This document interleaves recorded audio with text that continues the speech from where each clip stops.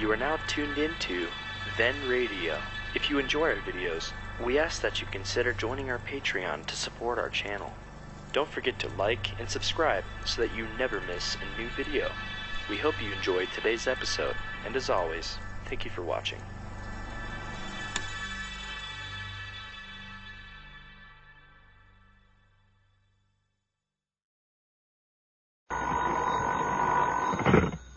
Johnny Dollar. Bob Lauder, Johnny. Tri-State Guarantee. Hiya, Bob. Been a long time. I wish it were a longer time. Nothing personal in that, is there? No, just bad temper. I'm on the prod, Johnny. We had a pearl necklace swiped, and it's got me irritated. Does the same thing to an oyster, the way I hear. Yeah, but in reverse. If an oyster gets irritated, he makes a pearl. I lose a pearl, I get irritated. Right now, I'm irritated 38 pearls worth. Say it in money. 20,000 clams. Ever hear of Smiley Pearl? Smiley Pearl. Oh, sure. Small-time jewel thief. Couple of raps. Haven't heard of him lately, though. Well, you're here now. He phoned us from Ohio an hour ago. Says he's got the necklace and wants to talk a deal. Who's your client? Girl named Melba Crane, a real snooty-tooty, the way I get it. Owns a town or something. Anyhow, it's named after her family, Kranesburg, Ohio. Well, if I can find it on the map, I'll see about a plane reservation. Don't bother, Johnny. You already got one. From Special Investigator Johnny Dollar to the Home Office Tri-State Guarantee Company, Hartford, Connecticut. The following is an accounting of expenditures during my investigation of the Kranesburg matter. Item 1, $105.35, incidentals in Hartford and transportation to Kranesburg, Ohio. I checked into the hotel, the Crane Hotel, incidentally, and per instructions, waited for contact by one Smiley Pearl jewel thief. That Crane name was beginning to run out of my ears, so for the moment at least, I postponed calling on the family itself. As it happened, though, the family came to me, or at any rate, one of them did. Come in. My name is Phineas Crane, Mr. Dollar. May I... Oh, sure. Come on in, Mr. Crane. Thank you, sir. You're related to Miss Melba Crane? Melba is my niece. And the necklace belonged to her? That is correct. It was her own personal property, not a part of any family holding. Oh, I see. Well, sit down, won't you, Mr. Crane? Oh, well, thank you. Thank you very much. Just who constitutes the family you mentioned? Well, as a matter of fact, Mr. Dollar, only Melba and myself now. We're the last remaining survivors. Now I see you're unpacking, sir. But you just go right ahead and forgive my intrusion. Well, yeah, you did catch me a little by surprise. I just got in town a few minutes ago, and I wasn't expecting visitors. Mr. Lauder of the insurance company wired that you were coming, and I was waiting here at the hotel. Oh? I understand the thief has approached you. Well, no, not me personally, no. He phoned the main office in Hartford and talked to Lauder. I see. I'll probably hear from him sometime this afternoon. Now, you say he, Mr. Dollar. Are you certain the call was from a man? Lauder was certain. Do you have some reason to doubt it? Oh, no, not at all. I just wondered. The name he gave is a known jewel thief. Several previous convictions. Smiley Pearl. Yes, is that? Oh, and the call was made from here in Kranesburg. Yeah, that's right. Is it? Well, that's very remarkable. Why so? Well, this is quite a small... no doubt noticed. Now, a stranger would draw attention. And be somewhat conspicuous. Oh, not necessarily. Smiley may have come here some time ago to establish himself. You may even have met him, Mr. Crane. Oh, no. I'm quite sure that it's utterly impossible. Did Lauder wire you a description? No, of course not. Then how can you be so sure? Well, I just haven't met any strangers in the last few months. Not a one. Oh, I see. Well, I am now at home. Can I order you up something from the bar, Mr. Crane? No, thank you. No, I really have to run on. I only stopped in for a minute. Did you have anything special in mind? Oh, no, nothing at all. I don't believe you, Mr. Crane. I beg your pardon, sir? Well, I just don't believe you. Care for a cigarette? Oh, no, thank you. I never smoke. And I must say I fail to understand your implication. You understand it all right. Mr. Dollar, I'm afraid... Now, what is it, Mr. Crane? Is there something phony about the loss of that necklace? Certainly not. Then what's up? I merely came here to offer my help. And Melba's, too, of course. I wanted you to know that we'll be glad to cooperate fully in any action you may choose to take. That's very generous of you. And your niece. My niece? Well, she's a very remarkable girl, Melba is. Oh? Yeah, she's a trifle headstrong at times, of course. Not always inclined to use the best judgment. Uh-huh. How has she shown this lack of judgment, Mr. Crane? Oh, there's nothing specific at all, but I did want you... I did want to see you before you talk to her. You understand? And let you know kind of what to expect, as you might say. Well, naturally, she's very upset over the loss of her necklace. I imagine. You don't have any hope, I suppose, of recovering it? Well, as a matter of fact, I have a lot of hope of recovering it. Possibly within 24 hours. Oh, I see.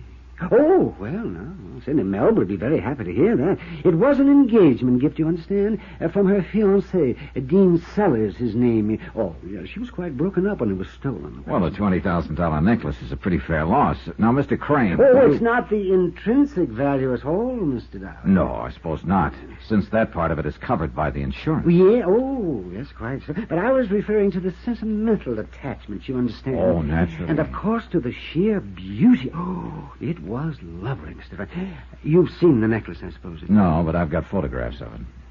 Oh, yes, of course, yes, from the insurance company. Yeah, it's quite an unusual ornament, with each pearl set individually in a platinum mounting. And the whole thing is... Oh, pardon me. Johnny Dollar. This is you-know-who, Mr. Dollar. Is that all right to talk? Yeah, go ahead, shoot. All right. You know where the Green Line bar is? I'll find it. Well, meet me there then in hour and a half. Check. And I won't have it on me, Dollar, so don't go smarty pants on me or you'll be holding the sack. I just want you and me, you understand? No cops, huh? I've been in this game a long time, Chum. Yeah, that's what I'm counting on, so I'll see you later. That was the thief, I presume? So he says. Well, I've got to be running along now. If there's anything I can do... Well, you Mr. can Dollar... finish what you were saying about your niece, if you will. Oh, no. There was nothing, really. Not at all. I see. It's just that Melba is a bit too, impulsive at times. Oh. Headstrong, you know. She's young and she's foolish, but she never means any actual harm by it. No, not really, she doesn't. Now, I'm sure you understand that, Mr. Dollar. So, a good day, sir.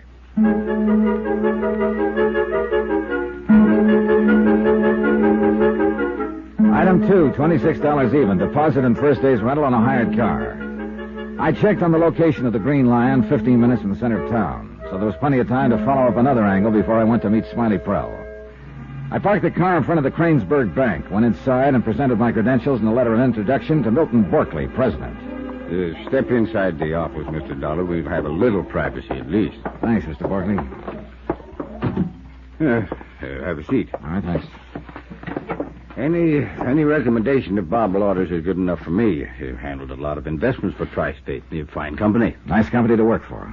Now, what can I do for you, Mr. Dollar? Oh, it's just the usual routine check in cases of this kind. The general financial status of the Crane bunch. You mean the Crane Chemical Company or the Crane family? Well, I assume the two went together. No, not for several years now. Melba's father sold the last of the family stock a while before his death. Neither Phineas nor Melba have 1 cent of ownership in the company. I see. Now, the company, of course, is in excellent financial condition. It's the family we're concerned with. Well, the picture is a little different. The fact is that although they're the social leaders of the town and everybody figures they're rolling in it, the Cranes are broke. Flat broke. Have been for a couple of years now. But as I understand it, they live at quite a fancy estate out on the edge of town. Sure, and it's mortgaged to the hilt. That's very interesting. Of course, lately, old Phineas seems to be going around with a pocket full of money. I don't know where he got it. It's a funny thing. How lately? Since the necklace was stolen? Or before? Oh, long before. 2 or 3 months. The robbery was only last week. Supposedly, at least. No, I see what you mean, but it's not the answer. Melba wore those pearls to the country club dance just a few days before they were taken. Well, it was an idea. I'll give you a piece of advice, Mr. Dollar. Have more than just an idea before you get too rough with Melba Crane or her uncle. Oh? Yeah, money or no money, they're still top society here. The local aristocrats. And the town kind of takes care of its own. Well, as I said, this is only routine. I don't have the slightest bit of evidence that the Cranes are trying to pull an insurance swindle. But I get paid to be suspicious, that's all. Mm-hmm. Well, I've wondered myself where Phineas was getting the money. Any ideas about it? No, not unless he's been borrowing from his prospective son-in-law. Dean Sellers, the lad who gave Miss Crane the pearls? Yes. How is he fixed financially? A man who can afford a $20,000 engagement gift? Yeah, we can assume he's eating regularly, I suppose. Well, actually, I don't know too much about him. He's an out-of-towner, came here about 8 months ago. Doesn't bank with me. I see. But I will tell you one thing. If he doesn't have money now, he certainly will have before long. He's a go-getter, that boy. Yeah, he must be. Here 8 months and engaged to the town belle. Oh, he's a whirlwind. Keeps 6 or 8 projects going all at once. For instance? Real estate, business promotion, one thing and another. So busy, he even had to postpone the wedding. They were supposed to get hitched 3 weeks ago. Of course, I hear that may be due to, Due to what? Mr. Dollar, this whole thing is odd enough just on the basis of facts. The rumors, I think we'll skip. I'm sure you understand.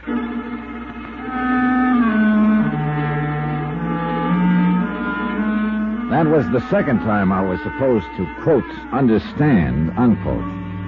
Phineas Crane was sure I could understand about his niece. And banker Milton Borkley was equally certain about the rumors. As a matter of fact, I understood less about the whole thing than I did when I first got in town. I wasn't getting anywhere. I was losing ground. Item 3, $1.40, 2 dry martinis in the Green Lion bar while I waited for Smiley Prell.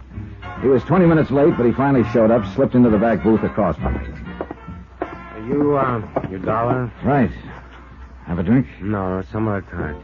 I only got about 1 minute. All right. What's your price? No price, not now. Oh, look, Smiley, a minute is not long enough to do much bargaining. I didn't come here to bargain. Well, I did. And we assumed from the way you talked on the phone to Hartford, you felt the same way. Just keep your shirt on, chum. We'll make a deal, all right, but later. Not right now. Why not? Because something's come up. I got to get it straightened out first. What? Never mind. Hey, look, you remember this address, huh? 1412 North Oak Street, room 6. Yeah? The boarding house. Now, you meet me there at 9 o'clock tonight. Oh, wait a minute. What's this all about? I haven't got time, chum. Don't worry. You'll get your beads back one way or another. What do you mean? I mean that somebody's trying to hand old Smiley a real quick shuffle. Huh? First-class double-cross. And I'm going to see to it that somebody gets it right in the neck. Who? Who's the somebody? Never mind. You just sit tight and meet me at 9 o'clock. And I think I'll be in a position to give you a lot more than just the necklace. You understand? Frankly, no. Well, you will. You're going to understand real good before you're through. So stick around, Dollar. Johnny Dollar. I guess we were cut off, Mr. Dollar. Yeah, apparently. Now, who did you say My you... name's Bartlett, J.D. Bartlett. You mean you work for Mr. Bartlett? I mean, I am Mr. Bartlett. I mean, Miss Bartlett. Oh, now you've got me all confused. You're confused. Look, Mr. Dollar, the only J.D. Bartlett in town is me. I'm him. Her, I mean. Now, you see what you've done? I'll never forgive myself. Well, anyway, I'm the tri-state guarantee agent here in Kranesburg, and it seems the least you could have done was to look me up. Well, give me time. I just got in town. You had time to rush out there to that South Side bar and start lushing it up. I came out here to this joint to talk to a jewel thief. You what? Jewel thief? It's the guy who phoned Hartford and offered to make a deal on the Crane necklace. He claims he's the one who stole it, that for a slight consideration I can get it back. And what do you think? I think I've walked in on the nuttiest case in the month of Sundays. Hey, look, he's waiting for me at the bar. Suppose I drop by later and... Are you sure J.D. Bartlett is a woman? You're the first man who ever doubted it. I'll see you later, Mr. Dollar. From Special Investigator Johnny Dollar to the Home Office Tri-State Guarantee Company, Hartford, Connecticut. The following is an accounting of expenditures during my investigation of the Kranesburg matter. Expense account continued.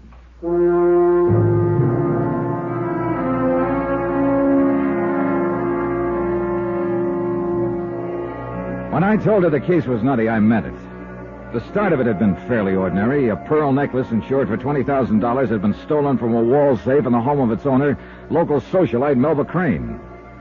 Smiley Prell, a known small-time jewel thief, had phoned us, claiming to have the necklace, and Smiley offered to talk a deal. But before I'd been in town 10 minutes, things began to crumble and change shape. Melba's feather-headed Uncle Phineas had called at my hotel to warn me that his niece was headstrong and impulsive. Or at least he said that was why he'd called. When I'd tagged a rumor that the aristocratic Cranes were flat broke until recently.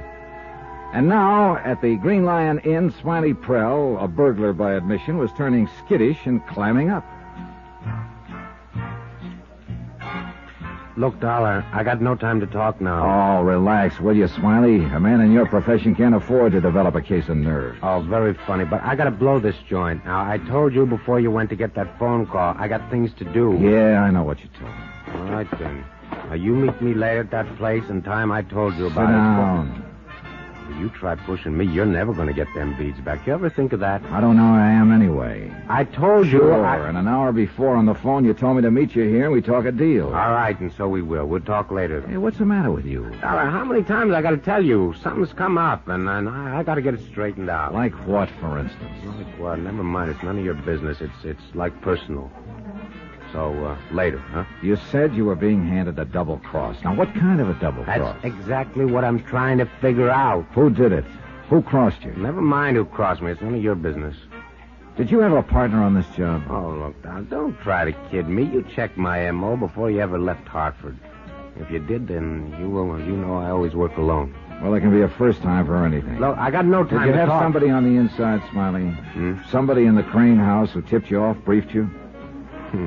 Yeah, you want to know too much. Is that where the double cross came from? No, I got nothing more to say. More? You haven't said anything yet. Well, you meet me tonight where I said $2 at 9 o'clock. You know something, and... Smiley? I don't think you've got it. Huh? What are you talking about? The necklace. I don't think you had anything to do with the robbery. I don't believe you've got it, or that you've ever even seen it. You don't, huh? No, I think you're trying to pull a con of some kind. But it's not going to work. $1, you know what the things look like? Yeah, I got photographs of them. All right, then check me out. There are 38 pearls, Yeah? And they're pink, match color, match size. And they're not pierced like they usually are. Each one's set in a fitted platinum mount, and the mounts are fastened together with those, those little links. What kind of a stone in the clasp? In the clasp, there ain't any stone in the... Hey, what are you trying to do? Okay, all right, you've got it. Or at least you've seen it. So, how much do you want? Meet me tonight at 9 o'clock, and I'll tell you, 1412 North Oak Street, room 6, and no cop. Not if you want them beads back. You understand? Not any more than I did when I walked in here. Well, you will, so just keep your shirt on. Smiley, if you can talk tonight, you can talk now. There's no reason to stall around. Knock it down. Now, look, I got things to do and not much time to do them in, so go find yourself a cool pad somewhere and simmer down, huh? So long, Doc.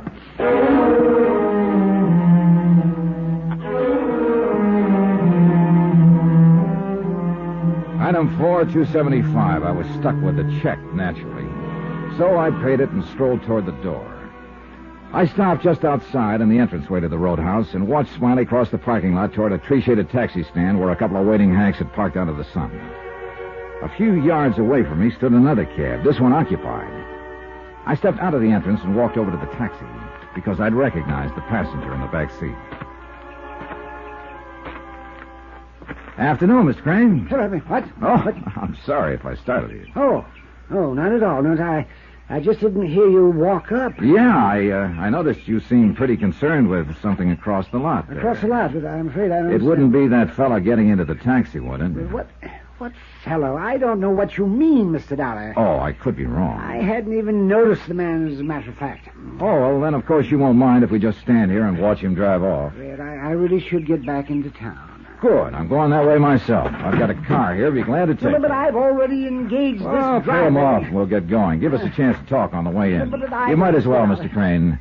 The other taxi is already out of sight. Well, I hadn't noticed. That's very well. Here you are, driver. Keep the change. Oh, thank you, sir. My car is over this way. I'm afraid there may be a misunderstanding of some sort, Mr. Dollar. Oh? You seem to be under the misapprehension that I was interested for some reason in that stranger who left. I said I could be wrong. And I can assure you that you are. Here's the car. Now, to the best of my knowledge, I have never seen the man before in my life. Well, there'll be days like that sometimes. What's that? A colloquialism of the common man, Mr. Crane.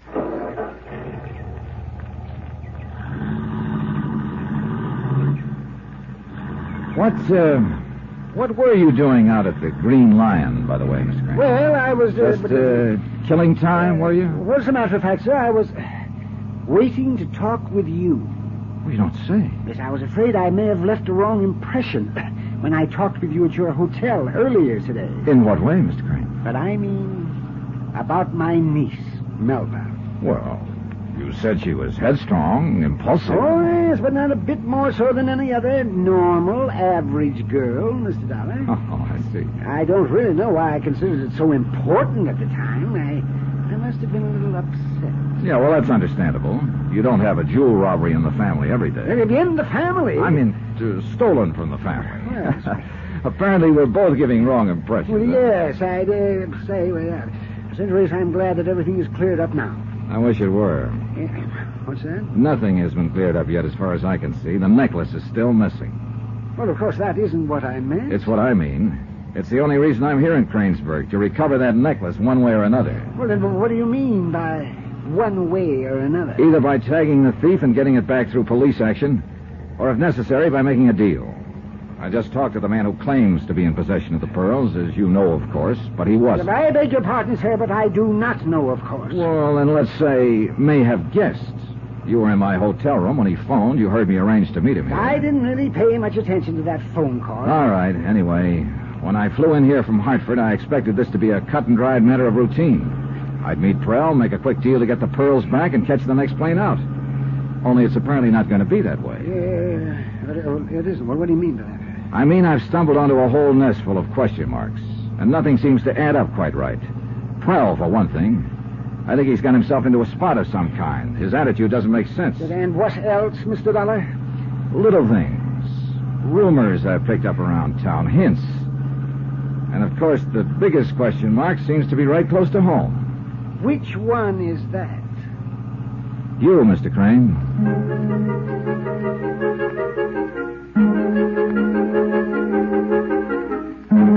When I dropped him off at the center of town, he was still fumbling with vague phrases, trying to clear up the misapprehensions, as he put it, but actually saying nothing.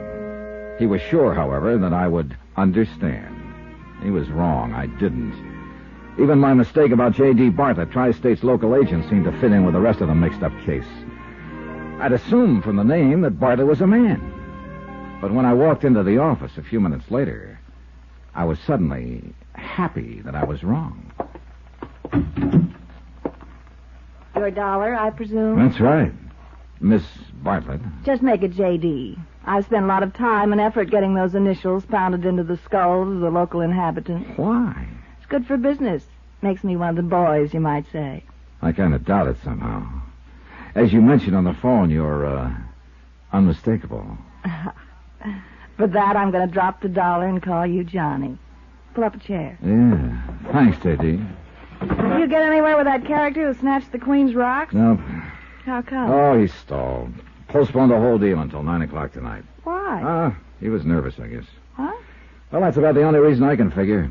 And between him and old Phineas Crane, I'm getting a little nervous myself. How did Phineas get into the act? Good question. Wish I had a good answer. Hey, what about these Cranes, J.D.? What makes them tick? Beats me. Well, you sold them the insurance policy. You must know something about them. I didn't sell the policy. I just permitted it to be bought from me. How so? Melba Crane came snooting into the office one day, dropped the pearls under my plebeian nose, and wanted them insured. Uh-oh. Why do you dislike her? She's a good-looking dame, and I'm pretty well favored myself. That answer your question? Roughly, yes. So what happened? So I got Jim Markley, local jeweler, in here to appraise him, issued the policy. That was that. I understand that the necklace was an engagement gift from some newcomer in town. Yeah, Dean Sellers. She had him hooked before he even got his bags unpacked. That skirt has the ethics of a boa constrictor, and about as much personality as a face painted on an egg. Somehow I don't feel I'm getting an unbiased opinion. You won't at this address. Why can't she climb down off her pedestal and play ball with the rest of us? The Crane name, the Crane tradition, the Crane social position. The only thing they're not so high and mighty about is the Crane bank account, because there isn't one. Yeah, except lately. As I understand it, old Phineas has been flashing money around pretty freely the last few months. Yeah, so I've heard. Don't ask me to explain it. I can't even explain Phineas. What do you mean? He's a rare one, that old boy. Old school tie, mouth full of mush, that sort of thing. But you know, if it was a matter of protecting the family name, I actually think he'd commit murder. Johnny Dollar. This is Melba Crane, Mr. Dollar. Oh, yes, Miss Crane. I phoned a little while ago, and your maid said you were out. She told me. Was there something you... You've had a $20,000 pearl necklace stolen. I thought you might want to talk about it. I have talked about it. The local police were quite thorough, Mr. Dollar. Well, let's say there have been some new developments. Like what? That's what I want to see you about. I suppose you want to come out here. Oh, thank you. Will a half hour from now be convenient?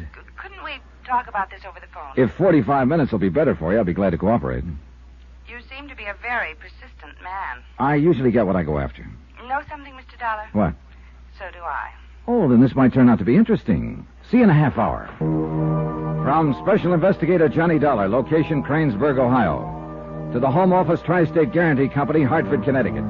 Assignment, the Kranesburg matter. Expense account continued.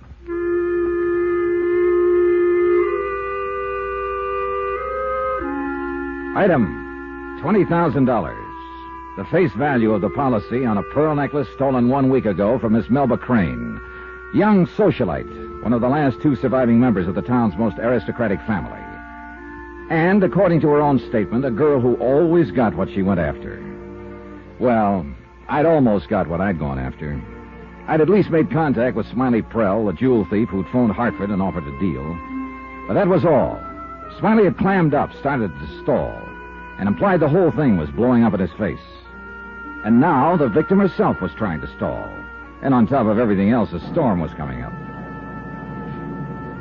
I left my hired car near the coach house and walked down a long arbor toward the entrance to the Crane mansion. It had been quite an estate once, still was. But the buildings needed a touch of paint here and there, and the gardens needed a gardener. Just a hint of wear and tear. It fit with what I'd learned at the bank. Though still tops in local society, Melba Crane and her Uncle Phineas were flat broke. I was reaching to ring the doorbell when I saw the couple in the sunroom, a man in a business suit and a girl in the maid's uniform. So busy with each other, they didn't even notice me at first. It was an intensely romantic scene, and I started to feel like a peeping Tom. The girl was still a little red-faced when she answered the door a few seconds later. Good afternoon, sir. My name is Johnny Dollar. I'd like to see Miss... Dollar? You're the investigator about the robbery. Lauder must have wired everybody in town. Oh, I'm sorry, sir. I didn't mean to blurt it out that way. I found it interesting. You know we're going to get a little wet if that rain starts? Oh, won't you come in, Mr. Dollar? Thanks. You'll want to see Miss Crane, I imagine. Yes, I think she's expecting me. If you'll wait here, please. Oh, by the way, I didn't interrupt you, I hope. Interrupt? I'll tell her you're here, Mr. Dollar. Thanks. Bye, honey. See you later.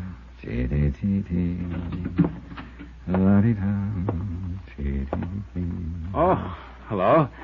You must be the insurance fellow. Did you get a wire, too? A wire? Oh, no. Melba told me you were coming out. I'm a friend of the family, Mr. Dollar, Dean Sellers. How are you, Mr. Sellers? Melba and I are engaged, you know. Congratulations. Oh, it's not recent. Yeah, I know. So you're a little hard to figure out. I'm a complete enigma, Mr. Sellers. I believe you're the chap who gave Miss Crane the necklace, right? Yes, it was an engagement present. Do you have any lead on it yet? Nothing definite. I understood you'd been contacted by the thief who stole it. That's right. Well, then you... Well, I haven't actually seen the necklace yet, and until I do, I can't be positive this man ever, even has it. It wouldn't be the first time a professional jewel thief has tried to pull a swindle. I see. Tell me something, Mr. Dollar. Yeah? Suppose you do get hold of the pearls. What happens to them then? Well, that depends. If Miss Crane's claim hasn't been paid at the time, they go to her. If it has been paid and she refuses to reopen negotiations, then we sell the necklace to recover our losses. And up till now, as I understand it, the claim hasn't been paid. That's right. I see. Well, I hope you get it back quick, then. The insurance won't cover the sentimental value. Sentimental value to whom, Mr. Sellers? To both of us. Oh, I know. I saw you outside the sunroom there. Strictly unintentional. What I mean is his appearances can be deceiving sometimes. I wouldn't want you to misunderstand. Oh, I think I understand perfectly, Mr. Sellers. Good. Whether Miss Crane would or not may be something else again, though. Oh, Melba's very understanding. She must be. Well, I've got to run on. She'll be down in a minute. My office is in the Ridley building. Drop in if there's any way I can help. Thanks. I may just do that. Hello?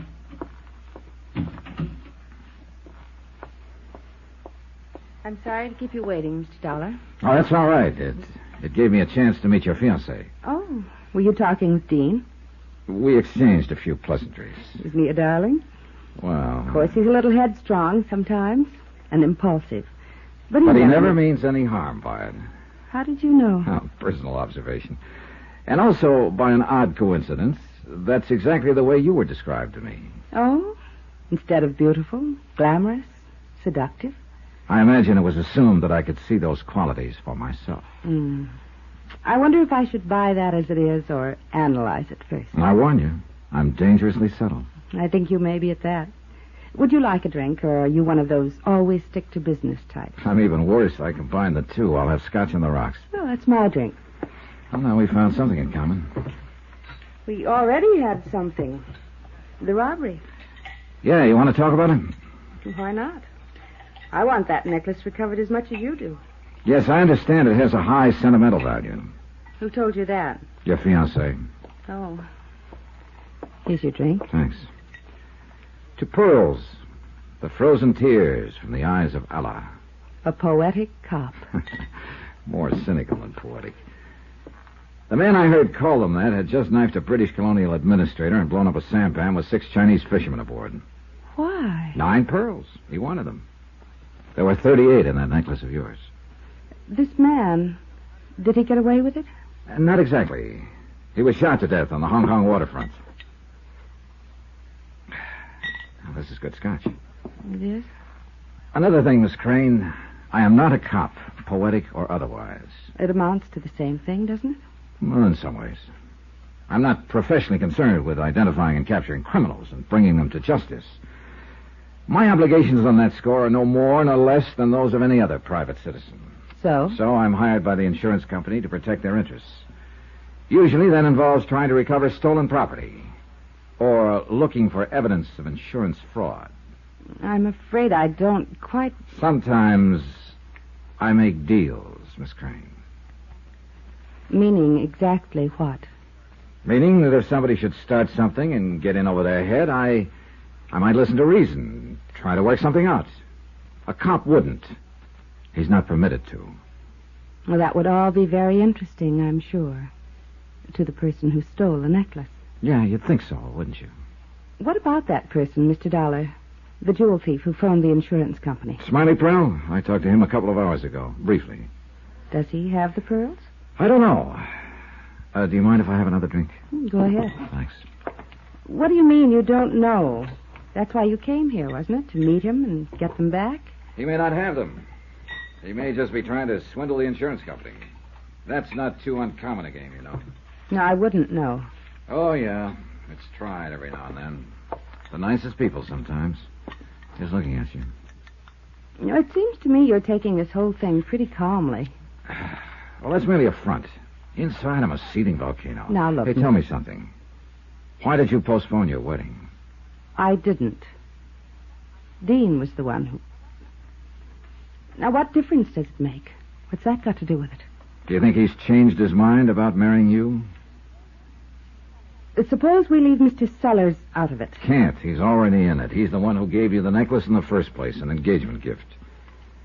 Has he called off the engagement, Miss Crane? He hasn't, and he won't, regardless of any rumors you may hear to the contrary. Now, does that answer your question? More or less. Then suppose we leave my personal life alone and talk about the robbery. That is, if you're at all interested in it. Where is the safe, Miss Crane?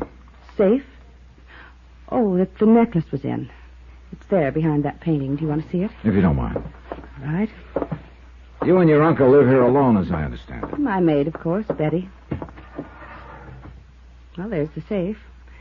I doubt if you'll find any fingerprints or anything. The police spent hours on it. Mm-hmm. That's a real old-fashioned one. Our family's been around quite a while, Mr. Dollar. Wouldn't be much of a job for a professional safecracker. You mean even without the combination? Even without. How did the thief get into the house? Force a window somewhere, a door? No, with a key, I guess. Oh? You see, it happened in the afternoon. I'd gone out, and Uncle Phineas was out somewhere, as usual. The house was empty at the time. What about your maid? Betty? Well, after I left, she decided to go into town to do some shopping or something. Oh, they couldn't possibly have picked a better time. Apparently not. Would you like to look around the house? No, thanks. I've got a pretty complete story from the police reports. Mostly I came out here to take a look at you. And what's your verdict? Maybe I'll do better with Smiley Prell. I'm meeting him later.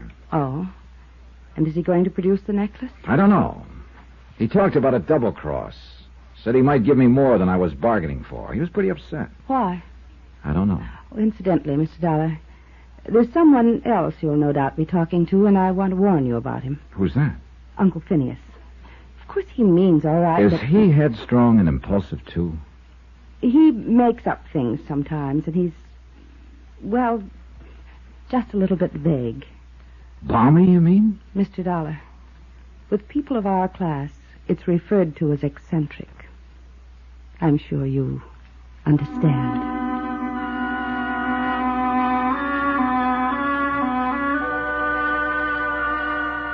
I left the house filled with understanding and with some brand new questions about the Cranes that needed still more understanding.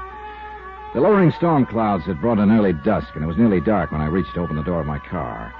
Then suddenly I caught a flash of white at the corner of the coach house. Somebody had seen me and tried to duck out of sight. I walked quickly across the driveway and moved quietly up to the corner of the building. How are you, Betty? Mr. Dollar. Can I help you with that? No. I mean, I was just going to burn some trash. Well, let me put it in the incinerator for you. Here. No, please. Sure you sorted these papers? There seems to be something heavy here. Let me have it, please. You won't understand. Why, Miss Crane thought I was very understanding. You'd better run on. She sounds impatient. I'll take care of this. No, please. You'll only... Oh! I watched her disappear into the shadows, running toward the house. Then I unwrapped the package she'd been trying to hide in the incinerator. It was a .32 caliber revolver, and one chamber had been fired. Recently. Johnny Dollar. This is Betty, Mr. Dollar. Betty... Miss Crane's maid. I'm the one who... Well... Oh, yeah. What can I do for you, Betty? Have you told anyone about it? The gun? No, not yet. Oh, thank heaven. Do you still have it? What do you think I'd do? Bury it somewhere? Look, Mr. Dollar. No, you look. Somebody's used this gun, used it recently. Who was it? You? No, I never saw it before. Then why were you trying to hide it in the incinerator? I was scared. I didn't know what I was doing. Is it your gun? I found Where? it. Please. Is it tied in with the theft of Miss Crane's necklace? I don't know anything about it, about anything. I just know I'm in trouble. You've got to help me, Mr. Dollar. From Special Investigator Johnny Dollar, location Kranesburg, Ohio. To the Home Office Tri-State Guarantee Company, Hartford, Connecticut. Assignment, the Crane Matter. Expense account continued. Item 7, $3.10 for a bad steak and worse coffee in the hotel dining room. But it didn't matter much. I had to rush it anyway, with one eye on my watch. I was meeting jewel thief Smiley Prell at his rooming house at 9 o'clock.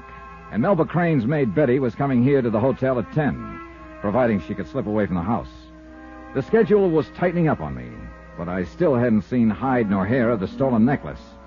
That is, if hide nor hair can apply to a string of matched pearls insured for $20,000.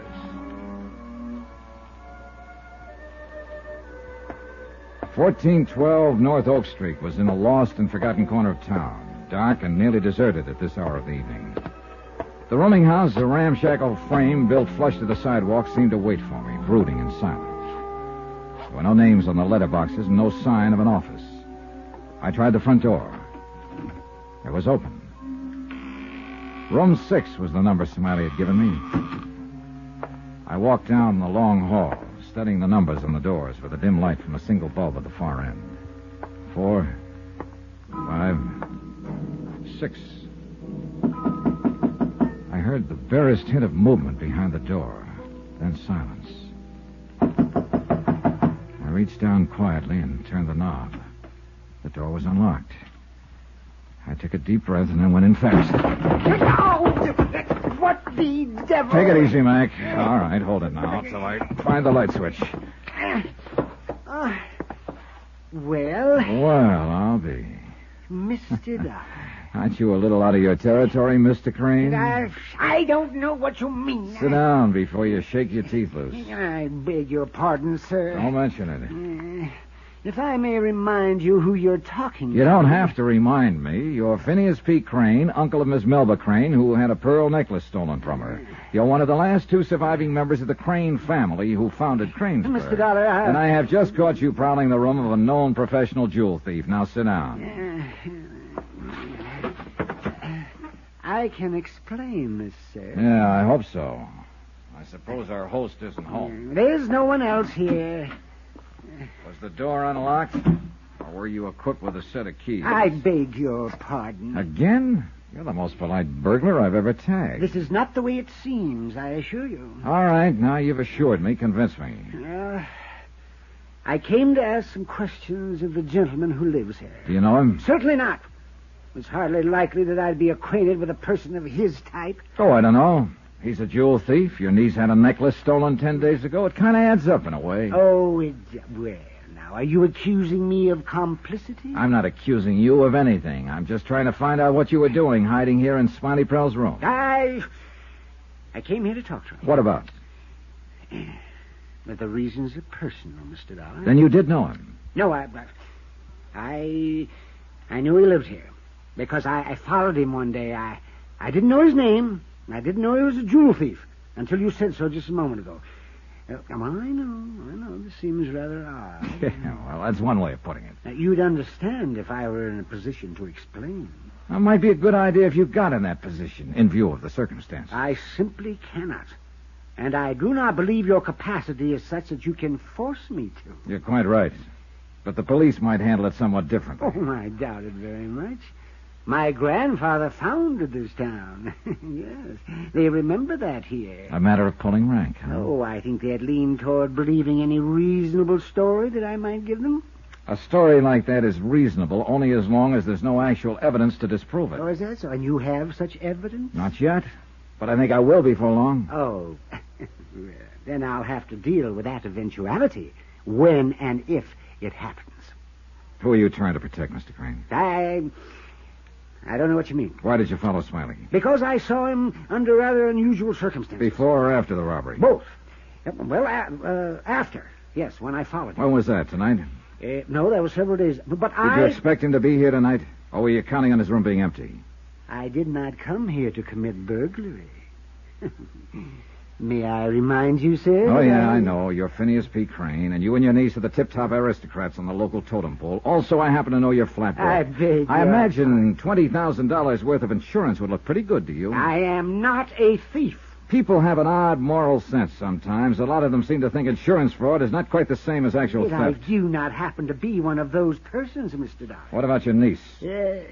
Well, that necklace was given to her as an engagement gift by the man she's going to marry. And I'm sure its value to her is much more than the amount of the insurance. Maybe, and maybe not. You did tell me this afternoon that she's headstrong, impulsive. Oh, yes, but I did not mean to imply, sir. All right, Mr. Crane. I imagine you'll be around when I want you. You're not the kind of man who runs away. So for the moment, play it your way. Cover up and hide behind the family name. But sooner or later, you're going to have to talk it out with somebody. Either with me or someone else. Am I free to go now? Sure, as far as I'm concerned. Unless you want to stick around and wait for Smiley. Well, I doubt whether there's much point in that now, under the circumstances. Good night, sir. Keep cool, Mr. Crane. I shall make every effort to. As soon as Crane left, I made a quick search of the room and found nothing. Smiley evidently traveled light and lived light. There was hardly any sign he was even living in the place. I gave it up as a bad job, finally, closed the door behind me, and drove back to my hotel. I was starting to see a faint gleam of daylight in the case, but I couldn't quite figure how Phineas Crane fit into it. And unfortunately, I was in no position to push him very hard, since technically I had no more right in that room than he did. But all of my theories fell apart when I walked through the door of my hotel room. Come right in, son. Have a seat. Thanks. One of us could be in the wrong room, of course. Not if your name's Dollar. Oh, I wasn't questioning my presence, Mr. You know a fella named Smiley Prell? Well, I know who he is. Got business with him, have you? Maybe. Do I, have any with you? Well, my name's Durham, Mr. Dollar.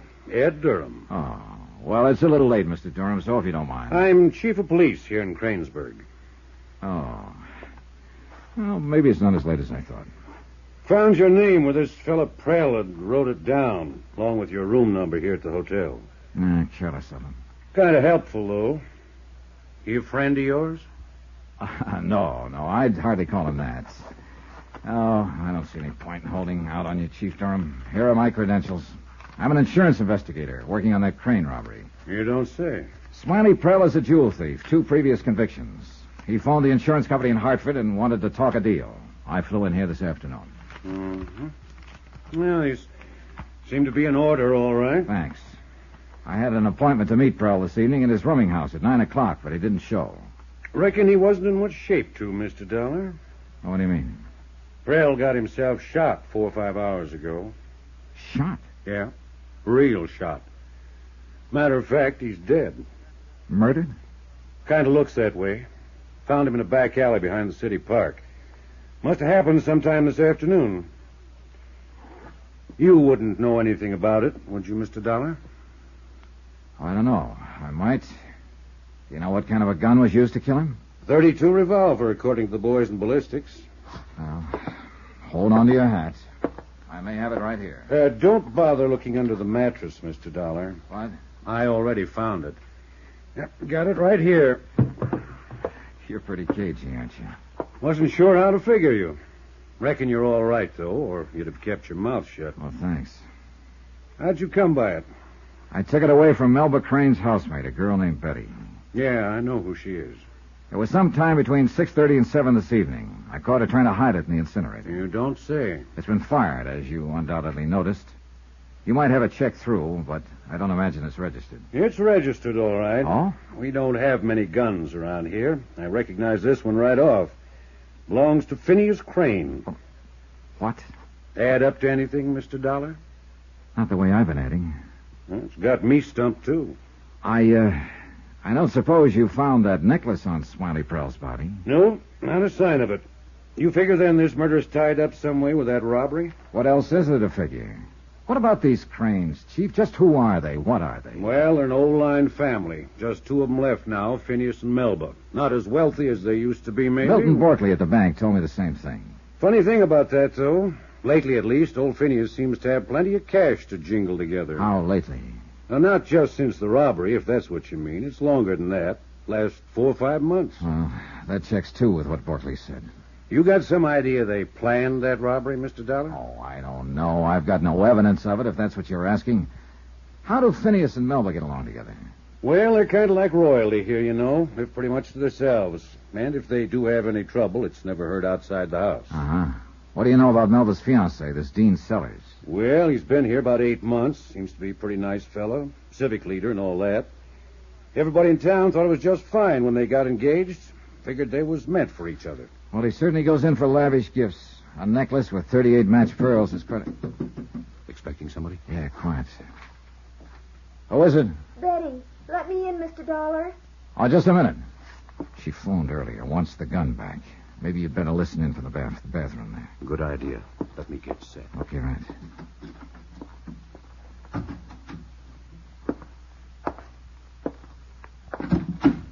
Come in, Betty. Thank you. I've got to have it back, Mr. Dollar. Have what back? The gun you were trying to hide in the incinerator this evening? Yes, of course. You mean this one? Oh, yes. Please, Mr. Dollar. Somebody's trying to get me into trouble. Who? I don't know. I found that gun. That's the truth. Found it where? Hidden in a drawer in my room out at the Cranes. Who put it there? I don't know. When I saw it, I got scared. I was trying to get rid of it when you stopped me. And now, tonight, on the radio, it says a man's been shot. Did you know him? No. Do you know whose gun this is? I don't know anything about it. Oh, give it to me, please. I'd like to, Betty. But I'm afraid things aren't that simple. What do you mean? All right, Chief. It's all yours.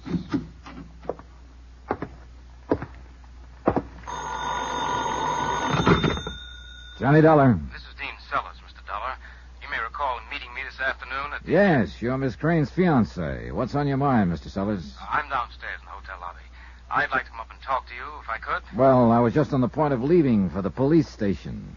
Oh, then you know about Betty. Yes. As a matter of fact, Chief Durham arrested her here in my room. What? I said she was arrested. I know, but what was she doing there? I had the gun that was used to murder Smiley Prell. She wanted it back.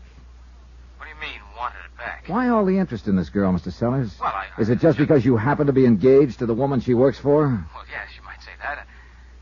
No, that's not it at all. I've got to talk to you. All right. I'll meet you in the hotel bar in 5 minutes. From Special Investigator Johnny Dollar, location Kranesburg, Ohio. To the Home Office Tri-State Guarantee Company, Hartford, Connecticut. Assignment, the Kranesburg matter. Expense account continued.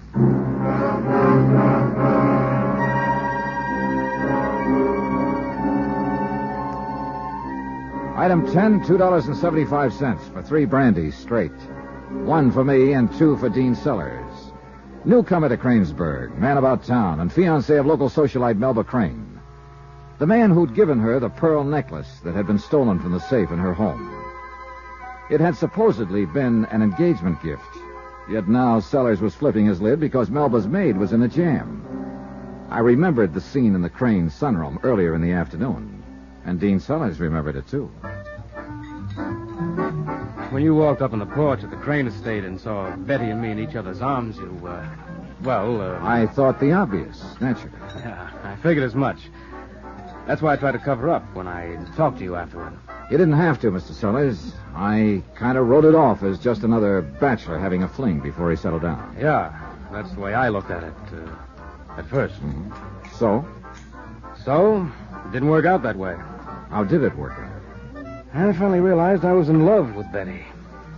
I see. I know it may sound corny, but it happens to be true. Does Melba Crane know about it? No? Or at least I don't think she does. Well, what did she think when you broke off your engagement? Oh, I haven't actually broken it off. I just postponed it. I told her I was loaded with work and we'd have to wait a while. And she accepted that? Well, she seemed to. Can't be sure about Melba, though. She's a cool one. Plays her cards close. Yeah, well, most women are pretty cool when they suspect somebody is poaching on their own private preserve. Well, she may have suspected, but I don't think she could have known anything for sure. Betty and I haven't always been as careless as we were this afternoon. Well, what about the pearls? Were you intending to ask Melba to give them back? I didn't really know what to do, Mr. Dollar. $20,000 is a lot of money. On the other hand, I gave them to her as an engagement gift. It seemed kind of rough to ask for them back after breaking the engagement on her. Do you think she'd have returned them if you had asked her? Well, I suppose so. Of course, it didn't go that far. Before I could make up my mind what to do, the necklace was stolen. And this afternoon, the man who claimed he stole it was murdered. Betty had nothing to do with that. You could be prejudiced, Mr. Sellers. I know her, I tell you. How well? Well enough that I'm planning to marry her. That's what I mean. All right. But that doesn't mean I'm completely blind about her. Somebody's trying to frame that girl. Who, for instance? I don't know. And for what reason? I don't know that either. But I do know one thing. When she says she knows nothing about it, she's telling the truth. I admire loyalty myself, Mr. Sellers, but there are a lot of facts against her. What facts? As you probably know, when I caught her with that gun out at the Crane place and took it away from her, she was trying to hide it in the incinerator. All right. What's that prove? She'd found it hidden in the room, and she was trying to get rid of it. Well, a lot of people, if they were innocent, might have gone to the police with it. She got scared, that's all. She lost her head. Maybe. But that's not all that's against her. There are other things, a kind of pattern. What things? That safe at the Crane house was open during the 1 hour of the day that everybody was out somewhere. Including Betty, if you remember. So she claims. And she probably was. I'm not saying she actually committed the theft. She couldn't have. No one except Melba and her uncle Phineas knows the combination to that safe. No. I think Smiley Prell actually did the job. An old-fashioned safe like that would be a cinch for a pro of his talents. Then how do you figure Betty is being involved? Smiley had to know when to do it. And he had to get into the house. There were no locks forced, so he must have had a key. So, of course, the maid must have helped him. Not necessarily, but it sure does add up. And then Smiley Prell was murdered, shot. Are you claiming she did that, too? She was in possession of the gun that killed him. She was caught trying to get rid of it. But why? Why would she kill him if they were in on it together? Well, as you mentioned a couple of minutes ago, $20,000 is a lot of money. Maybe she wanted a whole necklace, not a half of one. You don't know her, that's all. No, you're right. but I do know what the facts seem to point to. Circumstantial evidence, nothing else. True. And not only that, but it leaves you hanging right up in the air. What do you mean? That pearl necklace. Now, there's a fact for you to swallow. As I understand it, the police haven't found it. That's right. It wasn't on Prell's body. And they didn't find it on Betty. If she killed him to get it, where is it? I don't know. Well, if she's arraigned for this, the prosecuting attorney had better know. Because without it, he won't even have a case. I'm quite aware of that, Mr. Sellers.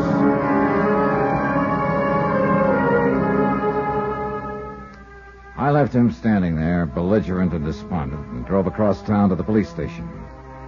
It was late by then, and Kranesburg had pretty well folded up for the night. Well, that was fine with me. The fewer people I saw at the moment, the better.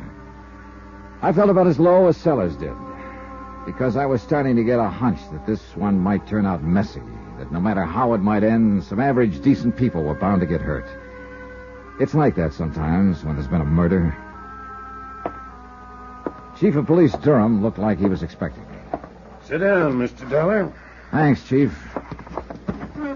You, planning to spend the night here? Nope, I'm about to give up. Going home in a few minutes. I've been trying to get a statement from that girl. Any luck? It depends on how you mean it. She's willing to talk, all right. Answers anything we ask her. But not the way you want her to answer, is that it? And she won't budge an inch away from that same story. Says she found the gun hidden in her room, was scared because of the robbery last week, and tried to get rid of it. What about Smiley Prell? Claims the first she heard of him was that bulletin on the radio telling about his murder. That's when she got panicky and came to the hotel to get the gun back. And that's all she knows about it, huh? So she claims. We couldn't budge her on it. Uh-huh. You still haven't found any trace of the necklace, huh? Nope. And without it, I doubt if the DA will even issue a complaint. Yeah. The same possibility was raised by someone else a few minutes ago. Who was that? Dean Sellers, the fellow who gave the pearls to Miss Crane in the first place. How come he's getting into it? Well, it appears that love has reared its head. He's frothing at the mouth over this girl's arrest. Claims she's being framed. He could be right, Mr. Dollar. I know. Beats me. Man just don't know where to start with a mess like this one on his hands. I think I'm beginning to get some idea of where to start. How do you mean? Look, I've got a photograph here from the insurance files. Take a look. It's a photo of that necklace. I see. I was wondering, Chief Durham, do you know of any jeweler here in Kranesburg who could make a duplicate of that? A skillful imitation? No. No, I'm afraid you'll have to go into Cincinnati for that. Be the closest place, at least. No, I don't want a duplicate made. I want to know whether somebody did go into Cincinnati for that purpose some 4 or 5 months ago. Well, might take a while to find out. How much of a while? Well, not too long, with a little luck. I could get Jim Markley in here. Markley? He's a local jeweler. He could take this photograph and give them a technical description over the phone. Done things like that for us before. Good. Might have something back for you by tomorrow afternoon. The sooner the better. I'll call Jim and ask him to come down. One other thing, Chief. Yeah? I've already phoned Hartford and started them to work on this, but we may get faster results if you move in on it from this end. All right. What is it you want? I want a tracer put on Dean Sellers. I see. A complete rundown. He's been here for 8 months. What did he do before that?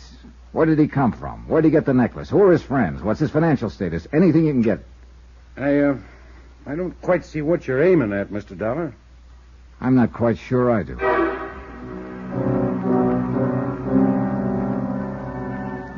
It was after midnight, and there was nothing more I could do until the next day except drive back to my hotel and sack in for the night. It was a good, sensible, conservative intention, and I managed to carry it to the point of taking off my tie and unbuttoning my shirt. The night manager had been pretty upset earlier when Betty Jackson came to my room and then left under arrest. I don't know what he thought when I had my second female visitor.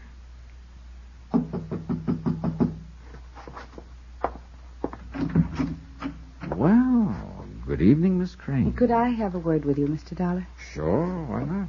Come on in. Thank you. I guess it's a little indiscreet of me to come here like this. Oh? Why so? Well, after all, this is Kranesburg, and when one has to maintain a sort of position in town, well, I'm sure you understand. Oh, perfectly. How about a drink? What? Drink. T-R-I-N-K. I even happen to have 2 clean glasses. I'm afraid you have the wrong impression, Mr. Dollar. Why so? It's good cognac. The best, in fact. Won't do a bit of harm to your position. Make it a double, if you will. Check. May I ask you what has happened to cause you to throw discretion to the winds in this mad fashion, Miss Crane? I felt there was something I ought to make clear to you concerning Dean, my fiancé. I see. Here you go. Thank you. I believe you talked to him this evening, didn't you? Briefly, yes. Then you know, of course, that he's taking up for this girl, trying to defend what she did. He did seem to have something like that in mind. I also think you may have observed a little tableau in the sunroom when you came to the house this afternoon. Oh, now look, Miss Please. Crane. I'm quite aware of the situation. I've observed a few of those scenes myself. I'm not a complete fool, you know. Why are you telling me all this? The reason should be obvious. I'm dense. I can only understand what I actually hear. What I mean is, it should be rather apparent that any alibi Dean might supply in a noble attempt to save this poor innocent girl should not be given too much credence. Because he might be prejudiced in her favor? Is there any doubt of it? Your glass is empty. Like another one? Oh, I don't believe I should. Thanks. Aren't you a little prejudiced, Miss Crane, against the girl? Very likely, under the circumstances. Am I to take it, then, that you're on her side, too? I am on the side of the Tri-State Guarantee Company, and if you remember, they're out $20,000 on a necklace that was stolen. I'm here to get it back, that's all. I think I'd better go. I shouldn't have come here at all. Whatever you think. Oh, by the way, has Uncle Phineas talked to you yet? We passed the time of day. That's all? We didn't have much time. The circumstances were a little unusual. Then you've probably been spared some of his wilder imaginings. I wouldn't count on that. What do you mean? Sit down, Miss Crane. Finish your drink. We haven't even started to talk. Johnny Dollar. Good afternoon, sir. This is Phineas Crane. How are you, Mr. Crane? Highly perturbed, sir. Now, what's bothering you? My generation used to call it conscience. I want to talk to you, Mr. Dollar. Well, that's quite a change, isn't it, from your attitude last night? There have been a number of changes since last night. I can't bear the thought of that girl being imprisoned. She doesn't like it too much herself. All right, what's on your mind? I'd prefer not to discuss it over the telephone. Then you'll have to hold your horses. I'm waiting here for a call from Hartford and some information from the police. It might be the same information I'm ready to give you, sir. I don't think so. You should have talked last night, Mr. Crane. I might have been willing then to make a deal of some kind. And now? No deal. I can guess what happened to the necklace. And as far as the rest of it's concerned, I never make deals on murder.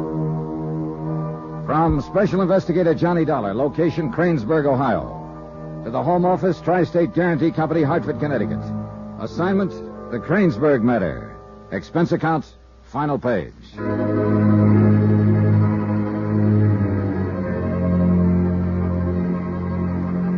Item 13, $28.65. Phone calls to Cincinnati and Cleveland, and 2 prepaid calls to Hartford.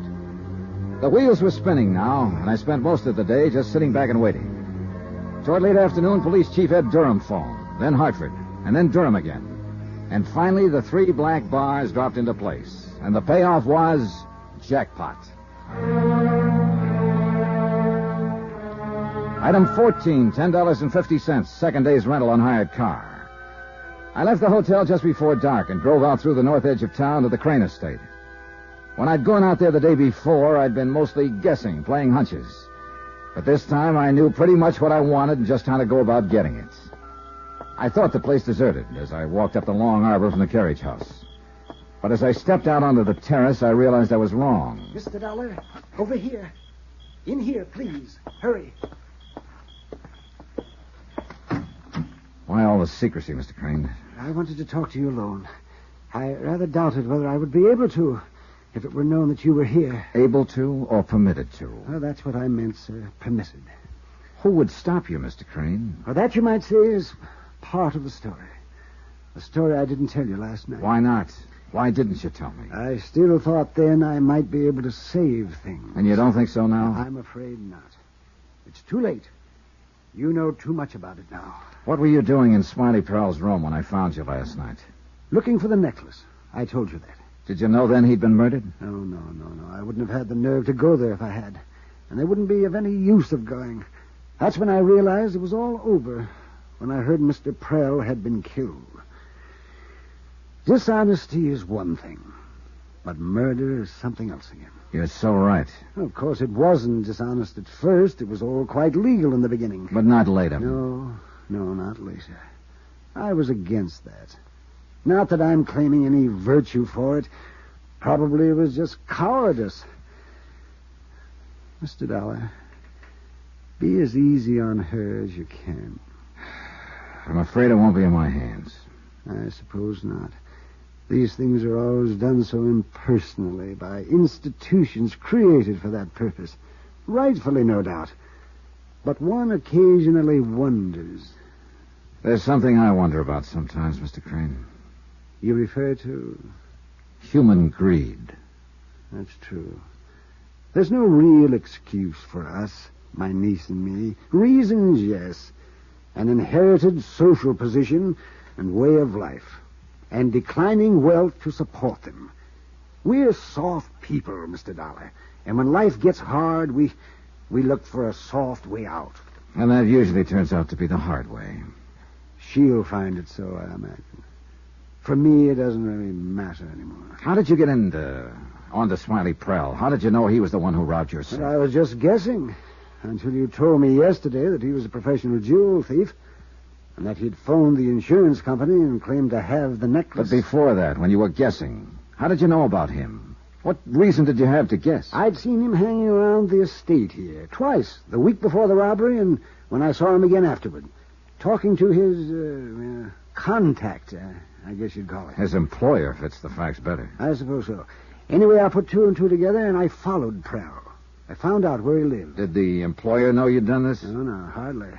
Or I doubt that I'd be sitting here talking to you. Oh, not that it matters, since you probably know more of the details than I do. All right, Uncle Phineas. That's quite enough. Melba. That was a very quiet entrance, Miss Crane. It wasn't intentional. I didn't know you were here until I heard voices. Uncle Phineas, would you mind leaving us alone? It's too late, my dear. I think time is about to run out on all of us. Aided a great deal, I presume, by some of your more senile imaginings. Mr. Dollar didn't really need any help. Please. Very well, my dear. Leave the two of you, then, to what I anticipate may be rather stormy. What were you doing? Pumping him? Trying to make him say things you could twist later and use against him? No, it was more a matter of humoring him, I'd say. What's the matter, Melba? Hangover from last night? I suppose you told him that, too. That I came to your hotel to see you. No, didn't seem relevant somehow. I see. Where's your fiancé? Dean? Sure. How many have you got?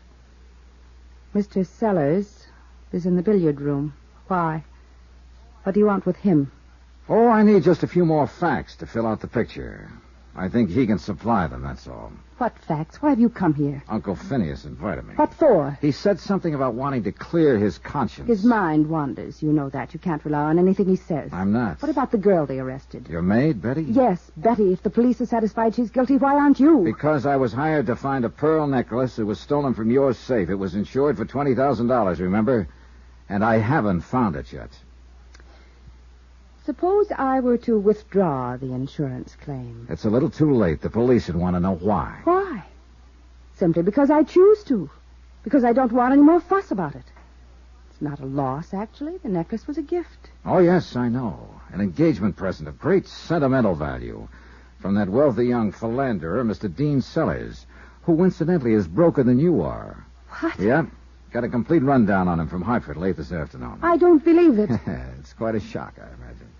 You'd say anything just to help that girl get out of jail. Ah, you got me mixed up with Sellers, haven't you? He's the one who rallied to her defense. A cheap little flirt. I hope they convict her. Do you really believe she's the reason Sellers broke off your engagement? It wasn't broken off. It was only postponed. Well, it's like I said, Melba. A lot of surprises. By the way, I'd like to search Betty's room, if you don't mind. That's actually why I came out here. What for? That necklace. I was hired to recover it, remember? But if you think she's innocent, then why do you How do bother? you know what I think? I haven't really said, have I? No. That's true. That's quite true.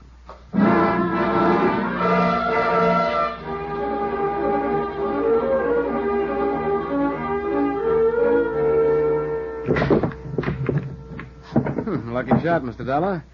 You got 2 on the break. Yeah, result of a misspent youth. All right, 4 ball in the corner pocket. Expert, huh? Oh, just lucky, like you said. Oh, by the way, Mr. Sellers, you were right about Betty. She isn't guilty. She was being framed. I told you so. Yeah, she was just an innocent bystander, you might say. Even though I did find the necklace a few minutes ago, hidden in her room. You found it? Good. The Cranes, though, aren't quite so innocent. The Cranes? No. 9 ball on the far side pocket.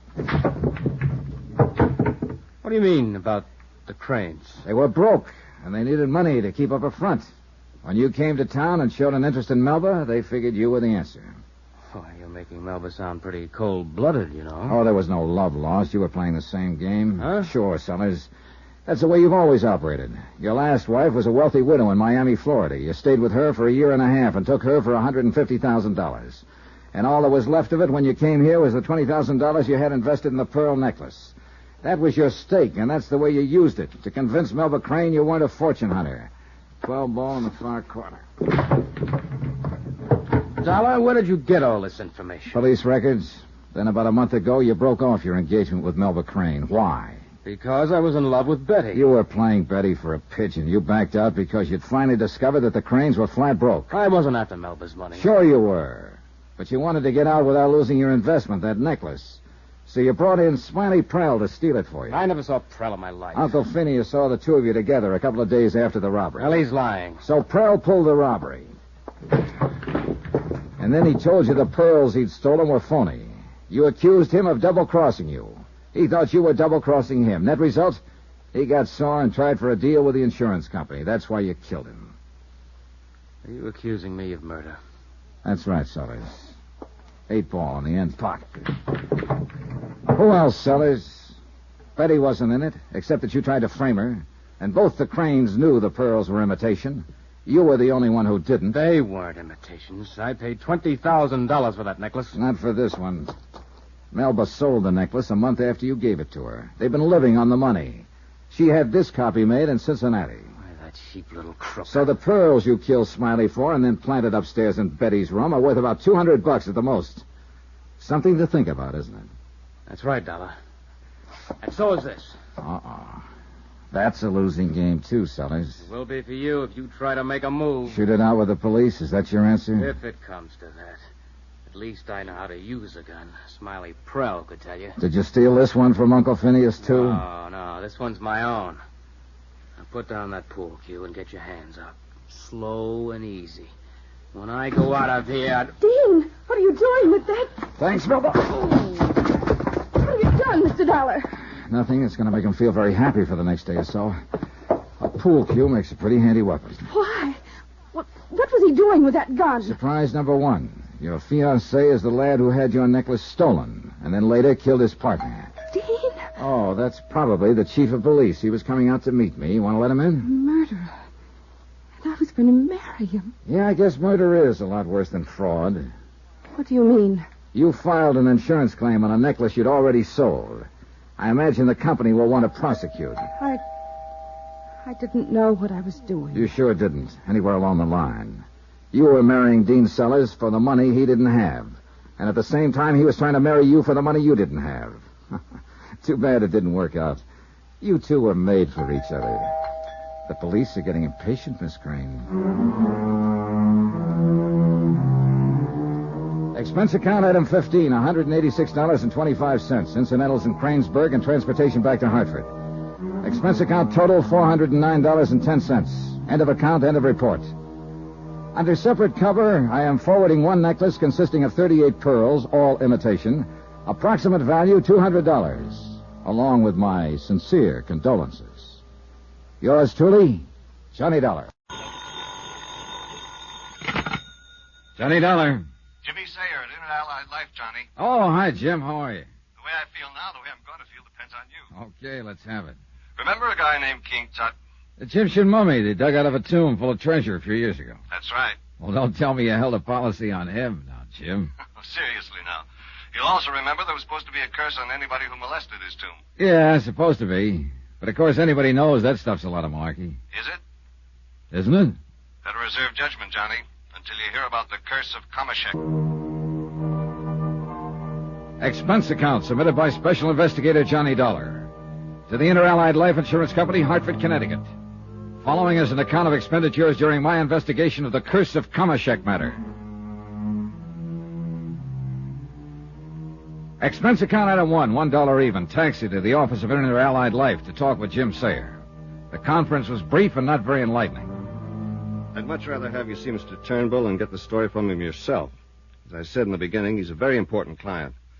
What's more to the point, he can tell you about it much better than I can. Jim, to coin a cliche, you're being just as clear as mud. Also, by the way, he specifically asked for you. Oh, how come? Well, it seems he liked the way you handled the Parkinson case a couple of years ago. Oh, yeah, Emily Parkinson, the widow who died. Yeah, that's the one. She was his sister. And, well, go down and see him, Johnny. I honestly can't tell you anything more than I already have about the thing. James, you have told me nothing. But he can, and you can pick up a nice fee on it. As a favor to me? No, for that nice fee. Jim promised to phone Eric Turnbull that I was on my way, and I ran up items 2 and 3, $4.20 for a quick lunch and train fare to Stamford. There I was met by a chauffeured car and driven to Turnbull's house. Far out of the town on Birchbrook Road, it was set on one of the biggest, most beautifully landscaped pieces of property I'd ever seen. The fine old home looked as though it had stood there in all its straight-laced dignity for 100 years, and stolid against the changing world would stand for another 100. In sharp contrast, a lithe, clean Studebaker Golden Hawk was parked in the sweeping driveway at the front. Haskins, the chauffeur, had explained on the way that he doubled as butler, so I wasn't particularly surprised when he opened the door for me. Since you received a call about your coming, sir, you are to go right in while I take the motor car to the garage. Unless... He glanced at the Golden Hawk quickly, back of me, then, having left the word unless hanging in midair, climbed back behind the wheel and drove off.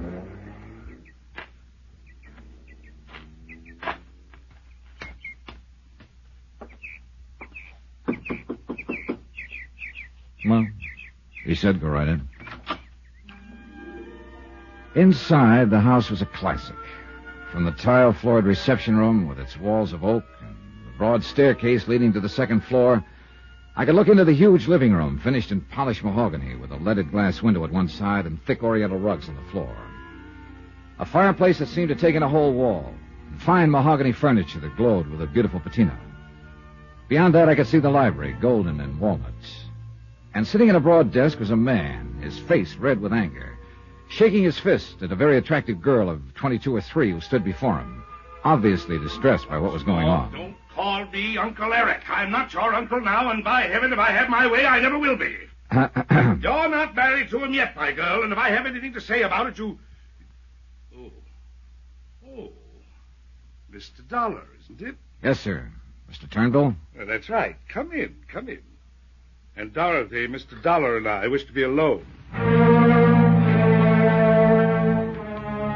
The girl stood there for a brief moment, looking at the man with an expression of utter futility in her face. Then, without so much as a glance at me, turned and left by the door that I had just entered. Come in, Mr. Dollar. Come in, please. Thank you. I'm sorry about this. Somewhat embarrassing to you, I'm sure, but it's something I'll have to tell you about later. Sit down, please. Thanks. May I pour you a drink? I must confess I feel I could use one at the moment. No, thanks, Mr. Turnbull. I think I'll pass it. I suppose it is a little early, but, well, good luck. Now. Jim Sayer at Inter-Allied tells me you have an insurance problem. Actually, not yet. I'll be perfectly frank with you, Mr. Dollar. Please do. I'm asking you to help me not as an insurance investigator, but as a man I feel I can trust. But you don't really know me, Mr. Turnbull. Oh, on the contrary, I do very well. As a result of your handling of the case of my widowed sister, Emily, when she died a few years ago. As a matter of fact, you and I met very briefly at the time. Oh, yeah, of course, Emily Parkinson. The case involved a lot of phony relatives who filed claims on her estate. Yes, that's right. And your clever trapping of those false claimants and their cheap attempts to gain part of Emily's fortune was... I understand that several of them are still serving sentences. Yeah, I believe so. Which is quite what they deserve. If there's anything I detest in this world, it's dishonesty. Well, I guess most of us feel that way about it. Of course we do, if we have any shred of human dignity. Yeah. But now, what is your problem? It concerns Donald, Emily's son, my nephew. I had expected him to arrive here before you, but suppose I go ahead anyway. Go ahead. Well, When her husband died, Emily was left with a considerable estate and their only child, Donald. The estate's worth nearly $1 million now. Mm-hmm. With not too many years ahead of her, she wasn't well. She had lavished everything on the boy, the best of private schools, traveled to Europe, all the things that befit one of our social and financial status. Before she died, she carefully put all of the money into a trust for Donald, a rather unique arrangement which I control until he reaches the age of 30. What would happen if he didn't survive you? Would it all pass to you? Yes. But of course I have no particular need of it. When I sold Turnbull Enterprises some years ago, I think you can see that I'm pretty well fixed. Investments, you know. Yeah. At any rate, since his mother died, Donald has been living here with me in accordance with her request that I care for him. And I've been glad to do it, for I love the boy very dearly. How old is he, by the way? 25. He'll be 26 in October. And what's he doing for a living? That's the whole point. There's no need for him to work for a living, as you put it. But in college, against my better judgment, he majored in archaeology and Egyptology. What did you want him to study? Business and finance, of course. Forgive me for being so blunt, Dollar, but I see no sense whatsoever in his taking the fortune that his father spent so many years building up and squandering it on a lot of... Oh, Donald, come in. I received word at the club you wished to see me, Uncle Eric. What is it this... Oh. Mr. Dollar, this is my nephew, Donald Cronin. How do you do, Mr. Hi, Dollar? Donald. We've been talking about you, Donald. Oh? As a result of a newspaper item I just read, to the effect that you're preparing for another expedition. That's right, sir. I'm going to the ancient city of Thebes, in Egypt. Egypt? Since my trip last fall, I've done a lot of reading and research in New York and London. I'm convinced I've located the ancient tomb of the pharaoh Kamashek. An advance party's already begun excavation. I'll join them there. Do you realize the cost of this thing? Uncle Eric, it promises to be one of the most important archaeological finds of the century. You mean it might be if I let you go? If you let me go? Uncle Eric, perhaps Mr. Dollar... Mr. Dollar can hear anything I have to say to you. You see, Dollar, we're finally getting to the point. Yeah. Donald, I'll make no bones about it. I'm quite fed up with your wasting your time on these stupid, pointless expeditions. That's not the way the museum feels about them, sir. Well, that's the way I feel about them. Wait, sir, please. Donald, isn't that your collection from Yucatan that the museum recently acquired? Why, yes, sir. My party and I were able to... I'm sure we don't care about your party and you. You're not only wasting your time, but your money. The money your father struggled an entire lifetime to gain. That money was left for me to spend in any way I see fit. Provided your handling of it meets my approval. When you're 30 and the estate passes completely into your hands, you can do anything you like with it. Buy the Brooklyn Bridge if you want. You probably will. But until then, I am legally in control of it. And now, finally, I have every intention of exercising that control. At least to the extent of seeing you don't squander any more of it on these foolhardy expeditions. I take it you've made several, Donald. Yes, sir, and he's opposed me in all of them. Because sooner or later you've got to learn that as the wealthy son of a family, it's up to you to carry on the tradition that's been set for you. To increase the fortune that's part of your family name, build even greater financial power, not to throw it away. Do you call my contributions to science and history a waste of money? Oh, now look, my boy, there's nothing selfish about my attitude in this matter. I'm thinking only of you and your future. The family name that you alone are left to uphold. Well... Why don't you give up this asinine idea of going to Egypt? No, sir. What do you mean, no? Let me finish. There's no point in your saying any more, Uncle. I'm going to explore the tomb of Kamashek. Now listen here, I've made all the arrangements, obtained the sponsorship of the museum, notified the universities that are interested in my work. I say you're not going. And I say I am, sir. You young fool. Don't you realize that I'm in a position to cut you off without a penny? If you think I care, Uncle Eric, you're crazy. Then by heaven I will. So help me, Donald. I've tried to avoid this kind of situation, but you and your idiotic bullheadedness, your utter disregard for the responsibility and importance of your family, social status have made it inevitable. Now it's come in spite of all I've tried to do, and by heaven, I'll cut you off without a... Wait a minute. Donald, where are you going? Egypt. In the moment or two before Eric Turnbull recovered his poise enough to speak to me, my mind raced. This whole situation offered a big flock of wild possibilities. Obviously, the two were at sword points, had been for some time. Apparently, and I began to wonder about this, Turnbull had no need of Donald's money. Yet he seemed determined to keep him from spending it. And on what looked to me like a very worthy expedition. If Donald died, Turnbull had said, the estate would pass to him. Oh, and something else I wanted to find out about. The girl who'd been there when I arrived. But why? Why did I want to know or need any answers? What could this whole affair possibly have meant to me? I'm no family counselor. I guess I spoke that thought out loud. I'm an insurance investigator. Yes, Dollar.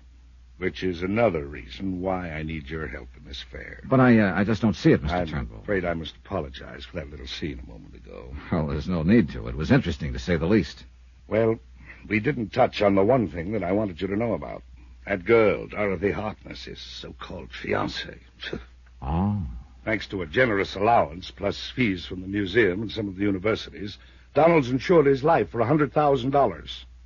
$50,000 for the museum, and a like amount for the girl. Through Inter-Allied? Yes. I'll put it to you bluntly. She has prodded him to go on these expeditions, and I believe she somehow hopes to engineer his death during this Kamashek project in order to collect on that policy. Do I make myself clear? If anything was clear about this situation, I certainly couldn't see it. More things had come flying at me from out of left field during the past half hour than I could cope with. And I wanted time to organize some kind of thinking. So I used a corny old device, glanced at my watch, said something about being late for an appointment back in Hartford. I apologized, promised to talk with him again tomorrow when there'd be more time. Haskins drove me back to the station and courteously waited until the train pulled in, then left. And it was then I noticed the little Studebaker Golden Hawk that I'd seen at the house pull up beside the platform, and the girl, Dorothy Harkness, jumped out and ran over to me. Mr. Dollar, I had to wait for Haskins to leave so he wouldn't see me. Oh? I must talk to you. Please call me. Here's the number. Is this about Donald? Yes. Because of the danger he's in. For Mr. Turnbull? No. And you must believe me. From the curse of Kamashek. Johnny Dollar. I have your call to Stanford, sir. Oh, thank you, operator. Hello? Oh, Mr. Dollar, I'm so glad you called. Well, you seem pretty anxious to talk about something, Miss Harkness. I am. About Donald and his uncle. And Donald's plan for the expedition to Egypt. To dig up the remains of the old pharaoh Kamashek? Yes. Can you come over here to see me, please? When I talked to you on the station platform a while ago, you said something about the curse of Kamashek. Yes, Mr. Dollar. Isn't that nothing more nor less than superstition? No. Huh? I'm afraid that in this case, Mr. Dollar, it can mean nothing more nor less than murder. I'll take the first train. From Special Investigator Johnny Dollar to Inter-Allied Life Insurance Company, Crutchfield Square, Hartford, Connecticut. Assignment, the curse of Kamashek matter. Expense account continued.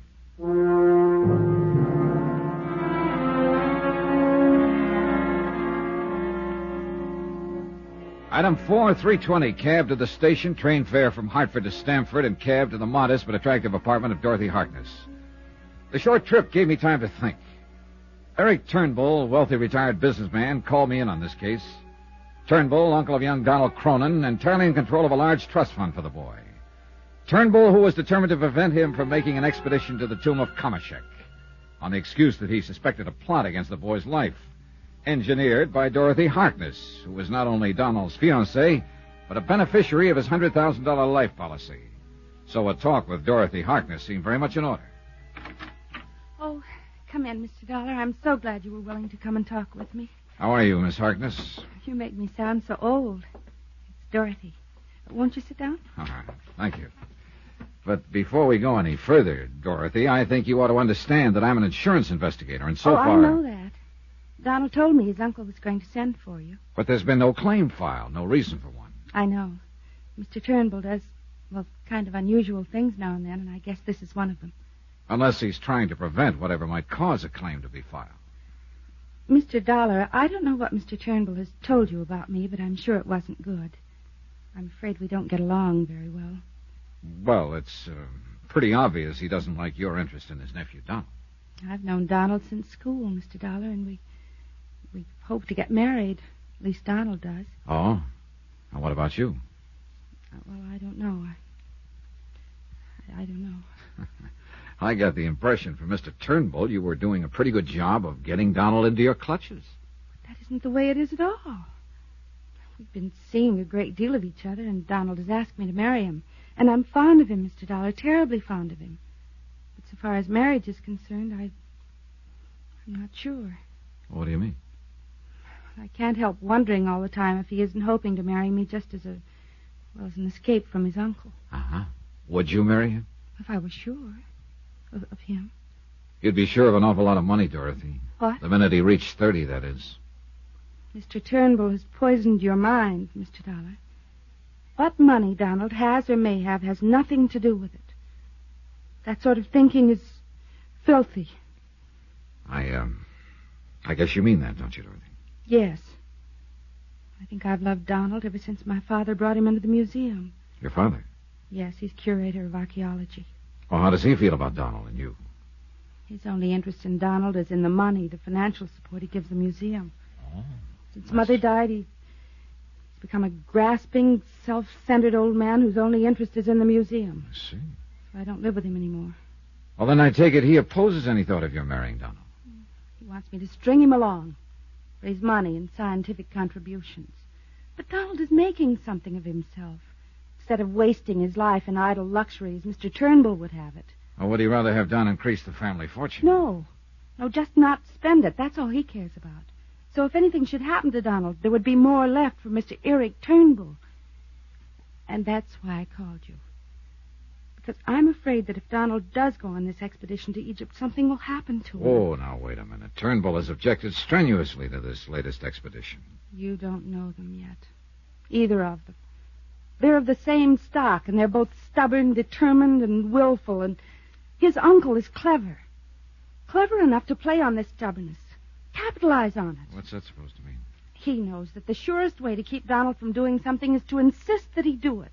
It's always been that way. Are you sure you haven't been reading too much psychology? It's true. And in spite of Donald's academic maturity, he's almost like a child in some things, emotional sometimes. That's another reason why I wonder if Donald really wants to marry me. If he loves me enough. Or if he's simply rebelling against his uncle.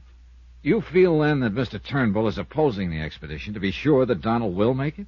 Yes. Because he doesn't quietly reason with Donald, talk things out. He shouts, he storms, he threatens. And that gets Don's back hair up, huh? It makes him more determined to go than ever. Wouldn't it do the same to you? Maybe so. And I'm afraid that if he does go, he'll never come back. You honestly don't want him to go? No. Just what do you think might happen to him? This curse of Kamashek you mentioned? I think that would be the excuse for his uncle to have something happen to him. Well, what is this curse? Do you remember King Tutankhamun? Well, I remember hearing and reading something about him, old Egyptian pharaoh. His tomb had a curse on it, too.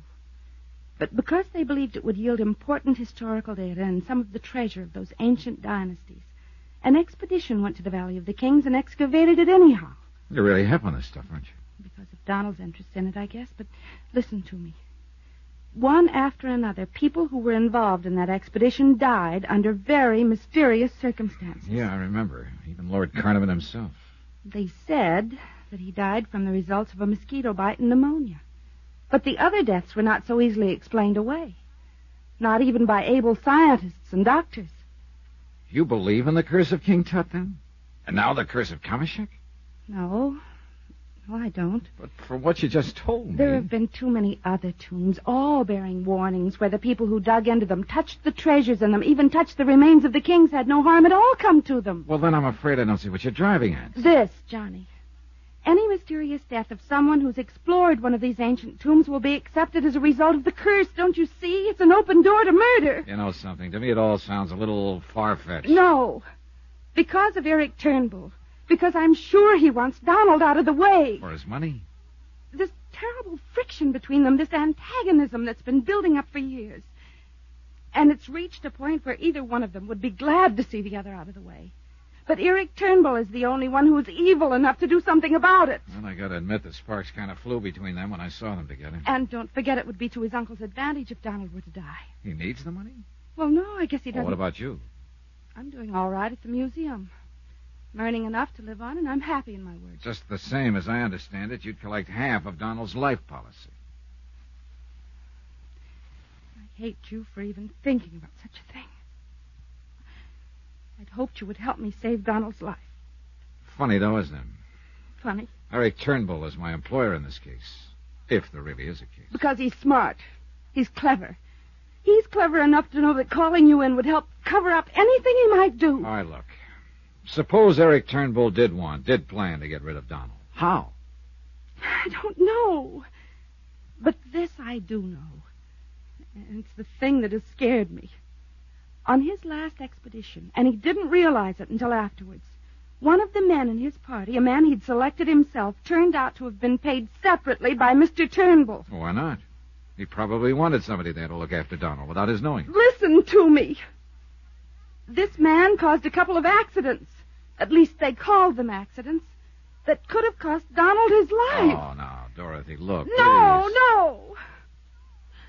No, I can see that you don't believe anything I've told you. Dorothy, I think you're just building up something in your imagination. You that don't doesn't- believe me. But at least do this. Remember, no matter what happens, remember what I've told you. Somebody was lying. That was a cinch. But who? And why? Unless one of them really was plotting against the life of Donald Cronin. I couldn't get it out of my head that at least Eric Turnbull didn't need whatever money would come from Donald's death. Dorothy Harkness, on the other hand, would gain what to her would be plenty. Sure, nearly $1 million would go to Turnbull, but that would mean much less to him than the $50,000 insurance would to her. Well, there seemed to be nothing more to say to her at the moment, so I left her, took a cab back to the station. That's item 5, 65 cents, and telephoned to the house on Birchbrook Road in the hope that Donald would be home and I'd have a chance to talk to him. Hello? Oh, Mr. Turnbull, this is Johnny Dollar. Oh, splendid. Where are you? Well, I'm at the station, but I was calling to try and... Splendid. Haskins will drive the car down to meet you immediately. Well, now... I knew that if you thought it over, you'd be willing to take on this case. Yeah, sure. You just wait right there. Haskins will be along in a few minutes. Goodbye.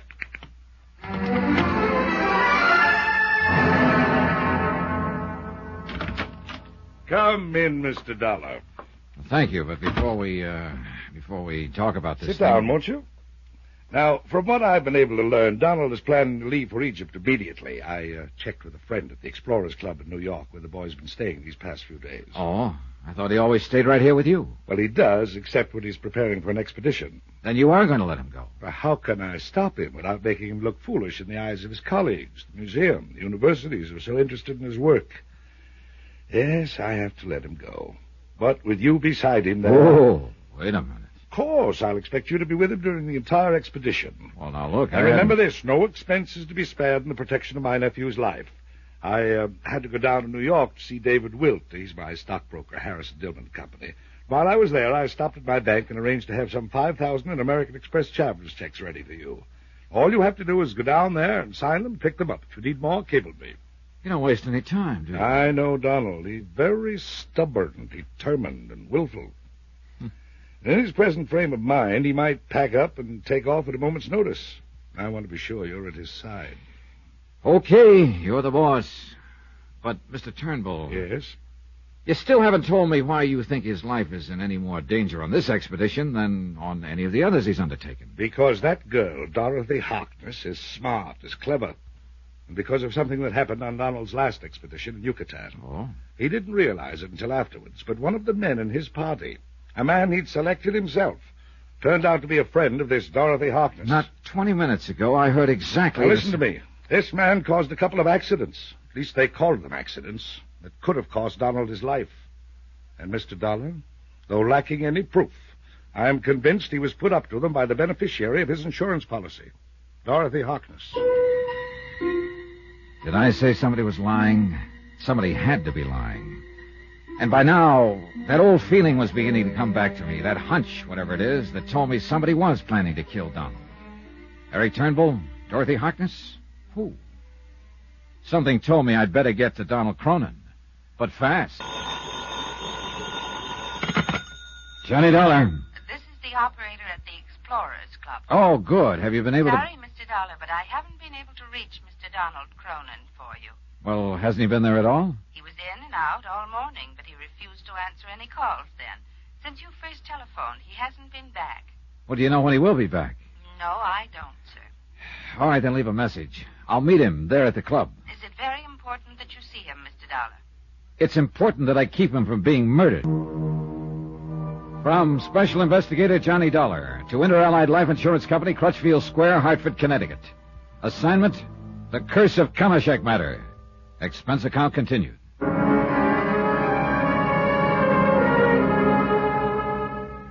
Item 6, $9.80, train to New York, quick lunch, and taxi to the Traders Bank and Trust Company.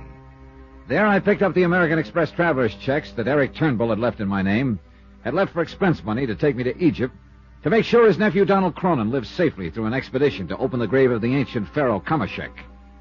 The bank teller's brief remark gave me something to think about.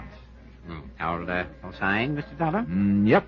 Yes, now, let me check the amount for you just once more. All right. 1,000, 2,000, 3,000, 3,500, 4, 45, 7, 48, $5,000 even. Mm-hmm. Yes, here you are. Good, thanks. And as I'm sure Mr. Turnbull knows, this will close out this particular account completely. I thought about that remark a little later when it began to tie in with some other things I learned. Right now, item 7, 80 cents cab fare to the Explorers Club. Donald had not yet returned, so I left another message for him, asking him to sit tight until he heard from me. And I meant sit tight. Because apparently, after the latest argument with his Uncle Eric, he was quite likely to hop off to Egypt on short notice. This I didn't want. As a matter of fact, at this point, I wasn't sure I approved of his expedition at all. Both his uncle and his girlfriend, Dorothy Harkness, had told me they thought his life was in danger. And each accused the other of plotting his murder. I was about to leave the Explorers Club when I was buttonholed by a short, kind of cute-looking old character in gray striped suit, tattersall vest, spats, believe it or not, and all but a monocle. I say there, old man. Yes? If you'll pardon me, I believe I overheard you inquiring at the desk for Donald Cronin, didn't I? Oh, yes. Do you know him? Oh, I most certainly do. But excuse me, I'm Percival Thronghurst Scatterday. Mr. Scatterday, I'm Johnny Dollar. Oh, yes. Donald told me that he'd met you at his home. Tell me, do you plan to accompany him on the expedition to Thebes? Well, yes. Excellent. It should result, you know, in one of the most important archaeological finds of the century. Think of it. The tomb of Kamashek. Yes. Do you know where Donald is now? Treasures, artifacts, and that should put to shame the ones that were excavated from the tomb of Tutankhamun. Yes, I'm sure it will, but now... If history has told us the truth about Kamashek, 18th dynasty, I believe... Well, that I would know. But now, Mr. Scatterday, it's important that I reach Donald Cronin just as soon as... No. Now that I think of it, Kamashek was 12th dynasty. Oh, Mr. Scatterday, But he couldn't be, because that was the era... Oh, yes, I remember now. It was the 18th, the same period in which the great temple of Queen Hatshepsut was erected at Daya el-Bahari at Thebes, of course. You've seen that, of course. No, I haven't. Oh, magnificent, enthralling. Now, look here, sir. But now, Mr. Dollar... I've got to reach Donald Cronin, so if you'll excuse me... Mr. Dollar, please, you say you are going with Donald. You do know about the curse of Kamashek, or do you? Yes, I've heard of it. Oh, then you'll certainly arrange not to be present at the opening of the sarcophagus. Why? Well, as I'm certain you know, all the preliminary work has been accomplished by the advance party, of course. So I understand. The antechamber of the tomb was opened over a month ago. So? Well, it simply means that as soon as Donald arrives, they will penetrate to the sepulchral chamber and the sarcophagus itself. Well? Mr. Dollar, it was engraved on the stone slab, barring the way to the last chamber, Mantak Ko Fore El, and so on. Oh, what's that supposed to be? The warning, my boy, the warning that whosoever violate the tomb and desecrate the body of the noble pharaoh by contact therewith shall quickly die. You don't believe in those things, do you? Mr. Dollar. As I always understood it, those warnings were just put there to discourage thieves from robbing those old tombs. Mr. Dollar, I only ask that you remember what happened to those who violated the tomb of Tutankhamun. Oh, well, couldn't the deaths of the people who entered that tomb be due simply to coincidence? Or rather, things, circumstances quite apart from their having done so? Of course they could, but were they? Mr. Dollar, I assure you that if it were not for the warning of the curse of Kamashek, I would be the first to want to enter that tomb. Instead, I have refused to go on the expedition at all. Take care of Donald. Well, that's what I'm being hired to do. And of yourself, sir. Yeah, sure. Now, sorry, but I'm anxious to reach Donald, and you say you've seen him here at the club? Yes, only last evening. He was here making some of his final preparations. Well, do you know where he is now? Yes. Well, where? At his uncle's place in Stamford, Connecticut. You're sure? As sure as I am that you've not heeded my warning about the curse of Kamashek. But I beg you, Mr. Dollar, for the welfare of Donald Cronin and yourself. Yeah, sure. Thanks. If this were a mystery story instead of an accounting of expenditures on a case, I'd tag Percy Scatterday as a prime suspect for whatever might happen later. Like the man who tries to throw you off his own trail by suggesting that somebody else is gunning for you. But I decided he was just an old fogey who'd been turned down on the Kamashek expedition, was trying to justify his own shortcomings with the tales about the curse. But you know something? I was wrong. I should have listened to him a little more understandingly. Item 8, 75 cents, taxi to the office of Harrison and Dillman and Company to see David Wilt, the man Eric Turnbull had named as his stockbroker. The reason? The remark the bank teller had made about closing out an account. As it turned out, my timing was perfect. Sit down, sir, sit down. I'll be with you just as soon as I finish this phone call. Oh, sure, thanks. Hello. I'm sorry to have kept you waiting, but someone just stepped into my office. If you'd rather be left alone, I'll... No, it's all right. Now, as I started to say, if you dispose of the gold medal mining stock, your holdings will be reduced to practically nothing. Yes, that's right. Well, but Mr. Look, you're sure you wouldn't rather I come back another time? Very well. It's just that I hate to see what was once a very strong investment program. Very well, Mr. Turnbull, if you insist. Turnbull? Yes. Goodbye. Now, sir. Eric Turnbull, Mr. Wilt? Yes, but... Now, just a minute, sir. It was very remiss of me to mention the client's name in front of you, at least under the circumstances. Whatever I may have said on the phone just now was quite confidential. Yeah, I'm sure it was. I can only ask that you discreetly forget anything you may have heard. Not by a long shot. What's this? Who are you, sir? Dollar, I believe the receptionist said. That's right, Johnny Dollar, insurance investigator. And that conversation told me just what I came here to try to charm you into telling me. Mr. Dollar, please remember this. That was entirely confidential. None of your business. Here, my credentials. Yeah? Well? Now, you remember something. So far as Eric Turnbull is concerned, my coming here is entirely confidential. None of his business. Goodbye, Mr. Wilt.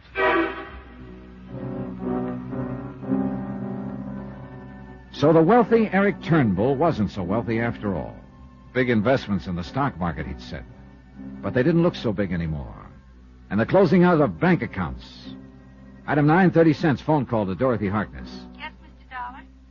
I just called to tell you, Dorothy, that if it'll be any satisfaction to you, I'm going to make the trip to Egypt. Oh, thank heaven, then Donald will have some protection against the machinations of his uncle. Oh, gal, that sounds like a line out of an old melodrama. I know you don't believe me, Mr. Dollar, but I'm so sure that Eric Turnbull is plotting against Donald's life. You know something? I'm beginning to feel a little that way, too. Then you did believe me, in spite of the way you poo-pooed everything I said. Are you and Donald leaving together? I can't seem to find him. Do you know where he is? Have you tried the Explorer's No, Club? not there. Well, he'll surely call me before he leaves. Well, if he does, have him get in touch with me. Where, Mr. Dollar? Right now, I'm going out to Eric Turnbull's house. After that, I'll be back in Hartford. Item 10, $7 even, train fare back to Stamford and taxi to the Turnbull residence in the hope that there I would find Donald Cronin, the real principal in this case, and the one person I hadn't yet talked to. But it was Eric Turnbull who met me at the door. Mr. Dollar, I'm glad to see you. Come in. Have you seen my nephew, Donald? Well, no. Isn't he here? No, nor is he at the Explorers Club. I've called him several times. I'm worried about him and his present frame of mind. I'm worried about him, too, Mr. Turnbull, but not for the same reason. Because of that girl, Dorothy Harkness. Yes, it No, that isn't what I meant. In his present frame of mind, he's likely to jump off on his flight to Egypt without... Look here, I wonder if he's with her. No, that much I do know. Oh, I wish to heaven he would call if anything happens If anything that... happens to him, you'd love it, wouldn't you? What? What did you say? I've done a little checking up on you, Mr. Turnbull, since I last talked to you. What do you mean? In a case as involved as this, it's necessary to check all the angles, everything, everyone, even the man who hires you. Has that girl been poisoning your mind against me, too? Your banker, from whom I picked up the American Express checks, let it slip that your account is in pretty bad shape. Non-existent now, as a matter of fact. Go on, Mr. Dollar. And your stockbroker, quite inadvertently, made it all too plain that the big investments you told me about aren't so big after all. Mr. Dollar... All right, tie that in with the fact that if anything does happen to Donald, you'll come into his estate. You've said enough. But it's true, isn't it? You laid so much stress on Dorothy and the museum getting his $100,000 life insurance, but you're the one who would really benefit by his death.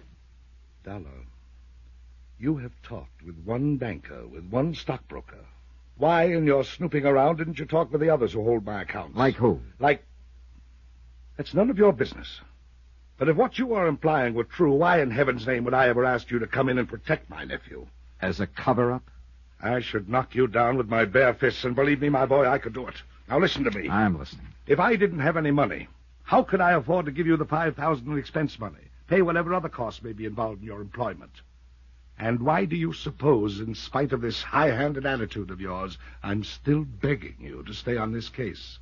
See Donald, Mr. Dollar, talk with him. You'll find that in spite of the angry scene between us, I'm concerned only with his welfare, that I want to protect him, that I want you to protect him. Wait, that's Donald. Now, let me take it. Well, now, just a minute. Johnny Dollar. Oh, Mr. Dollar, I was calling Mr. Turnbull. Mr. Scatterday? Yes, of the Explorers Club. Mr. Dollar, I've just talked to a couple of fellow members who saw him off. Saw him? Donald Cronin? Yes, last night. His plane has probably reached Cairo by now. Fooled all of us, didn't he? Yeah. Thanks. Well, thought you'd want to... Well? Donald left for Egypt last night. Oh, no. Oh, yes. Then please, I beg of you, go. In heaven's name, go to him. Stay with him. Protect him. For a long moment, Eric Turnbull simply stood there, sobbing, pleading with his tear-filled eyes. And suddenly, I don't know why, I found that I believed him. I wish now that he'd been lying. 2 lives might have been saved. Johnny Dollar. Have you found Donald yet, Mr. Dollar? Have you been... Oh, this is Dorothy Hardened. Yeah, I know. And no, I haven't found Donald Cronin. He wasn't at his uncle's place? Johnny, you must find him. Talk to him. Talk him out of making the trip to Egypt. Dorothy. If he does, he'll die. His uncle will see to it that he dies. Look, Dorothy. You must find him and stop him. I'm afraid it's a little late for that. What? He took off on a direct flight to Egypt early yesterday. Oh, no. Has at least a 36-hour start, at least. Johnny, you must go after him. On the first plane I can get to Cairo. From Special Investigator Johnny Dollar to Inter-Allied Life Insurance Company, Crutchfield Square, Hartford, Connecticut. Assignment, The Curse of Kamashek Matter. Expense account continued.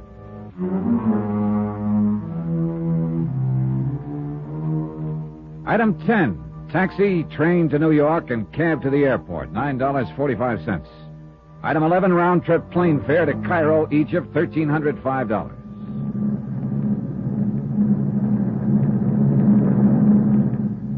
I was tired, and the steady drone of the 4 powerful engines lulled me to sleep in no time. I think I might have slept most of the way to Paris, which was to be our first stop, except for hunger pangs and the appropriate ministrations of a very attractive stewardess.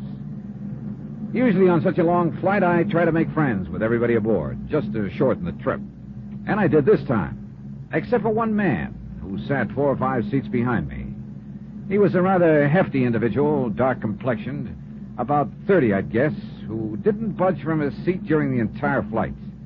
And every time I approached him to pass the time of day, he immediately made like he was asleep. So he wanted to be alone. But when I settled down into my seat, next to a lovely petite brunette named Carolyn, who was... Now, that's beside the point, except for purely personal reasons that I'll pursue further when I get back to the States. Yeah. The point is that in primping a bit and replenishing her lipstick, she held up a small mirrored compact.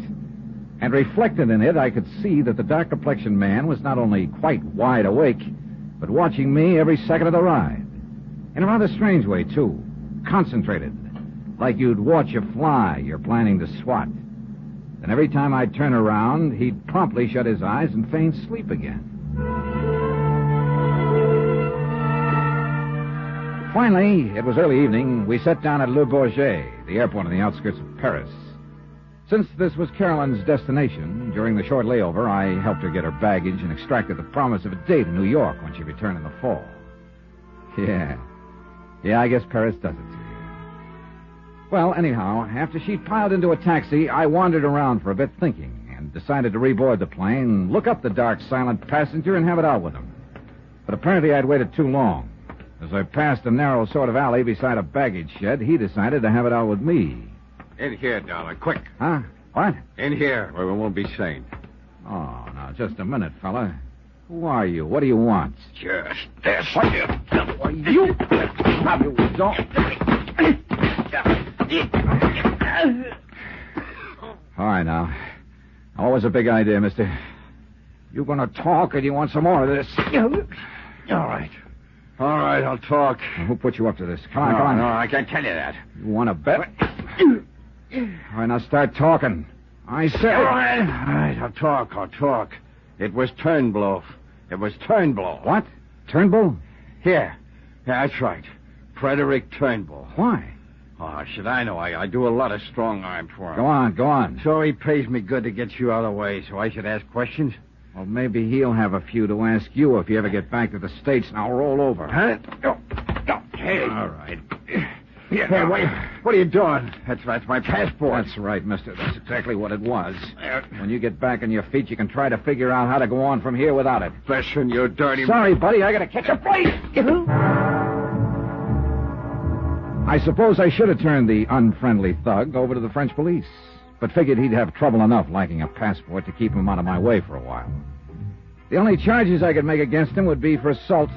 Time was of the essence, too, since Donald Cronin actually was 2 days ahead of me, and it was important that I join him at the tomb of Kamashek as soon as possible. At least so I thought, until I entered the main building of the airport again and heard my name being called on the PA system. The information desk showed me where to take a transatlantic phone call. Johnny Dollar. Dollar, this is Eric Turnbull.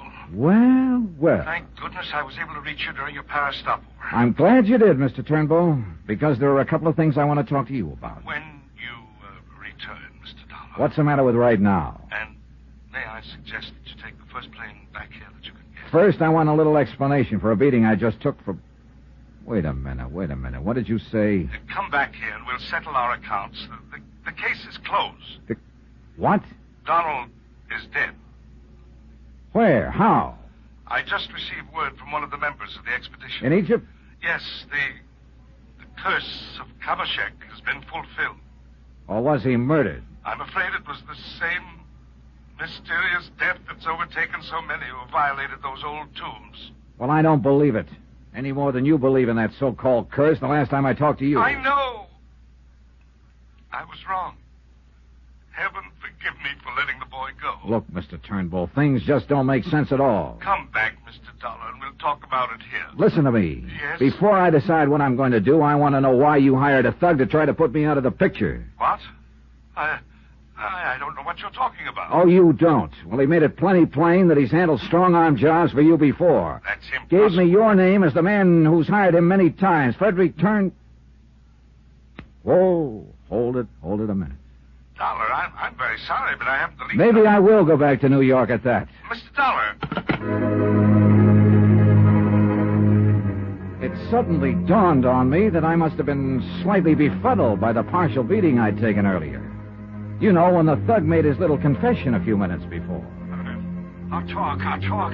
It was Turnbull hired me. Frederick Turnbull. Frederick Turnbull, he'd said, instead of Eric Turnbull. Sure, they sound alike. But a guy who's done a lot of strong-arm jobs, knows the right name of the guy that hired him, that can mean only one thing. Someone had instructed that thug to say he'd been hired by Turnbull. But who? I canceled out the rest of my flight to Cairo, made reservations back to New York, and then while waiting for that plane, ran up item 13, $82 American. On phone calls to whomever I could dig up among the Egyptian government authorities who'd been overseeing the excavation of Kamashek's tomb. What little I learned was pretty much summed up by the British doctor who'd been a member of the expedition. Very mysterious, Mr. Dollar. You see, because of the superstition about violating the tomb, only 2 of our people even touched any of the bones we found within it. Yeah? And incidentally, that is all we found. The tomb had been thoroughly ransacked by thieves, probably centuries ago. Yeah, but you were saying, Doctor. Oh, yes. Only 2 touched any of the remains. One was a native carrier, as soon as the bones had been properly sprayed where they preservative. Uh-huh. And the other was Donald Cronin, who, for some reason or other, wrapped up the bones and sent them by air to his uncle, Mr. Eric Turnbull in the United States. Oh? Well, go on. Well, that's really all, Mr. Dollar. Except, of course, that both of them have died of some strange malady that the authorities have not been able to determine. And that's why the tomb has been officially closed again. Hey, listen, tell me something. Could the bones have been accessible to anyone before those 2 touched them? Yes, to anyone in the party. don't tell me that you suspect... Oh, listen, mister, I don't know what I suspect. But I don't believe it was any curse of a long-dead pharaoh that killed those two men. Oh? Even in view of what happened to those who entered the tomb of Tutankhamun for some years ago, and then the tomb of King... Look, tell me this, will you? Have any of the expedition returned to America? Well, of course, the authorities have here no reason for holding them. You haven't answered my question. No. Well, only the two young men that Donald brought along with him. Who were they? Carl Fortina. Well, who's he? From New York. Like Donald himself. He's an archaeologist. And the other? One of his colleagues at the museum in, I believe it's in Stamford. What's his name? Oh, he's a young osteological expert, son of a curator at the museum, as I recall. What? His name is Walter Harkness. Well, I'll be. But surely you don't think... Doctor, you go right ahead and hang those two deaths on good old King Kamashek. Me? I'm going after a couple of live suspects.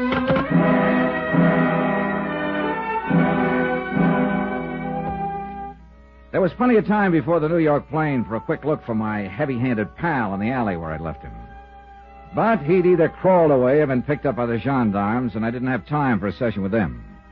Item 14, $150 for some food. Then aboard the plane and we took off. It was a rough case to figure.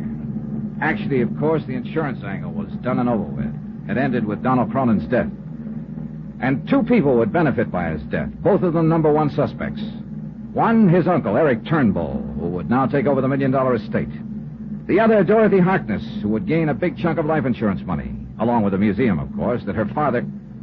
Who owed everything? Her father, Adam Harkness, who opposed her marriage to Donald, who looked on him simply as a source of income for the museum, who... Hold everything is right. There was the son, too, Walter Harkness, who ducked back to the States the minute Donald died. How did he fit into this? Believe me, in spite of all the talk in it, the belief in it, the one thing I was sure had nothing to do with the whole matter was the curse of Kamashek. Nevertheless, call it hunch or whatever you like, the more I thought about it, the more certain I became that I'd find all the answers in a package that Donald had mailed back to the States. A package containing the bones of Pharaoh Kamashek.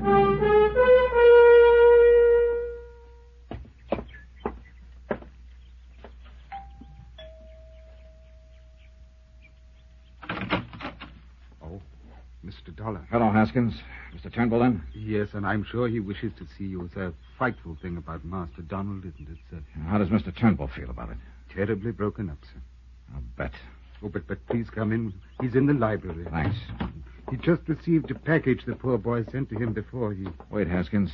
Has he opened it yet? He was examining the contents when the doorbell... Good heavens. Mr. Turnbull. He's fallen from his chair, Mr. Dollar. Mr. Dollar, he's... Oh, no. Yeah, Haskins. He's dead. Johnny Dollar. Dr. St. Clair returning your call, Stinky. Oh, hi, Leonard. Where have you been, Johnny? It's been years. Yeah, I know. Listen, can you give me a hand? Who got poison this time? Two of them. I hope it's poison, and that you can prove it for me. We'll try. What do I do? Meet me here at the home of Eric Turnbull in Stamford, Connecticut. Okay, but Johnny... Give you the address in a minute. But, Johnny, what do you mean you hope somebody got poisoned? Because if they didn't, I'm going to go off my rocker. What? Because the only other possible cause of death could be a curse. The curse of Kamashek. Who? An Egyptian king who died a couple of dozen centuries ago. What? From Special Investigator Johnny Dollar to Inter-Allied Life Insurance Company, Crutchfield Square, Hartford, Connecticut. Assignment, the curse of Kamashek matter. Expense account continued. I called Dr. Leonard St. Clair, an old school chum, because I knew him to be one of the foremost toxicologists in the country. And I was telling the truth. I hoped it could be shown that some kind of poison killed Donald Cronin and subsequently his uncle Eric Turnbull. Both apparently had believed in the curse of the old Egyptian pharaoh, a curse that was to befall anyone who violated his ancient tomb on the banks of the Nile. Donald had done this in excavating the tomb, but his uncle here in Stamford had only touched the bones that Donald had airmailed to him. He was opening the package that Master Donald, God rest his soul, that Master Donald had sent him just before he died, there at the tomb in Egypt. I brought them in here to the library for him, sir. Go on, Haskins. Well, then you rang the doorbell. I left him with it, and when you and I came in here... Yeah, dead. From the curse of Kamashek, Mr. Dollar. Oh, Haskins, I don't believe it. A friend of mine, Dr. St. Clair, will be here shortly, and he'll be able to... Shouldn't we notify the police? No, later. But leave my poor employee's body just lying there? For the time being, yes. Until Dr. St. Clair examines it. As you wish, sir. That's what I wish. Haskins. One person in this confusing mess I hadn't given a second thought to. As it turned out, there wasn't time, for Len St. Clair arrived a few minutes later in a car equipped like a miniature laboratory. No doubt as a result of the police work he was frequently called on to do. First, of course, in his capacity as an MD, he made a thorough examination of Eric Turnbull's body for purposes of death certificate data. Poison, all right, Johnny. I'm sure of it. At least as sure as I can be, short of making an autopsy. But what kind of poison, Len? And how administered? At the risk of making it sound like a dime novel, I'd say it was an extremely rare, Well, what? Come on. Well, it's something I haven't heard of in years. Related to the old Indian arrow poison. It's very difficult to detect. Can you make sure? Yes, if you'll help me drag some of my equipment in from the car, including a cage of white mice. What? Yeah, on which to experiment with samples of the stuff. Samples from those old bones out of the tomb? That's right. Now, from what you've told me, only 2 people have touched the bones since the minute they were discovered in the tomb. 3. A native carrier, Donald Cronin, and now the late Eric Turnbull. And they've all died. But, Johnny... Yeah? The poison I'm thinking of would hardly have been put on those bones in the time of the pharaohs. Oh, and by the way, I hope no one's touched them here. No, I've left them just as they are in that mailing wrapper. Good. Because it could be fatal. I'll carefully scrape them when we get the equipment in here. We brought in what Len needed for his work, including the white mice. Then I closed him in the library and left him to his experiments. To a bit of research, too, for he'd brought in a couple of thick books on toxicology. As a matter of routine, I phoned the local coroner and then tried to reach Dorothy Harkness. Her number didn't answer. I was about to drive over to her little apartment when Len came out of the library. I was right, Johnny. Curaba arsenium. That the name of the stuff? Uh-huh. In its powder form, absorbed into the pores of the skin, it could be fatal almost immediately. And listen to me. Yeah? Somehow, between the time the bones of that old king were discovered and the time that Donald Cronin touched them, somebody put that poison on him. How? Without endangering himself? By keeping it in aqueous solution until the bones were sprayed with it. Sprayed with it? Wait a minute. Yeah? Sprayed with it, huh? A doctor, an Englishman who was on the expedition, told me that the bones had been sprayed with some kind of preservative, even before the native carrier touched them. You thinking what I'm thinking? Yeah, right. Instead of preservative, it was the poison. Well, who sprayed them? I've got a wild idea, Len. But if it's right, it'll sew up this whole case. I wonder who that is. Well, while you're finding out, I'm going back and recheck these tests. But only as a matter of routine, because I'm sure I'm right. I beg your pardon, sir. Yeah, Haskins? Miss Dorothy Harkness is here, sir.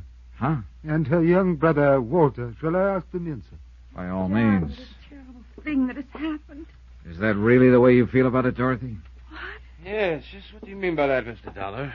I'm Walter Harkness. Well, come right in, Walter. Because I have a sneaking suspicion you're the boy I've been looking for. What? Your conscience finally began to hurt you? Would you like to sit down and write your confession now? What are you talking about? Or did you and Dorothy just come here to put on a front? You know, as a cover-up? I don't know what you're talking about. Johnny, what are you saying? Sit down, both of you, because I'm going to be saying plenty. Look here, Mr. Dollar. Sit down, I said. Now sit down. All right, Dorothy, we'll begin with you. Johnny, I don't understand. Now listen to me.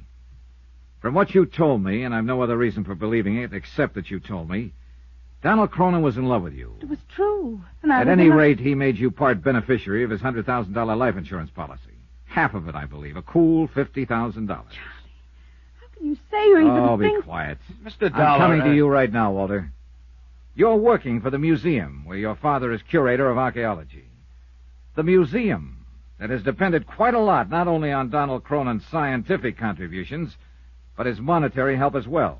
That may be true, but now look here... The museum, the other beneficiary of Donald's insurance, also $50,000. Mr. Dollar, if you're implying that I had anything to do with Donald's death... You can shut up, too, and let me talk.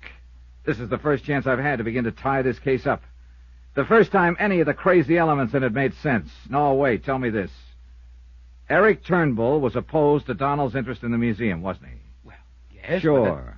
And I'll bet my bottom dollar that if something happened to both Donald and his uncle, the estate worth nearly $1 million was willed by Donald to the museum. That's true, Johnny, but there's no wonder Eric Turnbull was afraid for Donald's life. Because he knew who would ultimately benefit most by his death.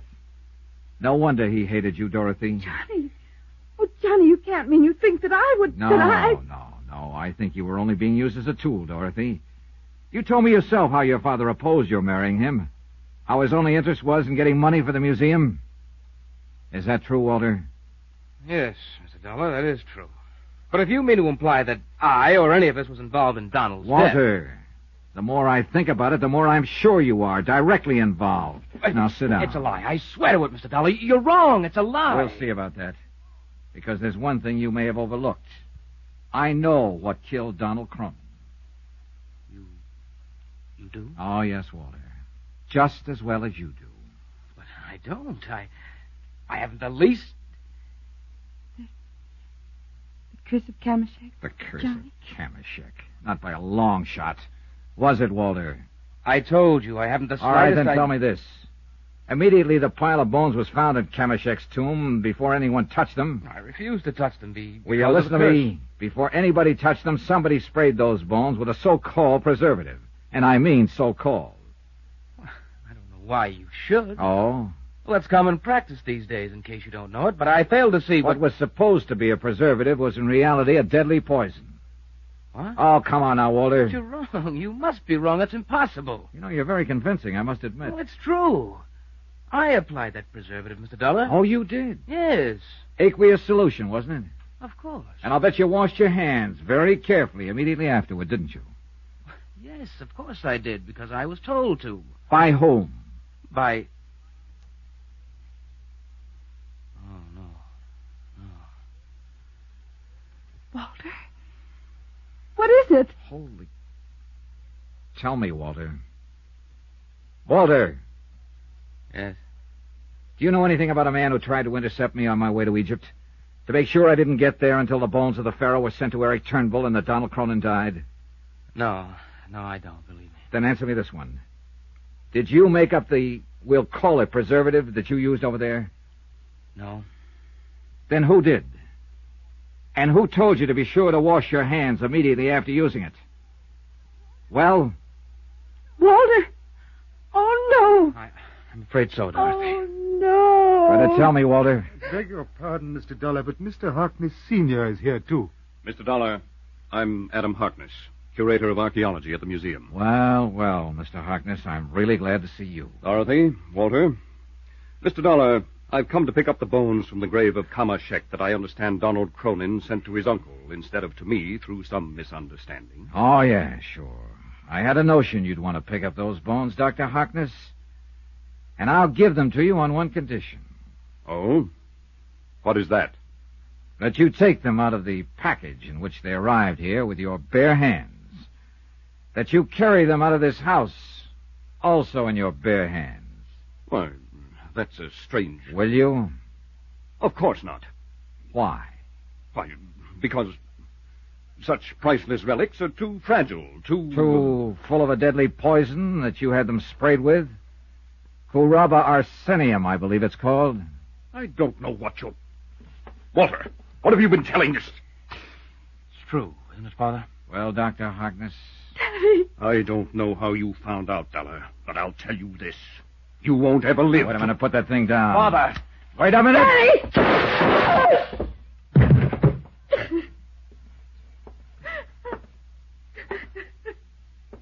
Johnny?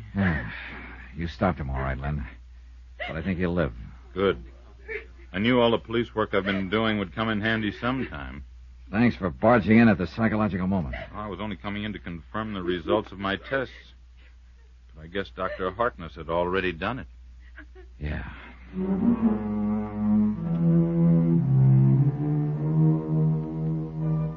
So, I guess the museum will profit mightily from half the insurance and all of the estate of Donald Cronin. The museum, that is, without Dr. Adam Harkness. Expense account total, including transportation back to Hartford, $985. Remarks? Well, doesn't mean a thing, I know, but I kind of wonder what I might have found if I'd been assigned to investigate the deaths of the people who excavated some of those other old Egyptian tombs. Tombs that had a curse on them. Interesting thought, isn't it? Yours truly, Johnny Dollar. Johnny Dollar. Mort Parkinson, Johnny, Eternity Mutual. Oh, how are you, Mort? I couldn't feel much worse. It's the olives that do it, not the martinis. I wish it were that simple. Can you come over to my office right away, Johnny? Well, I guess so, if... I don't often pull that confidential business, but I really would hesitate to go into this one on the phone. Pretty rough, huh? I'm afraid you're going to find it even worse than that. It's about Ed Morgan, Johnny. Ed Morgan. I'm sorry. I know he was a good friend of yours. He's one of the best I ever had. Ed was a great guy.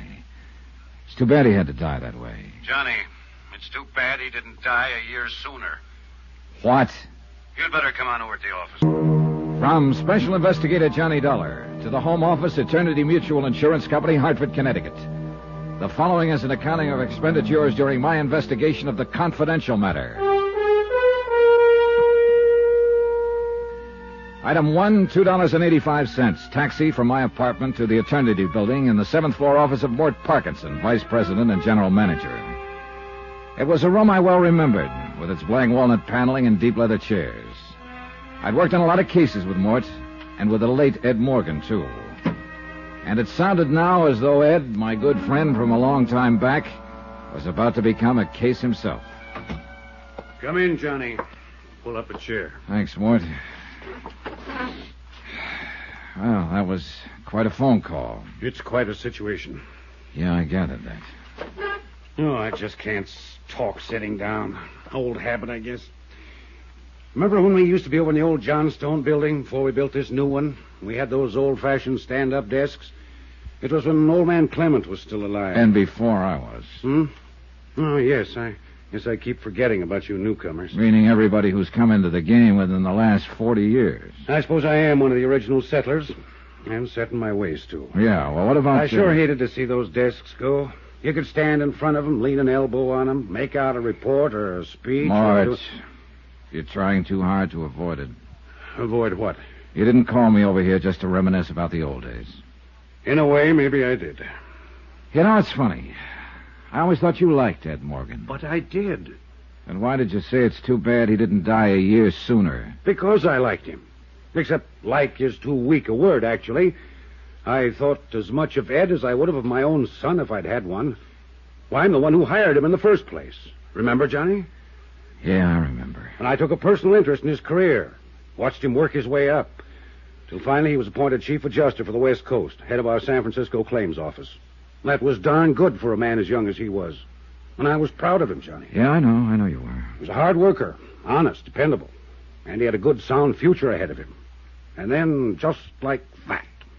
Accidents are usually just like that. A foggy night, sharp curve, and he drove his car off a cliff into the Pacific Ocean. And that was that. Tragedy. Fini, the end. Only it apparently wasn't the end, or you wouldn't have called me over here. No, it wasn't, Johnny. I wish it had been. Meaning? You'd better brace yourself. Within 2 weeks after Ed Morgan's death, we started getting complaints from some of our clients. What do you mean, complaints? Oh, demands for adjustment on claims Ed had reported paid weeks before, requests for past due settlements, and so on. Mort, I don't get it. Neither did I. So I sent a company accountant out to San Francisco on the QT and put him to work on the claims files. And we found out, Johnny. You found out what? That Ed's accounts had been doctored for some time. What? Johnny, in the months before he was killed, he'd embezzled nearly $80,000. Ed Morgan? Ed Morgan. I don't believe it. He did it. You might as well accept the fact. Anybody else, yes, anybody else. But not Ed. For one thing, money didn't mean that much to him. I know. We were always joshing him about living like an old hermit instead of a young bachelor. Well, then why would he do it, steal $80,000 after all these years of being honest? What would he want that would cost that much money? That's exactly what I wish you'd find out. Now, wait a second, Mort, wait a second. This is one I don't want any part of. Neither do I. But I'm afraid I'm stuck with it. And you are, too, in a way. Why? Because Ed was your friend. Here's a flight ticket and reservation to San Francisco. Plane leaves in 2 hours. No. I'd rather pass it, Mort. Well, so would I. But we can't. Neither of us. There are too many questions left. And they've got to be answered. Not by me. $80,000 of the company's money is missing. I can't just write it off and forget it. It has to be accounted for. There are other investigators, Mort. And another thing that's just as important, to me at least, is to find out why he did it. It's a failure in human dynamics. A man like Ed, a man everybody respected and trusted, and he goes wrong. Why? Get somebody else to find out. I'd be pretty grateful if you'd do it, Johnny. Mort, I just don't want any part of it. I know how you feel. It's quite a shock to find out he was a crook. It's like somebody pulling the rug out from under you. So now you want to forget all about him. Leave him safely dead and buried. Dead, Mort, but not buried. If you remember, they recovered the car, but not his body. It's still somewhere beneath the Pacific. All right, then. Look at it from an efficiency standpoint, if nothing else. To any other investigator, Ed Morgan would be just a name, an unknown quantity. But you knew him. I thought I did. Regardless of what he did, Johnny, I just hate to think of a stranger pawing into his past.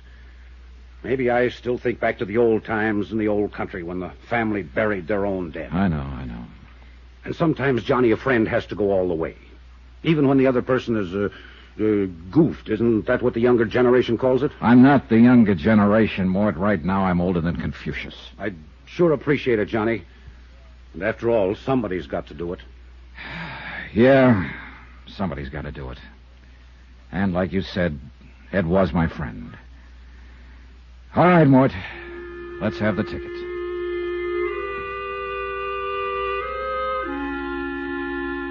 Item 2, $14.35. Tips, taxi, and incidentals in Hartford and same in San Francisco. Plane trip between points paid from expense account of company manager and not included herewith.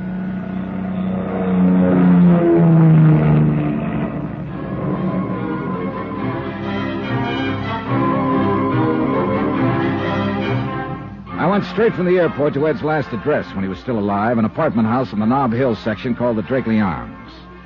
And there's where I got my first surprise. Ed had always been the two-room bachelor walk-up type. But the Drakely Arms consisted of equal parts of glitter, glass, swank, and price, including a uniformed doorman, a small private bar off the lobby, and an assistant manager with a gardenia on his lapel. Oh, he was a rare one, that manager. And it was a real gardenia. I am, of course, most desirous of assisting you in every way possible, Mr. What did you say your name was? Dollar. D-O-L-L. I can spell dollar. I'll bet you can. I beg your pardon. Oh, it's quite all right. I didn't mean... You didn't mean to be offensive, I understand. Now, about the former occupant of Suite 14. Mr. Dollar, I'm terribly afraid... Oh, please don't be. I mean, there is simply very little I can tell you about the late Mr. Morgan. A matter of discretion? Is that it? Discretion? A policy of the house? Something of that sort? Well, we do, of course, try to protect the privacy of our residents. I'm sure you understand. Even to the extent of turning down $20? Well... A curse one, isn't it? Under the circumstances... Nice likeness of Andrew Jackson, isn't it? Thank you, sir. Gratuities of this nature are always so helpful in smoothing the rough pathway of human relations. Don't you think so, Mr. Dollar? Definitely. It's already helping you remember my name. Well, money is a mental stimulant, isn't it? Don't call it money. Just think of it as item 3. I beg your pardon. Item... That's quite all right. I meant... Yeah, I know. It's kind of a habit I seem to be picking up. Now, has your memory been stimulated any in regard to Ed Morgan? Oh, yes, the late Mr. Morgan. Pardon me, Mr. Dollar. Yes? Oh, yes, Countess Margie. Yes, I'll be delighted to send the boy up for 2 quarts of suds. Suds? Would a nice dry Bavarian ale be... Yes, Countess, just plain beer. Yes, Countess, right away. Frightful old lady. Mixes it with creme de menthe, you know. Now, where were we, Mr. Dollar? We weren't, not yet. Oh, yes, the late Mr. Morgan. Well, he'd been our guest, you understand, for about 6 months at the time of his tragic accident. What was he paying for his suite of rooms? Oh, well, ordinarily we don't release information of that. Forget it. This is not ordinary. How much? $1,200 a month. I see. Oh, he was a true gentleman, if I may say so. A bon vivant. And on the crassly materialistic side, if you'll forgive me, sir, a very free spender.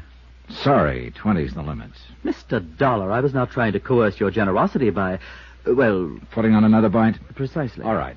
So Ed was bedded down in a mink-lined stall and was throwing money around like water. What else? Who came to see him? What sort of visitors did he have? None at all that I can recall. None at all? He leased that overpriced cubicle and then just sat in it? Well... What about friends here in the building? Most of our guests might be termed individually exclusive. Even eccentric in some cases. Except, of course, Mrs. Barrett. Mrs. Barrett? Yes. One of the loveliest guests we've ever had the pleasure of... Excuse me, Mr. Dollar. Yes. Yes, Countess Margie. The boy is on his way. I know, but he has to go clear down to the corner. Yeah. Well, please tell little Pim Pam that I'm so sorry. A dog drinks that stuff, too. Now, where were we? About this Mrs. Barrett you mentioned. Oh, yes. Well, of course, she and Mr. Morgan were inseparable, you understand. They were together constantly. And Mr. Barrett? Oh, there wasn't any. Well, not recently, I mean. Deceased. You know, dead. Yeah, when? Early this year, as I recall. I didn't know him, of course. Mrs. Barrett moved in here shortly after his death. Not until then. And Ed Morgan, when did he move in? About 6 weeks later. Oh, he met her here then? Oh, no, they were already acquainted. Well acquainted. I see. In fact, I believe that Mr. Morgan and the young and very lovely widow met at the time of her husband's death. A matter of settling the estate or something of that sort. It would figure all right. I don't remember exactly why I thought so, but I do recall having an impression at the time that he moved in here only because of her. And as I say, they were together constantly, right from the first. That's all very interesting. I wonder if I could have a talk with this Mrs. Barrett. That would be utterly impossible, I'm afraid. Now, look, if you think you can pry... I simply mean she isn't here. Isn't here? She's been gone for 10 days now. Where'd she go? I really haven't the slightest idea, Mr. Dollar. Well, if she moved out, she must have left a forwarding address of some kind. Oh, she didn't move out. She still has her apartment here. She'll be back eventually, I imagine. But at the moment, I haven't heard a word from her since she left. Oh, poor dear. You know, one can understand why she'd want to get away for a while. Such a tragic coincidence, having 2 deaths of exactly the same... Oh, confound that woman. Wait a minute. What do you mean by tragic coincidence? Oh, well, as I understand it, Mrs. Barrett's husband also died in some sort of accident. Yes, Countess. Johnny Dollar. Mac Woodson, Mr. Dollar. The girl from the claims office called and gave me this number. Oh, yes, Mr. Woodson. It seems we're working on the same case for the same company. Well, I've been working on Mr. Ed Morgan's files and records here for the past week now. I've turned up some... How much is missing? Well, about $80,000 so far. All of it was taken during the 4 months immediately preceding his death. I'll say one thing. In 20 years as an accountant, I've never seen a looting more cleverly carried out. Oh, Ed was a very bright lad. A man who'd go far, they all said. Did you know him, Mr. Dollar? I thought I did. He was one of my best friends. But it turns out I'm only beginning to know him. Could you meet me in his office around 10 o'clock, Mr. Woodson? Yes, that's where I am now. I've been working on these books day and night. Better be careful. That's what got Ed into trouble. How's that? From Special Investigator Johnny Dollar to the Home Office, Eternity Mutual Insurance Company, Hartford, Connecticut. Assignment, the confidential matter. Location, San Francisco. Expense account continued. Item 4, $1, 1 martini. Item 5, $1, 1 tip to the bartender who stirred the martini. All in the house that Jack built. I don't know who built it, actually. But it took Jack to live in it. $1,200 a month, to be exact. That was the take-home bite for an apartment at the Drakely Arms on Nob Hill. And, of course, that didn't include drinks in the intimate little private bar just off the lobby. And this is where Ed Morgan had lived during the last 5 months of his life, until he missed a curve one night and drove his car off a cliff into the Pacific. Ed Morgan, whose idea of a big night had always been his pipe, slippers, and a mystery novel. But things were different when I'd known him and been his friend. For one thing, he hadn't stolen $80,000. Or I don't think he had. Do you find the martini adequate to your expectations, sir? Oh, yeah. Yeah, indeed. It's a heck of a belt for a buck. Thank you, sir. Quite nice little place you got here. Oh, I find it a most agreeable sanctuary from the stress and strife and the hurly-burly of the city. Been here long? I have tended bar here in the Drakely Arms Rendezvous for some 2 years now. Oh, well, then you may have known a friend of mine who had an apartment here up until a month ago. A Mr. Edward Morgan? Oh, yes. Mr. Morgan was a regular customer here. An eager supplicant for my humble and healing wares. A beer drinker mostly, as I recall. The rendezvous does not serve beers, sir. Oh, forgive me. I didn't know. Quite all right, sir. Yes, I was here before Mr. Morgan moved in, and here I am still, now that he is no longer with us. Such is the chance and mystery of life. One just never knows. Precisely. Oh, could I serve you... Not yet, thanks. Get to know Ed pretty well, did you? The policy of the Drakeley Arms, sir, is to maintain a certain degree of formality in relations between guests and personnel. Sort of like a zoo, you might say, with bars to separate the people from the animals. The comparison is quite apt. Somehow I can't see Ed Morgan sacking in a marble squirrel cage like this joint. I confess, he hardly seemed the type to me, sir. He was much too unrestrained for the Drakeley. He came in here a lot, did he? Almost nightly. For a few minutes at least, on his way to some gala night spot.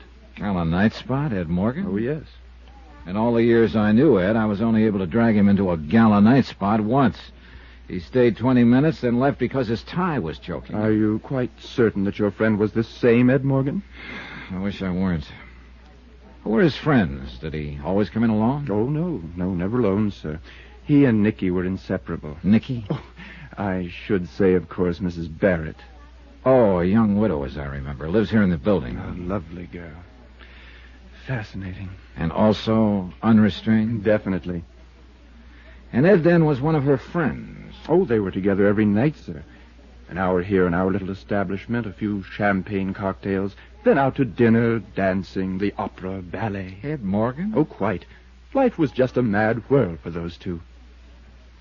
I gather your friend was something of a wealthy playboy.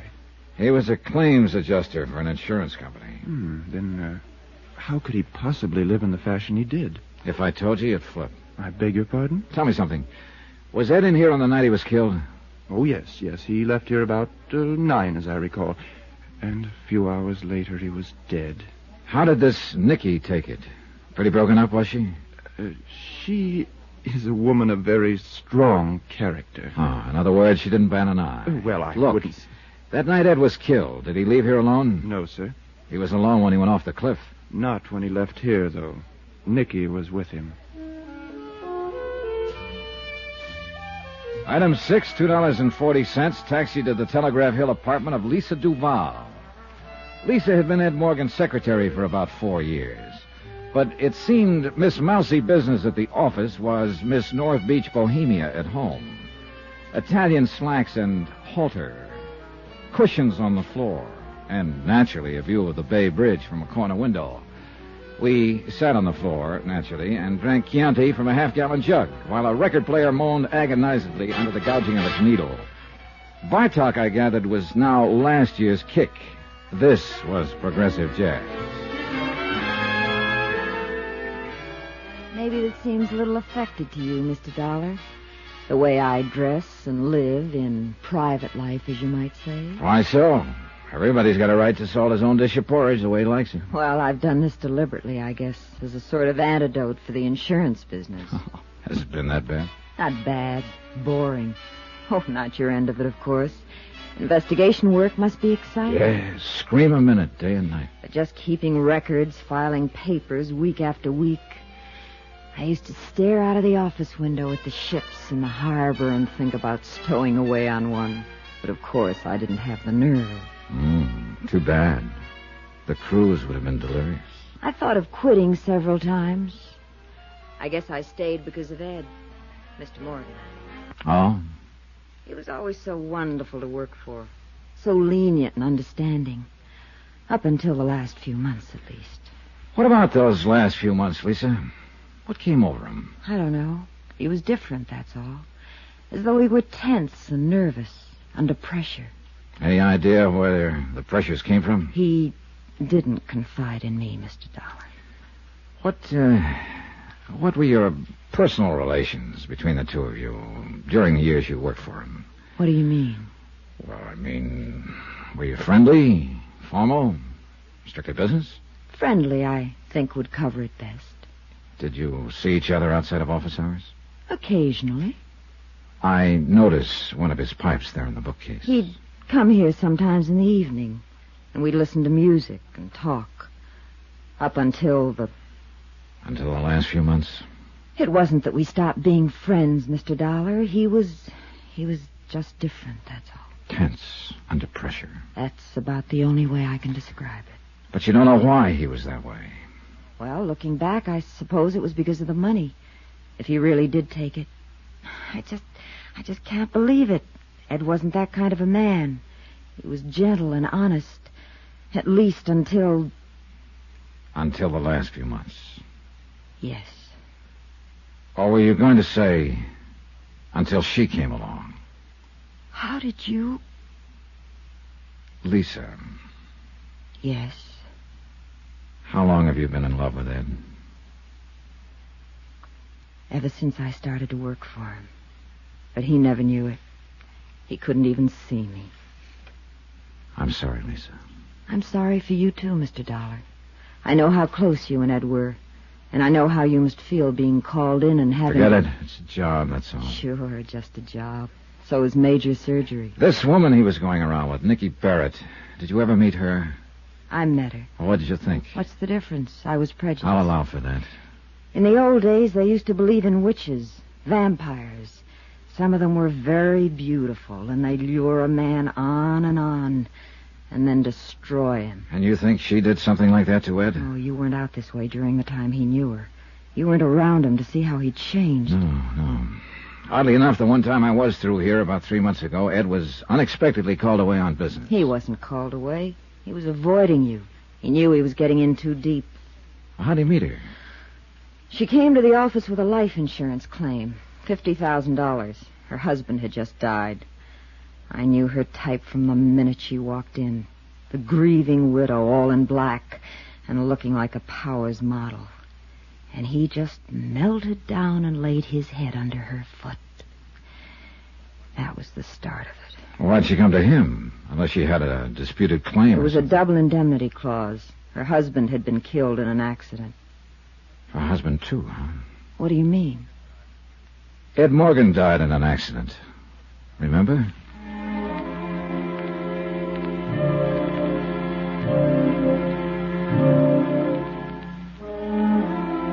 Item 7, $1.15, taxi from Lisa's apartment to the Deckman building on Montgomery Street.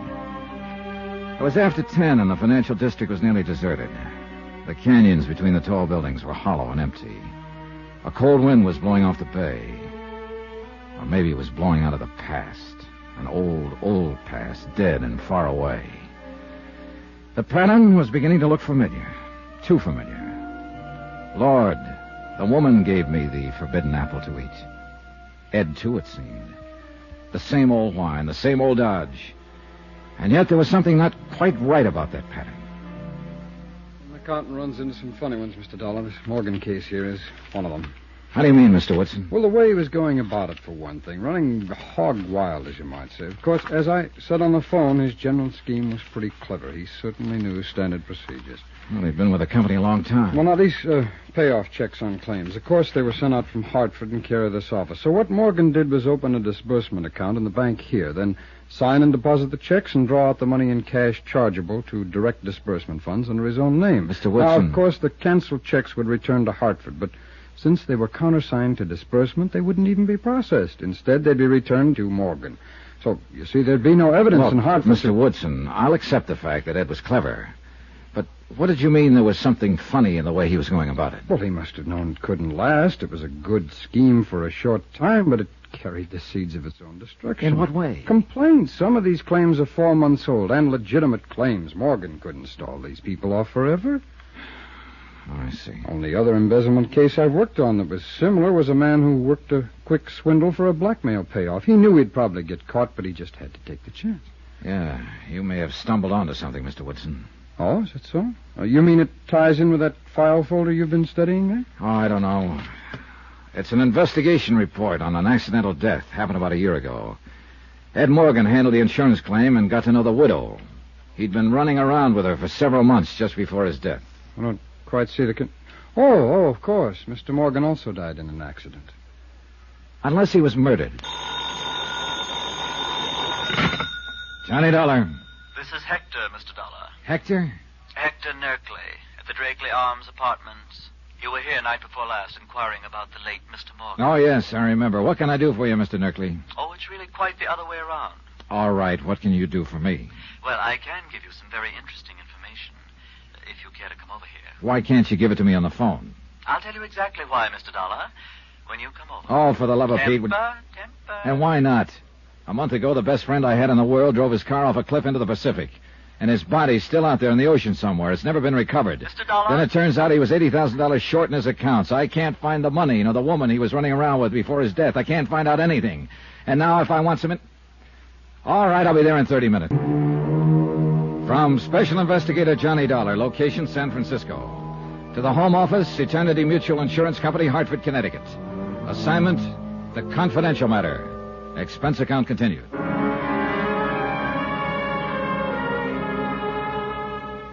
Item 9, $1.70 taxi from my hotel to the Drakeley Arms Apartments. A snooty, high-priced joint where Ed Morgan had lived during the last 4 months of his life. Ed Morgan, a pipe-and-slippers bachelor who'd suddenly and strangely turned to champagne cocktails and high living. Who, as head of an insurance claims office, had found a way of swindling his employer out of $80,000 in 4 months. And who died a month ago as mysteriously as he'd lived. This was the man who at the moment was my assignment. Whose past I was supposed to uncover. And he was also the man who'd been my lifelong friend. Well, good evening, Mr. Dollar. You did make excellent time. Now, look, if this turns out to be a runaround, so help me out. Temper? All right. You said you had some very important information that couldn't be discussed over the phone. Well, it could have been discussed, of course. But, well, this information has to do with one of our guests, Mr. Dollar. A certain lovely young widow whom you seemed most concerned about the last time. Nicky Barrett. Quite. Has she come back? Is she here? I'm afraid not. Then what is it? First, I must ask you what your intentions are toward Mrs. Barrett. Well, I'm not going to marry her. Please, I hardly thought you were. All right, then what's the point? Simply this. I happen to be in a position to put you in touch with Mrs. Barrett. You know where she's hiding out? Hiding out? All right, I'll drop the implication. You know where she is. I do. Well, then let's have it. Why do you wish to find her? Because she's the only lead I've got on the Morgan case. She and Ed were thicker than thieves during the 4 months before his death. And she was with him the night he was killed. Earlier in the evening, at least. Are you going to have her arrested? No. I just want to ask her some questions. I've got no case against her. Not yet, at least. Mr. Dollar, can I depend upon you in one very important respect? What's that? Under no circumstances must you let Mrs. Barrett know that I told you where she is. What's the matter? Afraid the board of directors would bust you to bellhop and strip off your gardenia? That is not amusing. Nor too improbable, as a matter of fact. After all, the watchword of the Drakeley Arms is discretion. Yeah, well, all right. It's a deal. I won't tell her. Of course, there is one more little detail. Oh, now what? Well, the last time you requested information from me, Mr. Dollar, you were kind enough and generous enough. Well, really, this is a bit awkward. What is it, Hector? Is the gardenia fund getting low? Well, you did say, as I recall, that it was merely an item in an expense account. All right. Here's another $20. Oh, thank you, sir. Now, what about Nicky Barrett? Well, we just received a letter from Mrs. Barrett. She asks that her mail be forwarded to her in care of American Express, Panama City, Panama. Item 10, $20, gratuity. Item 11, $388.45, hotels, some telegrams, incidentals in San Francisco, and plane fare to Panama.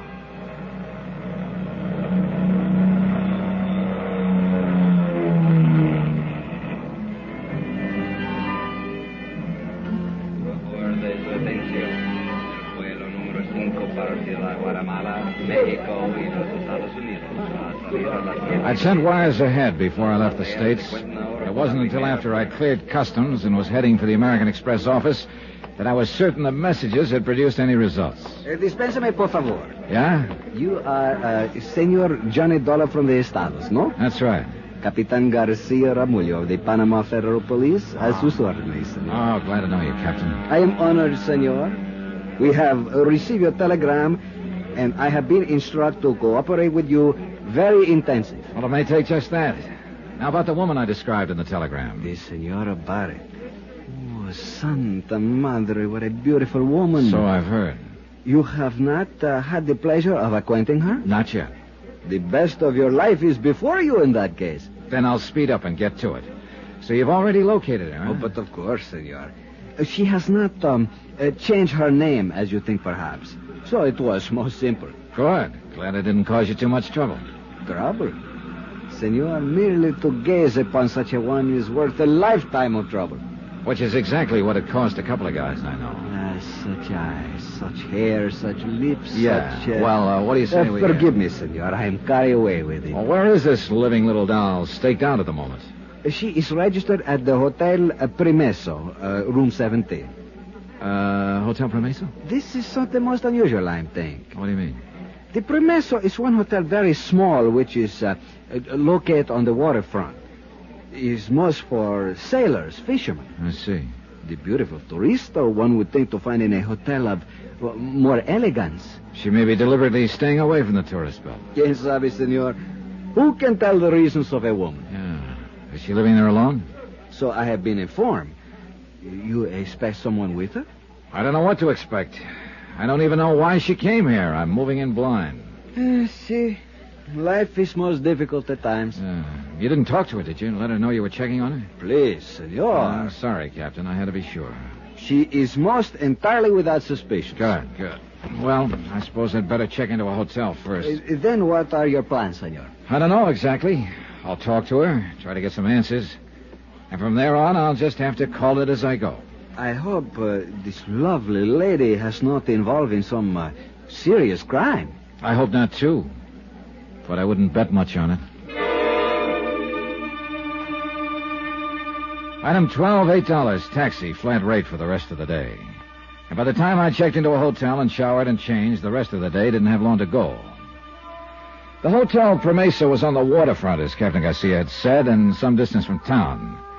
But although it wasn't a tourist trap, neither was it quite the sailor's flop house I'd been led to expect. It was built native style with bamboo shutters and wide verandas, half buried in a thicket of mango and banana. $5 bought me the desk clerk's undying affection, and 2 minutes later I stood unannounced at the door of room 17. Just a minute. It's about time. I ordered that ice at least at... I thought you were the bellboy. No. The name is Johnny Dollar. Johnny Dollar. Mind if I come in, Mrs. Barrett? What for? Well, it would be more comfortable than trying to talk out here in the veranda. What is it you want to talk about? A friend of mine. Name of Ed Morgan. All right.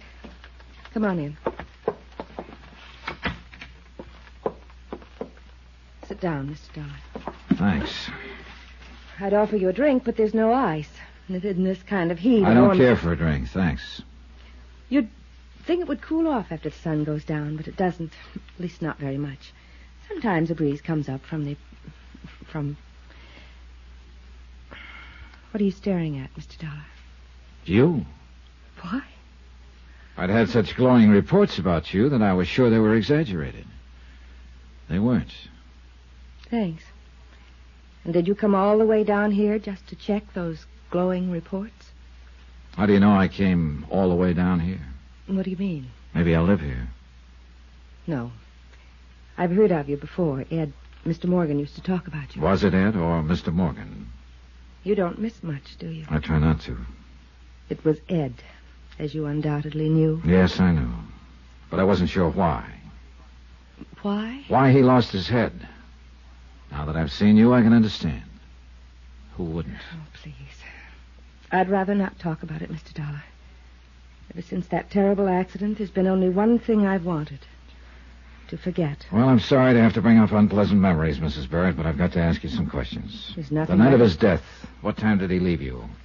What do you mean? You were together earlier in the evening. You left the bar at the Drakeley Arms together at 9 o'clock, but shortly after midnight, when Ed ran his car off a cliff into the Pacific, he was apparently alone. We went to dinner, then he brought me back to the apartment house. He was going to Half Moon Bay to see a client. That's why he happened to be on that road. I don't want to talk about it, Mr. Dollar. It's horrible to think of him dying that way. His body's still out there in the ocean somewhere.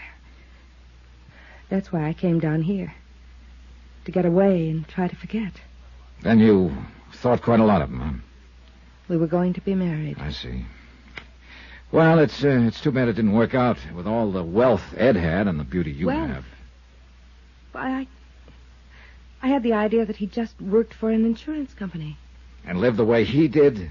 Oh, come now, Mrs. Barrett. Well, actually, I didn't really consider it. My husband had left me quite well off. How long were you married before he died? Only 10 months. Oh, you do have bad luck, don't you? I don't think this attitude of yours... Relax. Here, have a cigarette. I don't smoke. Oh? Do you mind if I do? No, of course not. Thanks. Do you have a suite here, Mrs. Barrett, or just this one room? Just this room. Why? Oh, and then this door must lead to the bath. What do you think you're doing? Empty, huh? Of course it's empty. Then the other possibility is that closet. Stay away from there. When I came in, there was cigarette smoke in the air, stubs in the ashtray. There's no one here. Stay away from there. Oh, look, Mrs. Barrett, turning out the lights may be romantic, but it's not the idea. What? I was still conscious but groggy, and I couldn't seem to get off the floor. I heard someone moving, heard the door to the veranda open and close. I shook my head, tried to clear it. I finally staggered to my feet and found the light switch. Nicky Barrett was cowering back against the wall, staring at me, scared, but not saying anything. I stumbled toward the door. The veranda was empty. There was no sign of movement in the shadows.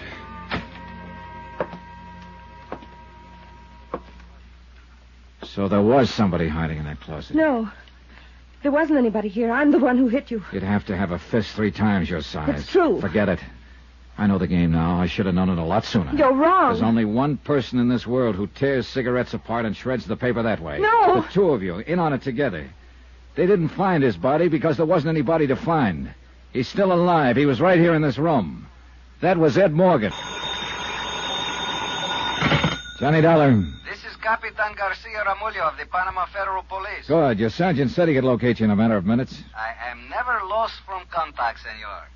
You have talked with the beautiful turista, no? I have talked with her, yes, and I ended up getting socked in the jaw.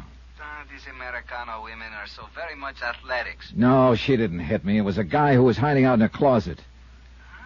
See, I understand, senor. Somehow I doubt it. Look, Garcia, it was the man I came down here to question her about. I'm sure of it. But, senor, you have told me... Yeah, I know. Apparently his death was faked. I think he's here, hiding out somewhere in Panama City. Do you think you can find him? When my men make the search, senor, even a little dog could not escape. Then go to it. His name is Ed Morgan, but he may be using another one. The charge is embezzlement. You know his description, senor? I ought to. He's been one of my best friends for years. From Special Investigator Johnny Dollar, location Panama. To the Home Office, Eternity Mutual Insurance Company, Hartford, Connecticut. Assignment, the confidential matter. Expense account continued. Item 14, $12.85. Telegram to Hartford, advising them that the case had turned in a completely new direction. I'd taken the case with the idea of digging up a man's past, a man who had been one of my best friends, of finding out why, after a life of complete honesty and loyalty to his company, he had suddenly gone wrong and embezzled $80,000. I'd found out that part of the why was probably a lovely young widow named Nicky Barrett. But I'd found out more. The man we thought dead, who'd supposedly drowned when his car went off a cliff into the Pacific Ocean, was still alive. So now it was a matter of filing charges, requesting extradition for Panama, and, of course, capturing the fugitive. That I left to Captain Garcia for the moment and went to bed.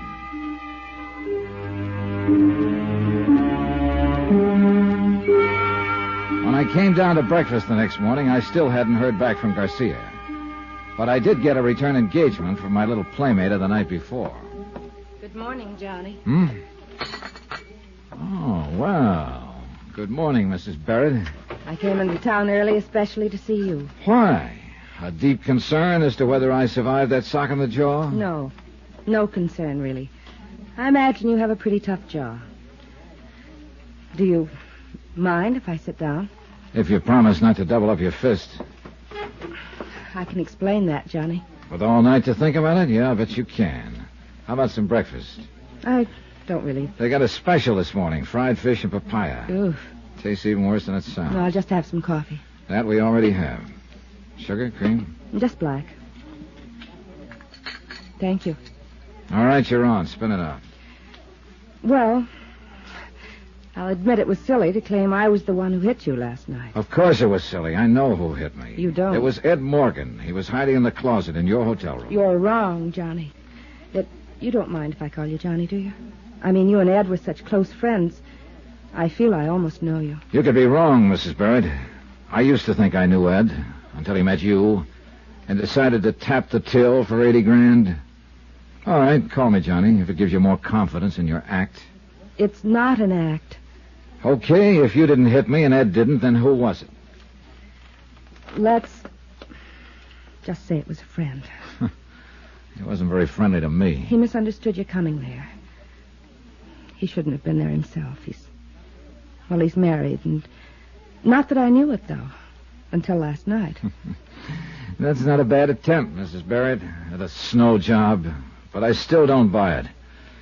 Better drink your coffee. Johnny, Ed was drowned in San Francisco when his car ran off into the ocean. He's dead. How can he be dead in San Francisco and still be tearing up cigarettes in Panama? I did that. You don't even smoke. But the man who was there last night does. And I tore the cigarettes in that peculiar way. I picked up the habit from Ed. I just did it absent-mindedly, I guess. Well, this gets better as it goes along. Oh, I'm not lying. It's true. No, I mean this fish and papaya. I guess you just have to get used to the mixture. Oh, please, Johnny. You're not even touching your coffee. If I drink it, will you please listen to me? I am listening to you. I just don't believe you. Look, we all make mistakes. Last night you made a guess. You thought that was Ed, but you were wrong.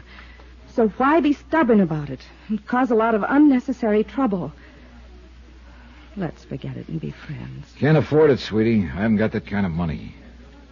Do you think I sell my friendship? It cost Ed $80,000 of the company's money. No. How much of that did you get? Half of it? No. More than half of it? No, I don't know what you're talking about. How much does he have left now? Stop it. Stop saying such things. All right. Can't you understand once and for all? Ed isn't here.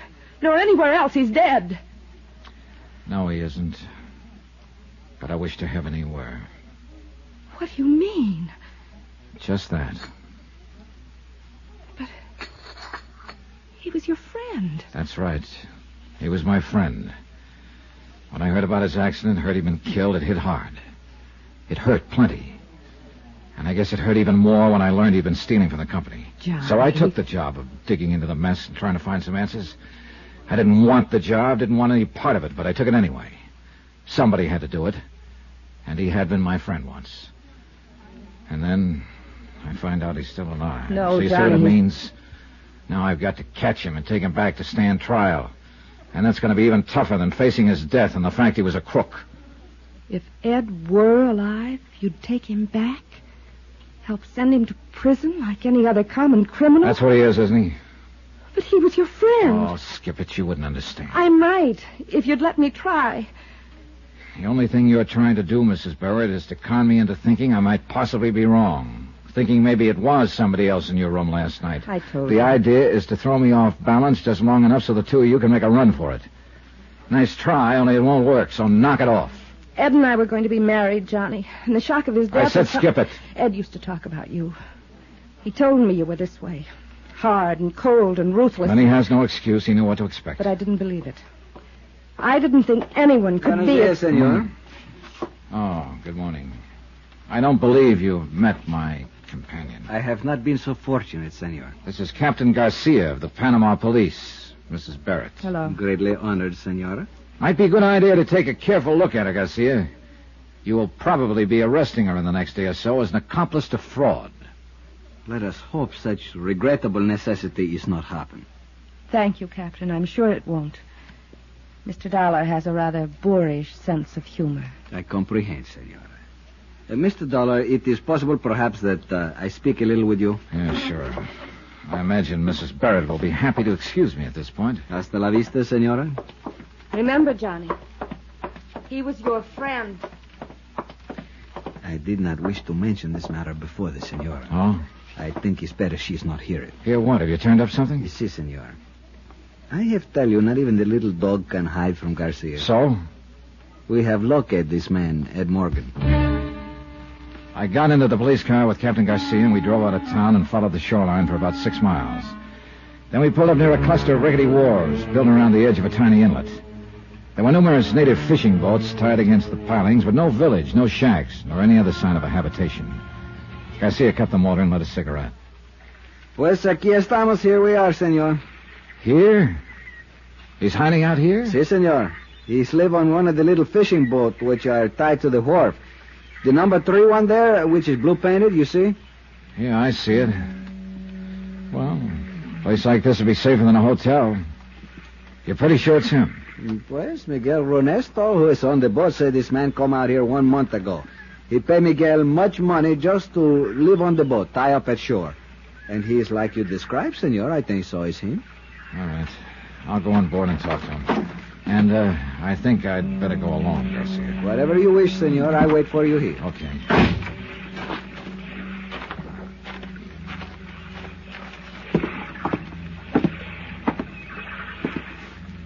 Ed? Ed Morgan.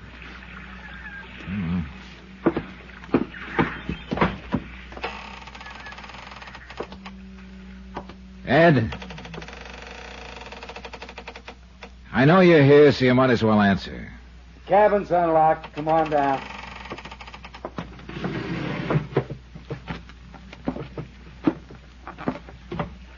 It's been a long time, Ed. Yeah, it has. Sorry the place is so littered up. Temporary quarters, you understand. Sit down. Thanks. Johnny, why did it have to be you? It had to be somebody, Ed, sooner or later. You should have known that. But not you. How'd you get onto me? I traced Mrs. Barrett down here. I thought you were dead until last night. She wasn't supposed to show here for 6 months. And last week, here she was. Couldn't wait. Why did you do it, Ed? You wouldn't understand. You've always had dames crazy about you without lifting a hand. But not me. This face always stopped him. Sure, I used to laugh about it, but... you just wouldn't understand. And this woman was different, is that it? Nicky fell as hard as I did.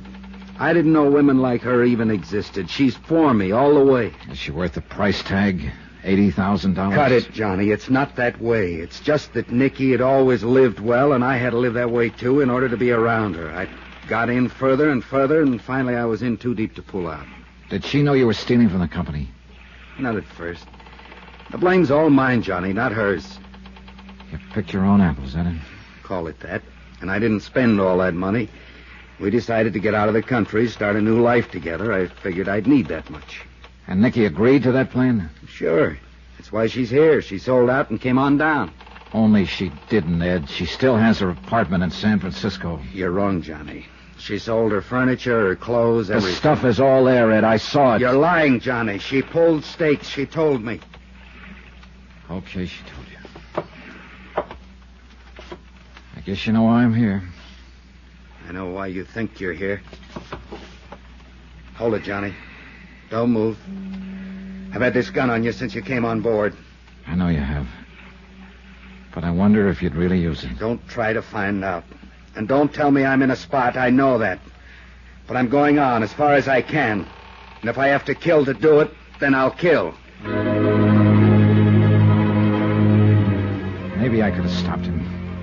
Maybe he wouldn't have fired, I don't know. And for one reason or another, I didn't feel much like finding out. I let him go. He backed out of the cabin hatch and bolted it on the outside. I heard him cross the deck and run along the wharf. And I waited for Garcia to call out to challenge him. The only sound was a car motor starting up and speeding away. Then I heard somebody come running down the wharf. Senor Dollar! Get the door open, Garcia. Where is he? What happened? He take the car, senor. It's me to blame. I am not alert. Before I know it... Never mind. Where's the nearest telephone? 2 miles, senor. 2 miles? How do we get there? But how else, senor? We walk? Johnny Dollar. Capitan Garcia Ramullo, senor. Oh, Garcia. Of the Panama Federal Police. Tell me, have you... Senor, the most intensive troubles are being extended in this matter. Which means you haven't found him yet. Every every man of the police is active alert. I'm happy to hear it. You may rest assured, senor, that the capture of this dangerous Americano gangster is occur at any moment. Have you found any trace of him? Senor, I wish to advise you that the entire resource of my policia is at the disposal of our good neighbor of the north. Thank you very much. Do you know where he's headed? It is only by cooperation that our two great Garcia. nations... Si, senor? Do you have any idea at all what's happened to Ed Morgan? No, senor. From Special Investigator Johnny Dollar, location Panama. To the Home Office, Eternity Mutual Insurance Company, Hartford, Connecticut. Assignment, the confidential matter. Expense account, final page. Item 15, $1.10, taxi from my hotel to Plaza Bolivar in the office of Captain Garcia, Commandante of Police. It had been over an hour and a half since I'd let Ed Morgan point a gun at me and escape from the tiny fishing boat where he'd been hiding out for the past month. I'd expected the police to capture him within 30 minutes. There were only 2 highways out, and they'd both been blockaded immediately. But somehow, Ed, driving a stolen police car, had escaped the net. In fact, he'd done more than merely escape, as I discovered when I walked into the massive stone police headquarters. Senor Dollar, pleased to sit you down. Thanks. The most surprised thing is, of course, senor. What do you mean? You will remember you say it's a fine idea to keep watch at the Hotel of the Senora Barrett. Yeah, I thought Ed might try to get in touch with her. Bueno, see. So I do this thing. I send 2 men, and they watch for 1 hour. Que bobos, they're fools. Why so? They do not see the Senor Morgan. They do not see the Senora Barrett. But only after 1 hour do they think to talk with the manager. You know what he say? What? Senor Morgan come 5 minutes before they do, and he take the Senora away in the car. What the devil for? Quien sabe, senor. Driving a stolen car and just 1 jump ahead of the police, and he risks his neck to go after her? Why? Pues a veces el amor le vuelve loco, hombre. Meaning? This love is sometimes make a man crazy in the head. How about that one? It's something I am not understand so good, senor. What's that? How is it you all know all about this criminal? He wasn't always a criminal, Garcia. He was one of my best friends for 12 years.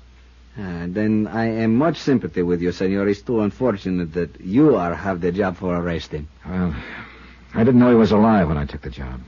¿Qué dice? The company ran an audit on his books and found an $80,000 shortage. I went to San Francisco to find out what happened to the money. Ed was supposedly dead at the time. We all thought so. Then I do not understand why you have come here to Panama. I came to talk to this Nicky Barrett, the woman he'd been running around with. I stumbled onto him by luck or accident or whatever you want to call it. Qué curiosa es la vida. To live is like to fish, senor. One is never certain what he may pull up on the hook. Well, I've pulled up one here, and I'd like to throw it back. But I guess you don't have much choice when you're... Dispénseme, por favor. Bueno. ¿Eh? ¿Qué dice? Sí, yo sé. Cerca del mar. Santa madre, ¿qué tan lejos? What is it, Garcia? Ay, qué lástima. Sí, cuídelo bien. Venemos ahorita. Sí, adiós. What's wrong? What's happened? Senor Morgan and the senora, they have been found. Where? They have tried to escape by the old road on the cliff. It's abandoned, very dangerous. They are miss 1 bad curve and go into the ocean. Into the ocean? Si, senor. The car is under 10 meters of water. There is no sign of life. Expense account item 16, $75. Charter fee on 1 power launch. This included the services of a diver and line tender. We were just plain lucky on this one. A salvage company happened to be working in the port and had a man and equipment free at the moment. We took off along the coastline, and in less than an hour, we dropped anchor over the wreck. The diver had been lowered beneath the surface. The sea was calm against the rocks, but the water wasn't clear enough to see more than just the outline of the car lying over 30 feet down on the bottom. While we waited for the diver to come back up, I glanced toward the high cliff towering above us. A month ago, there'd been another cliff like that in San Francisco. Like I say, senor, life is too strange sometimes. So is death. This man, this woman, they meet, they look one at each other, and what are they think? A lot of things, maybe. But not that they'd end up here, like this. How true it is, senor. Who can ever know if one day he will come Wait a second. The diver's coming up. See. It's too bad he doesn't have the system of telephone. In this case, we can talk from the water. We didn't have time to rig it up. Well, we'll soon know, I guess. I am most sorry for you, Senor Dollar, that your friend has to die like this. I faced the idea of his death a month ago and accepted it. Then I had to face some other things about him. Another shock now doesn't seem to have much meaning. Just a matter of Hey, there's the diver. He's up at the rail. Hey, let me give you a hand with that faceplate. I'll work on this side. It's very complicated, this diving business. Yeah. Well, this is kind of an old-fashioned rig. They got suits now with self-contained oxygen, independent control. Stuff the frogmen developed during and after the war. Que fantastico. Yeah, it is. All right. There we go. All right, now, what'd you find? Oh, let me get a breath of raw air first. Oh, got to get that compressor motor fixed. Throws down more CO than oxygen. Come on. How'd it look? Dollar, it's a mess. That car must have rolled over a dozen times coming down that cliff. All cracked up. Yeah, but what about... One door's half off and flattened back. All the glass is slivered. Looks like it had been bombed instead of just wrecked. Senor, is the... Yeah, the body of the woman is inside, but there's no chance of getting it out without dropping a grappler and seeing if we can roll the car over. And the man? Is he... Nope. Just the woman. That's the only one down there. Again, the same pattern. A car plunging off a cliff into the ocean, and a body missing from it. But this time I was sure it wasn't faked. Ed wouldn't have done a thing like that to Nicky. Not to Nicky. And yet his body was not in the wreck. I looked again at the high wall of the cliff, steep but not vertical. A car would have rolled and bounced coming down, as the diver had said. And one door was torn half off. The glass was smashed out. It was a possibility. As far as I could see, the only possibility. I had the captain run the launch in close. Then I jumped onto the rocks and started to climb. The slope was gentler than it had looked from the water, and the surface was broken by ravines. Clumps and thickets of tropical plants clung to the shells, and the going was rough, and a long ways from impossible. I'd made it halfway to the top when I found him, jammed in the trough of a gully. Broken, badly hurt, but still alive. Barely alive. That you, Johnny? Yeah. Easy now, Ed. Let me get a foothold here. We didn't make it, Johnny. You didn't have a chance, Ed. You should have realized. I know. Maybe I knew all along. Better not try to talk. It's kind of funny when you think about it. I mean, what happened here, just like we did it in San Francisco. Only this time it's real. Lost control. Yeah, this time it's real. Now, you lie still there. There are police on the road up above. We'll get some ropes down, have you out of here before you know it. Forget it, Johnny. It's no use. I'm all smashed inside. I can't even move. All right, maybe you got a broken bone or two, but that's no reason to... Don't lie to me, Johnny. I'm dying. We both know it. Am I right or not? Yeah, I'm afraid you're right. Doesn't matter anymore. Oh, Ed. Tell me, is Nicky... She's dead. No. You're right about her, Johnny. Forget it, will you? Forget it. I made her come with me in the car. Held a gun on her. And she got mad. Scared. She spilled the whole story. Ed, it doesn't make any difference now. Funny. I thought she came down here before she was supposed to, because she just couldn't wait to join me. But she only came to get the rest of the money. She wasn't planning to stay. Listen to me, Ed, this kind of talk... She didn't love me. Never did. She admitted it right before we went off the cliff. But I thought she did, Johnny, for a while. And nobody else ever let me even think it. Please, Ed, why don't you try to forget about it? You know something, Johnny? What? If I was to go back, I think I'd do the same thing again. Nicky, the way she could be when she wanted to. It gets you. Got me, anyway. It's crazy. Maybe there's just no answer for a guy like me. Except this. I don't know, Ed. I'm not a judge. Kind of figures, you know. Nicky dying, too. I bought her and paid for her. I at least ought to be able to take her with me. After all, Easy now. The money. What's left of it, it's inside my coat. Give it to Moore. Tell him I'm sorry. Make him understand. He will. You too, Johnny. I'm sorry.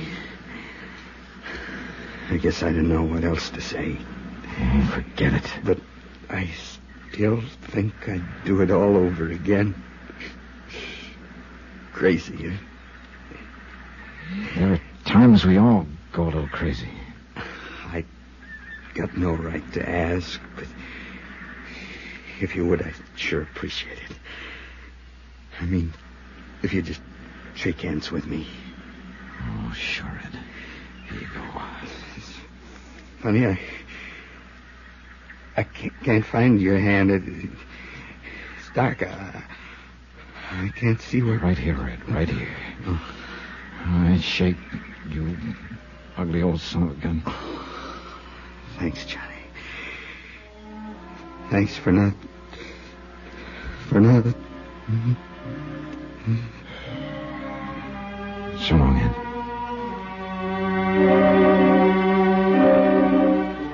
Item 17, $487.25. Hotel and incidentals in Panama and transportation back to the States. Expense account total, $912.61. Am forwarding under separate cover by American Express, insured $62,112.30. End of account, enter report. Remarks? No, Mort, not on this one. Ed Morgan was my friend. The report stands. Yours truly, Johnny Dollar. Johnny Dollar. Johnny, I was afraid you might be away for the weekend. Who's that? Byron Kay at Intercoastal Maritime and Line. Oh, hello, By. How are things in Boston? In Boston, fine. In Cod Harbor, terrible. Who's this? Meg McCarthy, who runs an eating place there at the harbor. Murder, mayhem, arson, or what? Right now, it's or what. But if you don't do something, and fast, it may be all three. Can you come over and see me? Now, By? I know it's Saturday afternoon, Johnny, but this needs fast action. Will you? By? Goodbye. No, By. Listen, you... Dollar, you're a sucker. Expense account submitted by Special Investigator Johnny Dollar. Location, Cod Harbor, Massachusetts. To the Intercoastal Maritime and Life Insurance Company. Following is an accounting of expenses incurred during my investigation of the Megs Palace matter. Expense account item 1, $7.30. Cab from my apartment, train fare and incidentals to Boston. Byron Kay was a good insurance broker, and I figured he wouldn't have called me over a weekend unless it was pretty important. To get right to the point, Johnny, insurance on the Palace is only for $15,000. Wait a minute, By. What is this Palace, a fishing boat? No, it's what Meg McCarthy calls a restaurant, right down on the dock. Cod Harbor, you say? That's right. Well, what seems to be the trouble over there that couldn't wait till after the weekend? Well, like I told you, this character, Meg McCarthy, runs a so-called restaurant down on the docks, the Palace. I sold her $15,000 insurance on it. And, Johnny, it's quite a place. What do you mean by that? We also carry $25,000 straight life insurance on Meg herself. Separate policy, of course. Which one are you worried about, By? Both, I think. Huh? Matter of fact, the more I think about it, the gladder I am that she didn't fall for my pitch when I tried to get her to increase the coverage on the cafe. If she had, our necks would really be out. Well, what's the matter? Isn't it worth $15,000 now? Oh, sure, at least. Even if it doesn't look it. You know, the stoves, equipment, and all that sort of stuff are in the coverage, too. Then I'm afraid I don't see what Thing is this, Johnny. Meg has been threatened. By whom? How? Who knows? Anyhow, she's notified me that there have been a couple of attempts to set fire to her place. Since she lives upstairs in it, that means danger to her own life, too. Uh-huh. And the whole $40,000 is at stake. Yes. Will you go up there right away and see what you can do? Today? Tomorrow? Sunday? Look, maybe you can get in some fishing. I understand you're quite a fisherman. Oh, no. The last 3 times I was promised fishing while working on a case, all I did was cut bait. Proposition. If you don't get in at least a full day's fishing trip while you're up there, I'll double whatever you line up on your expense account. Sounds mighty tempting. How about it, Johnny? Okay, By. You asked for it. Item 2, $11.95, transportation back to Hartford, then on to Cod Harbor the next morning. Fine way to spend a nice warm Sunday. Nice place, too, if you lost your sense of smell. There were 2 or 3 dozen fishing boats of all shapes and sizes tied up at the long dock and piers that comprise the important part of the village. For housing, there was a scattering of weather-beaten shacks. One store. Meg's Palace turned out to be the biggest, most disreputable-looking of the dockside eating places, and since there was a closed sign on the front door, I went around to the back. Did I tell you get off the clean scrub floor in my lovely joint your water is filthy below? I'm sick and tired of looking at that hole. No, look here, Meg. I just come back to apologize for the But the next time that mangy, curly crew of the Lily Ann comes in here and gets drunk and brawls and carries on and busts up me fine glassware and china, to say nothing of a couple of wooden chairs and a fine listen table. to me, darling. Don't you darling me, you pig-faced squint. No, Meg, put down the frying pan. No, sir, not until you get your filthy hide out of here. I'm running a respectable joint, and the likes of you and the ragtail crew of yours have got no place in it. What's more, and furthermore, I won't have you around. I only come to pay for the damage my boys did last night. Now, look here. Hey, that's a laugh. Pay for the loss of me dignity, to say nothing of me trade. Little buttercup, please. Now, get out of here, Willie. Get out. Okay. Here's your money, Meg. Who wants your dirty, offensible money? Get! Meg, put down the frying pan. I'll put it down, Willie boy, if you don't get out of here. I'll Meg, your head. oh, Get now, before I don't get out. Get out of here, Willie. Teen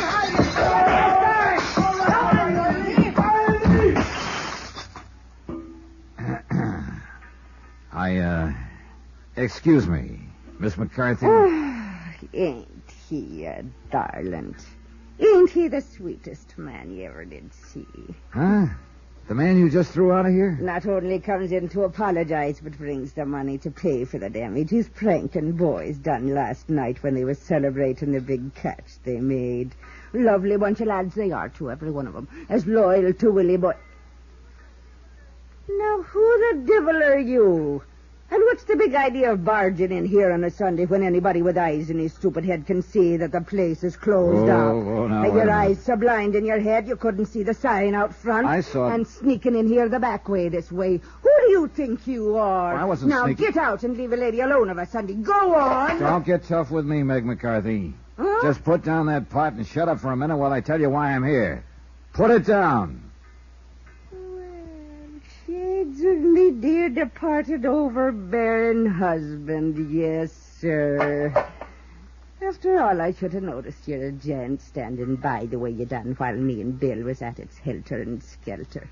Oh, but he's a dear one, ain't he? Yeah, well, at this point, I wouldn't know. But from what I saw a minute ago... Oh, don't let that fool you, dearie. We're in love, me and Willie boy. Ain't he a living doll? Meg. A fine, fine husband he's going to make me, too. That's why I made him the beneficiary of my life insurance policy. That's exactly what I want to talk to you about. Then go ahead and talk. What's stopping you standing there like a banty rooster that doesn't know... Will you shut up? Oh, well, of course I will, dearie. And I'm begging your humble pardon. But if there's anything I hate, it's a lily-livered man that hasn't... Meg. Yes, sir. I'm sorry. Then listen. Yes, sir. My name is Dollar, Johnny Dollar. I'm an insurance investigator. Insurance investigator, eh? Well, in spite and despite of your pretty clothes and pleasing manner, I don't want any you've already got. No, you don't understand, I've Meg. got all I can have. I'm just... And from the looks of things, these past couple Will you of... shut up a minute? Of course, dearie. I'm sorry.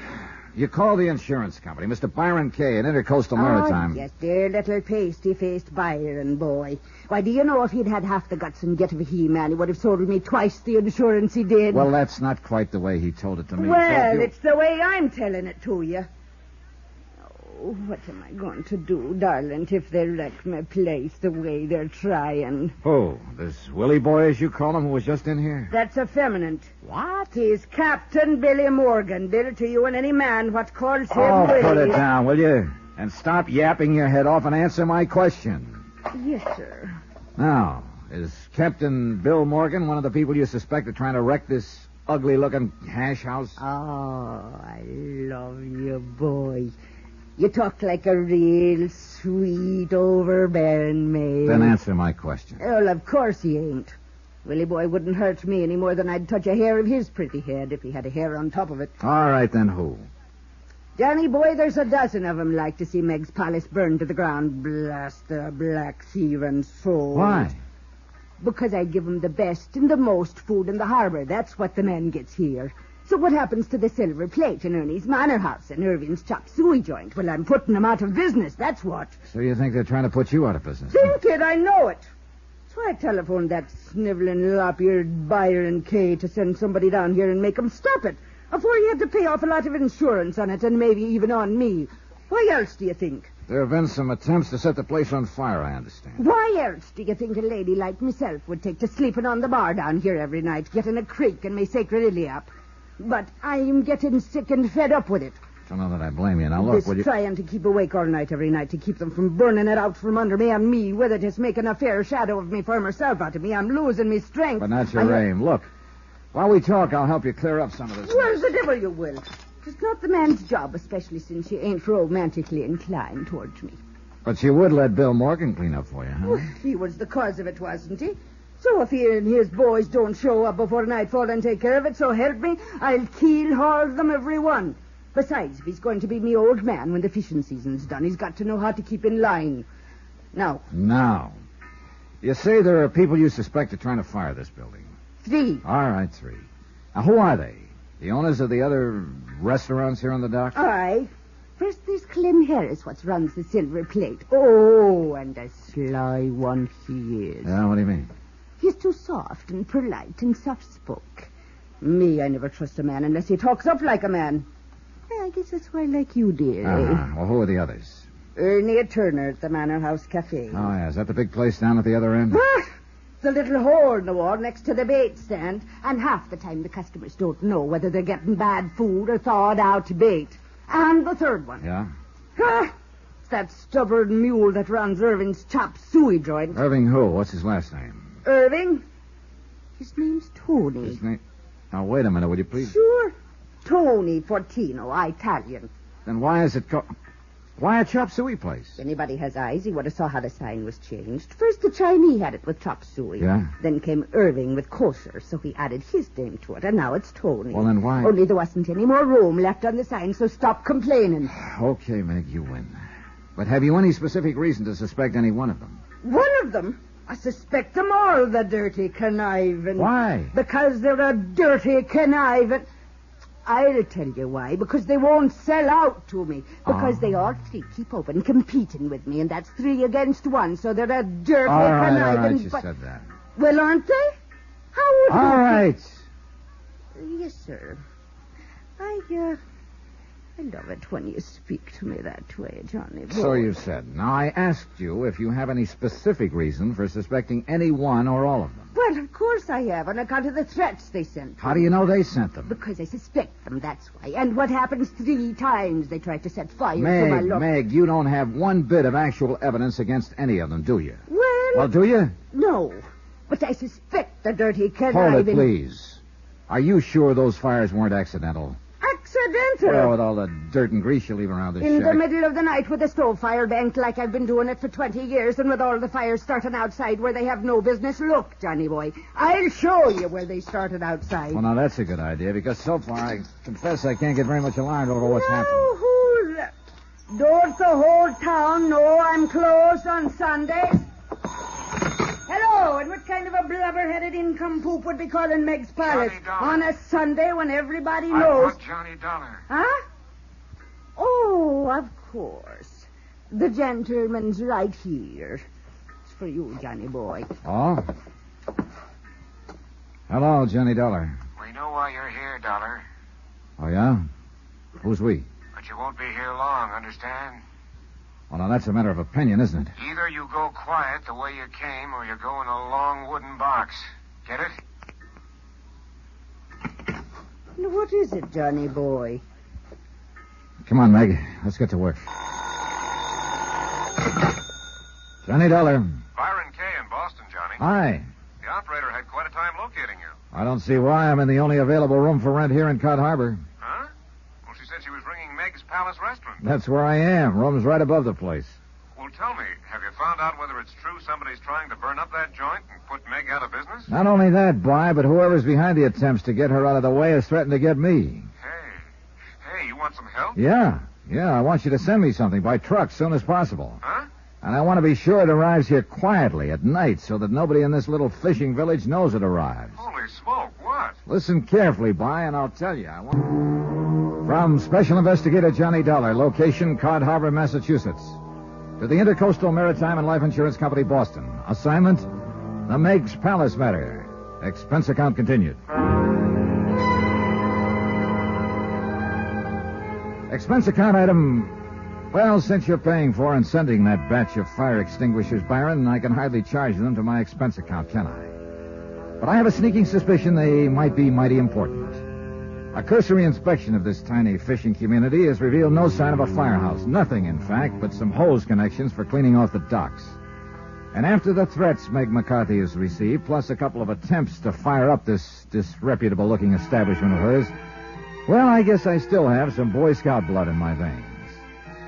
In view of the threat to me, I figured it might be a good idea to consult the local authorities. I learned a long time ago that it's a good plan to enlist their cooperation when working in a strange, small community.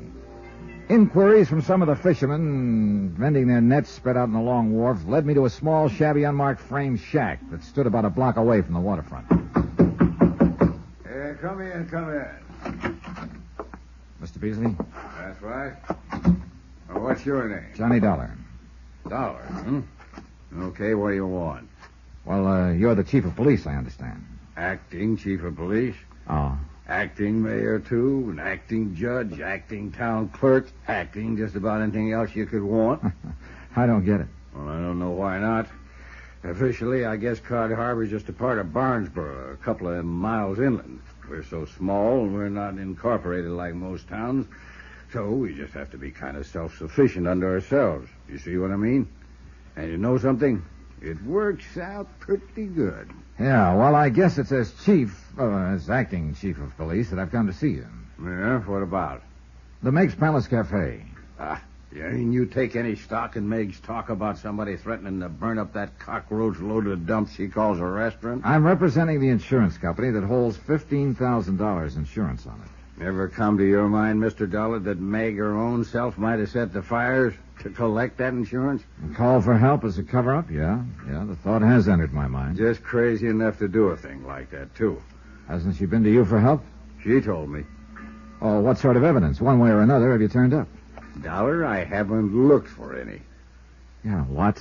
The less I meddle in their affairs, the less trouble I'll have with the folks here in Cod Harbor. Oh, hey, now, wait a minute. For a mayor and police chief and so on, you don't seem to be very concerned about these people of yours. So, maybe I'm not. What's the difference? Well, look here, if you... Yeah, you know, unless something serious happened, like a murder Or a fire that destroyed Meg's Palace and maybe half the docks. Don't you think that sort of thing is serious? Well, yeah, if it happens. Then I'd probably have to call in the regular appointed authorities over to Barnesboro. But there hasn't been any fire yet. Not any real one. So why get your dander up? Well, I'll be. Look, with so little concern about the place, how did you ever get all those jobs? Easy. Lost my schooner out on the banks last fall. So for want of something better, I just took it. I took them all. Why not? The town feeds and bores me, and I like it. So... Real soft, lazy, good-for-nothing life, huh? Sure. Now, why don't you be a good boy, Dollar, and leave things be around here? Stop wasting my time. Well, just let me take enough of your valuable time to ask a couple of questions. Sure. Go ahead. No harm in asking. I want to know about some of the people here in Cod Harbor. Like who? Clem Harris, for one. Careful, boy. That's my cousin. Oh. Who else? Ernie Turner and Tony Fortino. Oh. On account of them's the three that run the other dirty bites along the docks, huh? Yeah. I'd like a rundown on all three of them. Easy. Yeah? Yeah. Go talk to them. Oh, now, wait a minute. Easiest way I know of for you to find out all about them. Well, you're a lot of help. Dollar, like I said, we're kind of self-sufficient under ourselves around here. We like it that way. And that's just another way of saying we don't like strangers coming here and messing around in our affairs. Well, that was pretty definitely that. It was getting quite late, and I decided I'd better postpone any interviews with Meg's business rivals until the following morning. Besides, as I walked along the wharf, I noticed that they were closed. Then I remembered somebody else I wanted to talk to, the beneficiary of Meg McCarthy's life insurance policy, the master of the fishing boat, Lily Ann, Captain Billy Morgan. But the Lily Ann, tied up at her berth, was dark and empty. Well, if anyone knew where Captain Billy was, it'd be Meg herself. So I walked the boards back to Meg's palace. What greeted me as I opened the back door of the place was truly a sight to behold. Over there with that hole, just come of the land lovingly. Over there in the corner, can't you see? What's the matter with you blinking eyeball? Standing in the center of the floor, brandishing a moth-eaten feather duster as if it were a club, stood Captain Billy Morgan, shouting orders to 3 men who were cleaning up the mess of pots and pans and broken crockery left over from Meg McCarthy's temper tantrum a short while earlier, when she belabored this same Captain Billy for a little celebration he and his crew had in their place the night before. Belabored? It looked like she must have thrown one of everything in the joint at him. Bill! Hey, Captain Billy! Hey! Oh, it's you, huh? Seen you here earlier today when Megs throwed me out. Now, looks to me like you weren't all she threw. Yes, sir. Oh, she's a living dog. Hey, say, ain't you the insurance hand? She telephoned to help her find out who's trying to burn her out of here. Name's Johnny Dollar, ain't it? Yeah, that's right. Captain, I'd like to ask you a favor. Charlie, you yellow-bellied, bug-eyed, bandy-waisted. Don't throw that trash in the corner. What's the matter with you? Sorry, Mr. Dollar, but I guess the boys don't like working at night when they got to be up and aboard Little Ann and headed out for the fishing banks by 3 a.m. in the morning. Don't blame them. We couldn't leave Meg's place in a mess like this, now could we? After all, she's going to have to serve us coffee and sinkers before we go. Where is she? Upstairs. Has been for the last hour. In her room? In that room she's renting out to you. Figured like maybe it could stand some cleaning up and debugging, I guess. You know something? She figured right. Avast there with the mop hole here. I'll ring it around your bloody neck. And swab off them tables while you're at it. Can't you see the mess you left on them? Oh, what can I do for you, Mr. Dollar? Well, look, why don't you and I go into the kitchen, Captain, where we can hear ourselves think? Well, sure, why not? All right, now you keep at it, you sow-bellied lunkhead. And if the joint ain't clean and tidy when I come back, I'll blast you all over the lee scuppers. Real fine bunch of boys I got there, ain't they? I'll bite, are they? You bet your sweet living life they are. Finest crew on any boat in the harbor. Charlie, Oley, and Montgomery. Now, what was it you wanted, Mr. Dollar? You found out anything about who's causing all the worries to my lover girl? Not very much yet. Well, I hope you do. Do you? Huh? I don't get you. I'm going to be honest with you. Lay all the cards right on the table. Well, that's the only way, I always say. All right. I'm just as concerned about Meg herself as I am about this cafe. Sure you are. Me too. Now, whether you like it or not, I have to consider the fact that you are the beneficiary of Meg's $25,000 life insurance policy. If anything were to happen to her... Why, sure, I see what you mean. You bet your life I see what you mean. Why, you blasted land-loving son of a dirty yellow scuffling. Take it easy, Captain. Take it easy. You Pipe trying to down. say I hurt one single hair, Meg McCut? Dollar, you may crash like that. I'll swab the decks with that ornery hide of yours and feed it. Put him up.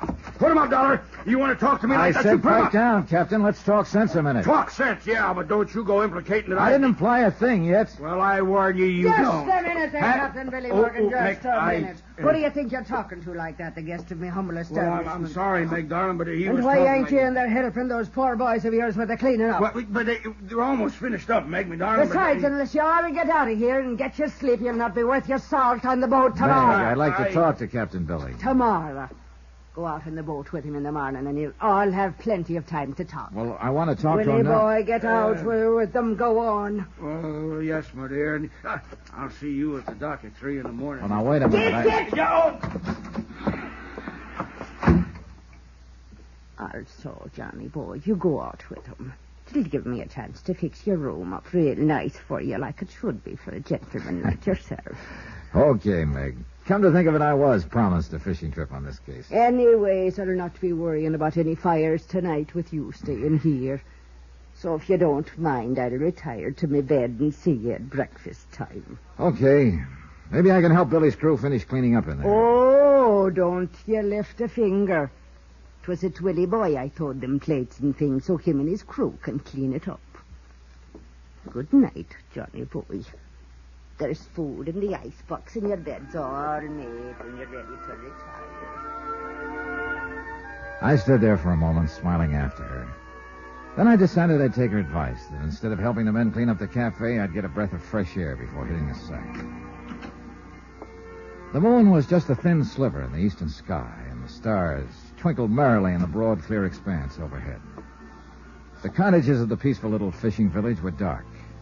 Along the docks at the waterfront, the fishing boats playfully nudged each other as they slowly and quietly swung and rolled on the gently heaving water. Their masts and rigging formed an intricate, ever-changing pattern against the occasional beam from the lighthouse and the point as it lazily swept across the night. Somewhere, far out on the landward breeze, an occasional seabird called. It was all so peaceful and serene that I couldn't help wondering how trouble could ever come to a... Then I saw it. A slight movement at the front corner of the old building. A silhouette hunched over, tensely watching the front door, waiting. But waiting for whom? Slowly, as quietly as possible, I crept up on whoever it was, hoping in the dim light to recognize him or her before I was discovered. Softly, I passed the side door. I could still hear the members of the crew inside at their work. But in my concentration on the person out front, I was too slow in my reaction when that side door suddenly opened behind me. Huh? What? Who are you? Oh, no, you... Oh! And very suddenly, it got very dark. Johnny Dollar. Mr. Dollar? Oh, listen, it's after midnight, and I don't feel This so is good. Tim Beasley. I want to talk to you. Oh, the oh-so-very uncooperative mayor, chief of police, and general do-nothing in this town. Now, just a minute. Now, you just a minute. I asked you for help this afternoon in finding out who's threatening to put Meg McCarthy in a restaurant out of business. Dollar. What do I get? A snide warning from you that the people of Cod Harbor don't want outsiders messing in their affairs. Well, I don't believe it. If you'll only listen to me, I want to help you. Then why weren't you here a little while ago when somebody slugged me? I was. What? Who do you think picked you up in that alley and put you to bed at Meg's place? You? You want to come over here and talk to me now? I know it's late. Okay, Beasley. If my head stops spinning long enough, I'll be right over. From Special Investigator Johnny Dollar, location, Cod Harbor, Massachusetts. To the Intercoastal Maritime and Life Insurance Company, Boston. Assignment, the Megs Palace matter. Expense account continued. Expense account? Well, so far here in Cod Harbor, there's been little need for it. Meg McCarthy had given me a small room above a restaurant and provided all the food I could eat. My own 2 feet were the only means of transportation. The only shops were along the waterfront, but they were suppliers to the boats tied up at the various docks. And a motley lot of boats they were. Some were big schooners dating back to the last century and still carrying sail. There were power boats of all shapes and sorts and sizes, from 18-footers with one-lung gasoline engines to big 60 and 70-foot diesel jobs. Trouble of the sort I'd come to investigate seemed out of place in this otherwise peaceful little village.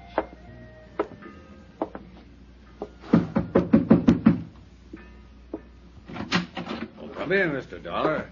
So, you've suffered a change of heart, huh, Beasley? And you've decided to cooperate. Yeah, that's about the best way to put it, I guess. See, it's Now, this wait, way. wait. Before we go any further, what was this bit about picking me up after I got socked on the head a while ago? Listen, Mr. Dollar, after you left here this afternoon, I got to thinking. Maybe I was wrong in giving you the back of my hand, and maybe you was right in walking out mad like you did. Well, how would you feel? The insurance company back in Hartford gets word from Meg McCarthy that somebody's threatening to burn up that joint on the waterfront she calls a restaurant. It's insured for $15,000, and she's insured for $25,000. I know. Well, you see, it's this way. And when I get here, I learn that somebody has already tried a couple of times to set fire to the place. All right. I learned a long time ago that in a case like this, it's smart to enlist the help of the local authorities. Here in Cod Harbor, those authorities all seem to boil down to you. Why, I will never know. Yeah, like I told you. But now listen. And what do I get from you? The cold shoulder, the back of your hand, as you put it. I gotta explain to you, Mr. Dollar. Well, then go ahead and explain, and believe me, brother, it better be good. Well, there probably ain't another village like this in the whole country, see? Technically, we're supposed to be part of Barnesboro, a few miles inland. But we've always left them alone, and they've always left us alone. Any trouble happens, we settle it amongst ourselves, and because we're such a small place, it's get along with everybody or get out, see? So we just don't have no trouble. Not of any account, that is. Unless it's somebody comes in from outside and makes it for us. You understand, Mr. Dollar? Are you forgetting it was one of your own townspeople who asked me to come here, and for her own protection? That's what I got to thinking about after you left. So I decided maybe I better talk to you. And, well, that's how I happened to go over to Meg's place tonight. Was that you I saw in the shadows out by the front door? Yes, sir. I was waiting for Captain Billy Morgan and his crew to finish cleaning up the place for Meg. And I was going to go in and talk to you. And that's the truth, Mr. Dollar. Go on. Well, I just got there when I heard a noise out at the side of the cafe like a fight. Of course, it was dark. That was no fight. Somebody came out the side door from behind me and knocked me on the head. Yeah. So I took you up and put you on your bed and gave you time to get your senses back and then telephoned to you. Uh-huh. You sure it was you out at the front of the cafe? Oh, no, Mr. Dollar. You trying to implicate maybe it was me that give you a belaying pin over the head? Was that what hit me, Beasley? A belaying pin? Well, something hit you and I just... Okay. I'll take your word it wasn't you, for the time being. I swear, Mr. Dollar, by all... All right, then, listen. Yeah? I heard that side door open just before I started seeing stars. Huh? Yeah? That means whoever struck me must have come from inside the cafe. Say. Yeah, that's right. The only people inside were Captain Morgan and the crew of his fishing boat. You sure? I'm sure, because I was in there myself just a minute before. Just Billy Morgan and his 3 men. Where was Meg? She'd gone up to bed. I just stepped outside for a breath of air. Ole? Huh? Ole Jensen, first mate. Yeah, I heard Captain Billy call one of them Ole. Last name's Jensen, huh? And then there's Charlie. Charlie Button's the deckhand, and Montgomery the engineer. Well? No, not one of them could have done it. Isn't that like saying I didn't get hit? One of them must have done it. No, sir, Mr. Dollar, it just couldn't make any sense. All right, tell me this. Are any of them related to the guys who run the other cafes along the wharf? No. But you are, aren't you, Beasley? Huh? To Clem Harris at the Silver Plate, or is it the Greasy Plate? Anyway, he's your cousin, isn't he? I told you that. But if you think he had anything... Right now, I don't know what I think. Well, let me tell you this. If you have suffered this big change of heart, it's about time you started proving it. I'll do anything you say, Mr. Dollar. All right. Meg seems to think the threats and attempts to burn down her place came from her competitors. Well, I know she does, but she's... Now, in a couple of hours, I'm taking off for the fishing banks with Captain Morgan and his crew. Maybe I'll be able to spot which of his men laid me out in the alley, if it was one of them. Meantime, you see if you can dig up anything that would put a finger at the other cafe owners. That means Ernie at the Manor House, Tony who runs Irving's Chop Suey joint, and your cousin, Clem Harris. Okay, Mr. Dollar. I'll do it. Hey, by the way, did you ever check their handwriting against the letters Meg received? Well, no, I never quite got around to it. I don't think you ever got around to doing anything. But it's such an easy job. Well, do it. Get the letters from Meg and check them. Yes, sir. I'm going to try to get a couple hours sleep before we take off on the Lily Ann. Yes, sir. The big lazy slob. The first time I met him, he'd actually boasted about his soft job. About how nicely he could live in the town without having to lift a finger. Oh, sure, the sudden change of heart may have been genuine, but I wouldn't have bet on it. And I still had no proof it wasn't he who slugged me. And one of Meg's rival eateries was run by his cousin. But then everything indicated that whoever struck me had come from inside her own cafe. So I decided it was more important than ever that I go on the next day's fishing trip. Back at my room on the second floor of Meg's palace, I fell asleep the minute my head hit the pillow. And I could have sworn it was only a second later that... Oh, yeah. Oh, who is it? What is it? Time to get up and out. What do you think it is? Huh? You're going out with the boys. Just get them lazy bones of yours up out of that bed. Oh, but it's still pitch dark. Are you decent? Well, whether you are or whether you ain't, it's time you was up. Here's the light for you. Oh, turn that thing off. Now, here's some coffee. Take a saucer or two. It'll choke you. It's that strong, but it'll wake...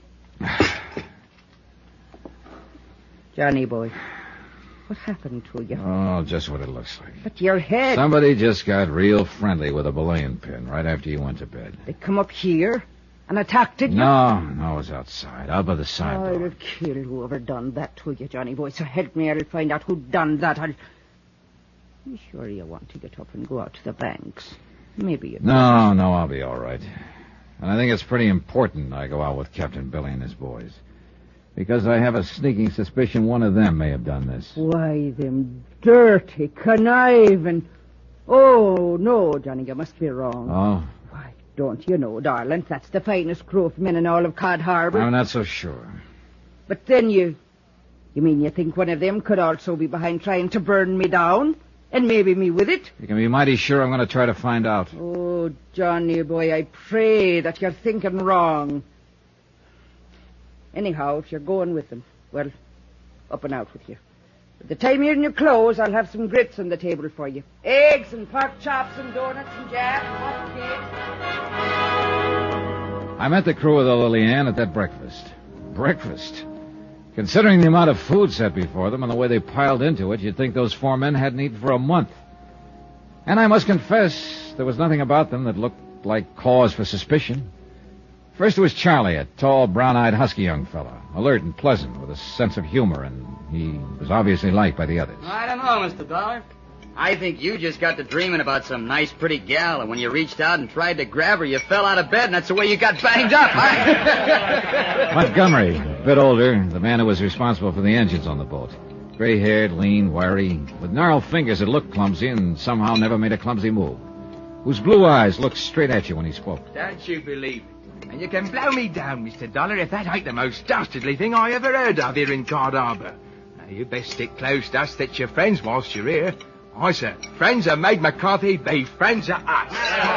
Then Ollie Jensen, first mate, the oldest member of the crew. Quiet, calm, and efficient. The soft-spoken one. It's not for me to inquire why you're here. That business you're about, Mr. Dollar, and I don't. But I'm certain it's for the good. And any help that we can give you, you're welcome, sir. And I say the devil with all this chitter and chatter when there's fish at sea for you to catch, you lazy lunkers. Get up from that table and get to work. By the time the sun's up, the fish will all be out of your reach.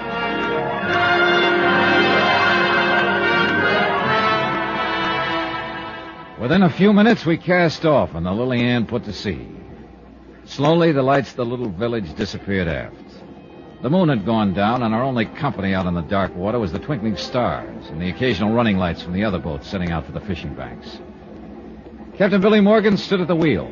Montgomery sat athwart the engine cover and occasionally made some slight adjustment or indicated a change of throttle to the captain. Young Charlie and Ole made ready the 2 small boats and trot lines. For today, we'd go for codfish in the deep that lay along the edge of Taylor Banks. I stood alone up in the bows, looking over the curling wash as it scattered the myriad microscopic beings and gave a soft phosphorescent glow to the water gliding past. And I wondered why there had to be trouble in this world, where honest labor by honest men could do so much more. Honest men? No, not even among this crew. One of them had to be the man who'd attacked me. Was probably the one who had threatened to burn Meg McCarthy out of business. So I'd better have at it. I'd better get back aft, talk with them, watch their every move, try somehow to trap one of them into saying something that would give them away. Or maybe, who knows, give all of them away. And above all, watch my step. There was a long way back to shore. And the darkness and the sound of the engines could all too easily cover up an untoward act by one of them. It did. Before I could lift my head, a powerful pair of arms had picked me up bodily and dropped me overside. In the brief moment that I remember, I felt the strong tug from the big propellers as the water closed over me. Then a terrible blow against my side. Then nothing. Johnny Dollar. Dr. Lionel Champion here, Mr. Dollar. Who? I'm surprised Meg McCarthy didn't answer. I ordered her to keep you in bed there at her place until I could see you again. I am in bed. And I take it you're the doctor who bandaged me up this way, put on this splint. That's right. After I tangled with the propeller of Captain Morgan's fishing boat this morning. Yes, only it was yesterday. Huh? You were unconscious when the captain and his men brought you in. After treating you, I gave you sedation. Oh. Rest was the most important thing. How did you ever happen to fall off that boat? Fall? Doctor, I was pushed. From Special Investigator Johnny Dollar, location Cod Harbor, Massachusetts. To the Intercoastal Maritime and Life Insurance Company, Boston. Assignment, the Megs Palace matter. Report and expense account continued.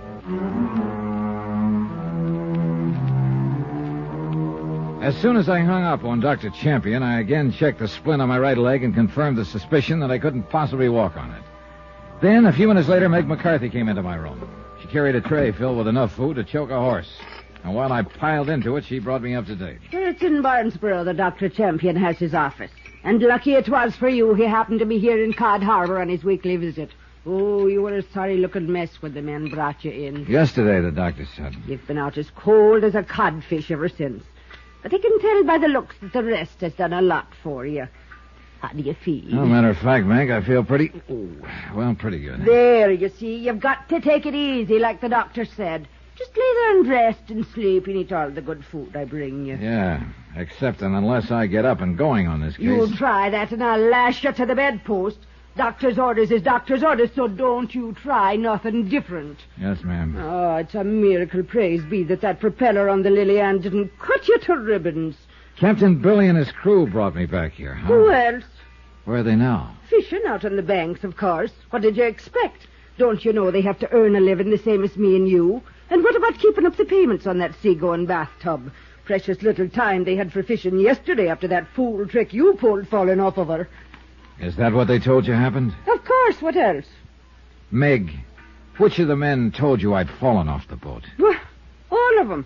Only the first mate, young Charlie Montgomery, the engineer, and, of course, my Willie by himself, Captain Morgan, to you. And they all told it the same way? What? Why not?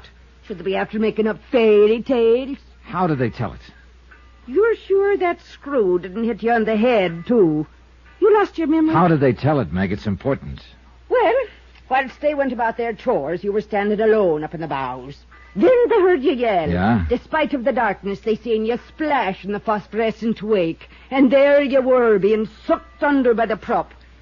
That's all. And they all told it the same? Exactly the same. Even young Charlie Buttons kept saying it over and over. I saw it all. Oh?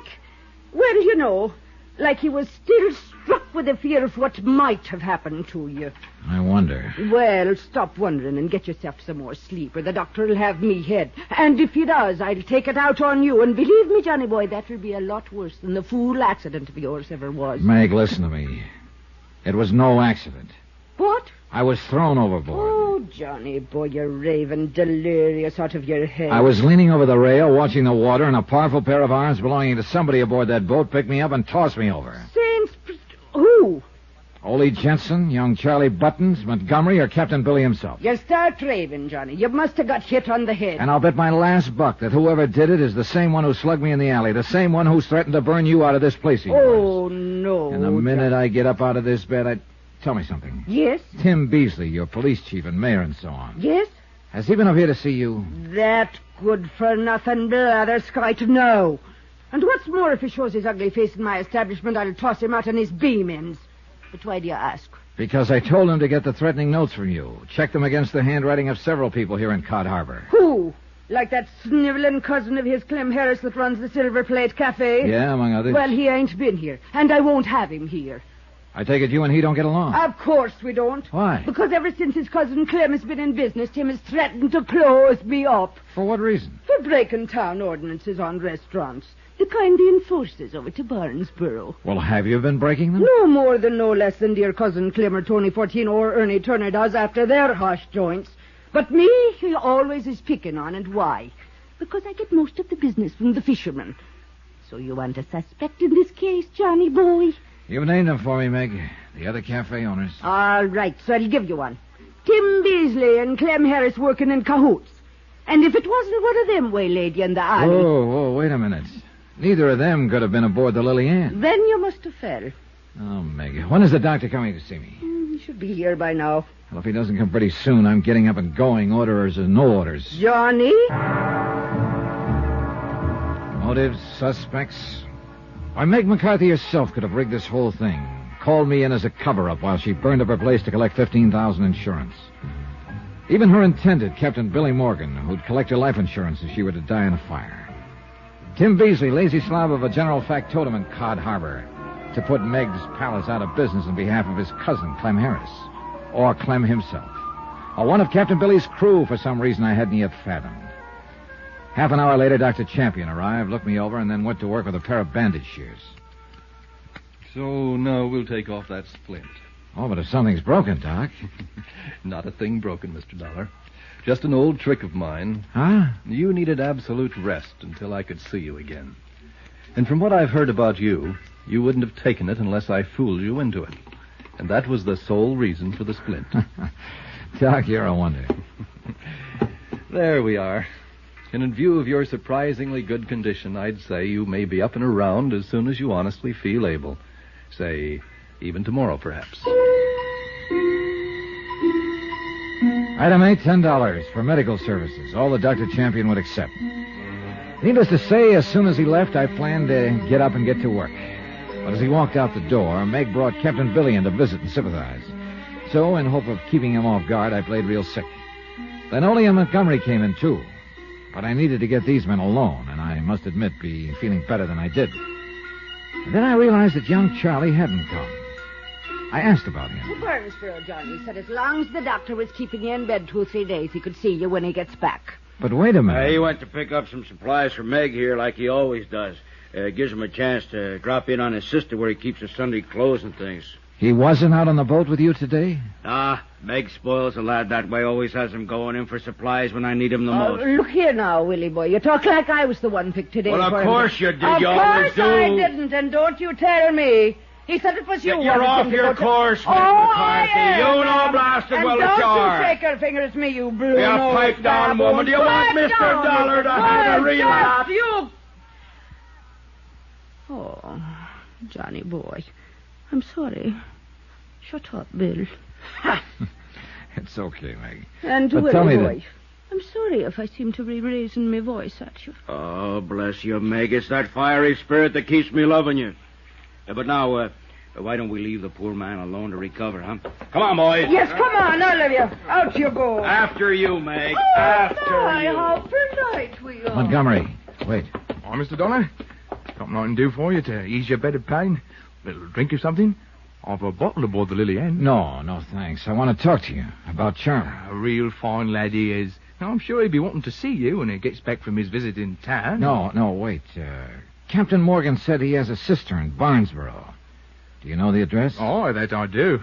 Many's a fine meal we've had from her on our time off. Well, I want to see her. You know, just a little personal thing. Oh, then here, I'll write down the address for you. She lives in a pretty little house on the corner of Rosewood Island.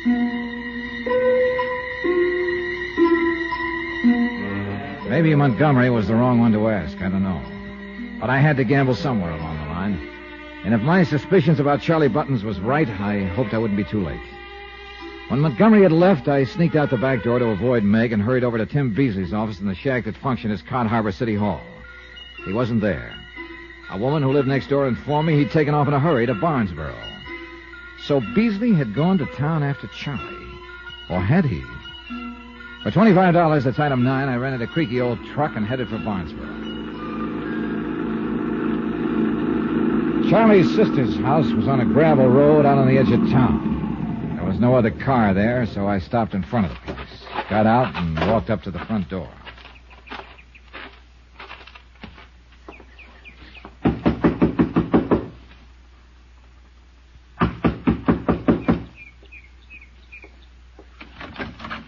Sorry, mister, but my sister...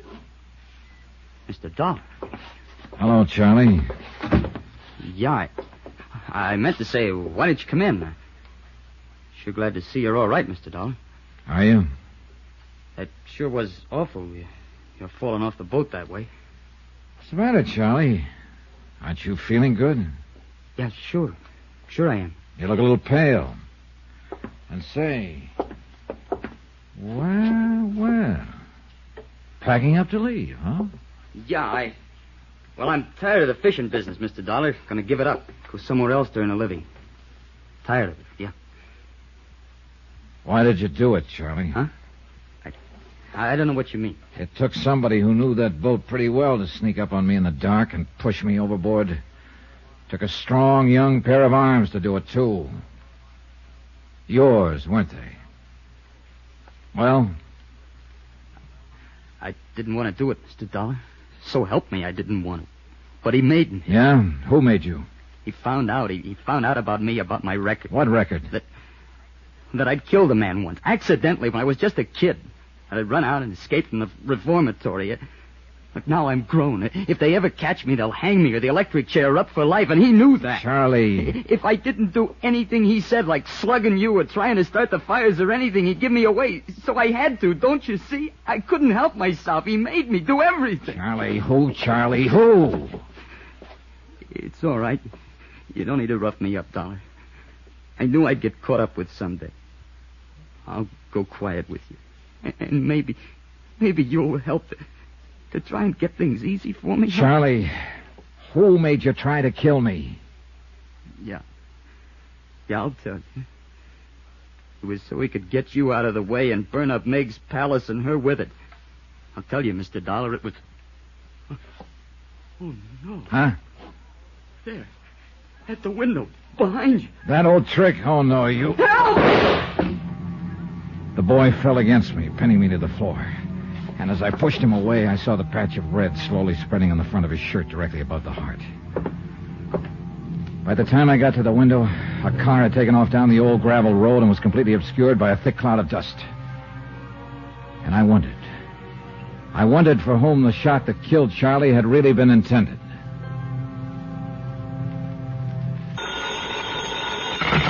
Johnny Dollar. This is Chief Walters, Barnesboro Police. You call me? Oh, yeah, Chief. I understand you're out at Sally Button's place on the edge of town. What can I do for you? Better get out here, Chief, fast. Oh? Yeah, to pick up a body. From Special Investigator Johnny Dollar, location Card Harbor, Massachusetts. To the Intercoastal Maritime and Life Insurance Company, Boston.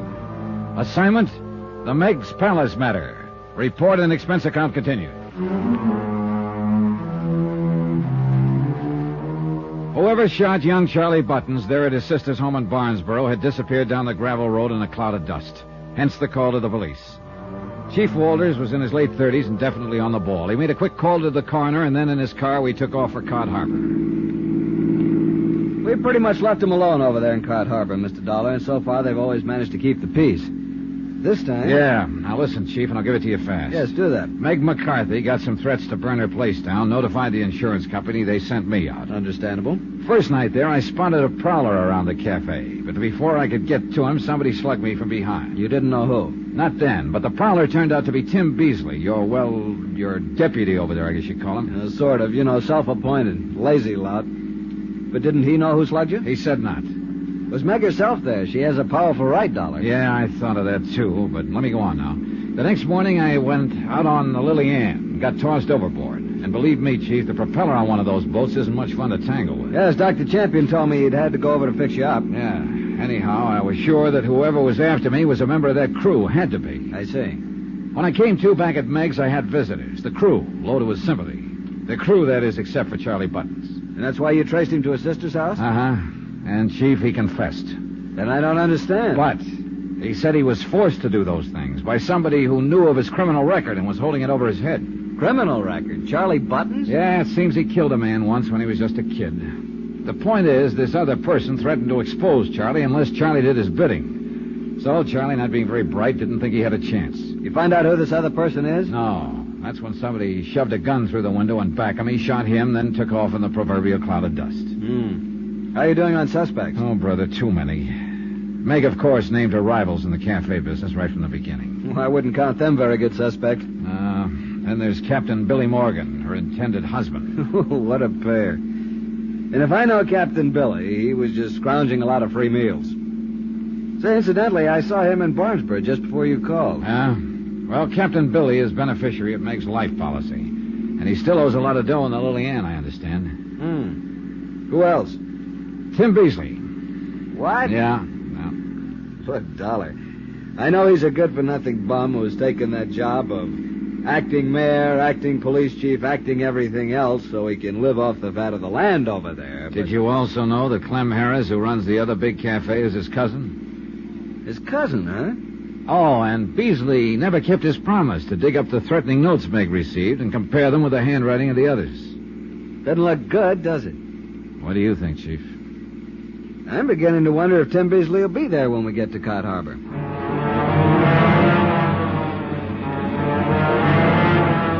As it turned out, Tim Beasley was very much in evidence. So was the whole population of Cod Harbor. For as the lights of the little fishing village slowly hove into view, I saw another light down by the waterfront, a big reddish glow. And as we pulled in closer, we could see the long tongues of flame leaping upward that caused it. Yep, Meg's palace was on fire. Chief Walters stepped on it. We took the last few turns on two wheels. Hoses of all sorts and shapes and sizes connected to pumps aboard the nearby fishing boats were throwing powerful streams of water at Meg's palace, at the back where the fire had apparently started. But the flames continued to spread, even licking along the ground behind the building. That means arson, Johnny. Oil and gasoline spreading around back there. No doubt of it, Chief. Hey, how'd it start, Captain Billy? Who knows? But grab a hose and get to work. Get some hose off one of them boats.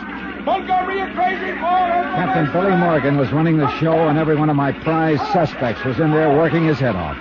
All of them taking orders from Captain Billy. And then I realized that Meg McCarthy was nowhere around, and I noticed something else. All the firefighting was directed toward the back of the building. The front, thanks to the wind, was untouched. But that's where Meg McCarthy's room was. Chief Waters. Hey, Johnny, where are you going? Come on, Chief, give me a hand. What? See that window up there? Well, I'm going to climb up on the front roof of the place. You'll burn to a crisp up there. Got to take that chance, because I think I can blow this whole case wide open. Now, clench your hands so I can step on them and hoist me up. But even right here, the heat is... Come on, man, quick, come on. Okay, Johnny, but I think you're crazy. Here you are. Now, up. Here you go. The heat was almost unbearable up on that roof, but I knew I had to do it. I crawled low along the shingles, hoping the rotten old roof would hold. A withering blast that felt like fire itself hit me full in the face as I broke the window of Meg's room. And there she lay, stretched out, unconscious on her bed. There was an ugly livid mark across her forehead where somebody had struck her down, then left her there at the mercy of the fire. Johnny! Valerie, all right? The searing heat seemed to press in on me, engulf me, and the open window gave a draft to the flames that were already licking at the sides of the open door. Somehow I managed to wrap a blanket around Meg, covering her face, and stagger to the window, blindly groping for it. Johnny! This way, the window! Keep that hose on us here! All right, Johnny. You're all right now, I got you. It's all right, boy. It's all right.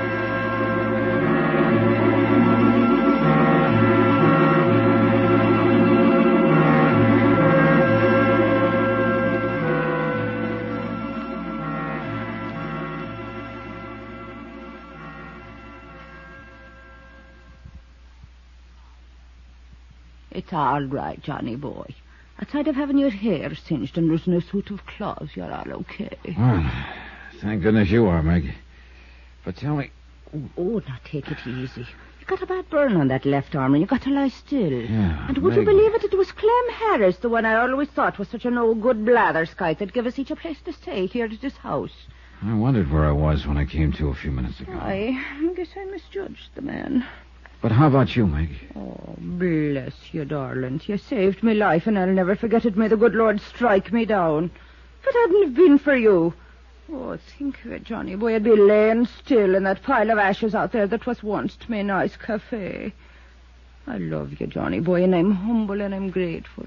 Meg, that mark on your head. Oh, the dirty, blathering spalpeen who snuck up in my room and knocked me down and left me there. I'll murderize him when I find him, that dirty conniving. You don't know who it was? How could I when he snuck up from behind me?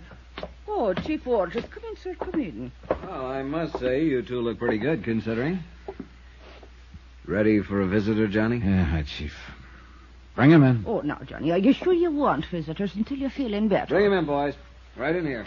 Stop your pushing. Come on, get Why, Billy boy. Oh, what's the matter with you, Willie? That look on your face. Oh, and you, Chief Waters. What was the idea of locking up my Willie boy like some dirty scoundrel of a crook when he tried so hard to save my cafe from that awful fire? Who do you think you are? All right, Meg, simmer down. Don't simmer you talk down. to me like that, you young Meg. whisker snap. Yes, darling. Well, I won't simmer down. What was the big idea arresting me that way? Who do you think you are around here? And I'm talking to you, Dollar. You went too far, Captain Billy. I went too far. You're off your course. What are you talking about? Yes, Johnny boy, if you was responsible... Quiet, Meg. Yes, sir. I'm talking about arson, Captain Billy. And murder. And the motives behind them. What? Motives. They were all over the place by half a dozen people. But yours was the strongest. By far. You're off your head. The $25,000 insurance on Meg's life. That was the Why, big you... one. Let me at him. No, just a minute. You take your hands Take off it of easy, him. Meg, or I'll have to order you out. But listen to what he's saying is that Captain Billy was... Quiet! Yeah, let me finish this, will you, Meg? Played lover boy to her, didn't you, Captain Billy? to make sure you'd be her beneficiary. You're crazy, you're dirty. It looked like you right from the first, but I couldn't be sure until I compared the writing on the threatening letters with some of your handwriting I found. Oh, no. So that's the way you found out, you dirty underhanded. Yeah, Captain, that's right. Threatening letters. To make it look like somebody else was out to get her competitors, for instance. And to leave the way clear for you. Willie boy. No, I didn't. I didn't mean to. Oh, no, Willie. Tell me it ain't true. Don't touch me. Oh. Why, Billy? Why'd you do it? I had to. I had to have the money or I'd lose my... What? You mean your boat was more to you? Go on, Billy, and quiet, Meg. Fishing. Fishing was my whole life. I had to save my boat. I had to get the money for it. How else could I ever... Rotten. No.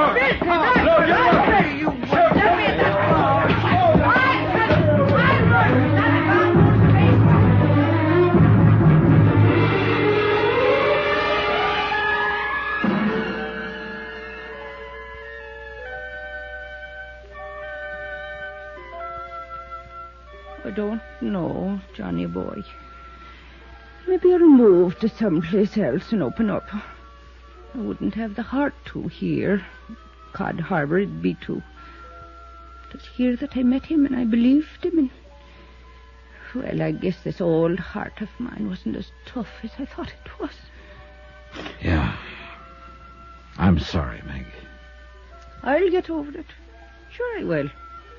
I'm Meg McCarthy, Johnny Dollar. No blathering idiot of a man is going to keep Meg McCarthy down. That's the... You hear me? No man on this whole earth is worth it.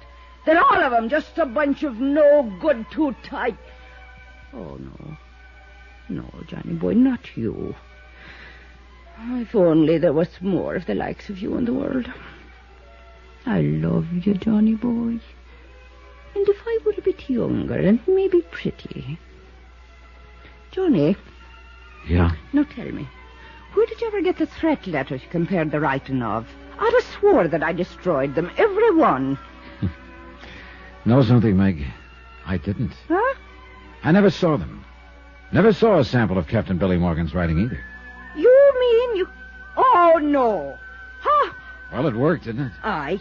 And it serves that conniving, murder and blather, scorching... There now, Meg. Oh, Johnny. I'm afraid I really did love him.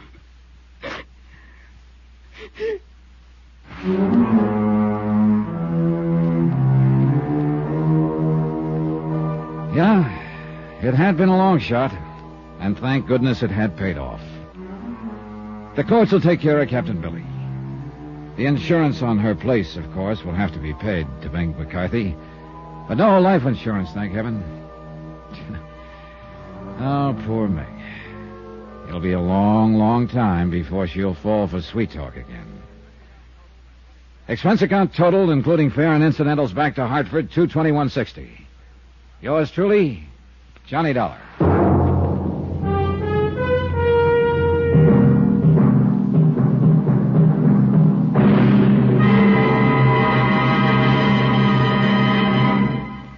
Now, here's our star to tell you about next week's story. Next week, well, they say that diamonds are a girl's best friend. But I wonder, when they're a motive for murder. Join us, won't you? Yours truly, Johnny Dollar. Johnny Dollar. Tom Wilkins at Global Casualty, Johnny. Oh, hi, Tom. How you doing? Lousy. Right now I've got one big headache, $100,000 headache. Try an ice bag and go back to bed. A bag of ice would cure me, all right, but not the kind of ice you're thinking of. Hmm? $100,000 worth of uncut diamonds, Johnny. They've been stolen, and we wrote the policy on them. 100,000? That's a fat lot of rocks, Tom. And a fat fee if you can recover them for us. You interested? Oh, that's the understatement of the week.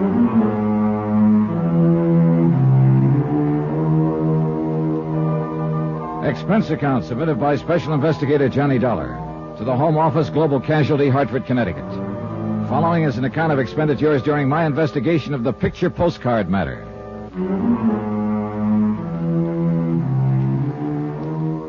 Expense account item 1, $1.25. Taxi to the office of Global Casualty, where Tom Wilkins was waiting for me.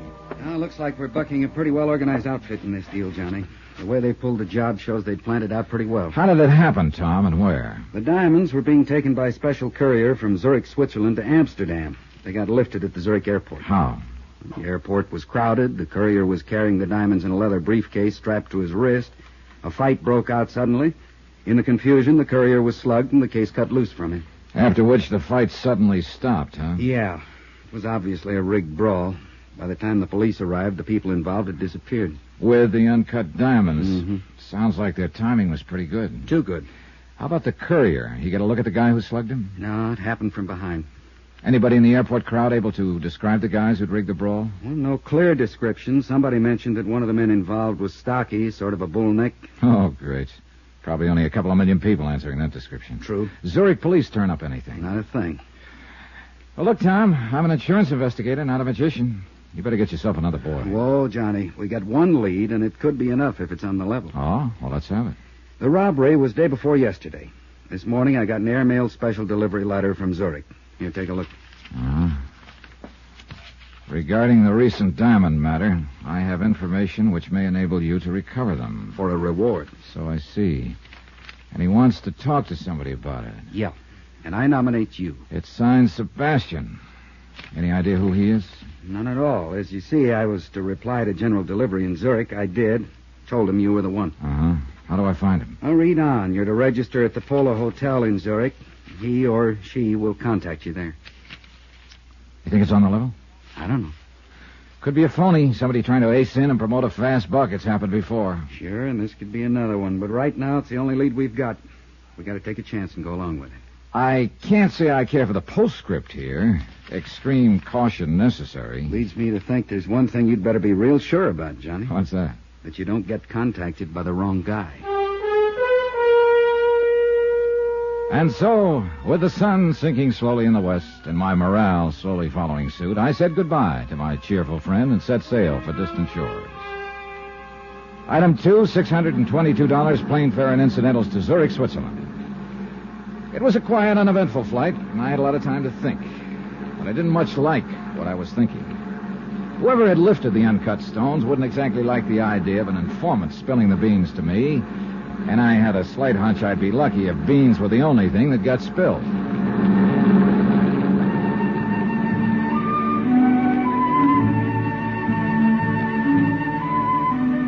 My plane landed at Zurich in the late afternoon. I hired a cab, that's item 3, $1, to take me to the Polo Hotel.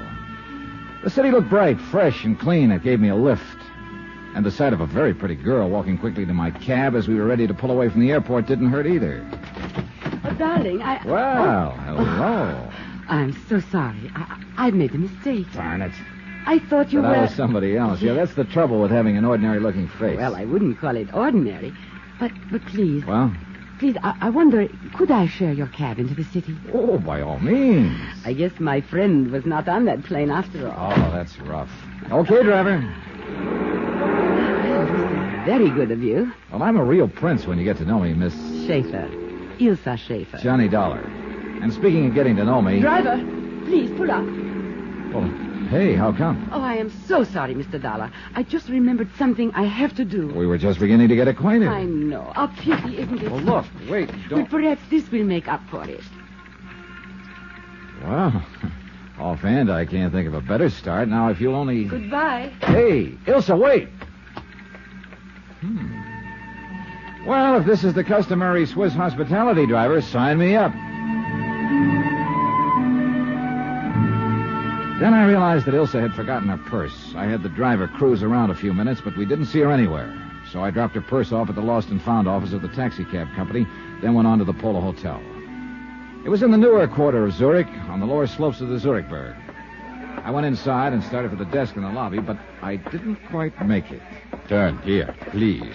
Sorry, I'm heading for the desk. I said turn here, please. You know, I can't say I care for the way you keep nudging me in the ribs.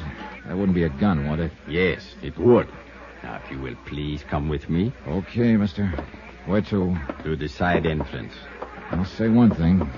I sure didn't expect all the reception committees. The first one I liked much better. Skip it, will you? Outside. That car over there.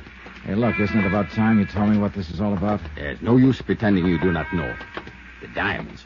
Oh. You think I've got them, maybe? I do not think. I'm sure of it. Well, this may come as a nasty surprise to you, mister, but I have no time to waste. She entered your cab with a purse. She? And Ilsa? And left without it. And she was, shall we say, very friendly to you. Oh, that I remember. And I have no complaints, believe me, but she didn't give me any diamonds. I warn you. They weren't in her purse either. They checked the contents at Lost and Found. Get into the car. Hey, look, this routine won't get you anywhere. Into the car. Hey, take it easy, friend. You're trying to poke a hole in my ribs. Okay, relax. Take it into the car. I jerked the door open suddenly and knocked him off balance. I swung at him, but he ducked and lunged at me. I went sprawling into the street in front of an oncoming car. One of the fenders hit me a glancing blow, and I bounced against the curb. By the time I could get to my feet again, my friend with a gun had disappeared, and so had his car. I wasn't hurt, but it took several minutes to convince the very scared cab driver who'd accidentally hit me. He should be scared. Expense account item 4, $12.75. Telephone call to Tom Wilkins at Global Casualty Bank in the States. Well, I'm glad you called, Johnny. Any luck so far? No luck, but sure a lot of action. Well, what do you mean? Well, first off, an attractive little doll shares my cab for a few blocks, plants a kiss on me, and scrambles out, leaving her purse behind. What? Then a strong arm collars me and tells me the girl must have passed the diamonds to me in the cab. Oh, but that doesn't make sense. Well, anyway, that's what happened so far, plus my almost getting run over in the process. Look, Johnny, I knew this wouldn't be an easy assignment, but... Yeah, I know. Yeah. Don't worry, Tom. I'm still all in one piece. But I'm beginning to realize what Sebastian meant in his letter about extreme caution being necessary. Has anyone contacted you yet? No, only the aforementioned pair. No sign of this Sebastian, whoever he or she is. Well, I still don't understand Neither why... do I. Either the boys who stole the diamonds have lost them, or there's another outfit trying to get their hands on them. In which case, I'm right in the middle. Johnny, Sebastian's still our only lead. You gotta give him plenty of chance to contact you. Yeah, I know. Will do. But be careful. Look, I'm with you, believe me.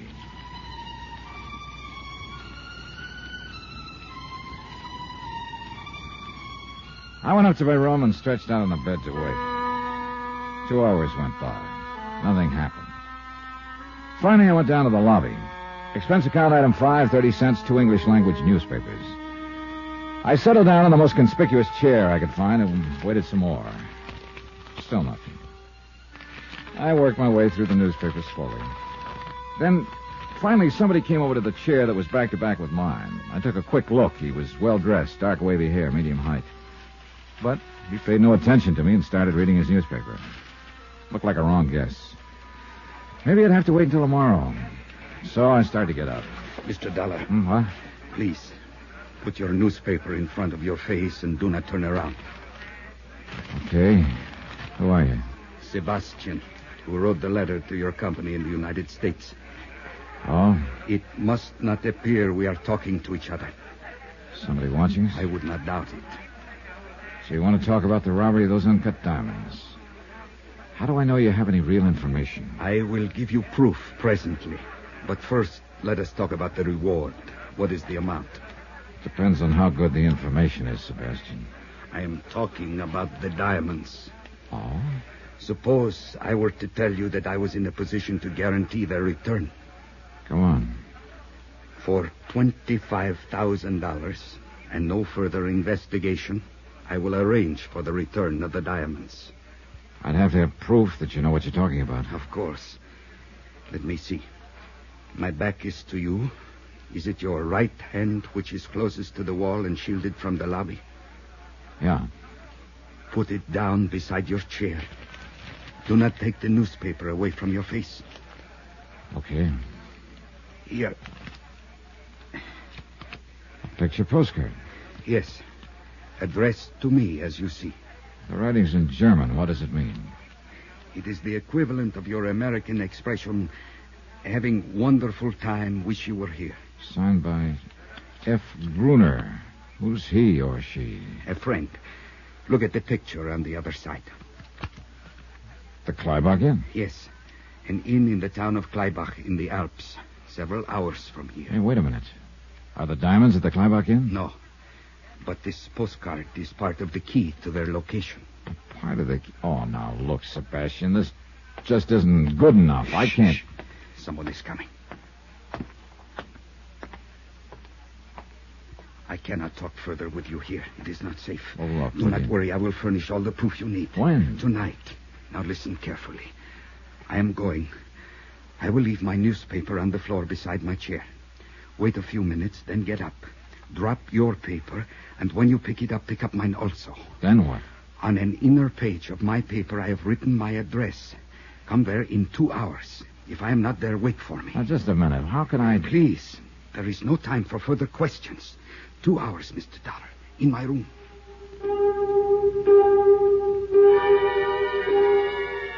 2 hours later, I went to the address you'd given me. A small apartment in another part of the city.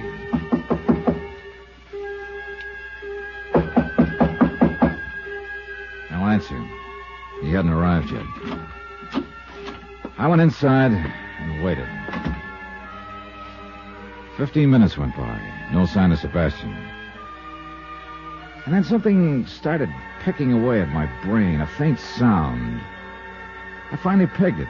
A dripping faucet. It came from the bathroom.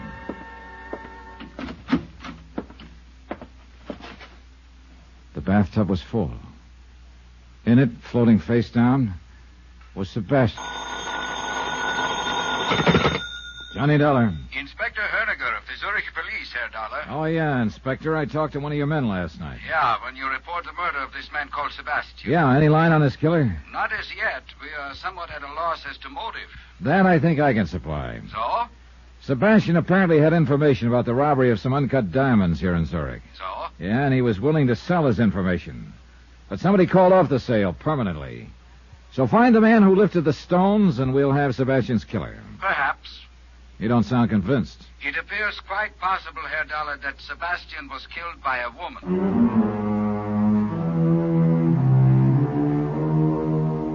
Expense account submitted by Special Investigator Johnny Dollar to the Home Office, Global Casualty, Hartford, Connecticut. Assignment, the picture postcard matter. Location, Zurich, Switzerland. Expense account continued.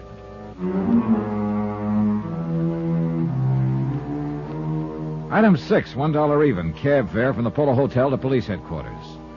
Inspector Herniger was a big man who moved and talked slowly. But one look at his very cold, slate-gray eyes told you his brain was moving a lot faster. Herr Dollar, I believe you told my lieutenant last evening that you were an insurance investigator. That's right, Inspector. And that you are in Zurich to investigate loss of 100,000 American dollars in diamonds at the airport a few days ago. Right. Well, perhaps you had better supply me with such background as you may have. Gladly. The robbery itself, of course, you know about. A fight broke out at the airport. We know that it was, as you say, rigged to create confusion. Yeah, and in the confusion, the courier who was carrying the stones was slugged. His briefcase was cut away from his wrist. Whereupon the assailants quickly melted away into the crowd. The exactness of their timing suggests that they were well organized and had planned the robbery in some detail. The next day, the company I'm representing got a letter from this man, Sebastian. He claimed to have information on the robbery and would help us recover the stones for a price. And you were sent to contact this Sebastian? Yeah. Or rather, I was sent here so that Sebastian could contact me. And did he? He did. But as it turned out, he practically had to stand in line. I am afraid I do not follow you. Well, first off, a very attractive young lady popped into my cab as I was leaving the airport for the hotel, asked to share the cab. Oh? 2 blocks later, she had the driver stop, planted a kiss on me, and jumped out. Indeed. You Americans seem to work fast, Herr Dollar. Yeah, I'm afraid I can't chalk up the incident to my personal charm, Inspector. She left her purse in the cab, and I gather the idea was to make somebody else think she'd passed the diamonds to me. And who would this somebody else be? A guy who jumped me in the lobby of the Polo Hotel. He was pretty convinced I had the stones. And how would the dead man Sebastian fit in? Well, it's my hunch Sebastian was a member of the outfit who stole them in the first place. He could have been trying to play both ends against the middle. How do you arrive at that conclusion? Well, look, we know there were several members of the group. Okay, so they're bound to take a big loss when they fence the diamonds. They'd be lucky to get half the value, which would be $50,000. True. Split 3 or 4 ways, that would cut the shares down considerably. But if Sebastian could engineer the return of the stones and collect a $25,000 reward for it, he'd be way ahead of the game. And Sebastian was secretly negotiating with you? Yeah, behind a newspaper in the hotel lobby. He wanted me to meet him in his room later so we could talk. I went there. I found him in the bathtub dead. And he had given you no specific information as to the location of the diamonds? Only this, Inspector. A picture postcard. Uh-huh. The Klybach Inn. He told me Klybach was a small resort village up in the Alps. I know the place.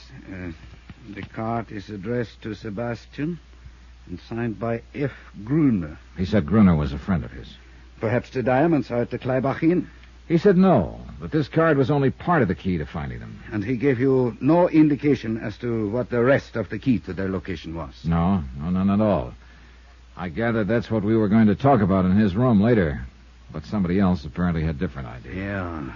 Say, look, you said over the phone that Sebastian's killer could have been a woman. Well, he was struck on the head from behind, but only hard enough to stun him. His death was due to drowning in the bathtub. Many times in our experience, women have chosen such a method. The woman, then, could be Ilse. Yeah. Or perhaps one of Sebastian's gang who learned of his plans. Very annoying, Herr Dollar. Many possibilities. But nothing tangible. Well, I'm heading for that place on the postcard, Inspector. The Klybach Inn? Yeah. At this point, part of a key is better than none.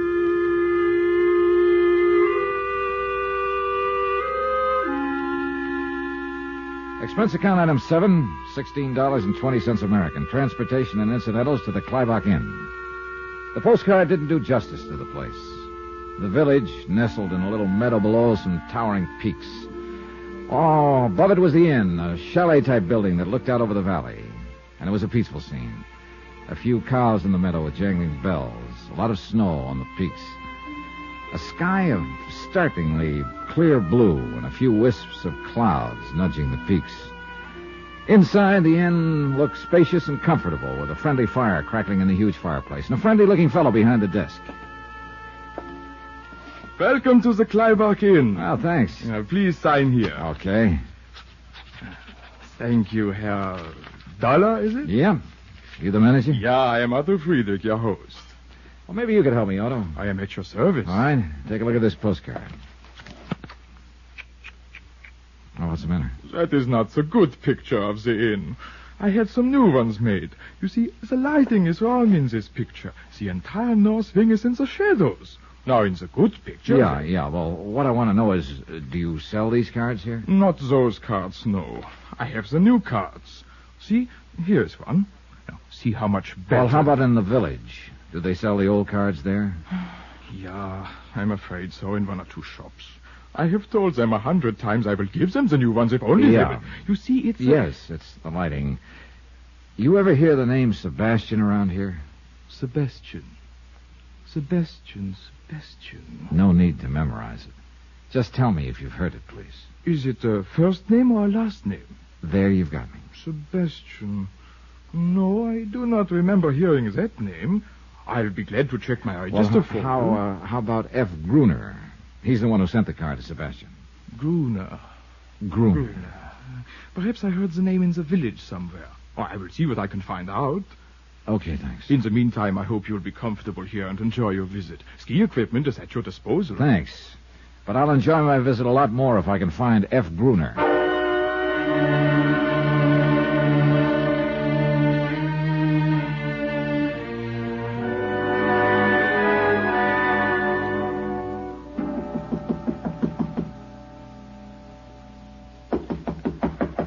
Okay, coming. Yeah? Oh, I say, I'm looking for a chap named Dollar who's supposed to be occupying this room. I'm Johnny Dollar. You? Are you certain? Reasonably. What? Oh, what a pity. Well, I'm sorry, old man, but there's not very much I can do about it. Oh, I didn't mean that. I say you must forgive me. Must I? Well, you see, I used to know a chap in London named Dollar. Delightful fellow, really. Incidentally, I'm Geoffrey Harris. We had ripping times together. How jolly for you. And when I heard that a chap named Dollar had registered here at the inn, well, naturally, I thought it must be old Bunny. Bunny? Yes, old Bunny Dollar. Oh, Bunny was just a nickname, you see. Well, that's reassuring, Harris. You know, there is a bit of a resemblance. You wouldn't by any chance be his brother or cousin, would you? No. Well, after all, Dollar's a bit of an odd name, and I thought... No, I'm sorry. If you'll excuse me, I'm on my way downstairs. Oh, splendid. Well, so am I. Oh? It's quite a coincidence, Is it? Running to you in this way, I mean, you're absolutely sure that you don't know Bunny Dollar? This I can guarantee. Oh, what a pity. He's really worlds of fun. Oh, yes, I could imagine. But what do you know? What's that? Oh, nothing. I just spotted an old friend over at the bar. See you later, Harris. Oh, I say. So I can see your point, old man. Well, hello, Ilsa. It is Ilsa Schaefer, isn't it? Why, you're the one. Yeah, that's right. Johnny Dollar, the one you shared a cab with back in Zurich. Yes, of course. What a coincidence. Isn't it? Incidentally, Johnny, I want to thank you for turning my purse in. It was foolish of me to leave it in your cab. Just an oversight, huh? Why, yes, of course. I mean, you didn't by any chance leave it in the cab on purpose, huh? Well, of course not. Why would I do a thing like that? Oh, maybe so somebody else would think you passed something along to me in that cab, besides a kiss. That kiss. I suppose I shouldn't have been so impulsive. Oh, I didn't object to that. But I did object to a muzzle man jumping me and acting like you had given me something. Oh? What was I supposed to have given you? You don't have any idea? No, honestly, I don't. Okay, we'll let that ride for the time being. Mind if I ask what you're doing here at the Kleibach Inn? Oh, this is a favorite spot of mine. I like to ski. Oh? You don't seem convinced. I really am quite a good skier, Johnny. Are you? As a matter of fact, I plan to go skiing in the morning. Would you like to come with me? Well, that might be pretty interesting. Just a minute. I'll go check with Otto, see if I can borrow some skis. Be right back. All right, Johnny. Ah, Herr Dollar. And how are you enjoying your stay so far? Just fine, Otto, fine. Look, about that girl over at the bar. Fräulein Schaefer. Oh, a most attractive young lady, no? A most attractive young lady, yes. This seems to be a favorite spot of hers. I am very happy to hear that, Herr Dollar. I suppose she comes here often, huh? This is her first visit to the Kleibach Inn. You're sure about that? Of course. I would certainly remember a young lady like her. Yes, this is her first visit, but I hope it will not be her last. Don't count on it, Otto.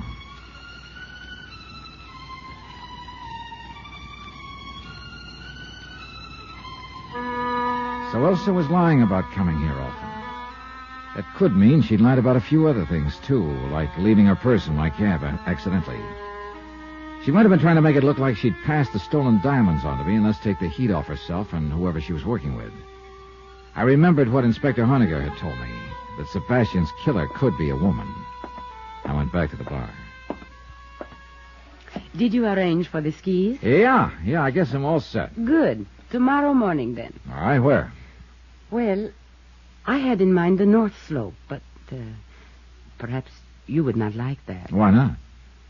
Some people consider it too dangerous.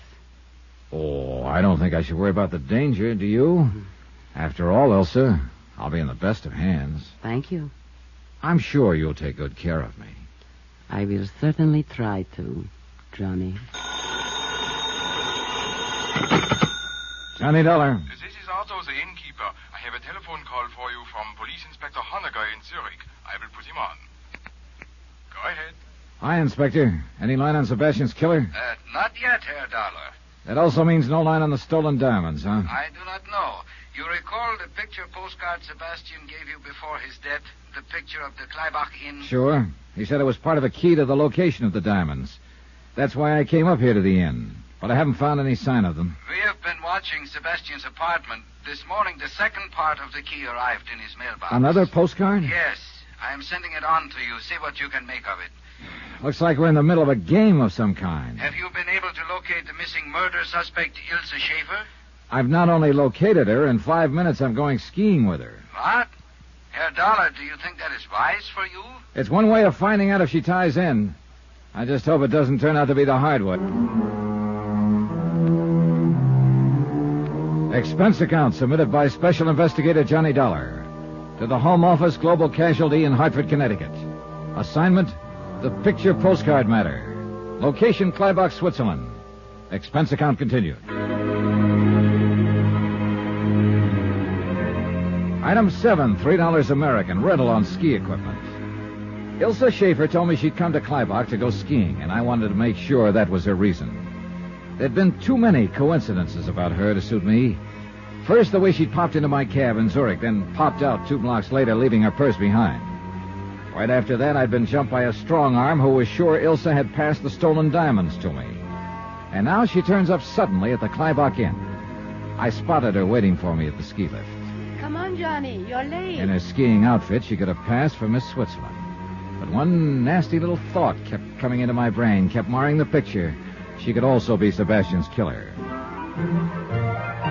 We rode the lift up to the top, then took off along the ridges. She skied like she was born to it. Easy, smooth, and gracefully. It had been 4 years since I'd last been on skis, and as I struggled to keep up with her, I must have looked like a rusty snowplow. We worked our way out on the crest of one of the ridges. Let's stop here a moment. Well, that suits me fine. Whew. You winded? This is not exactly sea level. You'll get used to it. You see, I really can ski, Johnny. Oh, that's an understatement. Do you have a cigarette? Yeah, sure. Here.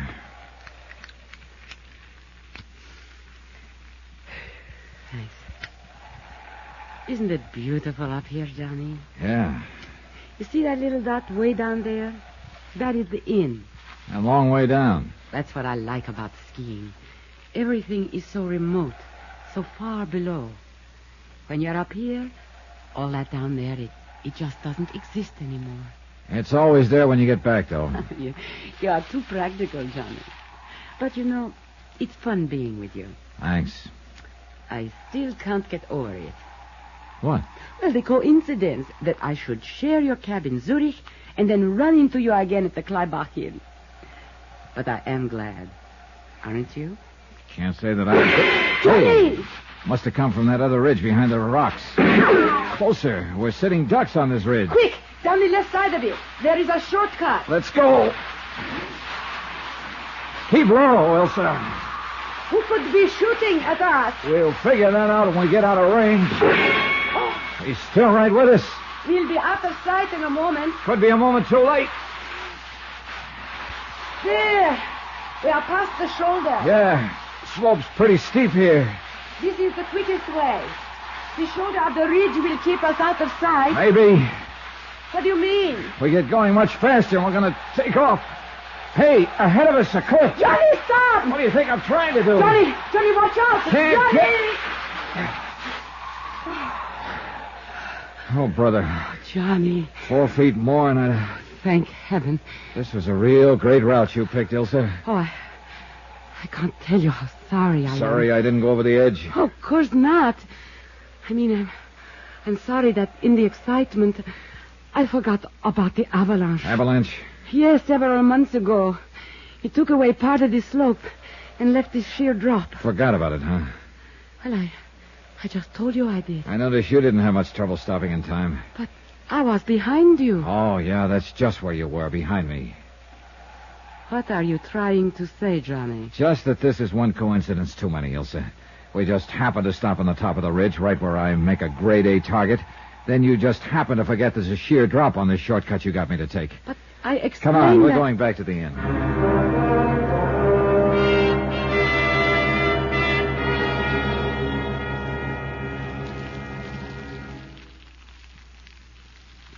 The fire feels good, doesn't it? Johnny, what is it? What's the matter? All those things you said up on the ridge. I'm waiting, Elsa. Waiting for what? For you to open up and tell me what this is all about and how you fit into the deal. Deal? Oh, cut it out, will you? You didn't just happen to share my cab back in Zurich. The whole thing was rigged so it would look like you passed those stolen diamonds along to me. Stolen? Johnny, I don't know anything about stolen diamonds. I suppose you also don't know anything about a man named Sebastian. Yes, I know Sebastian. What has he got to do Or about with... his murder? Murder? Oh, no. Oh, yes. Why, I can't believe it. Sebastian dead. Yeah, and you've already admitted you knew Sebastian. Now let's have the rest of the story. Straight. Oh, well, Sebastian was a friend of mine. Friend? Nothing more. He had asked me to share your cab at the airport and to leave my purse in it. Why did he want you to do that? I don't know. He said he was in some kind of trouble and needed help. He said if I would do that, it would help him. Ilsa, you'll have to do better than that. But I am telling you the truth. No, you... Hey, wait a minute. You claim you didn't know what kind of trouble Sebastian was in. No, he didn't tell me. You also claim you don't know anything about the diamonds? $100,000 worth? What? I read about that in the newspapers, but... Oh, wait a moment. Are you saying that Sebastian was involved in it? Up to his ears. I'm sorry to hear that, Johnny. But you must believe me. I did not know anything about it. You're either telling the truth or you're a whale of an actress, Dilsa. I'm telling you the truth. Okay. But about that taxi cab in Zurich, I don't understand. Sebastian was trying to double-cross the rest of the outfit by negotiating with me for the return of the diamonds. But apparently there was another outfit after the diamonds. He wanted to make it look to them like he'd passed the diamonds along to take the heat off. You said a man attacked you after I had left your cab. Yeah. He obviously thought you'd slip me the diamonds. Oh. So Sebastian was setting me up as a patsy on the one hand and negotiating with me on the other. Who could have killed him? Good question. Could be the outfit trying to grab the stones. Or Sebastian's own crowd found out he was trying to sell them out. And the person who shot at us up on the ridge? Same two possibilities. Which reminds me, you still haven't explained how you happened to come up here to the Kleibach Inn. Oh. Well, Sebastian told me he had unfinished business in Zurich, and he would meet me here in a few days, and we would go skiing. I see. Tell me, did you know any of Sebastian's friends? One or two, slightly. Was one of them big and powerful, thick features, almost bald? No. Why? Well, he's the one who jumped me in the hotel lobby after my cab ride with you. Oh, no. I am certain I would remember him the way you describe him. Oh, there was a man Sebastian spent a great deal of time with, but he was short and stocky with very thick neck. Well, that fits the description of one of the men in the robbery at the Zurich airport. Do you know his name? Why, Brunner, I think it was. Could it have been Gruner? Yes, Gruner. The man who sent the postcard to Sebastian. Yeah, that ties in all right. Postcard? Oh, well, skip that. Was one of Sebastian's friends an Englishman? Not that I know of. Why? Well, a fellow named Jeffrey Harris here at the hotel's been trying to strike up an acquaintance with me. Claims he thought I was old Bunny Dollar, a friend of his from London. Oh, well. Johnny, if you'll excuse me, I'm very tired and upset about this news of Sebastian. I think I'll go to my room. Yeah, okay, Elsa. If there's anything more I can do Don't to worry. help you... I'll let you know. All right. I'll see you later. Herr Dollar? Oh, Otto. Did you enjoy your skiing? Well, let's say it was real interesting. Got a question for you, Otto. Huh? As a man of experience, how do you tell if a woman is lying? Okay, Herr Dollar. As an innkeeper, I learned long ago that one listens to a woman, agrees with her, smiles politely, keeps his eyes open, and believes what he wishes about her. Yeah, well, I guess that's as good advice as any. Herr Dollar, this letter arrived for you from Zurich by special messenger while you were... Oh, yeah, I was expecting it. Thanks, Otto. One more thing. Yeah? Did anybody else go skiing this morning? From the inn? No. I see. But the Englishman... Jeffrey Harris? What about him? He likes to climb the rocks. He went out for a while. Climbing rocks, huh? Thanks a lot. Yeah. Jeffrey Harris could be my boy, all right. But at the moment, I was more interested in the contents of the envelope Police Inspector Honegger had sent me from Zurich. I tore it open and examined the postcard inside. Expense item 8, 2.5, long-distance call to Zurich and Honegger. You received the postcard, Herr Dollar? Yeah, from Gruner to Sebastian, a picture of a chalet on the side of a mountain. You say this card arrived in Sebastian's mailbox? This morning. Apparently, Gruner is unaware of Sebastian's death. What do you make of the card?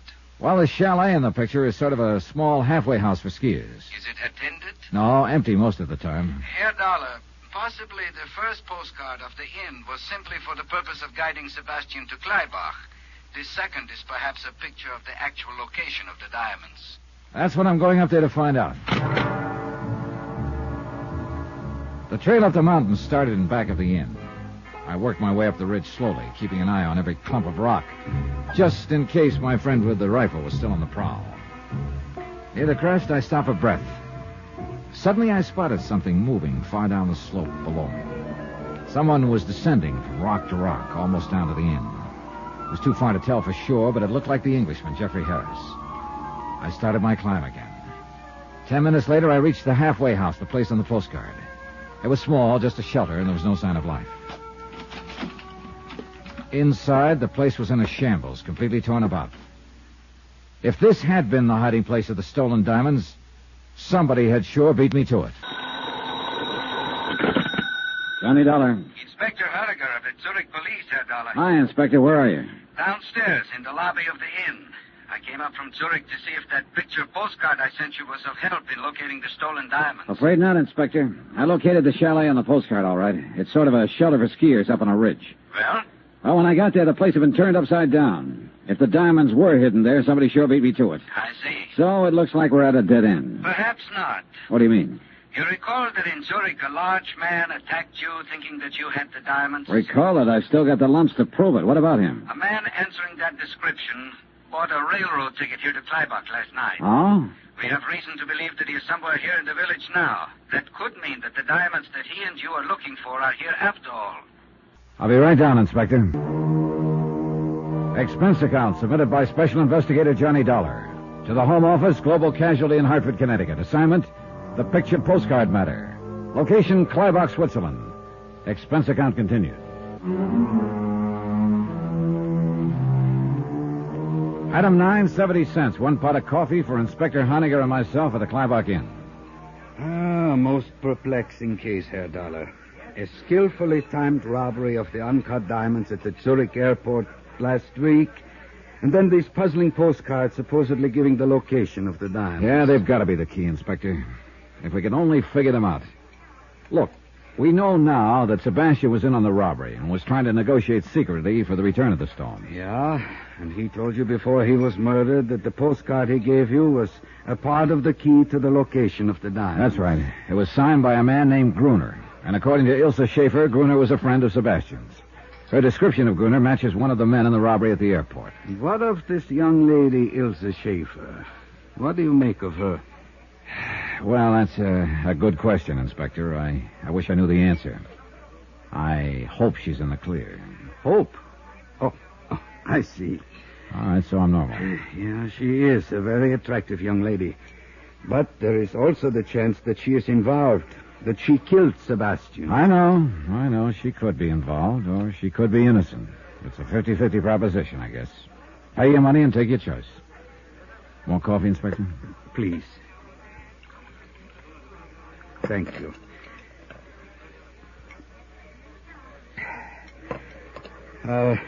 What is her story? Well, I finally got her to admit she didn't share my cab in Zurich and leave her purse in it just by coincidence. It was Sebastian's idea to make it look like she'd passed something along to me. But why would Sebastian wish to make it appear that you had the diamonds if he was trying to negotiate with you for their return? That does not make sense. Actually, I think it does, Inspector. It could go together this way. After the robbery, the gang split up.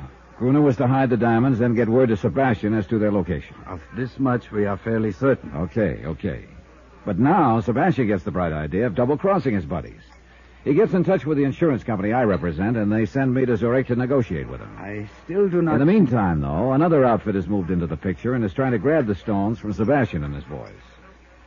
Yeah, that would explain many things. Sure it would.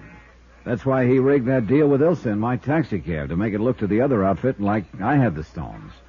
That would take them off his neck for a while. Yeah, he was playing me for a patsy. But I've got to admit it was a pretty fair scheme. Then later, Sebastian contacts you and gives you the first postcard. Mm-hmm. He tells you it is part of the key to the location of the diamond. That's right. But Sebastian didn't move fast enough, so he wound up dead. But his Confederate Gruner sent him a second card. I'll probably mail before Sebastian was killed. It is possible.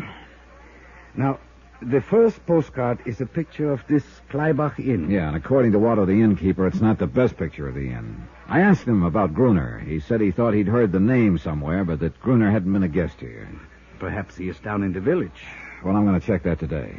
But if the diamonds are in the village, why the postcard of the inn? And why the second postcard of the ski hut on the ridge? I do not know. Is there anybody here at the inn that you suspect of being an accomplice of Gruner and Sebastian? Ilse Schaefer, for one. She claims Sebastian told her he'd meet her here in a few days for some skiing. I see. Anyone else? An Englishman named Jeffrey Harris. He seems pretty interested in me. Claims he thought I was a friend of his from London. He might be telling the truth. Yeah, he might be. But I found out he likes to climb mountains. And he was up there somewhere this morning when Ilse and I were skiing and got shot at. Do you think Fräulein Schaefer could have maneuvered you into that position? Well, if she did, she had a lot of confidence in the marksmanship of her buddy in the rocks. And you told me she suggested a route of escape which ended suddenly at a cliff. Which I almost went off of. Yeah, Inspector, I hate to say it, but she could be the one. And I've got to find out one way or the other. Which means I'm going to stick pretty close to her for the time being. I gather that prospect is not entirely unpleasant to you. But be careful, Herr Dollar. She could be dangerous. So could Jeffrey Harris. On my way to the ski hut this afternoon, I spotted him down the mountain from me. And the ski hut had been torn apart. Yeah. If the diamonds were there, they're gone now. And Harris could be the boy who beat me to them. If he or anybody attempts to leave Kleibach, one of my men at the railroad station will report it. Well, I must be getting back to Zurich, Herr Dollar. Who knows? Perhaps these postcards are just decoys. And the stones are still in Zurich? No, I bet my bottom dollar they're here in Kleibach somewhere. If I could only figure out the meaning of those postcards. Yeah. Otherwise, why would the man who attacked you in Zurich have come here? He must be hiding out in the village somewhere. Well, perhaps I can turn up something else of help in Zurich. Right now, Inspector, anything would be of help, believe me. After Inspector Honegger left, I studied the postcards again, but I got nowhere. One of the inn, the other the ski hut. What did they mean? I went out on the balcony outside my room and looked up at the mountains. But I couldn't see the ski hut from there. A ridge was in the way. I did see something else, though. 3 rooms down the balcony, Jeffrey Harris's French doors were open. His room was empty. So I decided to have a look. I wasn't sure just what I was looking for. Something, anything that would indicate whether or not Harris was involved in the whole thing. I worked my way to the closet, turning up one big nothing. His clothes were hung neatly in place, and in one corner was stacked some climbing gear. I reached around behind it, and my hand touched metal. I pulled it into view. A rifle with a telescopic sight. I sniffed at the barrel. The gun had been fired recently.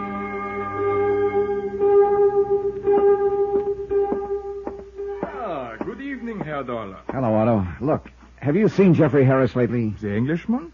Not since late afternoon. All day long he was out climbing the mountain. Yeah, I know. He no sooner got back than he went out again. Before dinner. And it was a good dinner tonight, too. Any idea where he went? None. Could be in the village. Look, tell me something. When he arrived here at your inn, did he have a gun case in his luggage? He had a lot of climbing equipment, but I did not notice a gun case. Well, he could have taken it apart and packed it in his suitcase. Why do you ask, Herr Dollar? Oh, skip it. I'll see you later, Otto. Johnny. Oh, hello, Elsa. I've been looking for you. Yeah? Have you been able to find out who was shooting at us up on the ridge this morning? I'm not sure yet. You still do not trust me, do you? I don't know, Elsa. What can I do to prove to you that I am not involved? In what? Anything. The diamond robbery, the murder of Sebastian, the attempt on your life this morning. I like you, Johnny. I don't want you thinking such things about me. Look, let's talk about it later on. Why not now? I have to go into the village. Well, perhaps I could go with you, Johnny. Do you mind? No. Matter of fact, that might be a good idea.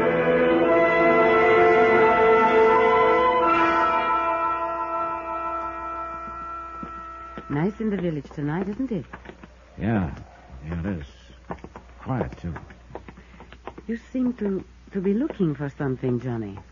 For someone, Elsa. Who? The Englishman, Jeffrey Harris. Oh? You told me you'd never seen him before you came here to Kleibach. That is right. Then he wasn't a friend of Sebastian's. Well, not as far as I know. Well, an hour ago in Harris's room, I found a rifle with a telescopic sight. You mean that Harris is the one who shot at you this morning? Otto, the innkeeper, told me Harris went mountain climbing today. I saw him on his way down late this afternoon. But he isn't at the inn now. You think he's down here in the village? Maybe.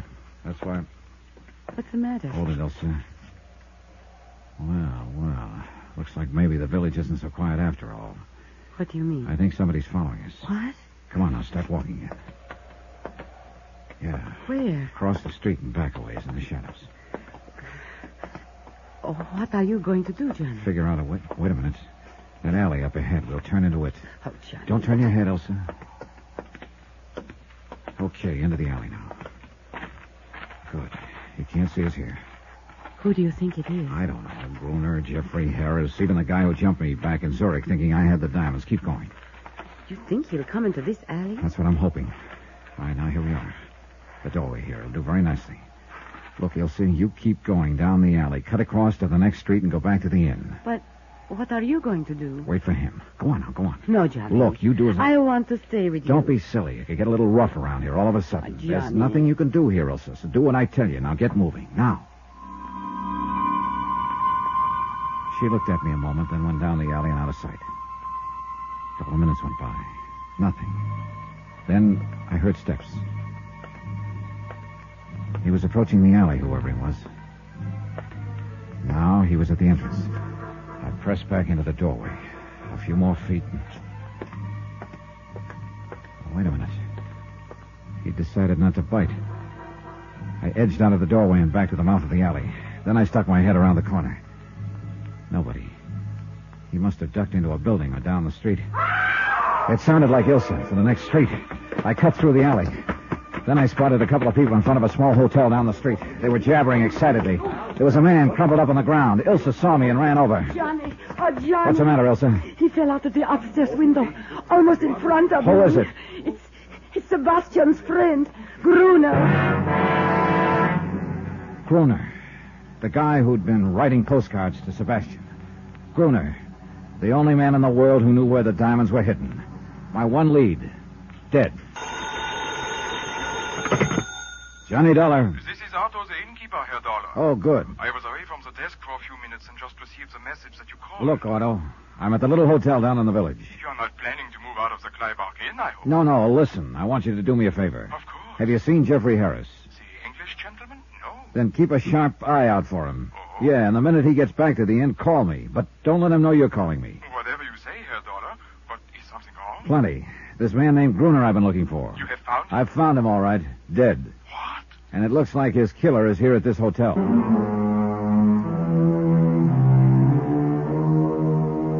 Expense account submitted by Special Investigator Johnny Dollar, location Kleibach, Switzerland.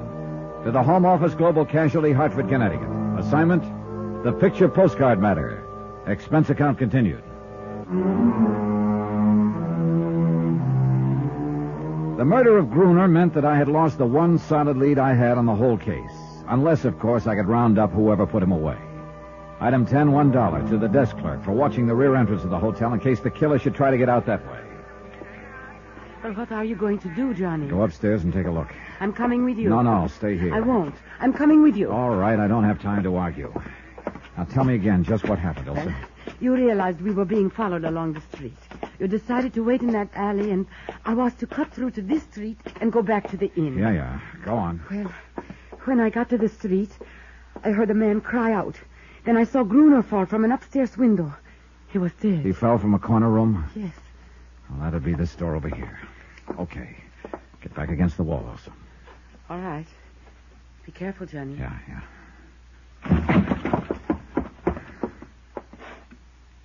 Empty. Maybe one of the other rooms, Johnny. Yeah.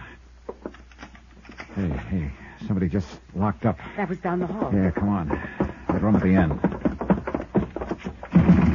Get back, Elsa.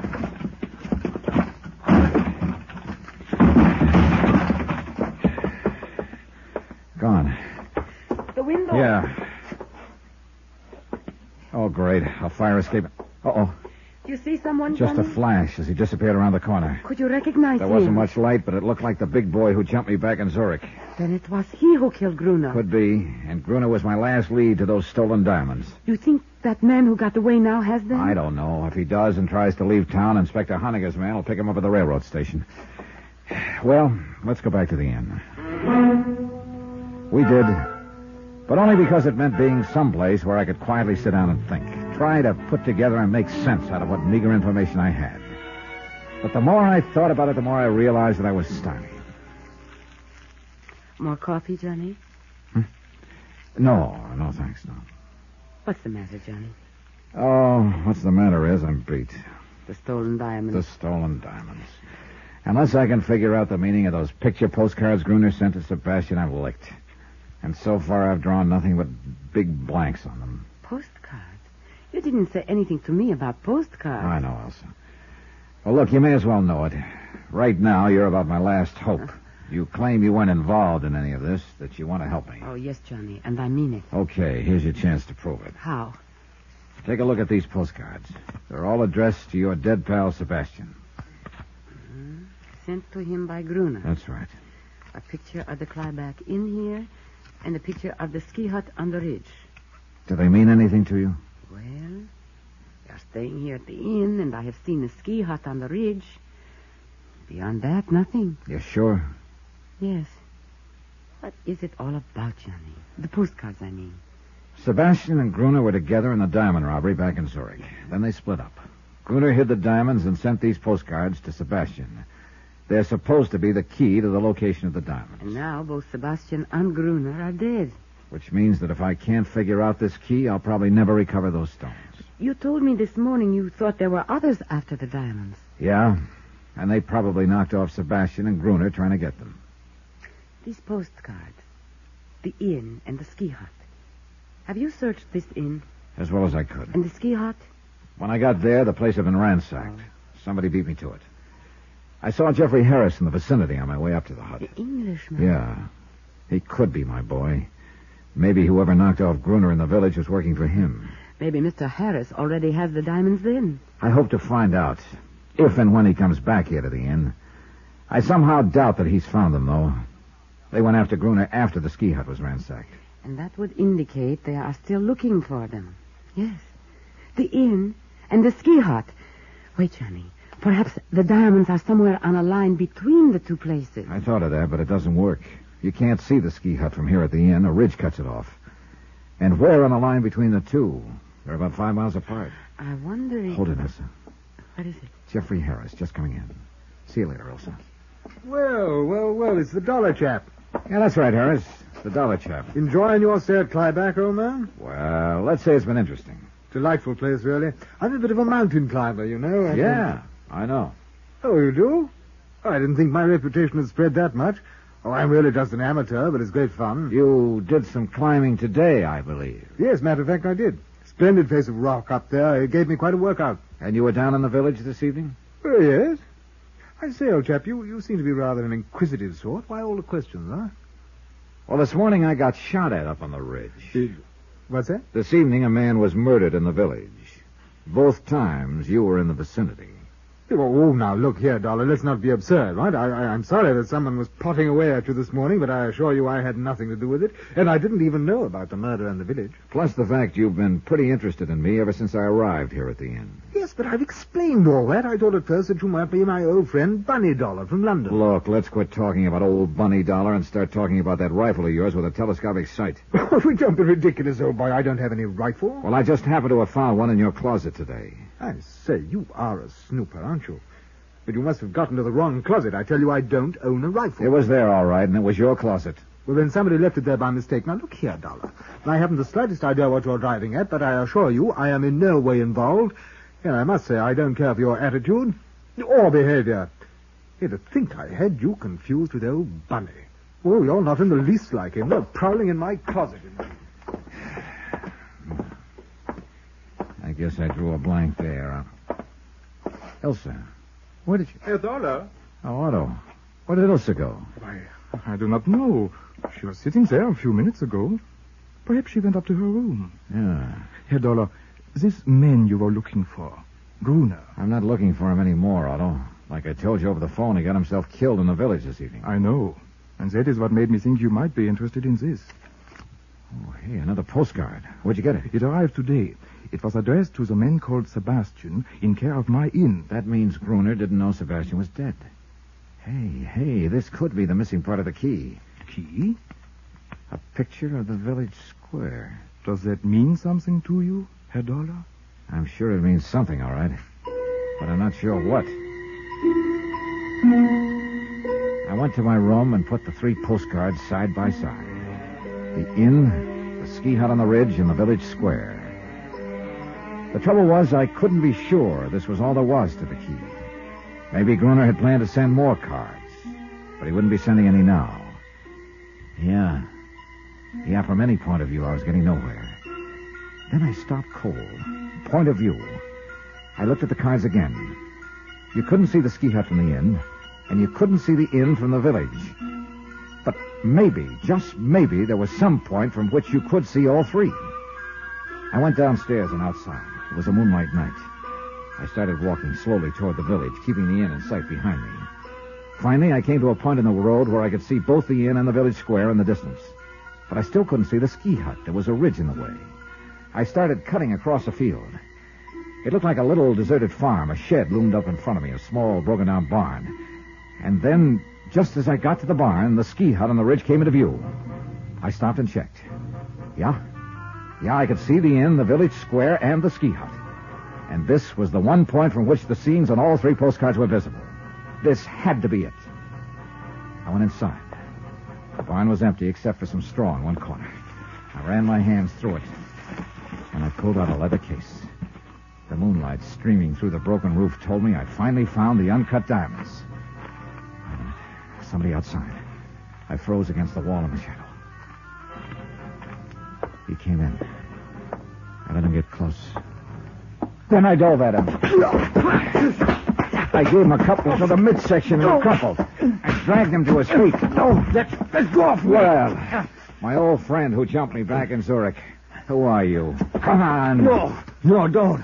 No, I am Anton. Your outfit was trying to get the diamonds away from Sebastian's boys, huh? Yes. When you jumped me in Zurich, you thought I had them. Then you followed me here to Kleibach. And you killed Gruner trying to make him talk. Okay, who are you working for? Spell it. No, nobody. I am working alone. Don't give me that. You haven't the brains to mastermind a deal like this. Now, who's the boss? I can't tell you. Open up, Anton. Start talking. That is enough, Herr Dollar. What? Otto. Stand very still. Well, so the little innkeeper is Anton's boss. You stupid fool, Anton. Yeah, well, what could I do, Otto? I didn't know he had had me approaching. One blunder after another. But I think I get it now, Otto. It was you who shot at me up at the ridge this morning.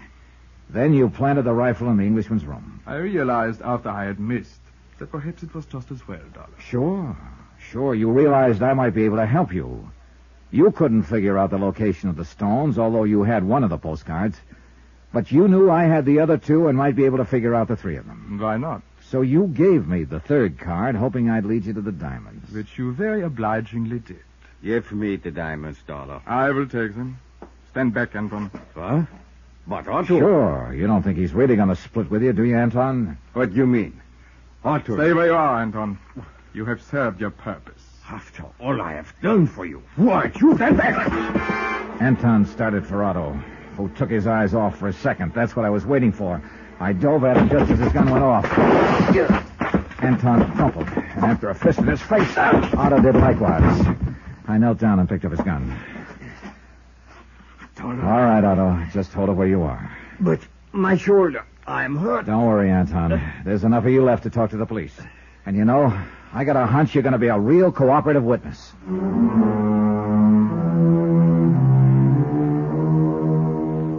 Expense account, 14th and final item, $678.50, transportation and incidentals home. Total expenses, $1,723 even. Remarks?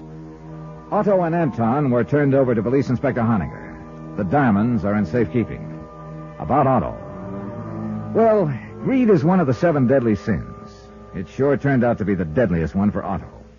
About Elsa? Well, Please consider me available for any future assignments in Switzerland. End of report. Yours truly, Johnny Dollar. Johnny Dollar. Brad Taylor, Johnny, Mid-States Industrial. Oh, hiya, Brad. Caught another chief accountant with his hand in the till. Nope, this is an old case, Johnny. 3 weeks old anyway. It's that Kansas City payroll stick-up. Uh-huh. We were right. It was the Jipper Nitzen gang. How do you figure? Well, as you know, there's been an APB out on him, wanted for questioning, ever since he disappeared the day after the holdup. Yeah, I know, Brad. He was recognized last night in Phoenix, Arizona. State Highway Police threw up roadblocks. They tagged him south of Tucson, just north of the Mexican border. They get him? If they had, I wouldn't be calling you. He shot his way clear, but they killed one of his boys, Ronnie Bledsoe. He'll never be missed. So Jipper's still on the loose, huh? Yep, along with that $100,000 payroll insured by us. I gotta get that money back, Johnny. All right, Brad. I'll fly out there and find it for you. But watch yourself. Every minute. Those hoods are 3-time killers. I thought it was 2. 3 now. They killed a state trooper at that roadblock. From Special Investigator Johnny Dollar to the Home Office, Mid-States Industrial Insurance Company, Hartford, Connecticut. The following is an accounting of expenditures during my investigation of the Primrose matter. Item 1, $142.80, incidentals in Hartford and transportation to Tucson, Arizona, where I checked into a hotel. Then I contacted the highway police and presented my credentials to Lieutenant Cal Mervyn, who was directing the all-out search for the Nitzen gang. Lieutenant Mervyn had been at the roadblock. They call us flat-footed, Dollar. That's how they happen to get away with it. How do you mean, Lieutenant? We flashed the red light on them, and they slowed down and rolled up to us like they were going to stop. The car was a different make from the one they'd supposedly been seen in. We found later they'd stolen another one in Phoenix. I see.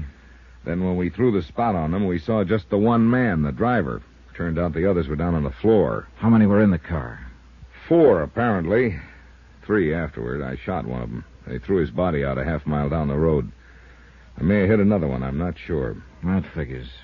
Our tip-off from Kansas City named Jipper, Nitzen, Ronnie Bledsoe, and 2 unidentified. Yeah, and Bledsoe's the one who was killed. Nitzen and the other 2 got through. You said they slowed down as though they were going to stop. What happened?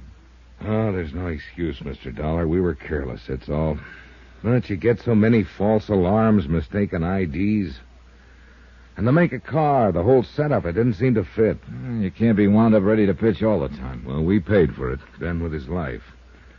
I was luckier. I got off with this bullet burn on the side of my head. Hey, you never know. Checked. Well, anyway, the boys on the floor of the car came up shooting. One of them with a Tommy gun. They used the Tommy gun in the stick-up.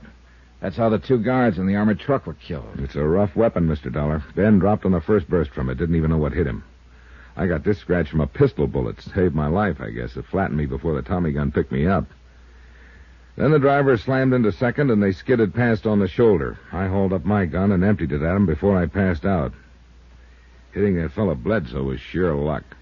Any trace of them at all since they broke clear? No.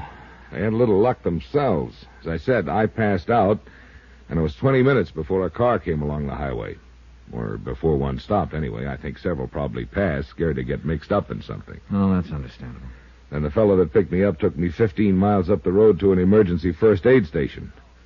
All in all, it was over an hour before the report got to Highway Patrol headquarters and they could get new blocks set up. And Nitzen and his boys could have covered a lot of ground by then. Sure, that's it. Here's a map of the southern Arizona area from here to the border. Mm-hmm. Here's where they hit us. We had the roadblock there at the junction. I see. From there south to the border, there's no through road branching off, just some dead-enders. Or like the Arivaca road that loop back and connect into the highway again. What about the border, Lieutenant?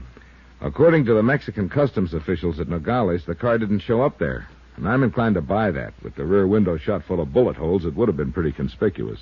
And as I understand it, it hasn't turned up anywhere else. Nope, so far we haven't been able to find it. Of course, they had the advantage of an hour's head start. Well, that's it, Mr. Dollar. They could have doubled back. It could be in New Mexico, northern Arizona, California, 1,000 places. On the other hand, though, they couldn't have known they'd have that hour's start. What do you mean? Well, they couldn't have known they'd killed your partner and left you unconscious. You were still shooting at them when they gunned away from that roadblock. All they could reasonably suppose was that you'd be reporting in by radio 2 minutes later. What are you getting at, Mr. Dollar? Well, if that's what they did suppose, then they wouldn't try any doubling back. And yet they didn't reach the border down here at Nogales. But there's no through road that connects into that 20-mile stretch of highway. All right, so maybe they're still bottled up right in that section. I don't see how. We've been over it half a dozen times. In cars, horseback, helicopter. We're still checking it. I'm just about ready to cross it off. Logic says that's the most probable place they'd be. Can logic find them, Mr. Dollar? It might. Combined with a whole lot of luck. You got something in mind? I don't know. I was wondering if a civilian, so to speak, might have a better chance of stumbling onto them. They'd be on the lookout for the official search parties. You being the civilian? That's what I sort of had in mind. They're pretty rough lads. Hey, tell me something. Do you get a lot of rock hounds around here, amateur geologists, uranium hunters? If you're not careful, they jump out from behind the cactus and stake a claim on your watch dial. Easterners, some of them, I suppose. Tenderfeet, I guess you'd call them. Not some of them, most of them. Then one more wouldn't exactly create a sensation. No, he wouldn't even be noticed. Is that the angle you're thinking of? Unless you know a better one. No, it's not bad. What, do you know where I can get fixed up with an outfit? Go to Dave Bright's Sporting Goods on South Stone Avenue. He'll give you that dude look about as cheap as anybody. Just tell him I sent you. All right. And, don't get too far away from civilization, Mr. Dollar. Any special reason? Yeah. I may want to contact you to let you know the Nitzen gang's been picked up in Portland or in Butte, Montana. Maybe. But I wouldn't count on it.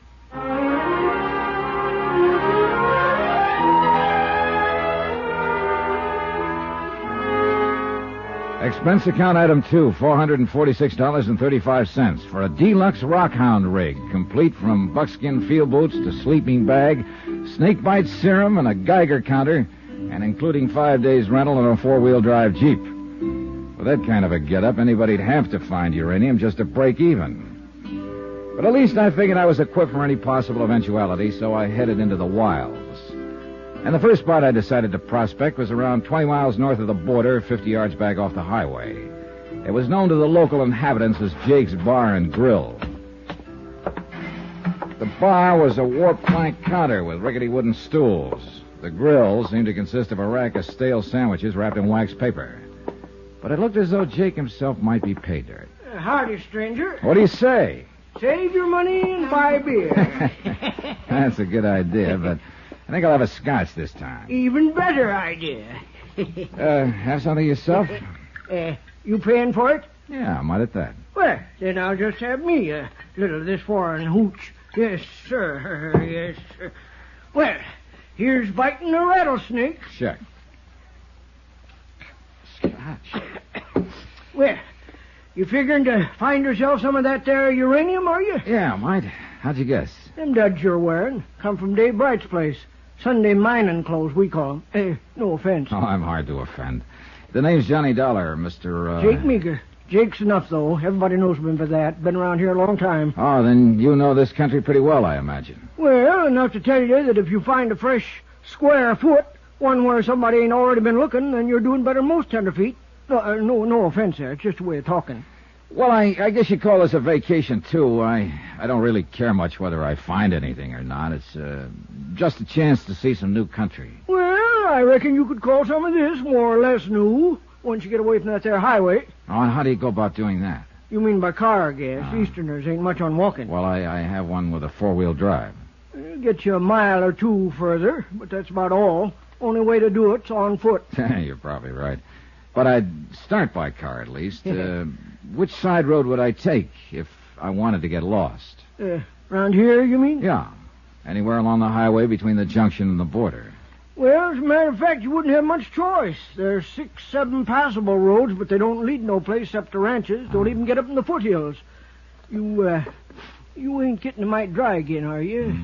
Oh, sure. Fill them both up again. Well, much obliged to you, Mr. Dollar. Don't mention it. Well, there'll always be an England, like a fellow says. Check.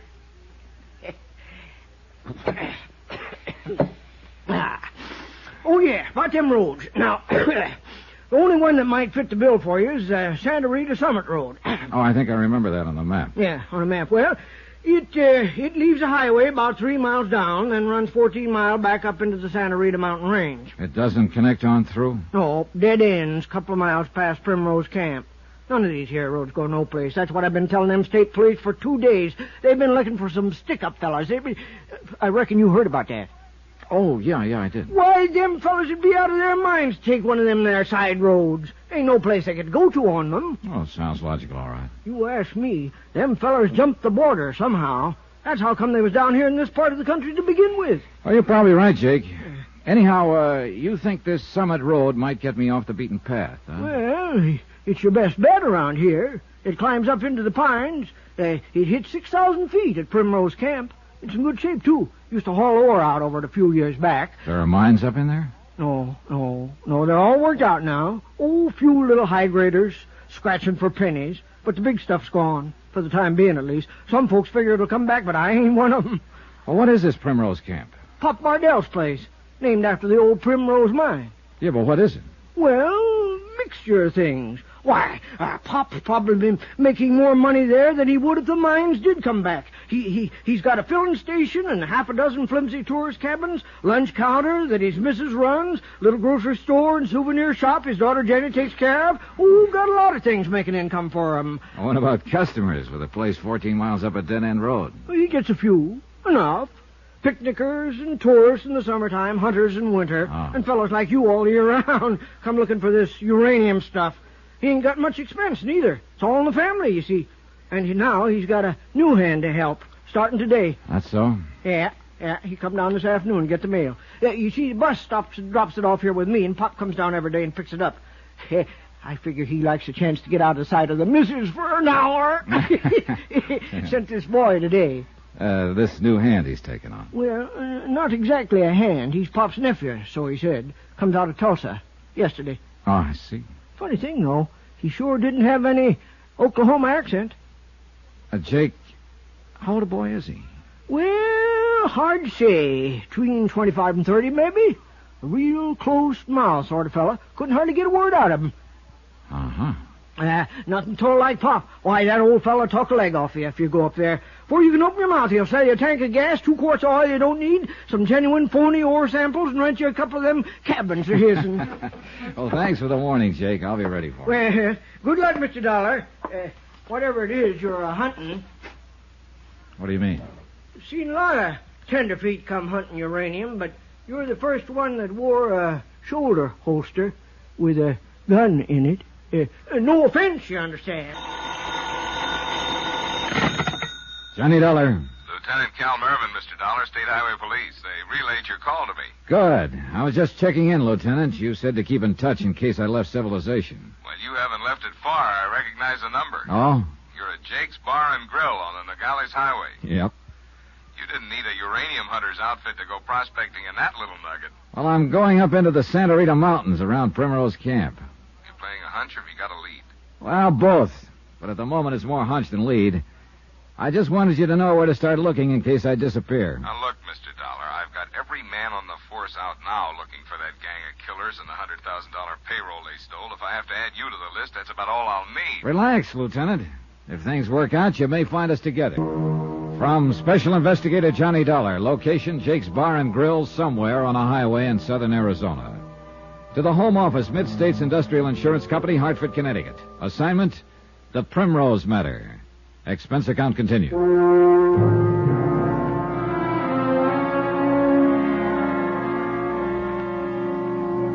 Item 4, $3.60 to Jake Meager for information and incidental beverages. The Chipper Nitzen gang had hijacked an armored truck in Kansas City and escaped with a $100,000 payroll. 2 nights ago, they'd shot their way through a roadblock in southern Arizona, killed a state trooper, and left one of their own members dead in the road. Then the other 3 had simply disappeared. The information from Jake? That old Pop Bardell operated a tourist camp and service station 14 miles up a dead-end road in the nearby mountains. And it seems that Pop had acquired a new nephew within the last 24 hours, a complete stranger to Jake. There was only one way to check it out. Drive up to Primrose Camp.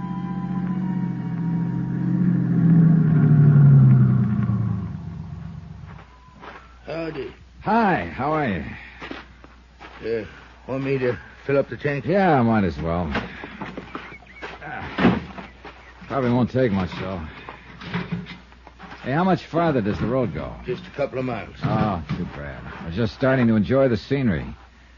Hey, you know, you're lucky living up here in the hills. Got some real pretty country around you here. Yeah.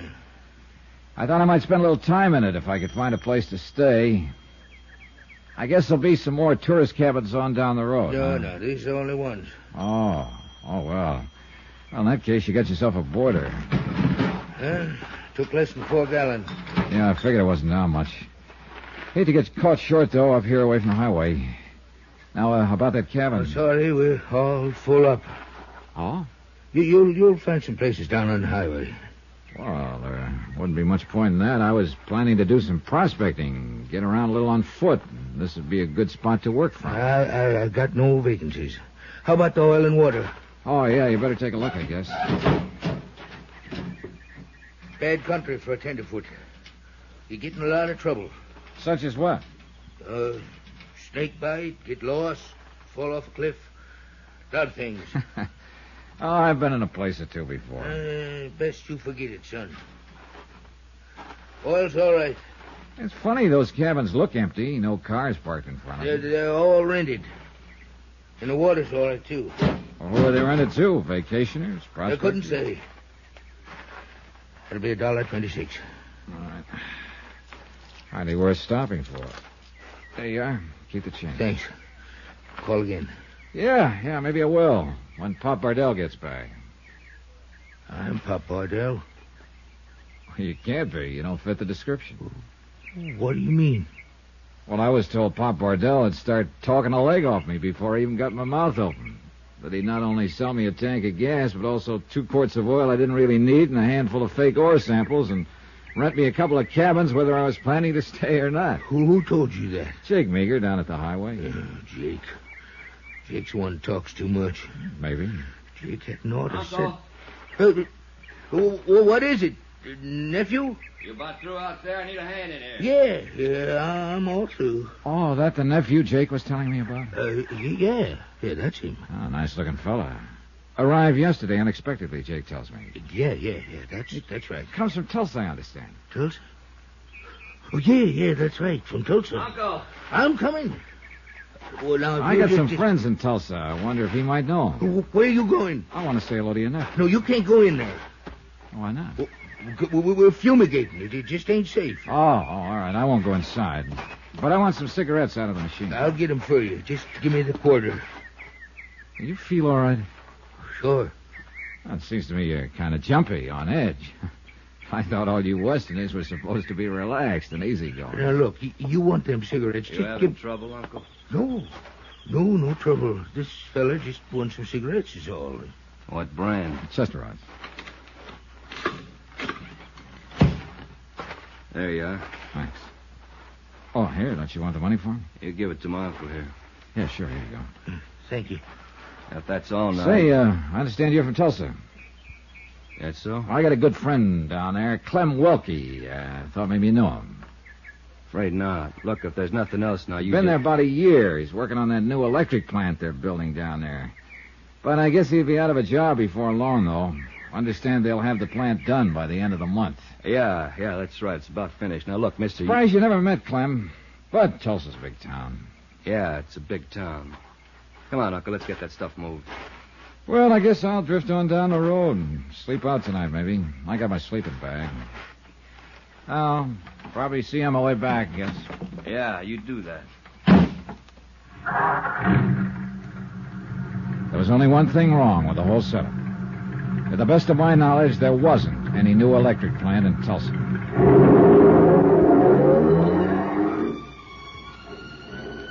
I drove on past Primrose Camp 2 miles farther to the end of the road. It was narrow, unpaved, and for the most part bound by a straight drop-off on one side and a vertical cliff on the other, with no chance for a car to turn off. There were 2 fire roads for access by the Forest Service, actually nothing more than narrow trails. Their turnoffs were blocked by steel cables padlocked between heavy metal posts. As far as I could tell, they hadn't been tampered with, and no car had turned into either of the trails for a month or more. It added up to one thing. There was simply no place in the area where the Nitson gang's car could be hidden. Yet I was still certain that they were here, somewhere. An hour later, I'd left my car at the road and was lying on a rocky ridge 300 yards or so above Primrose Camp, watching the place through binoculars and seeing nothing of any importance. 2 cars stopped. Sightseers, apparently. One driver had the water checked and left. A couple got out of the other car and spent 20 minutes in the lunchroom, came out and drove off. Pop Bardell came outside occasionally. His wife, too, a couple of times. But Bardell's daughter, whom Jake Meager had told me about, didn't show. Neither did the mysterious nephew. I kept on watching. Howdy, stranger. Hunting something now here? No, not exactly. You look like you was. I'm just admiring the view. A city fella, ain't you? Guess you can tell one every time, can't you? You can when you lived alone in the mountains, long as I have. Then them duds you're wearing, too. Got 'em at Dave Bright's store, didn't you? That's right. Dave outfits a lot of you eastern fellas. Can always tell stuff that comes from Dave's. It's got a look about it. Hey, you wouldn't be a prospector, would you? 40 years of it, son. You live up in these parts somewhere? 6 mile across the canyons there. Got a cabin I built myself and some claims of mine. Ain't been there for 3 weeks, though. Oh, is that so? No, been prospecting over toward the Rincons. Heading back home now. You're the first living soul I seen. You haven't heard any news, then, in the last 3 weeks? Nope. Oh, my name's Johnny Dollar, by the way. Ted Marsh. Proud to know you, son. Howdy. Sized you up before I spoke to you and decided to take a chance. Mighty glad to find you ain't a smart aleck like a lot of them city fellas. Oh, it takes all kinds to make a city, Mr. Marsh. I reckon so. Never could see why it takes some kind, so. There's Pop Bardell out in front of the station. Usually stop by and say howdy to him, but I reckon I'm going to pass it this time. Known Pop long? About 14 years now. Well, then you must know his family pretty well. Well, aside from his missus, there ain't no family, except their daughter, Jenny. No, I was thinking of his nephew in Tulsa. He ain't got no nephew, Mr. Dollar. Oh? What did he have? He ain't got no living kin at all, except for some cousins in Virginia. Oh, I guess I was misinformed. Yep, that's for sure. Pop's a real lone wolf. Used to be a prospector himself years back, but he never really had the knack for it. Anyhow, he finally bought this here Primrose camp and settled down to a civilized way of living. I'd say he got about as far away from civilization as he could. A compromiser, that's what he is. Always fooling himself. I told him that a lot of times. Even keeps on prospecting off and on right around the camp there, when he knows there ain't no pay dirt in this rock. Well, that's like a city man growing vegetables in a window box, I guess. Son, I wonder if I can ask a favor of you. Well, sure, what? I was aiming to go on down there and get Pop to do it, but I'll have to stay all evening if I do, and I'm kind of hankering to get home. Well, if it's anything and I of can course, do. if I go to the authorities, they'll keep me round asking questions, making statements. What are you talking about? If there'd been any signs of life, anything I could do to help, you understand. Mr. Marsh, what are you getting at? Well, over across the ridge there, in the bottom of the canyon, there's a car half buried under a rock slide.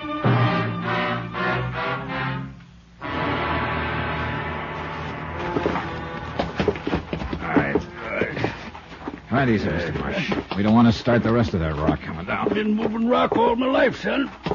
Here we go. All right, it's clear. Let her go. Now, that's good. I can get the car door open now. Watch yourself there. They had it pretty well buried, all right.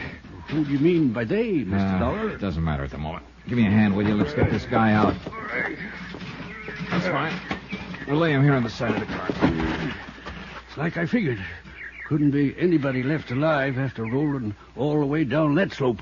This one wasn't alive before the car rolled down. What? He was shot by the State Highway Police. Mr. Dollar. They did a good job of hiding the car, temporarily at least. It couldn't have been seen from the air. The only way of finding it was to stumble onto it the way you did.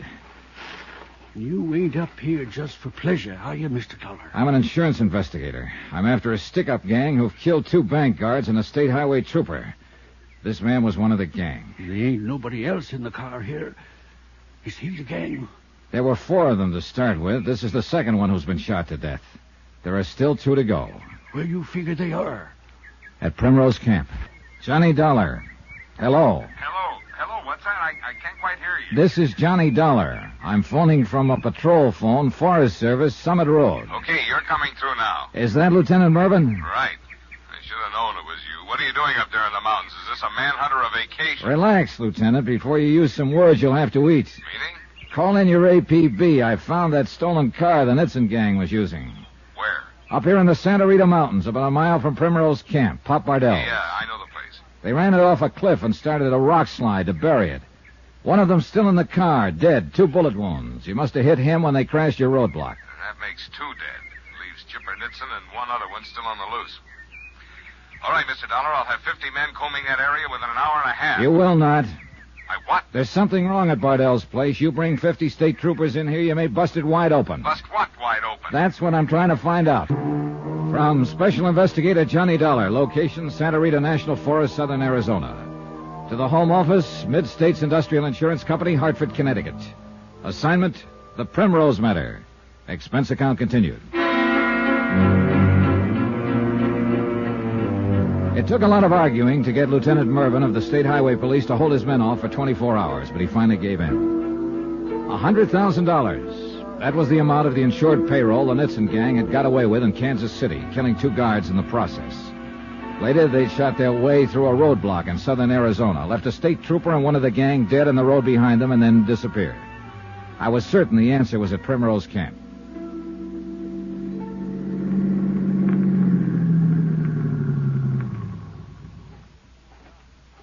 Evening, Mr. Bardell. Something else you forgot?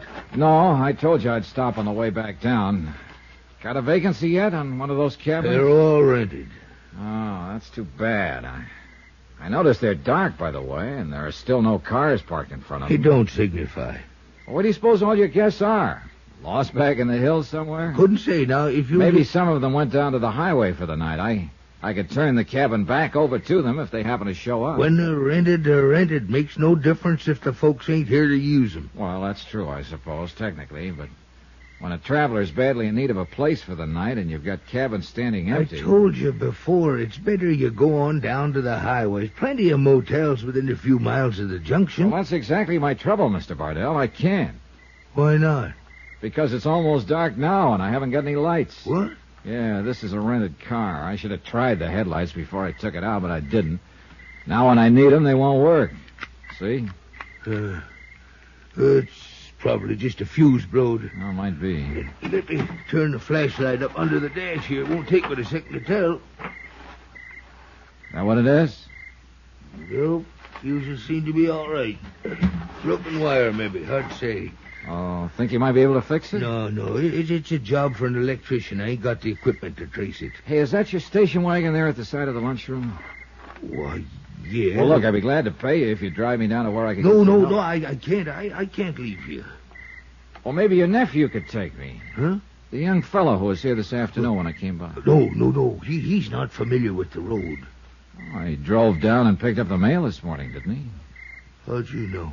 Jake, down at the Barn Grill, happened to mention it. Just who are you, anyway? Oh, I guess I did forget to introduce myself this afternoon. My name's Johnny Dollar, Mr. Bardell. Not your name. I mean, what are you up here for? Looking around, prospecting a little, seeing the country. Your nephew did go down for the mail, didn't he? But that was in the daylight. Look, you said you had a sleeping bag with you. It ain't cold tonight.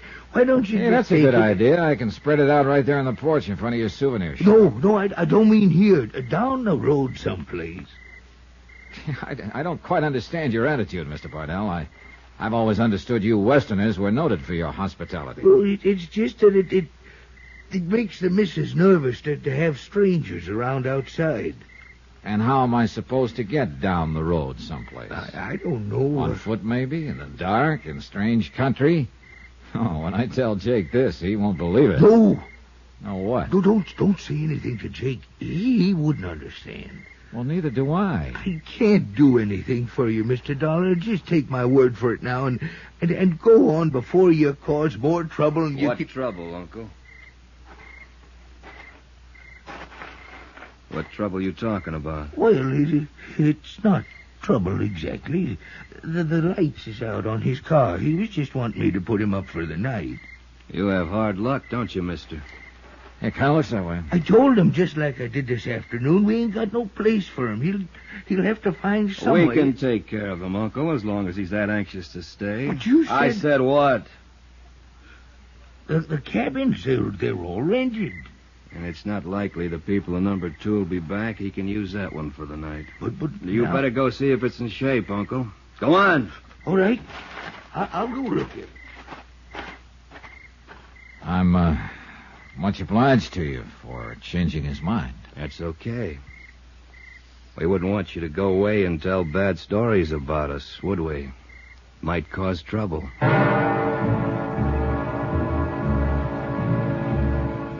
Expense account, item 7, $5. Payment in advance for one night's rent on cabin number 2, Primrose Tourist Camp. The room and the bed were far from inviting, but it didn't matter much. I didn't look for any easy night's rest under the best of circumstances. Not with the feeling of tension and danger that hung over this place, and the almost certain knowledge that 2 desperate killers were only yards away from me. Mrs. Bardell, Pop's wife, took my payment for the room and made change in the lunchroom next door to the service station. I'll have to give you ones, Mr. Dollar. Got a $5 bill. That's all right. There's 2, 3, 4, and 5. Want a receipt? No, thanks.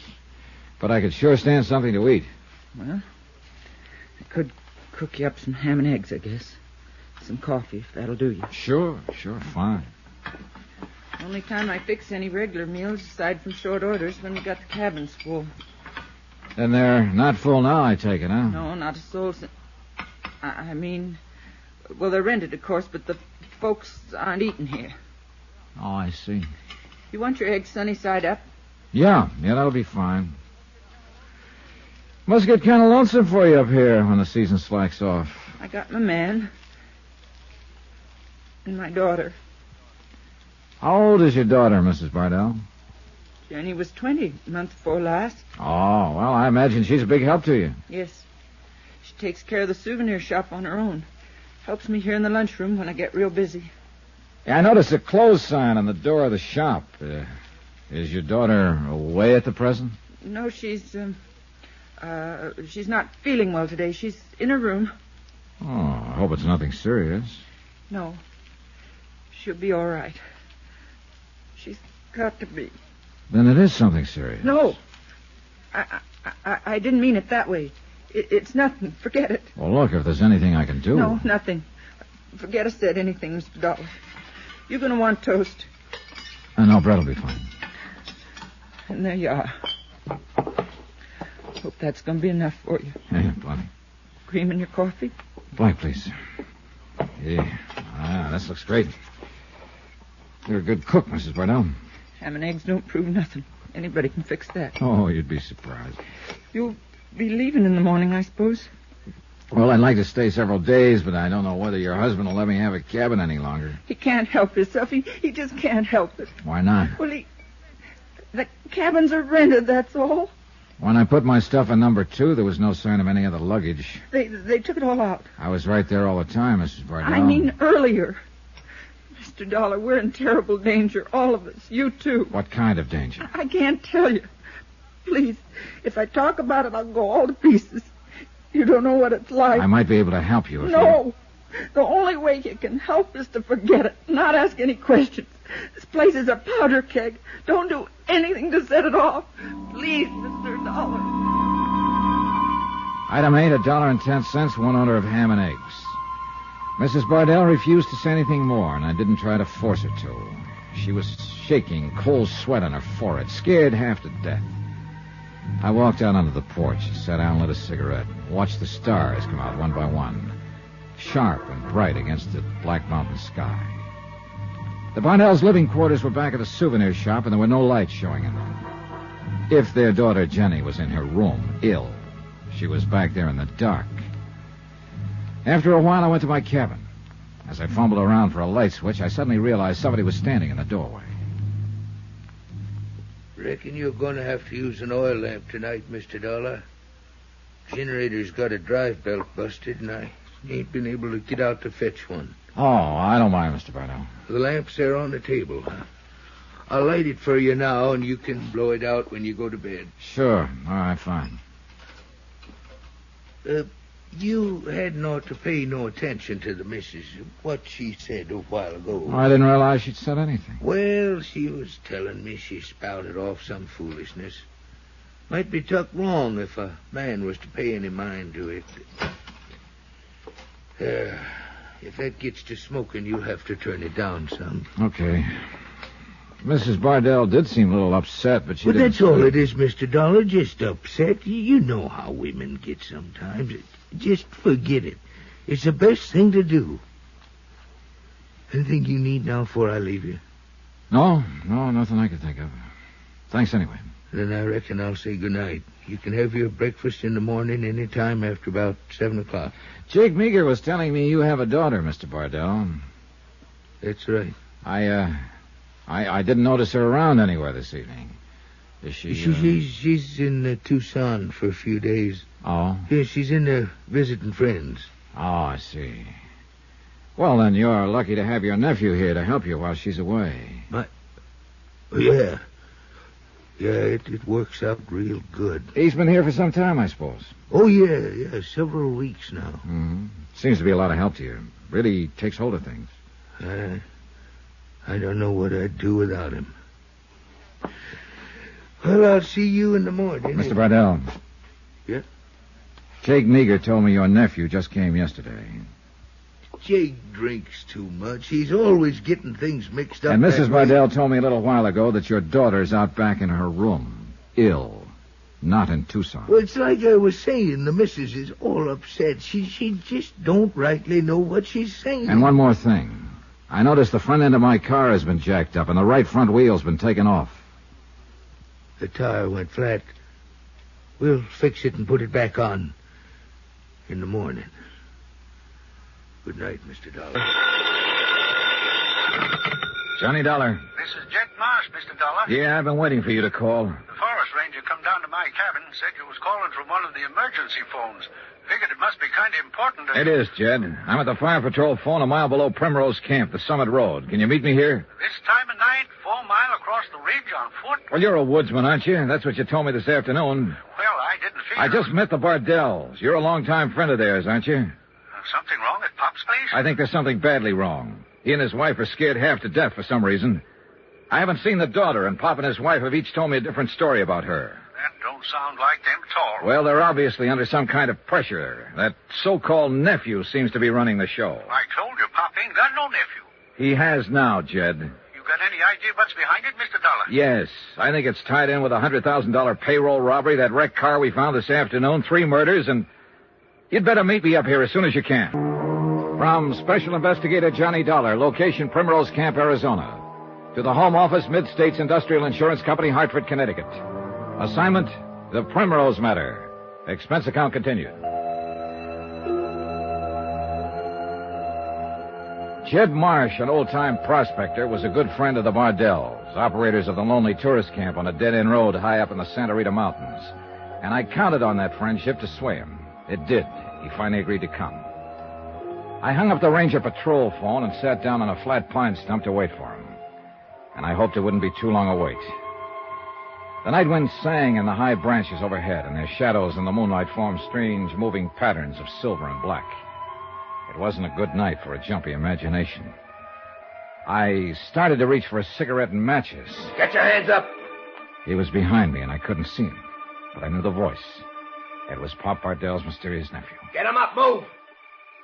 You're up late. So are you. Now, just keep him there now. We'll see if you got it. Uh-huh. I figured you'd be packing a rod. Self-protection. I understand there are a lot of snakes around here. Maybe you understand too much, Dollar. I suppose you followed me from the camp. You're a good supposer. Now, what's the game? Well, I'm a bird watcher, and I specialize in observing the quaint habits of the night-flying titmouse. I want jokes. I'll tell you I want jokes. I guess I misunderstood you. Get up. Get up. You're not hurt. I appreciate you telling me. I asked you a question, Dollar. Oh, yeah. Yeah, the game. You heard that phone conversation, didn't you? I heard it. And you know Who's about the guy you talked to? A friend of mine. An old prospector named Jed Marsh. I heard that. Why'd you get in touch with him? Well, now, he specializes in night-blooming uranium, so I thought we might combine our hobbies. Now, how much of this does it take to wise you up? Well, I think that one just might have done it. Why'd you want him to meet you here? I thought he might be useful. For what? For pointing out the roosting places of the night flying. All right, take it easy. Slap me once more with that rod and I may get mad. You're scaring me to death. There are worse ways to go. Dollar. Them smart cracks are going to get you nothing but stitches. Stitches are what they're supposed to keep you Just on. keep asking. Relax. You know, I think I finally got you tagged. Now, what do you mean, tagged? You're not Pop Bardell's nephew, and you don't come from Tulsa. Am I right so far? You're doing the talking. I think you came originally from Chicago and New York. But recently, you just come west from Kansas City. You a cop, Dollar? No. Then how come you... I've been trying to place you ever since I saw you this afternoon. Thinking back over police bulletins I've seen, mugshots, descriptions. Yeah. You're Spade Keller, aren't you? Go on, this is your story. You used to work with the Karzati mob. Then you went out of circulation for 3 years as a guest of the state. And when you got out, you apparently hooked up with Jipper Nitzen and his gang. So you are a cop. Well, mister... I'm somebody who found that stolen car you ran off the cliff and tried to hide under a rock slide.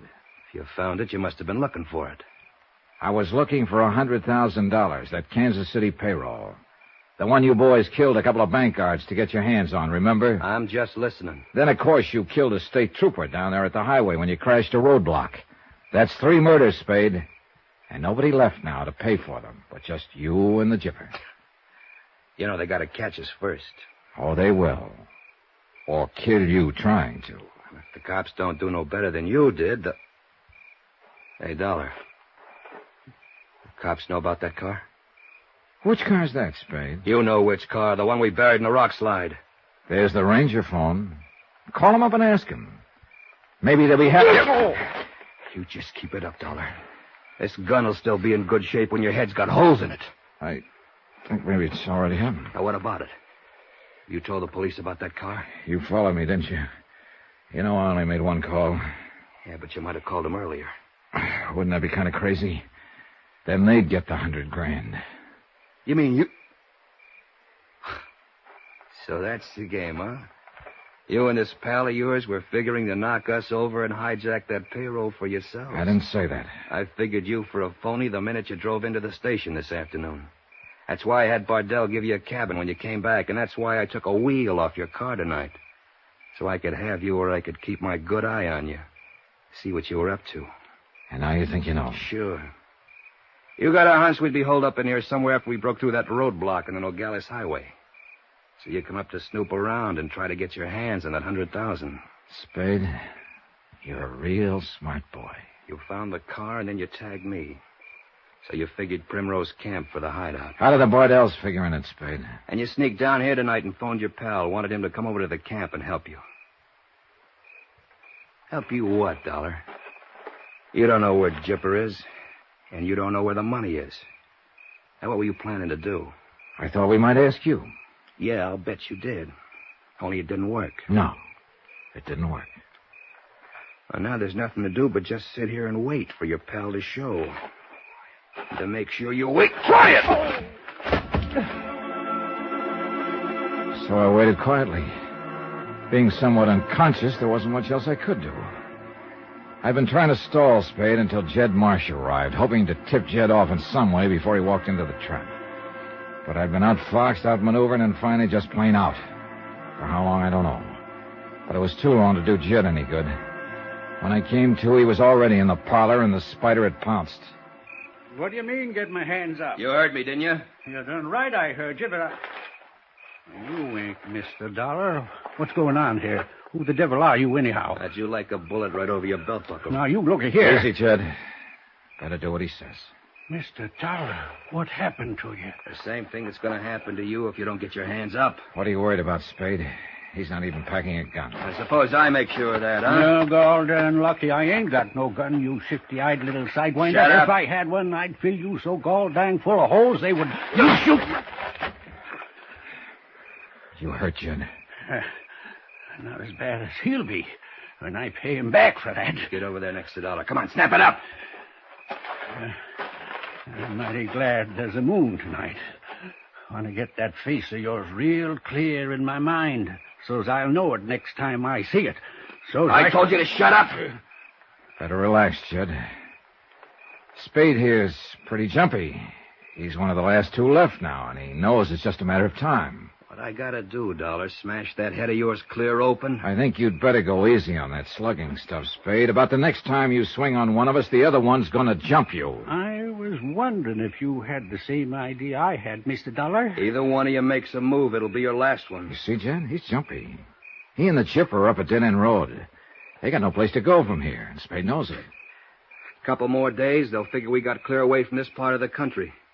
They won't be looking for us around here. That's when we'll leave. And we'll get away with it. Provided Jed and I don't tell them where you are. You won't. That's one thing I'm real sure of. This here varmint wouldn't be aiming through us in, would he, Mr. Dollar? I wouldn't be surprised if he had something like that in mind, Jed. Am I right, Spade? What have I got to lose? That's a very logical attitude. What he means, Jed, is the fact that the gang has already murdered 3 people. And since they can only hang Spade and the Jipper once, a couple of more killings won't matter very much. Matters some to me, seeing as I'm to dig one of them. Oh, yeah, and to me, seeing as I'm the other. But that's Spade's problem, of course. Having 2 of us on his hands. Even with him having the gun, it's pretty touchy business. Right, Spade? Get on your feet, Dollar. Sure. We'll stay as far apart as he'll stand for, Jed, so he'll have to swing the gun wide. Shut up, Dollar. If he goes for me first, jump him fast. Sure, I gotcha. Seen it happen once in Tonopah during a gold strike in 19... Shut up, the both of you. Now, Spade's got an even worse problem, Jed. He's so scared and jumpy, he may even miss his first shot. Then he'll have both of us on him. Reckon I'd be jumpy, too, if I was standing there where he is. What are you talking about? Next to the edge of the cliff that way. Close to all them boulders. What about them? Just snakes, that's all. Snakes? Oh, you shouldn't have told him, Jed. I was hoping he'd blunder onto one. Where's any snakes? Might be anywhere around you there. Along before sunup, when it starts getting chilly, they crawl in around the rocks to get warm. You city fellas ought to have a nurse to keep... Hey, wait a minute. I wouldn't move around much if I was you, not without a flashlight. I haven't got a flashlight. Well, I have, right here in my pocket. Now, if I... Hold it! Keep your hands up. I've seen that trick pulled before. You throw the light in my eyes to give Dollar a chance to jump me. My, you got a real suspicious nature, Spade. Snakes. There's probably no snakes within 10 miles. What's that? Look out, Spade. Where? The other way. It's right there by your foot. Move back. Let me get the flash. I can't see what I'm... Not that way, Spade. You're going to step on it. No! Jump back. Which way? Look out, the cliff. You're going over the edge.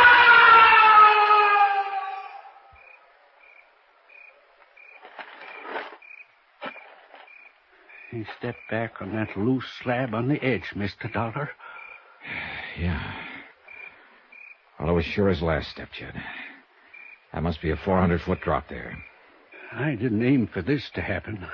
I was just trying to upset him so's we could jump him. How'd you make that noise, anyway? With this? Set of old timber snake rattles stuck on a pine sliver. You just rub your thumb on it, and it starts them going. Use it sometimes to spook a tenderfoot. Well, you sure spoke one tonight. Can't say I'm too sorry at that, Mr. Dollar. He wasn't aiming no good for us, and that's for dang sure. 3 down now. Only the Jipper himself is left. Funny about life sometimes, Mr. Dollar. That Spade fellow went around striking out at people like a snake does. And he died the same darn way, all smashed on the rocks. Just like a snake dies. Johnny Dollar. This is Cal Mervyn, State Police. Well, Lieutenant, they found you in a hurry. Sure, I was home in bed, where any decent person would be this hour of the night, or morning, or whatever it is. You'll get no sympathy from me. I haven't even been to bed. What are you doing, Dollar? Living in a tree up there and using that Forest Service phone for your own private exchange? More or less. I've got another body for you, Lieutenant. That's a happy good morning. Who's this one? An ex-Chicago hood named Spade Keller. What did you do, kill him? No, he fell over a cliff, in a manner of speaking. That's 3 of the gang dead now. The only one left is Jipper Nitzen himself. Have you found him yet? No, but I think I will in the next hour or so. Dollar, I can't hold my men out of there any longer. I gotta move in. Give me till noon, Lieutenant. If I can take him myself, it may save an innocent person's life. He's a 3-time killer already. I know, and you've been selling me that story for the last 12 hours. That's what's held me back. But I've got to have more details. All right. A friend who's with me, a prospector named Jed Marsh, will meet you here at the Forest Service phone in an hour. He'll be in a green station wagon. When did you get a hold of a green station wagon? We haven't yet. We're about to steal it. So long, Lieutenant. From Special Investigator Johnny Dollar, location Primrose Camp, Santa Rita National Forest, Arizona. To the Home Office, Mid-States Industrial Insurance Company, Hartford, Connecticut. Assignment, the Primrose Matter. Expense account, final pay. The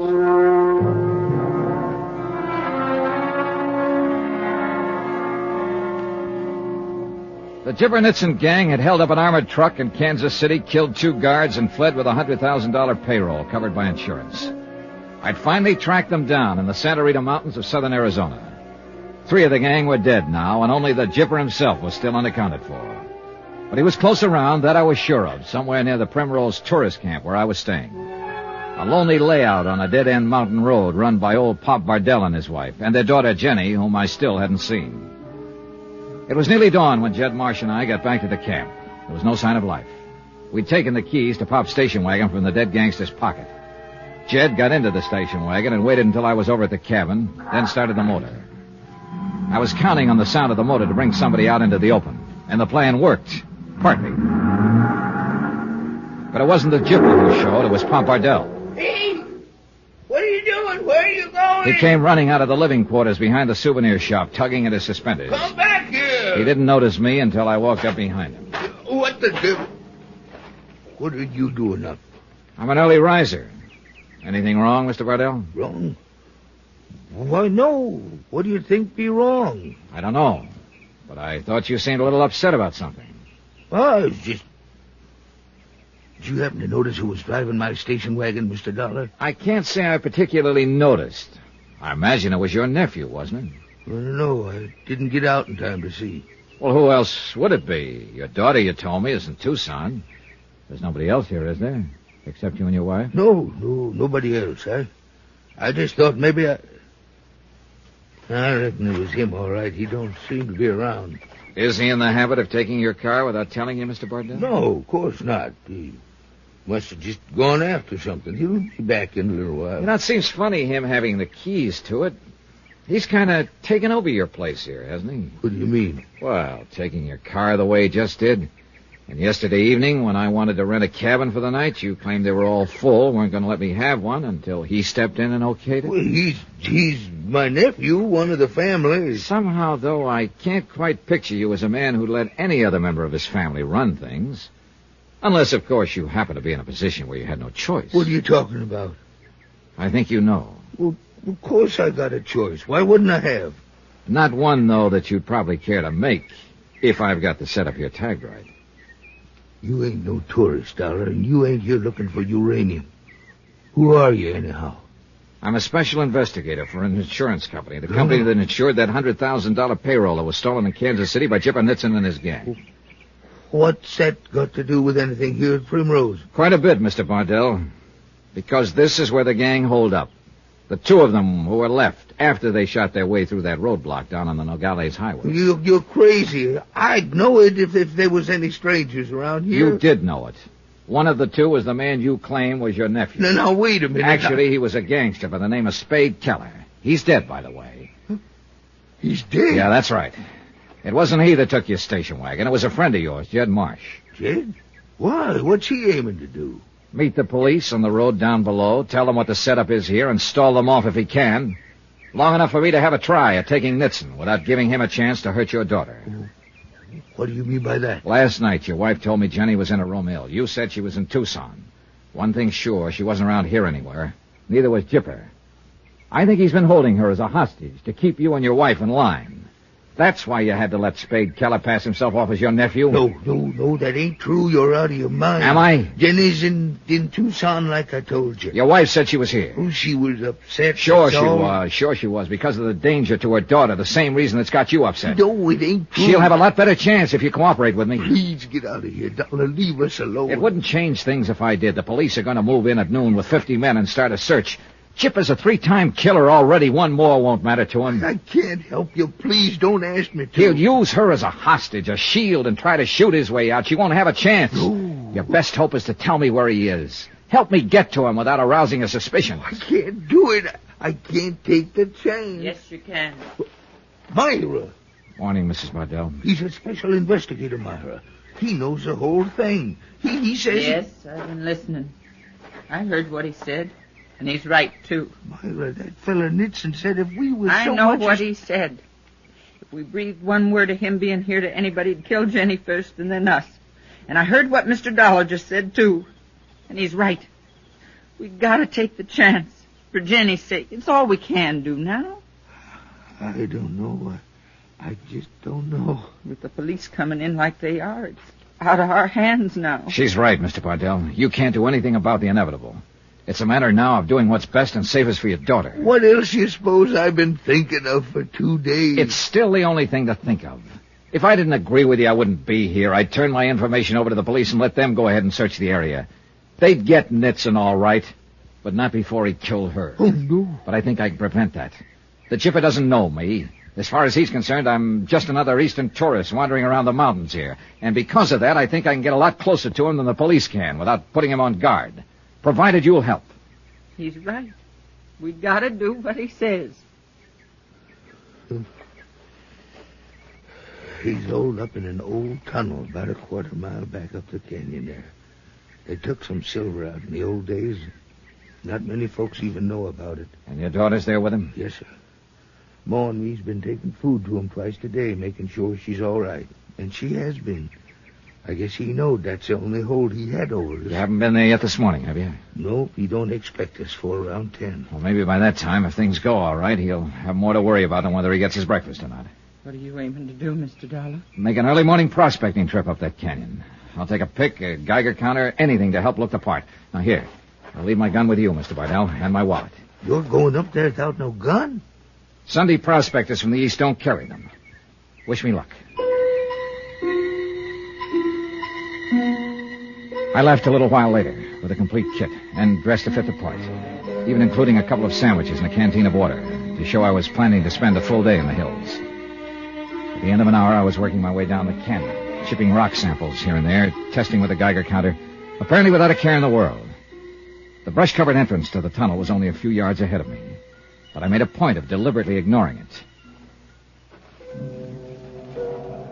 Finally, the mouth of the tunnel was only a few feet away. I pushed aside the brush as though to get at the canyon wall, then pretended to see the tunnel for the first time. I pushed aside some more brush, and I stepped inside. After a moment's hesitation, I fished out my flashlight and started walking back in from the entrance. I hadn't gone far before I got results. I went out like a light.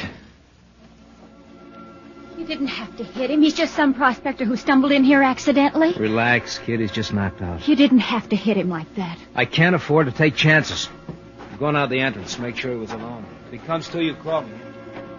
The blow had been sharp, but without much force. I was out only for a matter of seconds, but I went on playing possum. I waited now until he was out of earshot. Jenny. You're conscious. You know my name. Take it easy. I don't want him to hear us. But who are you? What are you... Never mind. There's no time. Just don't worry. I'm here to get you out of this. But how? He's a killer. A gangster. I know who he is. Look. Has he got that money here with him? That he stole in Kansas City? Yeah. Yeah, I'd sent some canvas sacks back inside the tunnel, Father. What difference does that make? Plenty. That's what I was hired to recover. Hired to... I don't understand. Oh, well, I'll tell you later. Now, if you'll keep your head and give me a little help, we've got a good chance of getting you. Wait. He's coming back. All right, listen. Maneuver him 4 or 5 yards away from me with his back turned and keep him that way for just 5 seconds. I'll do the rest. Got it? Yeah, but I don't know if I Never can. mind the if. Just do it. All right. Don't let him know I'm conscious.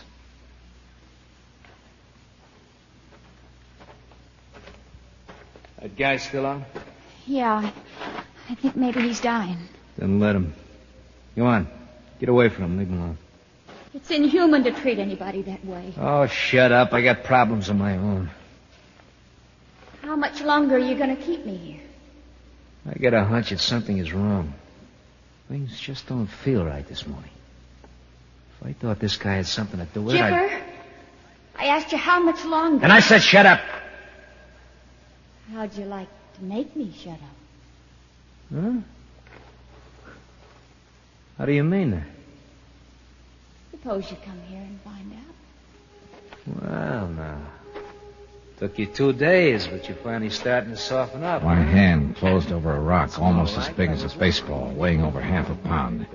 And I came slowly to my feet. Chipper whirled around, going for his gun. What's the devil? I aimed for his head.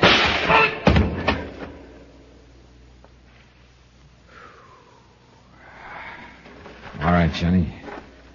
You can pick up his gun. Look how he's bleeding. You've killed him. No, I haven't killed him. But I imagine the state will.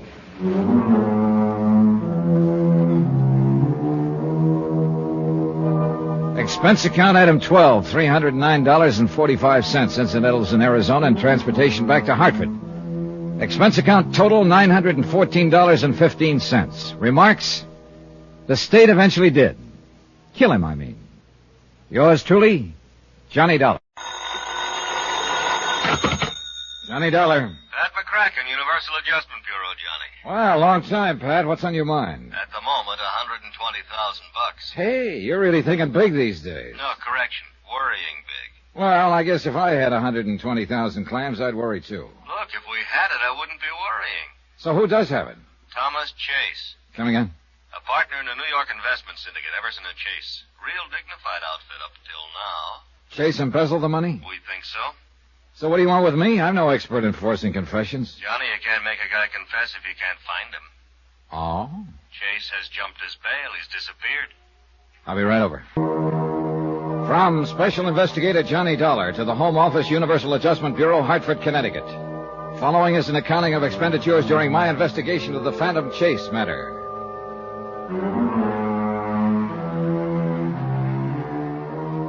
Expense account item 1, $1 even, taxi from my apartment to the offices of Universal Adjustment where Pat McCracken was waiting for me, with a worried look and a handful of papers. Well, how can you figure it, Johnny? An outfit like Everson & Chase goes along for years without a blemish on the record, and then Bluey, one of them, turns sour. Well, that's what makes horse races, I guess. Yeah, that's also what gives bonding companies headaches. Yeah.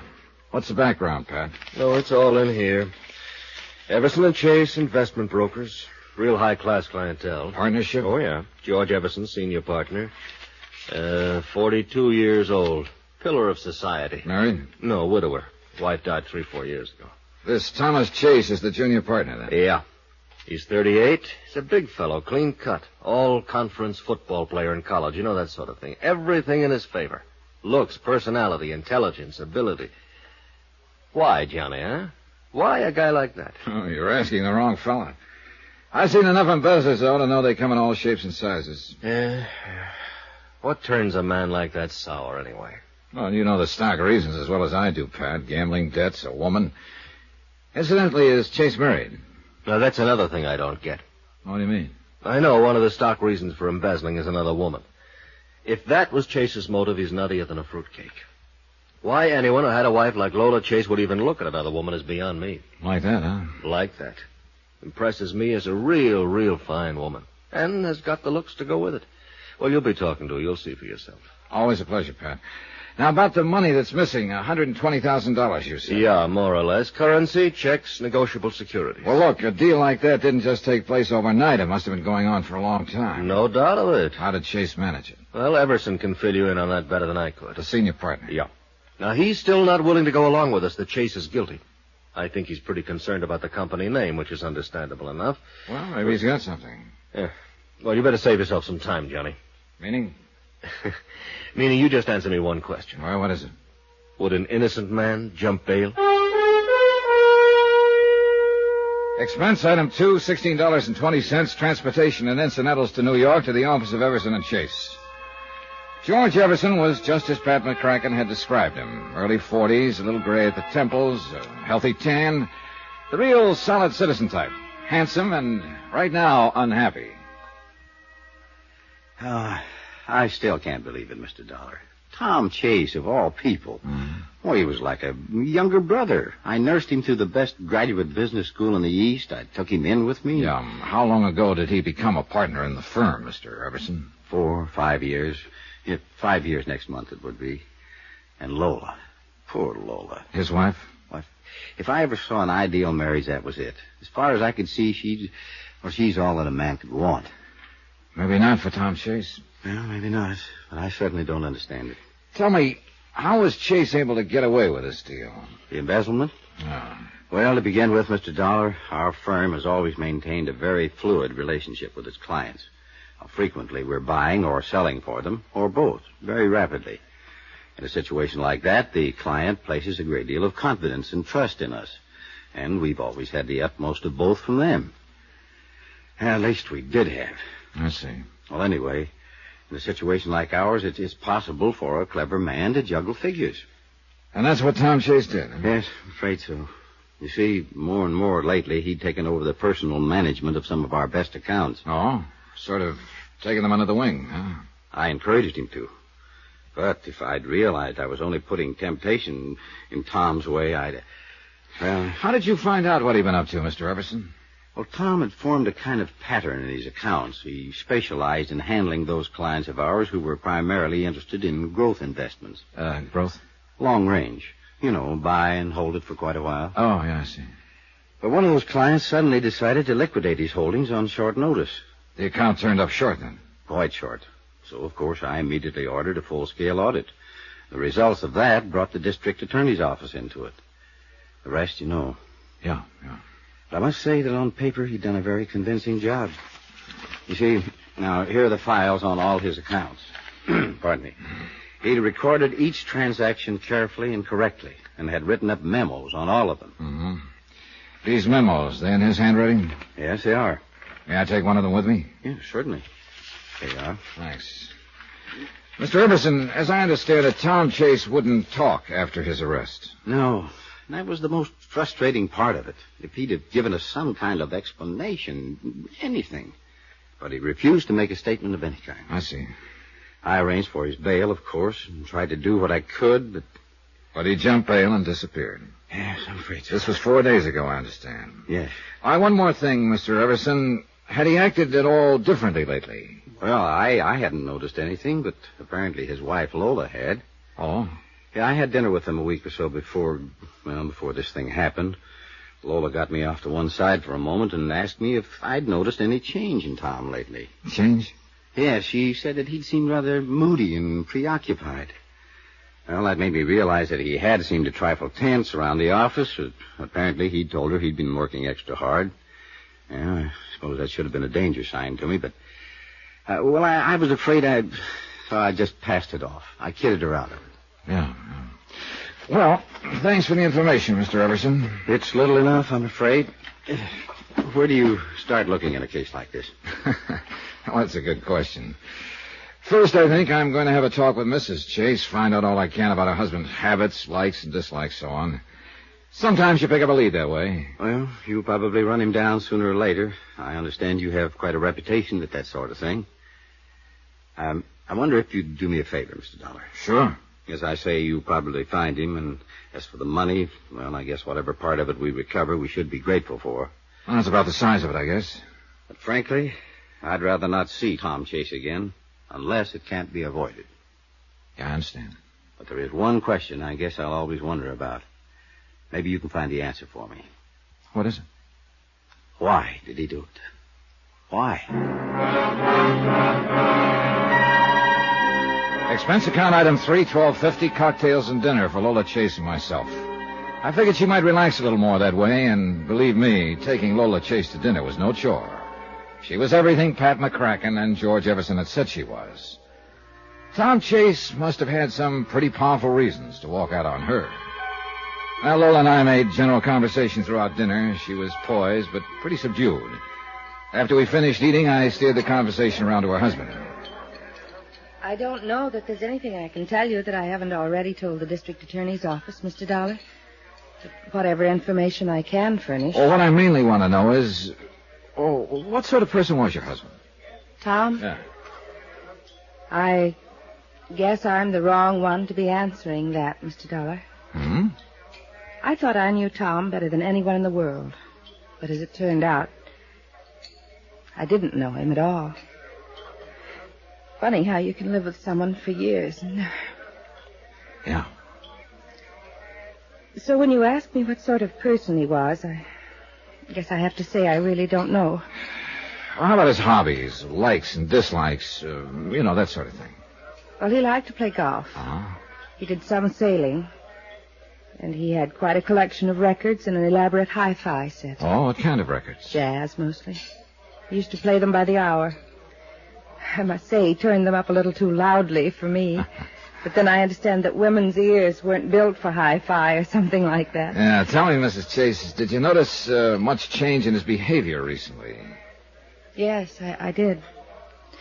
And it upset me. What sort of change? Well, for one thing, he became rather moody. I guess you'd call it. He seemed to have something on his mind all the time. Several times he stayed out late at night and said he was working. I see. And then there was the thing about our vacation. What was that? Well, we'd planned a little trip. But at the last moment he told me he couldn't go. He insisted I make the trip without him. I didn't want to, but he insisted. So I finally went, alone. It was when I got back that I found out he'd been arrested.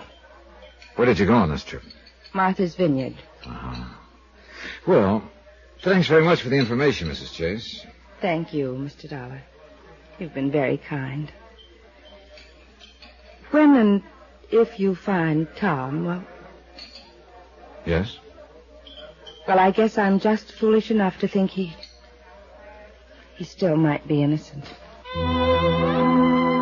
I took Mrs. Chase to her apartment and then went back to my hotel. The big question was where to start. What did I really know about Tom Chase? I had a picture of him and a specimen of his handwriting. I knew his hobbies. But what did it all add up to? Oh, Mr. Everson. Yes, I'm sorry to barge in on you at this hour, Mr. Dollar. No, not at all. Come in. Thanks. Mr. Dollar, you probably think I'm crazy, and I know it's a very slim chance, but it is a chance. What are you talking about? Take a look at this newspaper. Right here. Huh? A feature article on jazz in New Orleans. This picture taken in a bar down there. The old guy with the trumpet? No, in the background. The people sitting at the bar. Look at this man right here. Oh. His face is half turned away, and it looks like he hasn't shaved for a while. Mr. Dollar, that's Tom Chase. You sure? You can't see much of his face. I know. But when you've been around a man for several years, you notice little things about him, little mannerisms. Like what? Well, look at the way he's got his head sort of cocked to one side. Now, that's just the way Tom always did when he was listening to something. And look at his hand resting on the bar like one finger was pointing at something. Wow. Now, that's the way Tom held his hand. And look, he's got one leg sort of drawn up. That is exactly the way Tom used to sit at a bar. Oh, but Mr. Everson, any number of men, and that picture isn't too clear. I know. Maybe it's just a crazy, wild idea. But, Mr. Dollar, I'll bet on it that man is Tom Chase. Crazy, wild idea? Maybe, maybe not. But it took less than a second to mentally flip a coin, and it came up New Orleans. Johnny Dollar. George Everson, Mr. Dollar. Oh, yes, Mr. Everson. I've been thinking. I could have been wrong last night. You mean about the newspaper picture of the bar in New Orleans? Yes, that man in the background of the picture, the way he sits, the way he holds his hands and his head, it's so like Tom Chase. Yeah, that's what you told me last night. Yes, but this morning, well, things always look different in the morning. After all, we can't see very much of his face in the picture. It might be just a wild goose chase. Well, I've been on plenty of them, believe me. But I've been thinking, too, Mr. Everson. Tom Chase embezzled $120,000 from your firm. New Orleans would be as good a place for him to hide as any. Besides which, his wife told me he was very fond of jazz, and there's certainly plenty of that down there. And you really think it might be a possibility? My plane leaves for New Orleans in an hour. From Special Investigator Johnny Dollar, location New Orleans, Louisiana, to the Home Office, Universal Adjustment Bureau, Hartford, Connecticut. Assignment, the Phantom Chase matter. Expense account continued. Item 5350, cab fare to the airport. George Everson was waiting for me at the passenger ramp. I'll tell you, Mr. Dollar, before I came out here to the airport, I called the insurance company you represent in this investigation. Oh? I told them if this trip to New Orleans did turn out to be just a wild goose chase, that I would assume your expenses. Oh, well, that's very considerate of you, Mr. Everson, but it isn't necessary. Now, an investigation's an investigation. My company's willing and anxious to exhaust all the possibilities. And from what you tell me, it's a good possibility that Tom Chase is hiding in New Orleans. Well, I hope so. Say, look, I've still got a minute or two before my plane loads. I want to make sure I've got all the facts straight. All right. Tom Chase was your junior partner. He began to specialize in those clients of yours who made long-term investments. Right. One of them decided to sell out suddenly, and you discovered there was a lot less in his account than there should have been. You ordered an audit and found that other accounts of Tom's had been juggled, too, to the tune of $120,000. Roughly. He was arrested but wouldn't talk. He got out on bail, then jumped his bail and disappeared. Yes? All right. His wife Lola says that for some time before that, he was moody and tense. Well, look, I didn't mention this to her, but I will tell you. Do you have any reason to think that Chase was interested in another woman? No reason at all. Good Lord, Mr. Dollar, with a wife like Lola, a man would be out of his mind to even think of anyone else. Well, I'm just mentioning a possibility, Mr. Everson. Yeah, I know, and I suppose that always is a possibility in embezzlement cases. But I certainly hope not in this one. The whole thing's been hard enough on Lola as it is. Yeah, did you tell her about the newspaper picture and that I'm going to New Orleans? No, I decided not to mention it to her for the present. I didn't want to get her hopes up.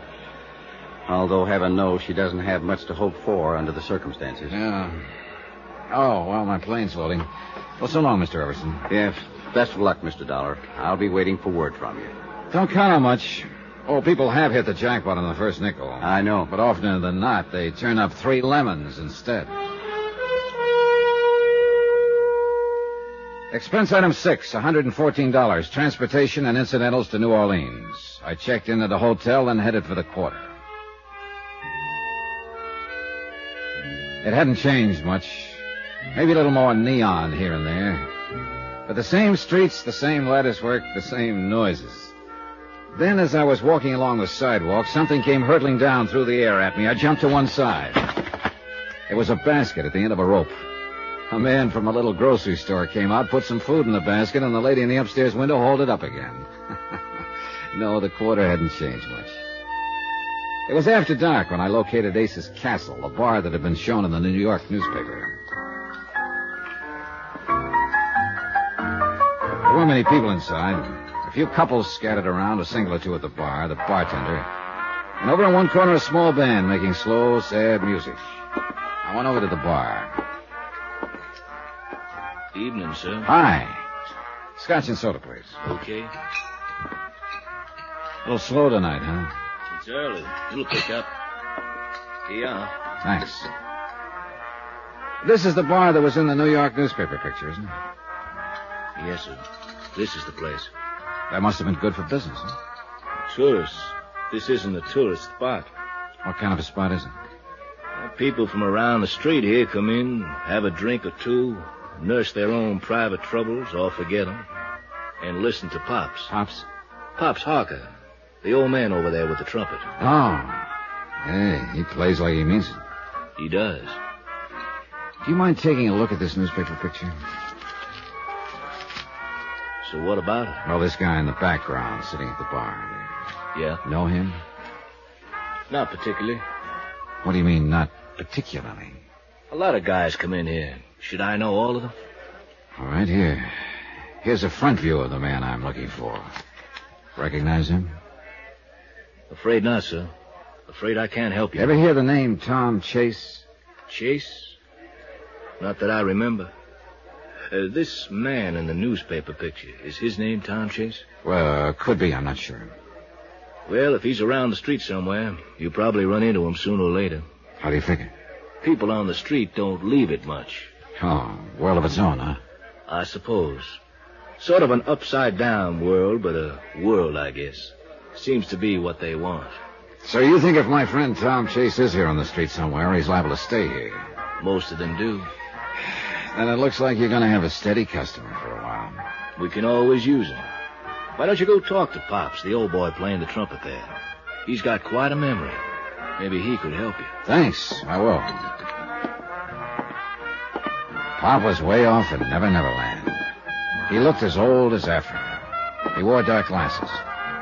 And the horn he was blowing looked like he'd either found it or made it.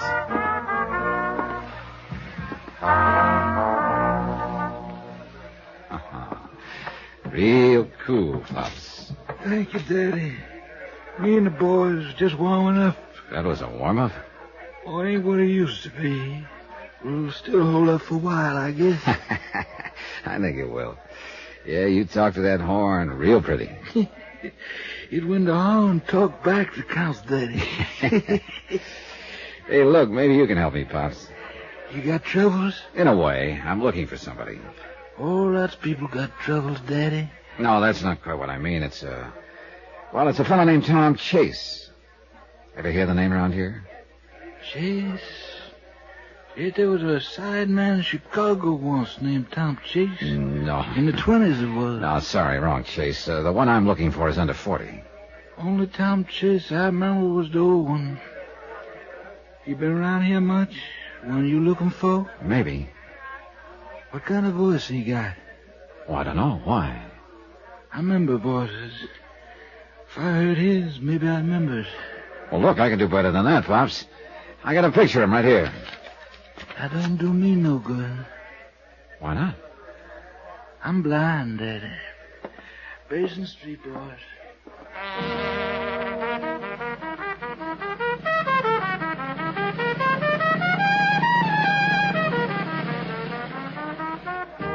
I think I knew now why he could blow the kind of music he did. It had to make up for a lot of things. I guess it was the only way he could see. Item 7, $2, drinks for me. I sat there in Ace's Castle for a couple of hours, waiting for Tom Chase to show up, or for the guy who looked like him to show up, so I'd know for sure whether this was a wild goose chase. But nothing happened. A few people slowly drifted in and out. Mostly they huddled around Pops Harker, nursing the drinks and listening. It got to be midnight, and I'd just about decided to give up when a man with a face like a weasel slid into the chair across the table from me. Your name, Dollar? Johnny Dollar? That's right. Who are you? Freddie Quintana. So? So you should be glad to see me. Should I? Any particular reason, Quintana? Oh, the best. It's around the street that you're looking for somebody, Dollar. News travels fast. Yeah, when it's really interesting news like that. What's so interesting about it? Whenever I smell dough, it is always interesting. Well, maybe your nose is too sensitive or too long. There was no mention of money. Look, I've been around, Dollar. Oh, I don't doubt that. Yeah, a lot of people who float around the street and the corridor don't want to be found. Oh? So a guy comes looking for somebody, it usually costs him a little money to find him. I see. And you looking for a guy named Tom Chase. So? So, I think I got him pegged. Where is he? Oh, not so fast, Dollar, not so fast. First we talk money, You're wrong there, Freddie. What you mean? First we make sure you know what you're talking about. Now, look now, You look. I've bumped into a lot of characters like you.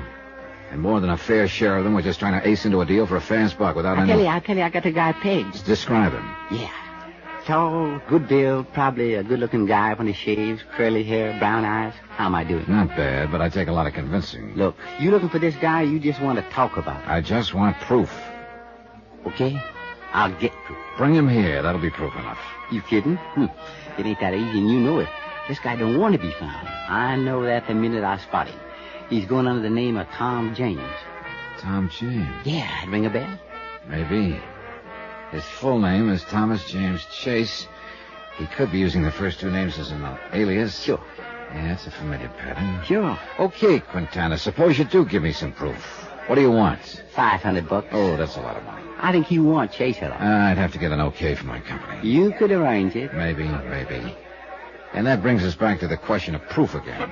I'll be back in an hour, Dollar, with proof.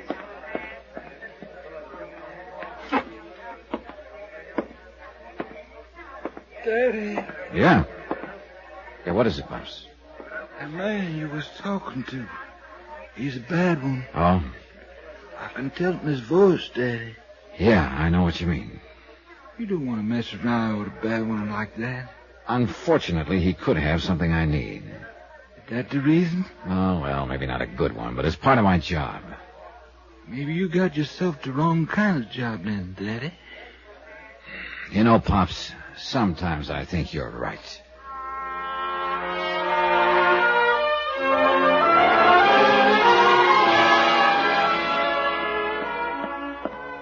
Hi, Dollar. Hello, Freddie. Right back on time. Yeah, with the goods, too.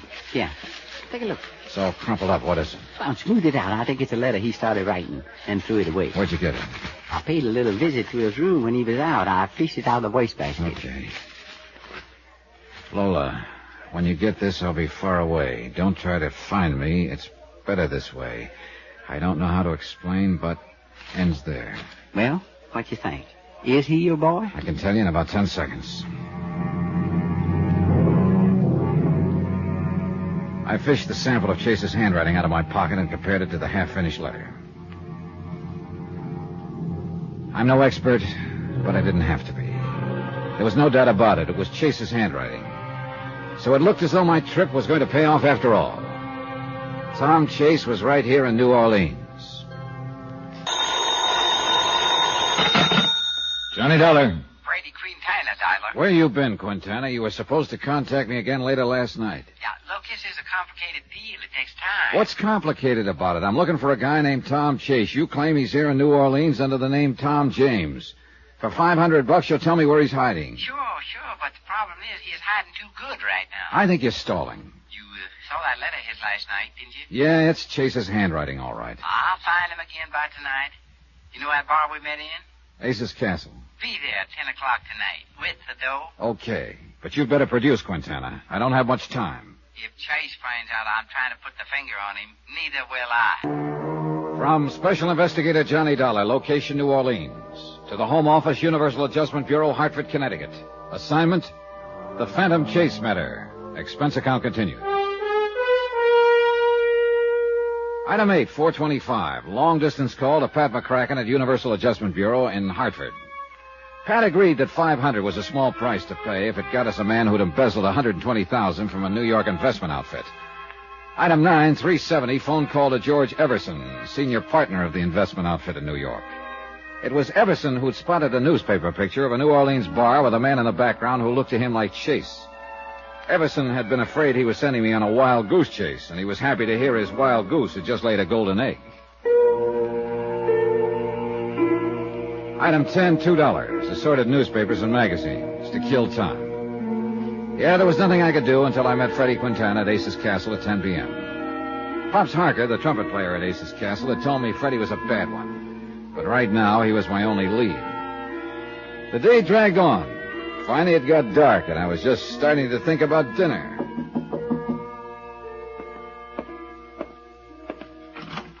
Hello, Johnny. Lola Chase. May I come in? Well, yeah, sure. Come on in. Well, what are you doing here, Lola? I thought you were in New York. George Everson told me about your phone call to him this morning. That you think Tom is here in New Orleans. Well, yeah. Everson said he hadn't told you about the newspaper picture before because he didn't want to get your hopes up. I know. He explained. I got a plane down here right away. Yeah. Well, I'm not sure that was a good idea, Lola. I doubt very much if there's anything you can do. I thought if you do find Tom, if I could just talk to him, maybe I could get him to see that the only thing for him to do is give himself up and return the money. Oh, I wouldn't count on that. Johnny, I had to come. He's still my husband. Yeah. George Everson didn't go into details about the newspaper picture. Oh, there was an article on New Orleans Jazz, one of the New York papers a few days back. It showed a bar scene, a place called Ace's Castle. And in the background, sitting at the bar with his face turned away, was a man George thought might be your husband. So I came down here. Now you have proof he's here? I think so. What kind of proof? Johnny, please tell me. Okay. But I'm not sure you want to see it, Lola. Go ahead. Well, last night on Ace's Castle, a character named Freddie Quintana contacted me. Told me he thought he had Tom pegged, that he was going under the name of Tom James. James? That's his middle name. Yeah. The kind of alias a lot of people use. But that's not proof of anything. Oh, I know. Then Quintana showed me a letter he'd stolen from Tom's room. An unfinished letter. I checked it against the sample of Tom's writing I'd brought with me. It looks pretty genuine. What kind of letter? To you, Lola. Oh. Please, may I see it? Here you are. Lola, When you get this, I'll be far away. Don't try to find me. It's better that way. I don't know how to explain, but... I'm sorry. That's Tom's writing, Johnny. Yeah. What happens now? Oh, I'm supposed to meet Freddie Quintana at Ace's Castle down on the quarter at 10 o'clock tonight. I want to come with you. Oh, look, please, Lola. Johnny. Expense account item 11, $8.20. Dinner for Lola and me. She didn't say much during the meal. I guess there wasn't much for her to say. Afterward, we started walking through the quarter toward Ace's Castle. It's interesting around here, Johnny. Oh, yeah. The quarter hasn't changed much. You've been here before? A couple of years ago. Funny. What is? You, in a job like this. Why? Well, I don't know. You just don't look like a person who spends most of his time looking for fugitives and criminals. It seems like such a strange job for you. It's a job. Do you like it? Oh, I don't know. Sometimes I like it a lot. Sometimes I don't like it at all. Like now? Like now. Thanks, Johnny. For what? For feeling that way. Well, I guess it's my turn to say funny. What about? You're asking about... Well, Pops Harker seemed to think I was in the wrong job, too. Who? Pops Harker. An old fellow who plays trumpet at Ace's Castle. You'll hear him. He's blind. Oh. Yeah, that horn of his has to make up for a lot. But why did he think you're in the wrong job? Mostly because of the company I sometimes have to keep, like Freddie Quintana. Oh. I hate to see things work out like this. What's that mean? I mean, finding Tom this way through a cheap information peddler like this Quintana. Oh, if he'd only turn himself in. I'm afraid that's a pretty remote possibility. I know. He seems to have forgotten what sort of a person he was. After his arrest, he wouldn't even talk to me about it. I guess he's forgotten a lot of other things, too. All right, come on, Lola. That's Ace's Castle right ahead. You think Tom will be there? I doubt it. Probably just Quintana. But he's supposed to tell me where your husband is hiding. Here we are. That must be Pops Harker over there in the band with the dark glasses. Yeah, that's him. Come on, that corner table.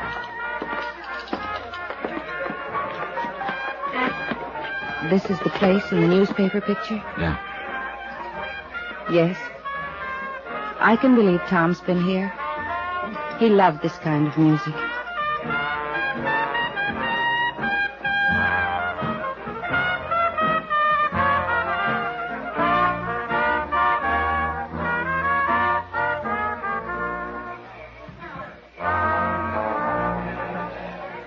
Real nice, Pops. Thank you, Mr. Dollar. How you doing? Oh, pretty good. Johnny, I thought you said he was... Yes, he recognized my voice. You still messing around with that mean one, Daddy? Freddie Quintana? Afraid I have to, Pops. I'm not enjoying it particularly. Well, you stick to the good ones, Daddy. Don't mess with the bad ones. Gossiping about me, Pops? Oh, Quintana. Oh, why don't you keep your face in that horn and out of the people's business? Take it easy, Quintana. That's all right, Mr. Dollar. I'll still be blowing away this here horn long after some folks quit breathing. Yeah, sure. Who's the dame, Dollar? Don't worry about it, Freddie. Let's just say she's with me. Okay. Don't be so touchy. Okay to talk? Go ahead. It's all set. Oh, yeah, I got this chase on ice for you. He thinks I'm arranging passage for him on a boat out of here with no questions asked. That's cruel. Easy, Lola. Business is business. Where is he now? Now, let's not get nosy, sweetie. Cut the smart talk, Freddie. My, you are in a pretty nasty mood tonight, Dollar. Yeah, so just stick to business, huh? Okay. Here. Now, this here's the address of my rooming house. Chase gonna meet me in my room at midnight. You be there in a few minutes before. And, Dollar, be sure you bring a dough. You be sure you bring Chase. He's in the bag. See you at midnight. Oh, what a horrible person. Yeah, he's sure not the best. Johnny, let me go with you at midnight. I don't think that'd be a very good idea, Lola. Please. Why? Just say I'm pretty foolish, I guess. I just want to see him once more. Look, why don't you... I know it won't do any good, but after you take him, I probably won't see him again. He wouldn't see me before. He probably won't afterwards, but just to see him once more. Lola, I don't know what good I'd it's like gonna... to go back to my hotel and rest now, but please pick me up before you go to Quintana's room. Johnny? Okay, Lola. 11:45.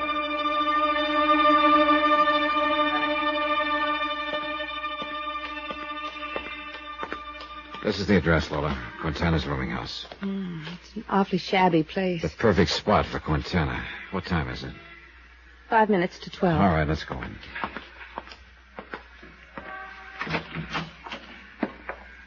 Number 8. Let's see. Oh, here it is. Yeah. Okay, we won't knock.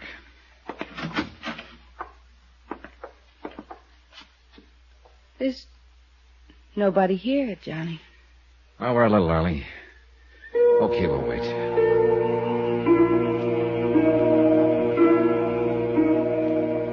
So we waited. 15 minutes went by. Half an hour. Do you think he was just playing some sort of fiendish joke on us, Johnny? I've been stood up on deals like this before. But Lola wasn't used to it. Pretty soon the strain got a little too much for her. Please, Johnny, I can't stand this anymore.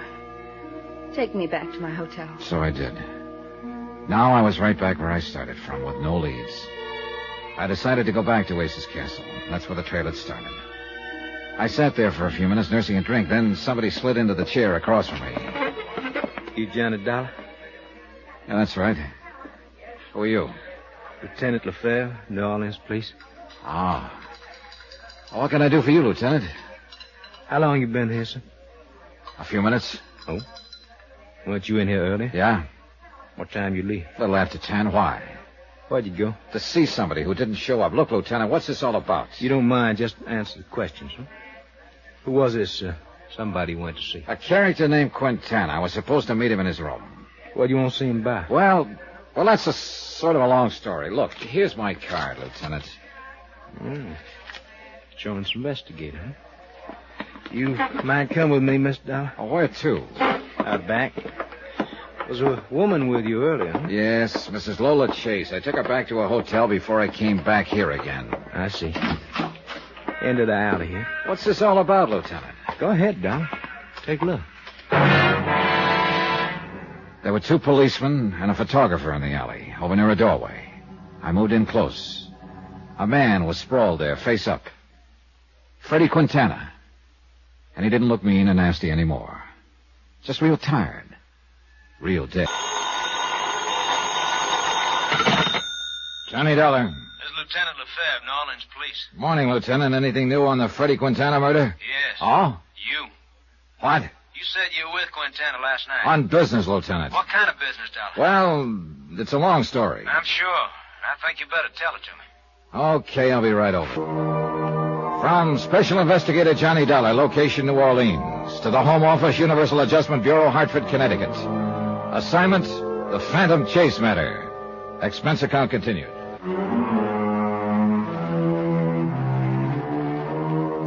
Item 12, $1.20 cab fare from my hotel to police headquarters, where Detective Lieutenant Lefebvre was waiting for me. All right, Dollar. Now, what's it all about? Lieutenant, it's mainly about Tom Chase, alias Tom James. Chase? James?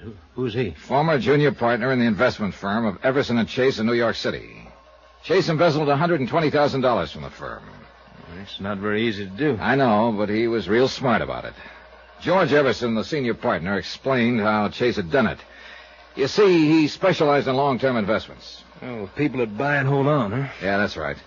Chase juggled the accounts, and over what must have been a period of many months, he siphoned off a total of $120,000. Mm-hmm.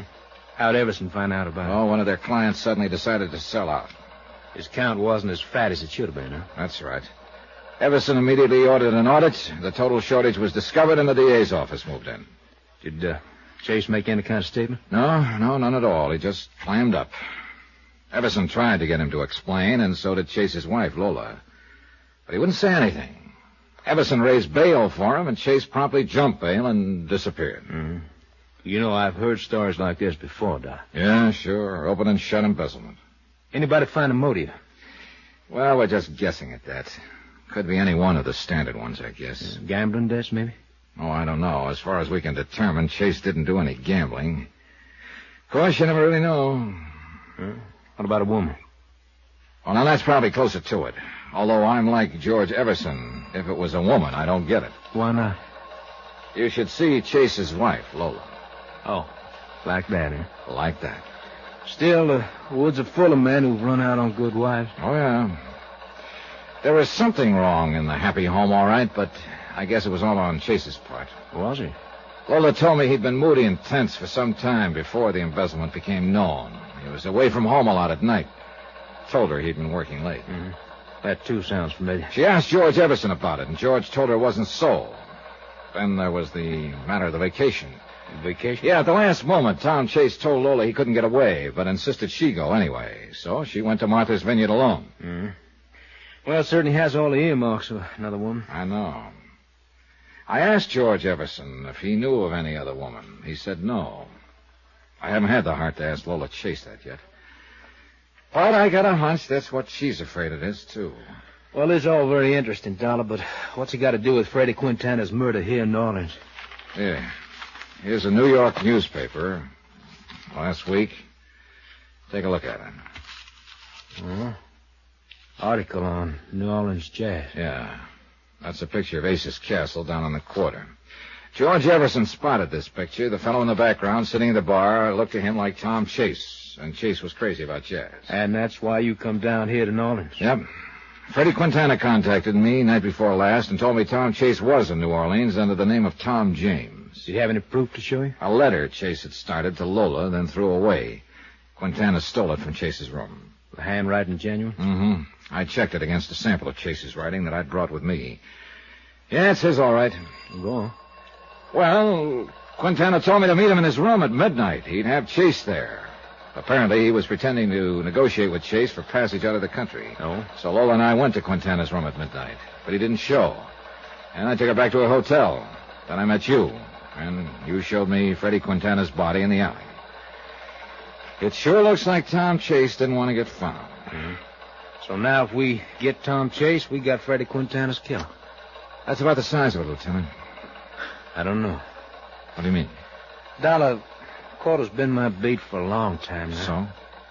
So Freddie Quintana was a real bad boy. That's what I've been told.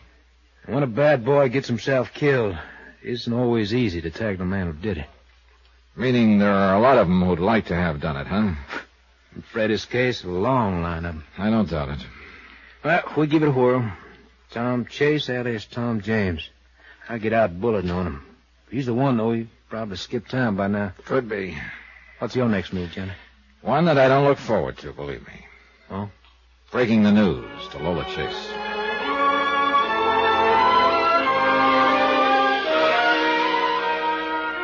I just won't believe it, Johnny. I know. It was hard enough to think that Tom was an embezzler, but he isn't a killer, Johnny. He couldn't be. A nice guy can get twisted up.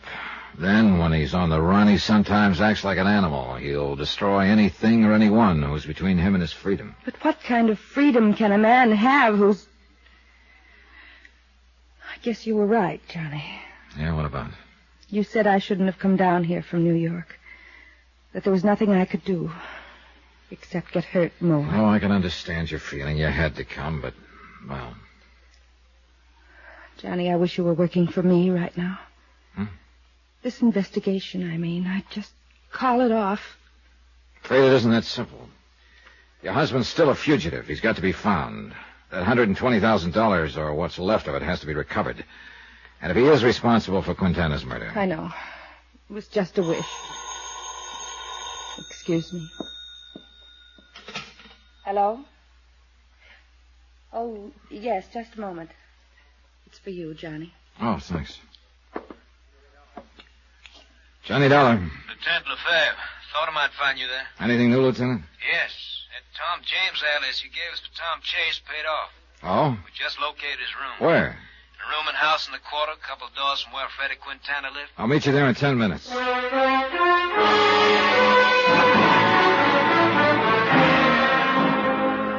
Expense account item 13, $3. Cab fare from Lola's hotel to the rooming house in the quarter. $2 for the fare, $1 extra for speed. The driver earned it. 8 minutes later, I met Lieutenant Lefebvre at the rooming house, a dilapidated 2-story building. He took me to a room at the end of the hall on the first floor. There's it, Jimmy. No sign of Chase, huh? No. I'm keeping a stakeout on the room just in case, but I doubt if he'll be back. His clothes are gone. Looks like he left in a hurry, Lefebvre. Yeah. Take a look over here. Well, some charred pieces of paper. We fish them out of the wastebasket. That's a mistake amateurs usually make, burning stuff in a wastebasket. No draft. That's right. Some of it's not completely burned. See if any of it makes sense to you. Well, this one looks like part of a letter. This one... Yeah. Yeah, this one pegs Chase all right. Looks like a little piece of an envelope. Mm-hmm. Could be he'd brought part of the money down here in it. You see, you can still read part of the letterhead in the upper corner. Everson and... The full name is Everson and Chase. That's the name of the firm. Chase was the junior partner. Yeah. Well, that makes it pretty clear that Tom James and Tom Chase are one and the same. Did he rent the room under the name of Tom James? That's right. Haven't got any of the details yet. There's no manager here. Vacancies are handled by a rental agent down the street. I see. Here's another charred fragment I can't figure out. Here, take a look. There's writing here. And just some numbers. Looks like a 12 and a 23. Mm-hmm. Mean anything to you? 12, 23. Oh, an address, maybe? Possibly. But that's not much help. What address? Oh, well, if I get any bright ideas, I'll call you. I'm going to pay a visit to that rental agent.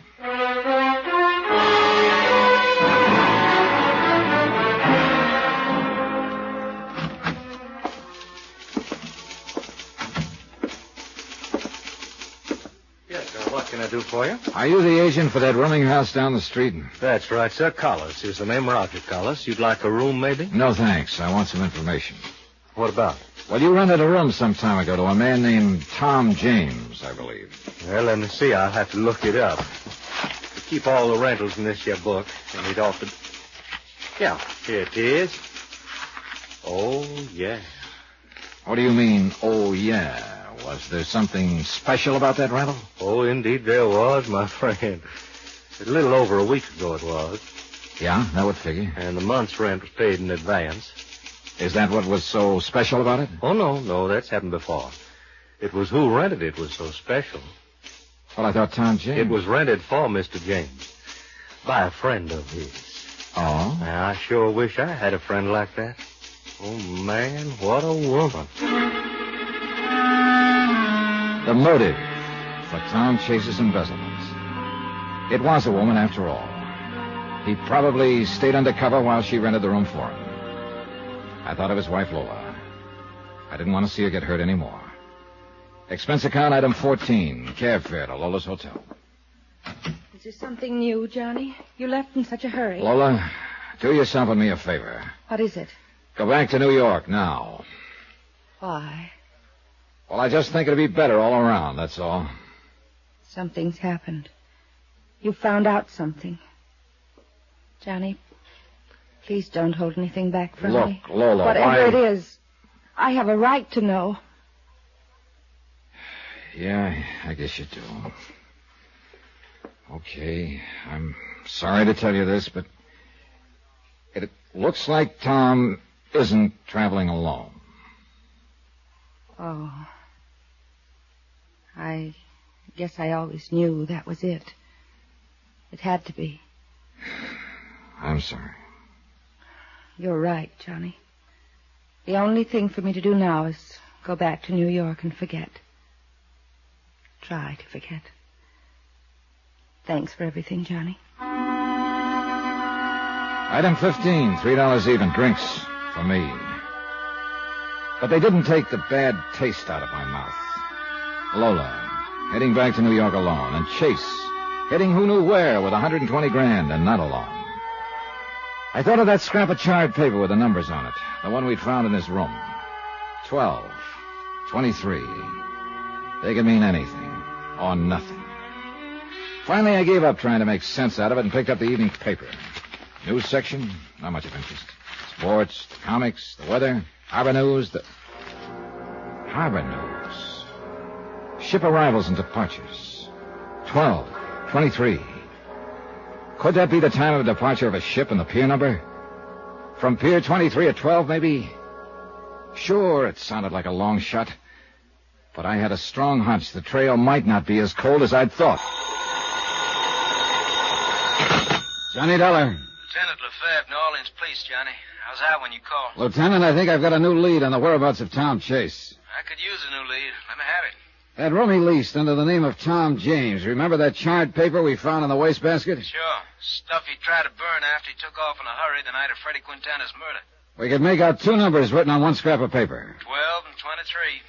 Haven't been able to figure out what they mean, though. Neither had I, until I happened to look at the harbor news in the newspaper. Yeah. You think those numbers could refer to a ship sailing? Pier 23 at 12 o'clock, maybe?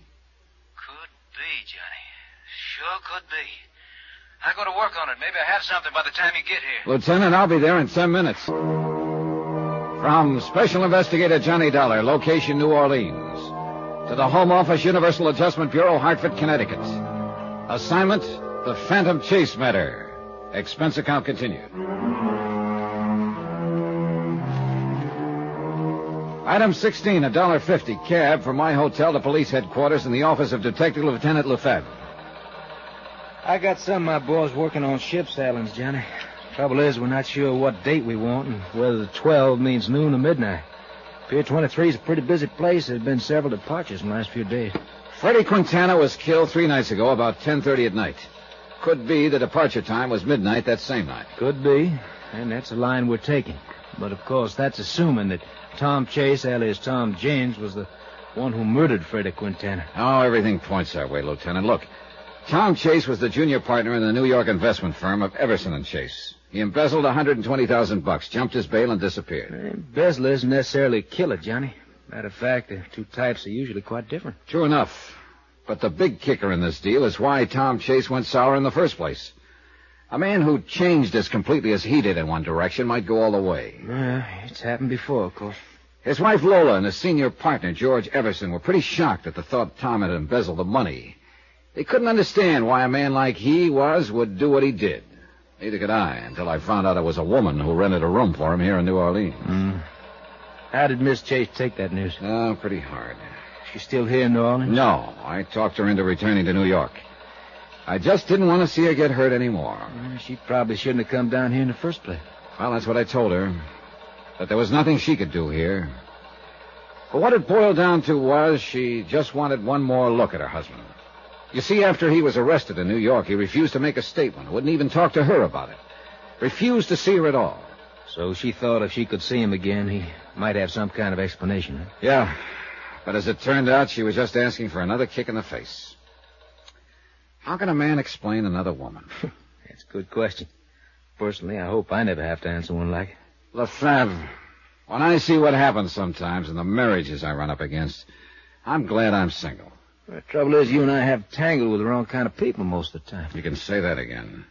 Freddie Quintana sure fit into that category. That name brings up problems, Johnny. We're basing our belief that Chase skipped town and that those numbers on the scrap of paper mean a ship sailing. We're basing all that on the assumption that Chase killed Quintana. Right.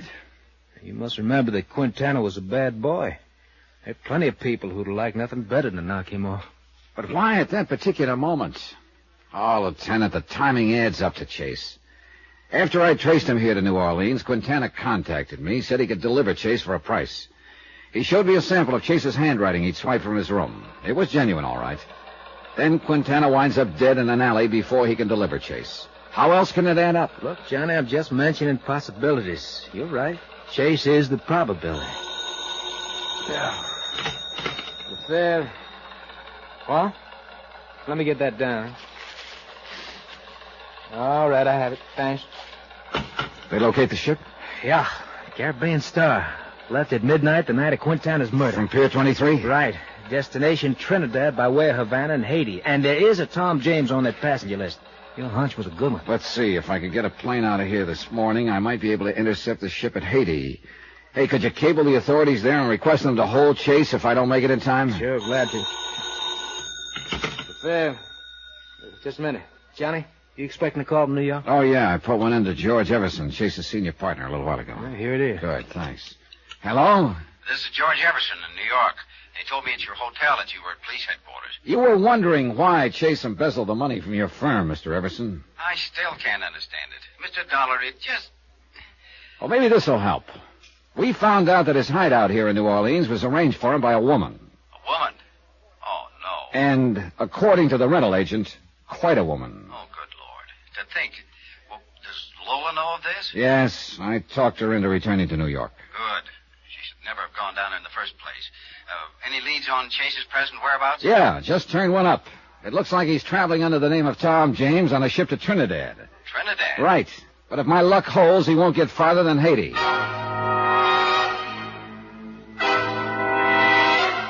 Expense account item 17, $134.40. Transportation from New Orleans to Port-au-Prince, Haiti. The flight only took a few hours, but to me the plane seemed as slow as a truck. But then, as we came in over the harbor at Port-au-Prince, I could see it was going to be a dead heat. The boat was just entering the harbor. By the time I got to the dock, they were just putting the gangway over. Nobody had come ashore yet. I had Chase's stateroom number from the passenger list.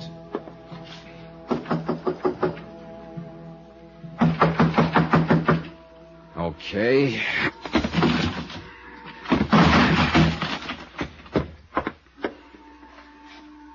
Empty. Real empty. Oh, well. What's the trouble here? What's wrong? Oh, purser. Was that you just broke in the door? Yeah, here's my card. Insurance investigator. But really, Mr. Dollar, the door... Don't worry, I'll take care of it. Right now, I'm more interested in the man who used to be behind the door. What? He was going under the name of Tom James. Oh, yes, Mr. James. Well, where is he? I'm afraid I wouldn't know, Mr. Now, look, Dollar. this is no time for games, Percy. But I don't know where he is. I came aboard just as the gangway went down. Nobody could have come ashore. Do you mean here at Port-au-Prince? Wait a minute. Are you trying to say he got off at some other port? Our first stop. Havana? That'd be 2 days ago. That's right, Mr. Dollar. Oh, well, that's just great. I bust my neck to meet the boat for nothing. Look, so he got off in Havana. You have any idea where he was heading? None whatsoever. Well, that just about does it. He did ask me where the airline's office in Havana was. Airline's office. Thanks. Expense account item 18, $8.40. Long-distance call to the Havana Police Department.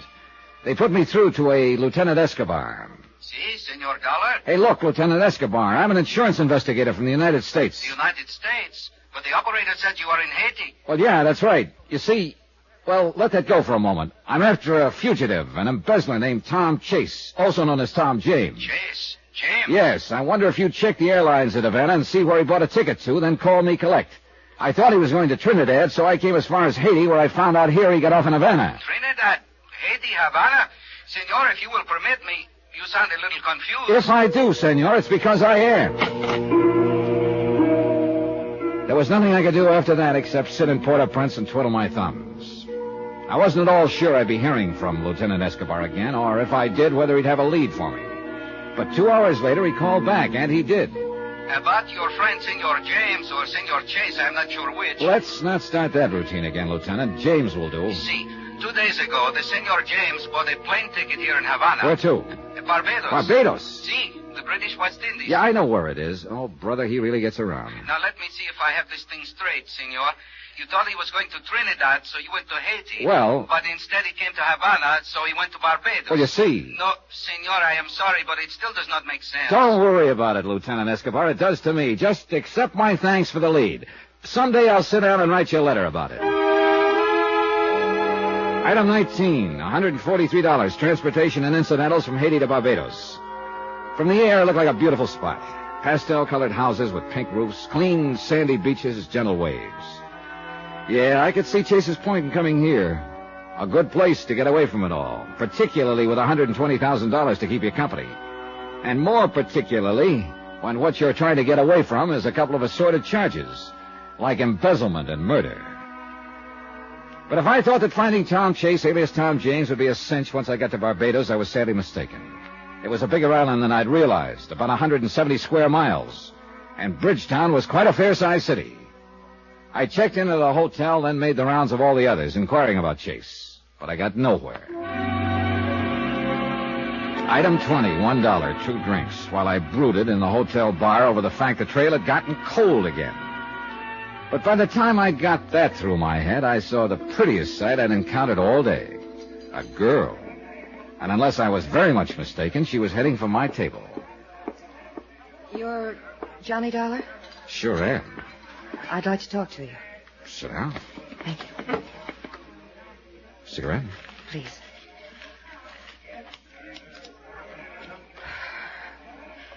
You're looking for somebody, aren't you, Mr. Dollar?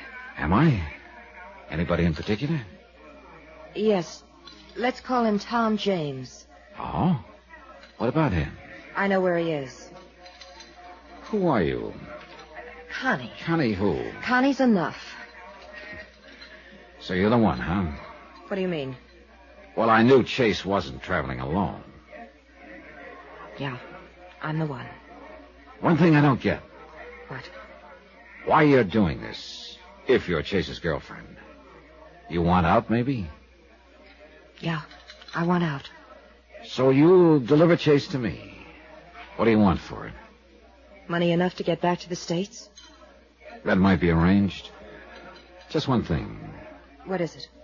The last person who tried to turn Chase over to me got himself killed back in New Orleans. You better be real careful. I will. Now, look. There's a bar down near the waterfront called the Trade Winds. Know it? I can find it. Be there about 10 tonight. Chase will be with me. Okay. 2 things, Mr. Dollar. What are they? Don't let on to him how you found him. Okay, what else? Bring the money. Connie left, and I sat there basking in the welcome warmth of a trail that had suddenly heated up again. At 9:45, I went down to the waterfront. I spotted the Trade Winds bar down the street a block or so. I waited. Pretty soon I saw Connie go inside. I started for the entrance. Then, suddenly, I realized I was being followed. Somebody crossed the street in the shadows. I whirled and headed for him fast. It took him by surprise. He ducked down an alley, then into a warehouse on a pier. I eased up to the door. It was dark inside, but I went in. Then, too late, out of the corner of my eye, I spotted somebody beside me in the dark. Something hard hit me over the right ear, knocked me to my knees. Yeah, I'd finally caught up with Chase. The hard way.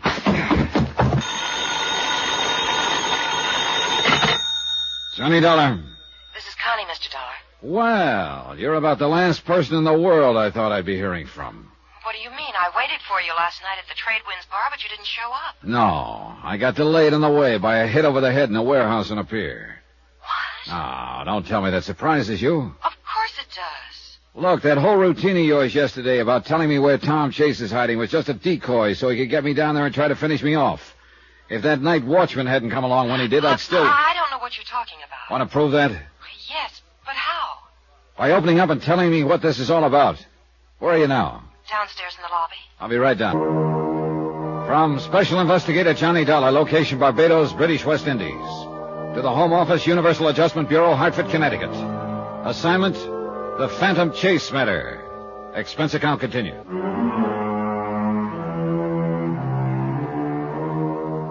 Item 21, 2 cents. Exactly what I'd have taken at that point to chuck the whole deal. Getting slugged on the head the night before was bad enough. But when I got down to the lobby that morning and found that Connie was nowhere in sight, I realized I was right back where I started from, which was nowhere. I went over to the desk. Yes, sir? Hey, look, a girl just phoned me from the lobby. Did you see her? Yes, sir. A most attractive young lady. Yeah, and right now a most invisible young lady. Where'd she go? Why, I don't know, sir. Was she alone? Oh, it's quite alone. She came in and asked to be put through to your room, and after she'd hung up, she suddenly turned and walked out. Oh, well, that's just great. You wouldn't happen to know her? I'm afraid that's a pleasure that's been denied me, sir. Ever seen her before? Yes, once or twice around town. Was she with someone when you saw her? Oh, sir, a woman with such obvious charm is seldom alone. Yeah, well, you remember what the man she was with looked like? Well, only in a vague sort of way, I'm afraid. He was large, rather handsome. Athletic looking, I'd say. Could be Chase, all right. Chase? Skip it. Well, that's that, I guess. Sorry I didn't make connections, sir. But perhaps you'll come back. I'm not counting on it. A long time ago, I learned that in my job, it's always a good idea to keep in contact with the local authorities. So I decided to visit the Colonial Police. As of the moment, I needed a shoulder to do a little crying on. The shoulder in this case turned out to belong to an Inspector Whitsett.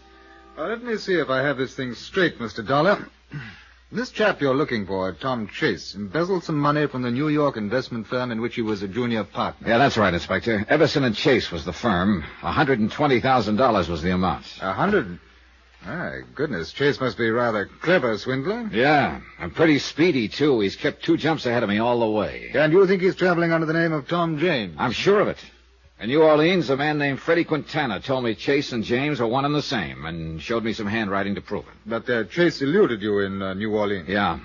Quintana was going to turn him over to me for a price, but then he turned up dead in an alley. So your friend Chase is dangerous as well as clever. Why?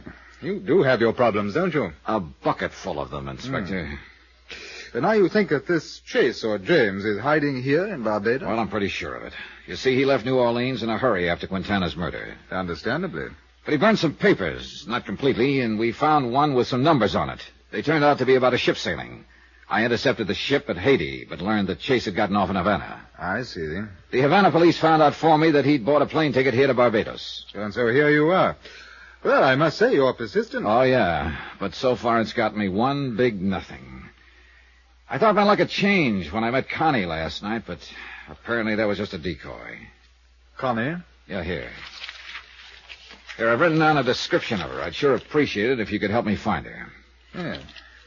Oh, I say, from this description it sounds as though it would be a pleasure to find her, wouldn't it? Oh, yeah, Inspector. She's quite a dish. How does this Connie enter into the situation? Well, pretty basically. You see, nobody up in New York could figure out why Chase had turned sour. His senior partner, George Everson, was mystified, and so was Chase's wife, Lola. But I guess the reason was pretty obvious right from the start, except nobody wanted to face up to it. I take it you refer to perhaps the classic reason, another woman. Right. I found out that Chase's New Orleans hideout had been arranged for him by a woman. Then last night, Connie told me she knew where Chase was, and for enough money to get back to the States, she'd tell me. Well, then this Connie would appear to be the other woman, huh? Yeah. She said she wanted out, but it turned out to be a trap. Oh? How so? Well, she set up a meeting for us last night, but on the way to it, I got slugged. Oh? Apparently a night watchman came along right afterwards. Otherwise, I suppose Chase would have finished me off. One thing I don't get, though. What's that? Well, why would Connie call me from the hotel lobby this morning, then duck out before I could get downstairs? Was she alone when she left? According to the clerk, yes. Oh, I know what you're thinking, Inspector. Could be she still wanted to go through with the deal, but spotted Chase closing in, so she ducked out. Something like that. Well, Mr. Dollar, it would appear you're stymied unless you can find Connie again. Stymied? Inspector, I'm scuttled.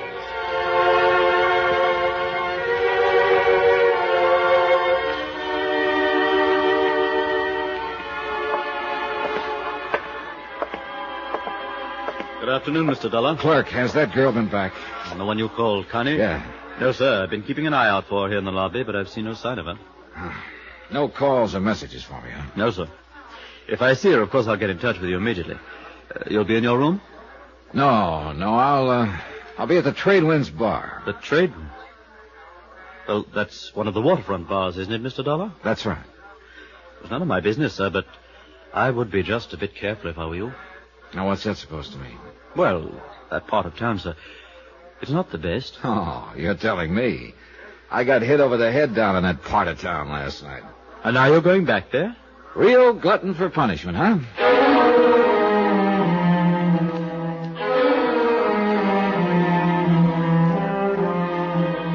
My thought was that the Trade Winds Bar was as good a place to go as any at the moment. Connie had wanted me to meet her there last night. If she really was on the up and up, she might try to contact me there again.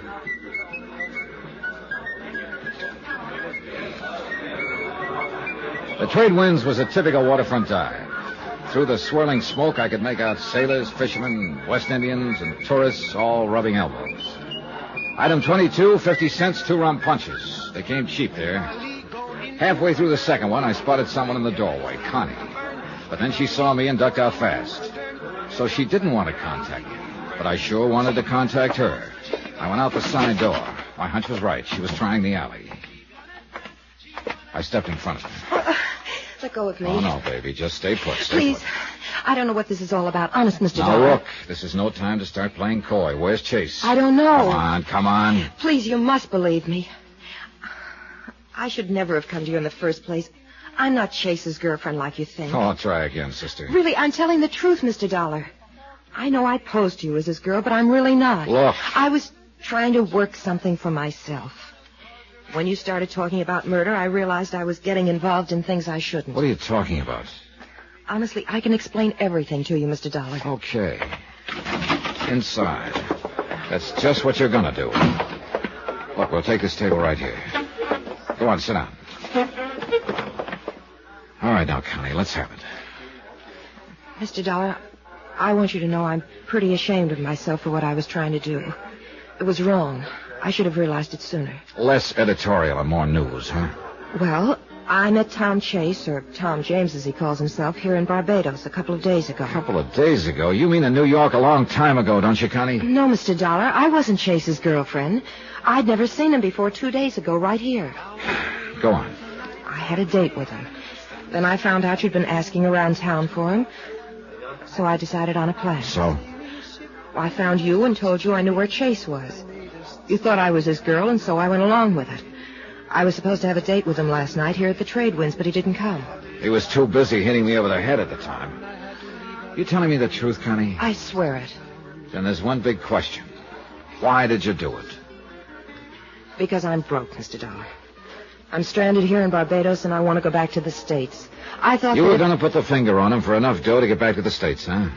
I'm afraid that's about it. And you don't have any idea where he is now? None at all. Well, that's just fine. My last lead, out the window. I'm sorry, Mr. Dollar. You're sorry. Look, did he mention his girlfriend to you? He did say he was expecting a friend down here.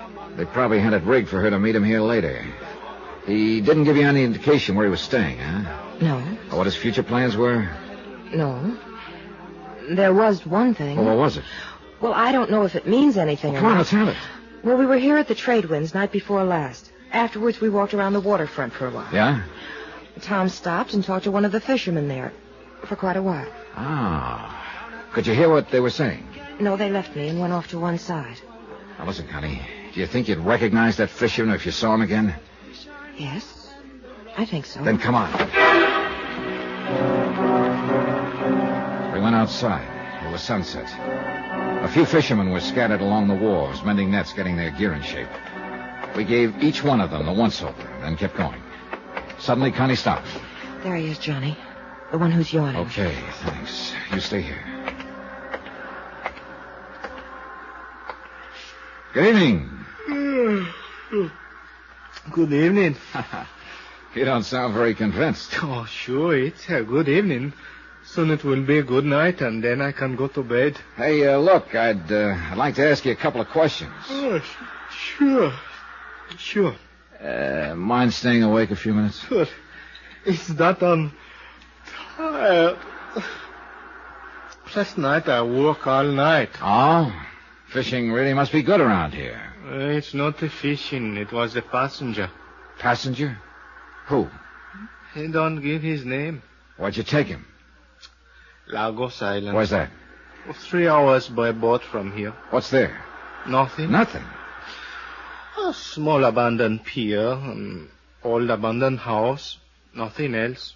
Nobody else. Uh-huh. You let him off there, huh? Yes. But he should be comfortable. He took much food with him. You mean he's there now, then? Sure.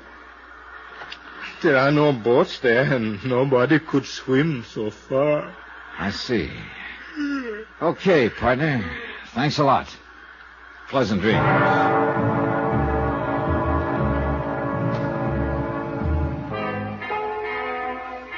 At this point, it looked real easy. And I began to wonder if it wasn't a little too easy. Chase sitting there on Lagos Island with no way to get off. All I had to do was hire myself a boat and go pick him up. I looked at the fisherman. He smiled at me politely. I looked back at Connie. She smiled too. Yeah, everything could be on the up and up. Or it could be a great big trap. But one thing was clear. I was going to have to go to Lagos Island to find out.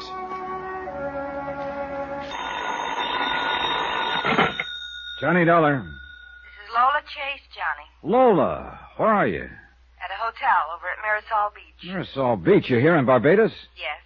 Look, when I left you in New Orleans, you promised to go back home to New York. I know, but I just couldn't stay there. Look, It's my husband you're after, Johnny. He's an embezzler, and according to you, he's even a murderer. But he's still my husband. If there's anything I can do to help him... Lola, the best you can do is to stay away. I'm sorry, I just can't, Johnny. Please don't try to make me. Lola, I'm coming over to see you. From Special Investigator Johnny Dollar, location Barbados, British West Indies. To the Home Office, Universal Adjustment Bureau, Hartford, Connecticut. Assignment, the Phantom Chase matter. Expense account continued.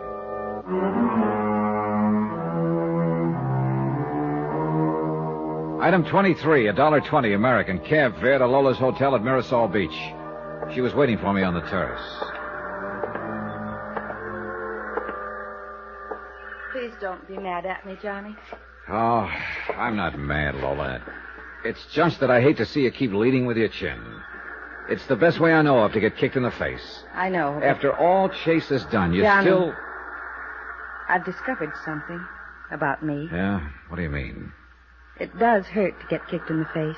It hurts plenty. But you know, after a while, you get over being hurt. Oh? When you found out it was a woman who arranged Tom's hideout in New Orleans, I thought, well, it seemed like the end of the world for me. Up to that point, I kept trying to tell myself that the reason Tom had embezzled the money was because he was in trouble of some kind. And I could help him. But I guess down deep I knew, right from the start, it had to be another woman. And that's why I wanted you to go back to New York, Lola. I don't want to see you get hurt anymore. I know. But, Johnny, I don't think I can be hurt anymore. Yeah, well, I wouldn't count on it. I mean it. When I found out there was another... It ended a lot of things for me. And one of them was the way I used to feel about Tom. You're over it now? Well, not completely, of course, but things are different with me now. Then I still don't get why you came down here. I still want to help Tom if it's humanly possible, don't you see? Let's say I feel obligated to because of the way things used to be. Does that make sense, Johnny? Yeah, I guess so. Well, I gotta be going now, Lola. It looks like your husband is holed up on an island about 3 hours from here. Is he all right? I wouldn't know. I haven't been close enough to find out. Except once. And that once got me a lump on the head. What do you mean? Oh, I ran into a girl named Connie. Thought she was Tom's friend. She offered to locate him for me. I guess he was following and caught up with me down at the waterfront. He attacked you? Yeah. Then it turned out the girl was only trying to promote herself a trip back to the States. She knew I was looking for Chase. She'd had a date or two with him, so she saw a chance to make some money. But how did you find out where Tom's hiding? The girl heard him talking to a fisherman. She pointed him out to me. He told me he'd taken Chase to Lagos Island. Now, if that fisherman's on the level, it looks like the case is just about wound up. And if he isn't? It could be another trap. But with luck, I should be back by dark with your husband. I'll be waiting, Johnny.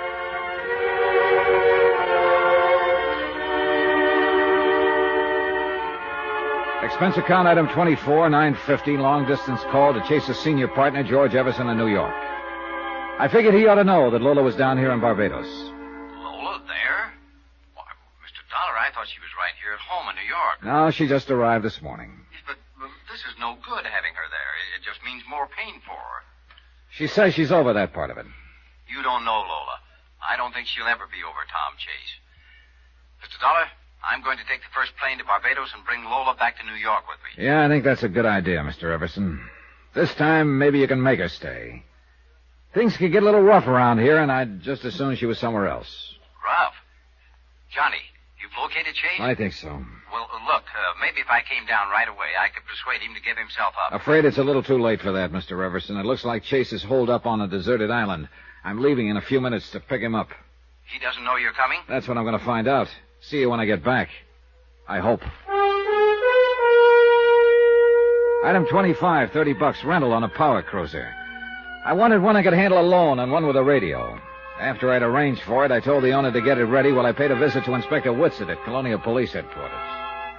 Lagos Island, sir. That's where this chap Chase is hiding. Yeah, looks like it. According to this chart I have, it's about 3 hours out. Yes, just about, I should think. How'd you find out that Chase was there? Well, I finally located that girl, Connie, who'd pulled the disappearing act on me. Good. Not good. Turns out she isn't Chase's girl after all. Oh. At least I don't think she is. But she'd heard him talking to a fisherman. She pointed out the fisherman, and he told me he'd taken Chase to Lagos Island. I wonder, Mr. Dollar. Well, doesn't the whole story sound just a wee bit pat to you? Yeah. And that's just what's worrying me. This whole deal could be a trap. Connie could still be Chase's girl. And that fisherman could be in on the deal, too. In which case, you could be in for a bit of trouble at Lagos Island. Well, there's one way to find out, Inspector. Well, let's hope it's not the wrong way. What do you know about Lagos? Well, it's fairly flat, pretty heavy underbrush. A small cove with a rickety pier and an abandoned house on the other side of the island. Anyone living on the island? I mean, other than Chase? No, not that I know of. Oh, there used to be rather good sport fishing out there, but that died down a couple of years ago. Oh, I doubt that anyone's been near the place in quite a while. I see. Look, Inspector, I'd like you to do me a favor. Oh, certainly. Well, I've got a radio on the boat I rented. My call letters are 6X3. Now, here's a description of the fisherman in this boat. I'd appreciate it if you could have one of your men keep an eye on him and radio to me if he puts out to sea after I do. Very well. Of course, even if he did put to sea, it wouldn't necessarily prove that he was working with Chase and was going after you. He might just be going fishing. Oh, sure. Just one thing, though, Inspector. I don't want to be the fish. I went down to the waterfront. My boat was all ready, so I went aboard and shoved off.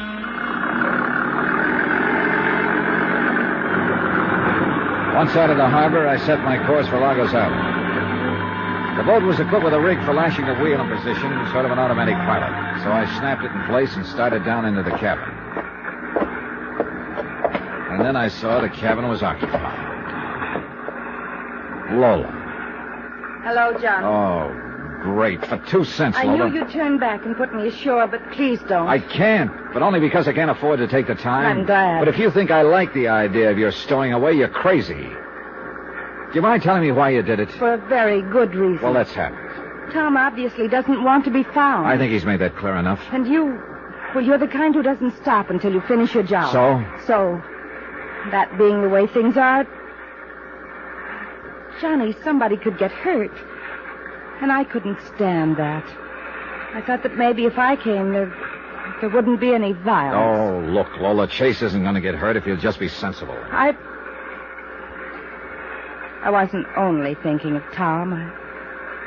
I wouldn't want you to get hurt either, Johnny. Oh? I've thought about you a lot. About how wonderful you've been to me. It's funny. What is? Oh, just that if things were different, maybe you and I... Maybe. But things never are different, Lola. I know. Are you sure that's the reason you came along? What do you mean? It wouldn't by any chance be because you want to help Tom Chase. Help him? I told you, Johnny, if there's anything I can do to help you, I want to. That's why I came down here. Help him get away from me. Thanks for your very charming opinion of me. It's wonderful knowing that's the way you feel. Look, Lola, whatever my own private opinions and feelings are or might be, sometimes I have to file them away and concentrate on the way things look.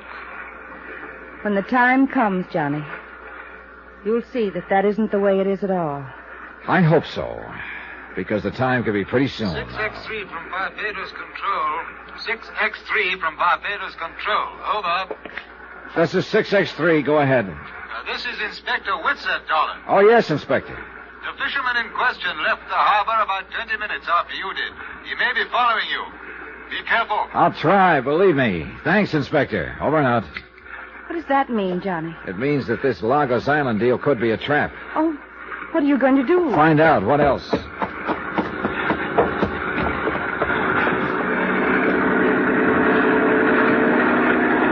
We kept going. A couple of hours later, we sighted the island. There was no sign of life, and I headed for the rickety pier. There was nobody in sight, so we went ashore. Inspector Whitsett had said the house was on the other side of the island, so we started through the underbrush.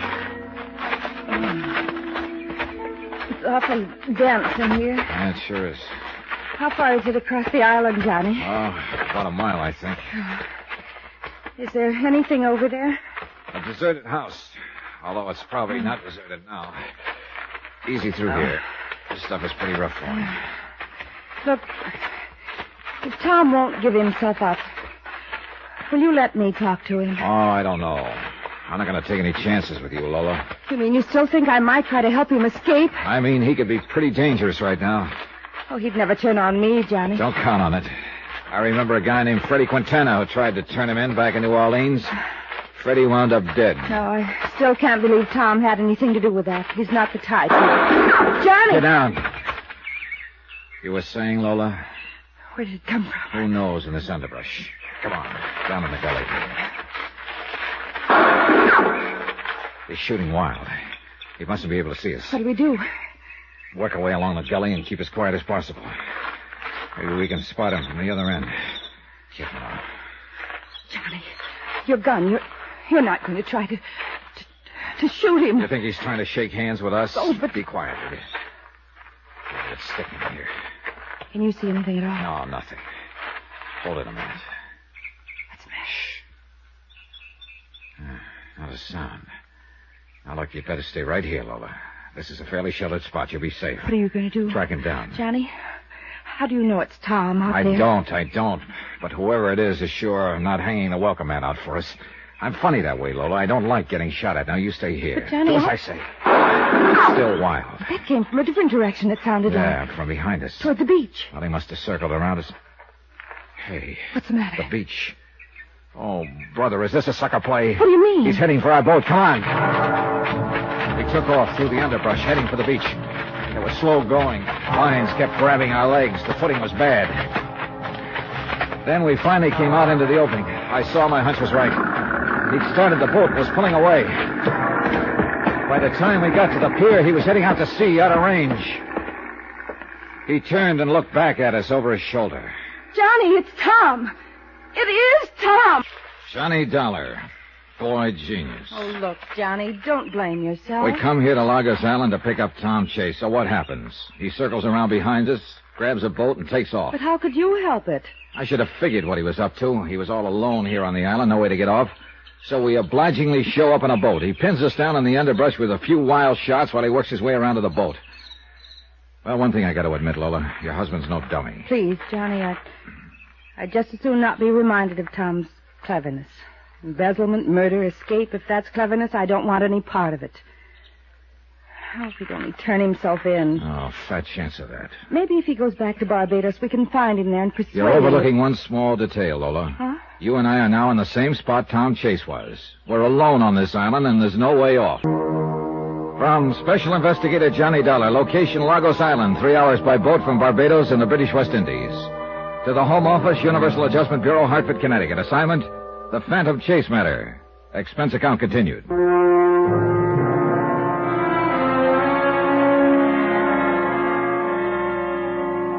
I was getting nowhere. I've been on the trail of Tom Chase ever since he'd embezzled $120,000 from his New York investment firm and jumped bail. First to New Orleans. There, a man named Freddie Quintana had offered to deliver Chase for a price. But Quintana had wound up dead in an alley. Obviously, Tom Chase didn't want to be delivered. I'd finally tracked him to Barbados and found a fisherman who told me he'd brought Chase here to Lagos Island. Chase's wife, Lola, had flown to Barbados and insisted on coming with me to the island, hoping she could convince her husband to turn himself in. But instead, Chase had maneuvered us away from the boat I'd rented and had taken off in it. And now Lola and I were out in the middle of nowhere. But really nowhere.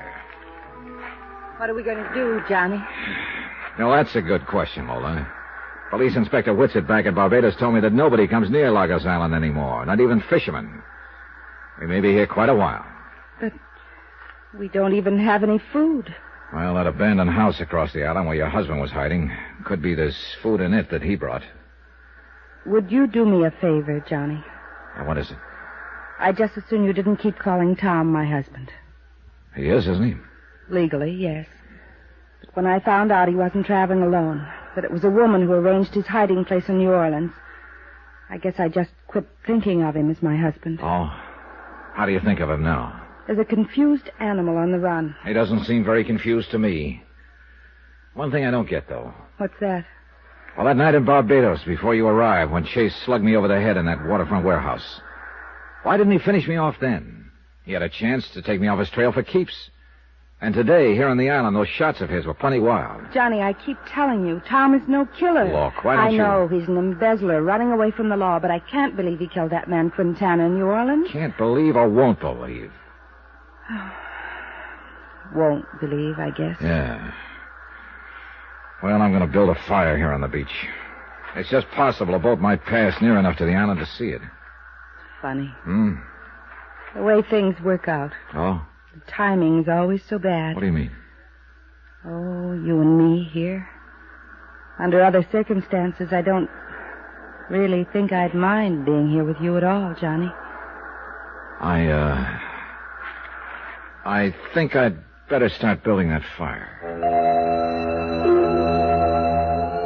We collected a pile of driftwood and brush and touched a match to it. Then we went across the island to the house where Chase had been hiding out. It was a pretty rickety affair, but he left some food. After we'd eaten, we went back and built the fire higher. Then we waited. The hours dragged by, and I was sure Chase was getting farther and farther from me all the time. But there was nothing I could do about it. Finally, I guess I dozed off. Johnny. What is it? What? Look, coming around the point out there. Huh? A boat. Come on. Let's get out where they can see Not us. so fast, Lola. What's the matter? That could be the fisherman who brought Chase here. If he's working with Chase, maybe he's coming here to try and finish us off. Johnny, do you Oh, think... hey, wait. That's a police boat.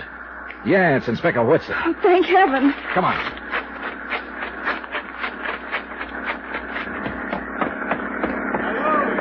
Hi, Inspector. Yes, Inspector, yes. Yeah, aside from getting shot at a couple of times. Had a bit of a go, eh? Pretty one-sided go. Oh, Inspector, you're the most beautiful sight we've seen all day. Oh, well, thanks, old man. When I couldn't raise you by radio, I decided to come and have a look-see. Where's Chase? Who knows? He pinned us down in the underbrush with a few shots while he circled around behind us and took off in the boat. I see. I wonder. What? About halfway here, I saw a boat in the distance. It was too far away for me to see who was in it. Which way was it heading? Back towards Barbados. Then let's get this boat cranked up, Inspector. Maybe we've got a chance after all.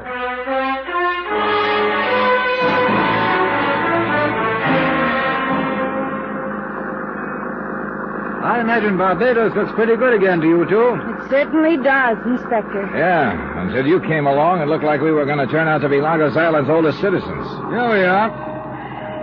Well, incidentally, Mr. Dollar, do you know a chap named George Everson? Yeah, sure. He's the senior partner of the firm Chase embezzled the money from in New York. He's an old friend, Inspector. Why? Well, he dropped in on me just before I shoved off. What? Said he'd wait for you at your hotel. George here in Barbados? Well, I phoned him earlier, and he said he was going to catch the first plane he could and come down here. But why? Mainly to take you back to New York. Now, Johnny, we've been all over that. Yes, and I still think you ought to... Hey, hold it. What's the matter? That boat on the other side of the pier, tied up there. It's the boat we went to the island in. Yeah, sure. So Chase did come back to Barbados. Good. I'll have the airlines and steamships watched, and I'll get word to the fishing and charter boats. If Chase is there, I think we can keep him bottled up.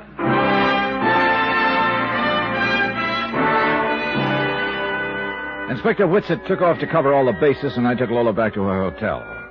When I got to mine, George Everson was waiting for me. I took him to my room. Any luck on Lagos Island, Mr. Dollar? Oh, yeah. All of it bad. You're sure it's really Chase you've been trailing? All the way. Freddie Quintana in New Orleans stole a letter from him, one that he'd started to Lola. It matched the sample of Chase's writing you gave me in New York. And when he grabbed our boat on Lagos Island, Lola got a look at him and recognized him. How's Lola holding up under all this? Oh, I don't know.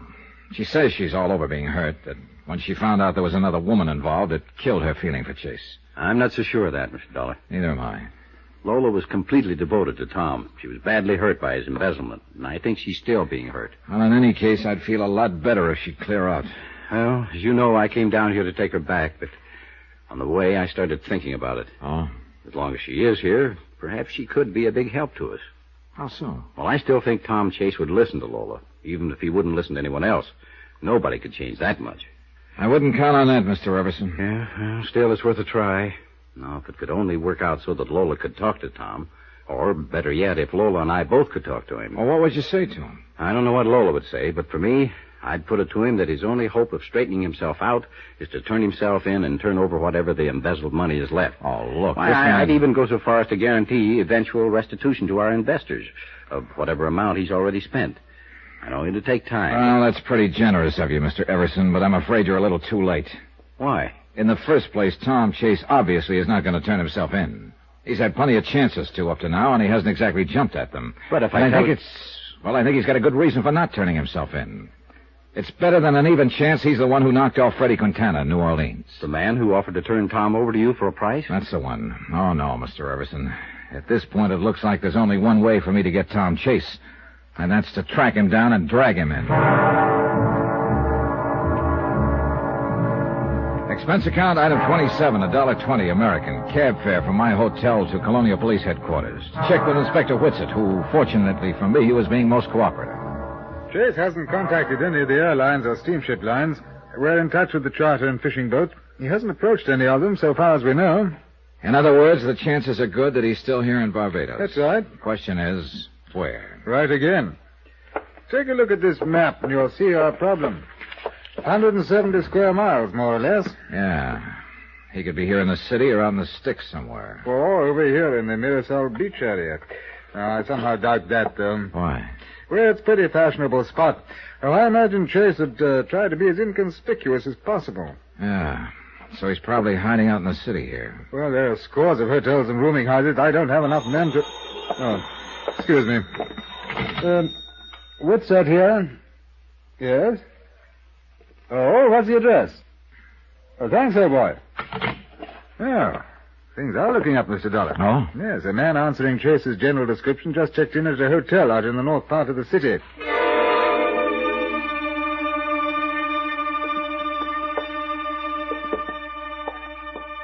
It's the room at the end of the hall, Mr. Dollar. Okay. Let's not be polite, Inspector. Let's use the passkey the clerk gave us and barge right in. Right. Ah. Empty. How about that closet? Nothing. Window's open and there's a fire escape. Well, he apparently left in a hurry. You see there? There's clothes on the chair. Yeah, that jacket. It looks like the one he was wearing when he swiped my boat on Logos Island. Pity we just missed him. Inspector, I've been just missing him for the last 10 days, and believe me, I'm getting tired of it. Probably only by a few minutes, too. Sure, just a few minutes. But it might as well be a year. I went back to my hotel.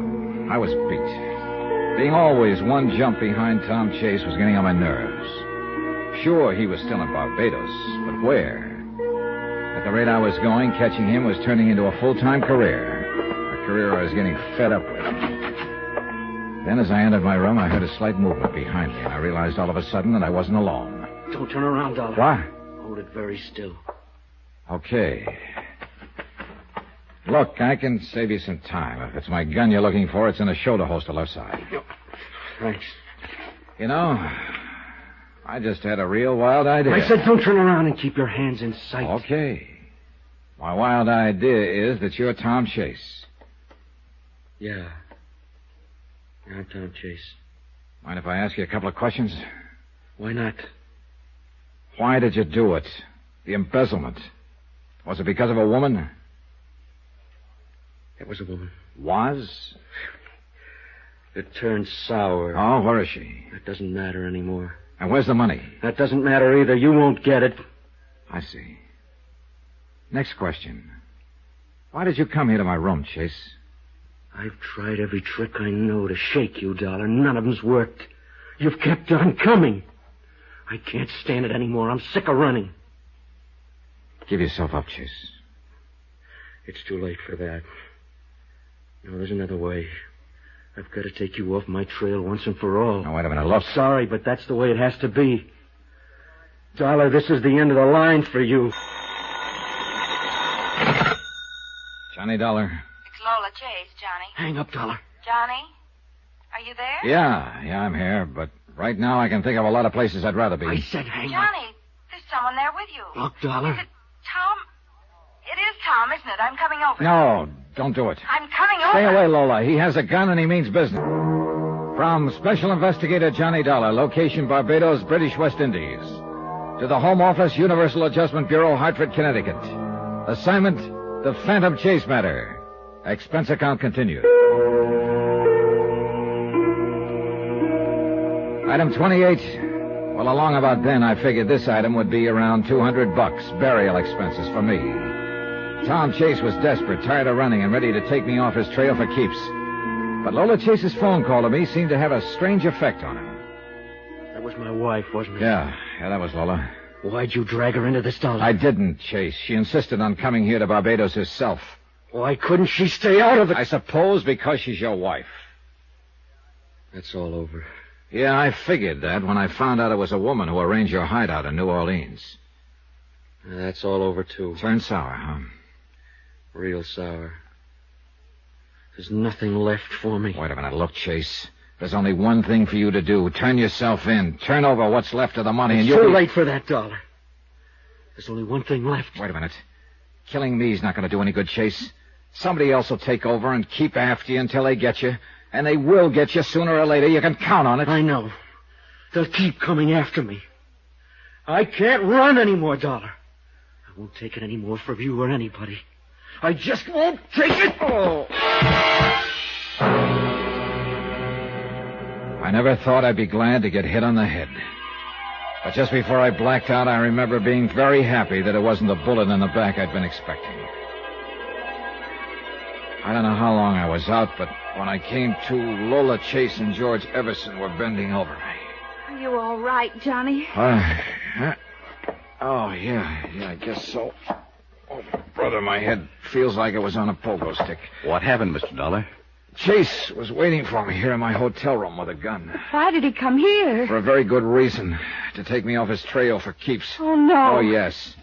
But when you phoned, Lola, it seemed to tie him up a notch to learn that you were here in Barbados. He started talking wildly. Mr. Dollar, Lola and I'd still like to try the plan I mentioned to you earlier. Oh, look, Mr. No, Everson. no, hear me out. We could just You'd be wasting your breath, Everson. Tom Chase is not about to turn himself in now or ever. I still don't get it, though. Get what? Why he didn't kill me just now. And why he didn't kill me before in the waterfront warehouse or on Lagos Island. He had plenty of chances. Yeah, it's almost as if... Yes? I'll skip it. Everson, suppose you take Lola back to her hotel. I'm going to check with Police Inspector Whitsett.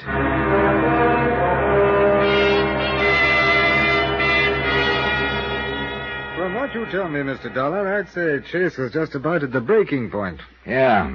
That's why we've got to track him down fast before he loses his head completely. Well, we're continuing our check of hotels and rooming houses. I don't think there's anything else we can do for the moment. Excuse me. Whitsett here. Yes, in just a moment. For you, Mr. Dollar. Oh, thanks. Hello? It's Lola, Johnny. He was just here. Chase, where? Here at my hotel cottage. Please come quickly, Johnny. I'll be there in 10 minutes. I made it in 8. Lola was still trembling. Oh, it was horrible. He was talking wild, crazy. You see which way he went? Yes. I got to the window in time to see him drive off toward the mountain. Johnny, we've got to find him. He's out of his mind. We piled into the car and took off after Chase up a twisting, steep mountain road. Tell me what happened, Lola. What'd he say? I've never seen him like that before, Johnny. He's sick. The things he said. Like what? That it was all over. There was nothing left for him. That he just wanted to see me once more before... Before what? He didn't say, but... Oh, hurry, Johnny. We can't take these turns any faster. I begged him to turn himself in. He said he wished he could, for my sake. But that he couldn't. Look, Lola, maybe he just took this route to cross the island. The way he was talking, Johnny, I don't think he was trying to get across the island. Wait a minute, hold it. Look, up ahead. That's the car he was driving. Parked beside the road. Next to a cliff, Johnny. Yeah. All right, Lola. You'd better stay right here in the car. Yes, I guess I'd rather. I walked to the edge of the cliff and looked down. His body was crumbled up on the rocks below. I climbed down. He was dead, all smashed up. It wasn't pretty. I climbed back to my car. Lola just looked at me with the big question in her eyes. All I did was nod. All she did was slump over on the seat.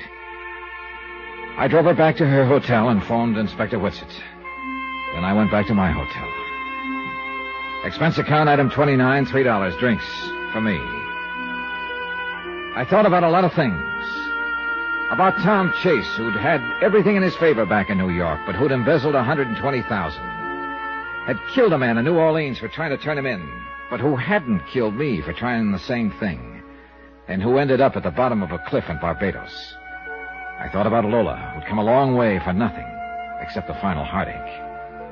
And I thought about me, who'd also come a long way for nothing, period. The next day, I dropped in on Inspector Whitsett at police headquarters. Well, Dollar, I've missed you.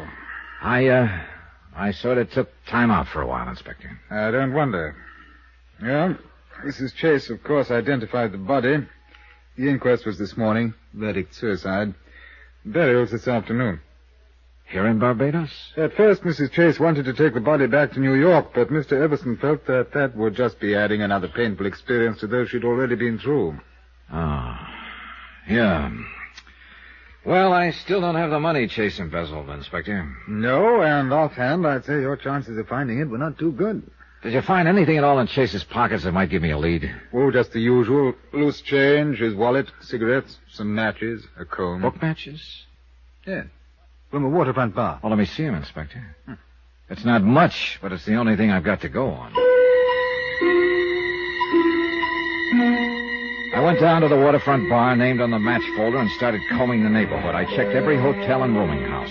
3 hours later, I was about ready to give up. And then I found it. Yep. Chase's last hideout.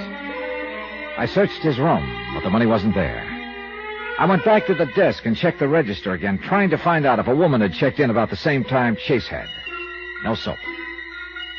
But then I pulled out the sample of Chase's writing that Everson had given me in New York, and I compared it to Chase's signature on the register. A few wild ideas started chasing themselves around in my brain, ideas that began to fall into a crazy pattern. Item 30-1260, long-distance phone call to the home office of Universal Adjustment in Hartford. I asked Pat McCracken to run an errand for me. 3 hours later, he called back from New York City with the answer. Yep. I'd come all the way to Barbados, but the case got solved in New York. I phoned Lola and Everson and asked them to come to the cemetery. 15 minutes later, we met at the freshly turned grave. Mr. Dollar, I must say you're not being considerate of Lola. I'm sure you realize that coming back to Tom's grave here is a most painful experience for her. I'm sure you had a good reason, Johnny. Yeah, I did. I wanted both of you to know what a jerk I've been in this investigation. Oh, don't say that. You've done everything that could be done, and I appreciate it. Well, thanks, Lola. But you see, for almost 2 weeks now, from New York to New Orleans to Barbados here, I've been chasing a dead man. What? I don't understand. I think you understand real well. Now, look here. If this is some kind of a joke, it's in very poor taste. It's no joke. I've got to hand it to you both, though. You engineered the whole deal with just 2 people. What are you talking about? Drop the act, Lola. The faithful, grieving wife. You had me fooled but good. Look, Dollar. You told me you took a trip alone about the time Tom was arrested, Lola. Well, that was true. But it wasn't to Martha's Vineyard. You went down to New Orleans and rented a room under the name of Tom James. You were the other woman I was looking for. That's a lie. You don't know what you're saying, Dollar. Don't I?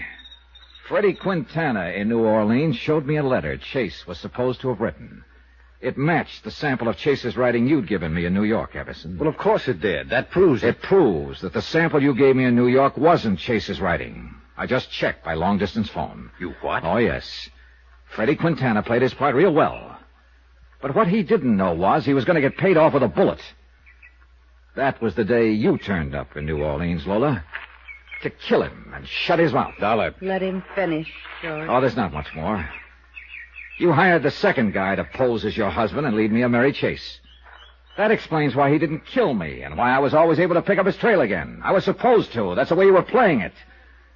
And all the time, the real Tom Chase was dead. You probably killed him back in New York when he was supposed to have jumped bail and disappeared. Are you through, Dollar? Almost. Except for the money. You are the embezzler, Everson.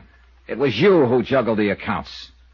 And after I ran into a dead end down here with a fake chaser's death, you and Lola could live happily ever afterward with the dough. Go on. Of course, the fellow you hired to pose as Chase didn't realize he was going to get paid off the same way Quintana was. What are you talking about? The way you helped him over that cliff, Everson, to make it look like suicide. How did you know? I probably wouldn't have tumbled to it if I hadn't checked his handwriting. Of course, you can't prove any of this. Like to exhume the body, ship it back to New York, and prove that it isn't the real Tom Chase? The body stays where it is, Dollar. Oh, put that gun down, Everson. They already know most of the story in New York. You're bluffing. Then why don't you call the bluff and find out? I think he's telling the truth, George. In that case, Yes.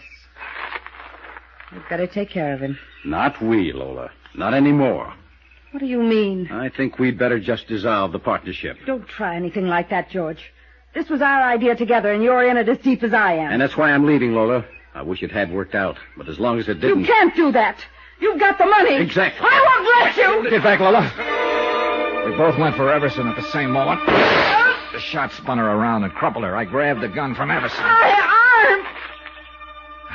I'm afraid it's not serious, Lola. If his aim had been better, he'd have done you a favor. One thing I still don't get.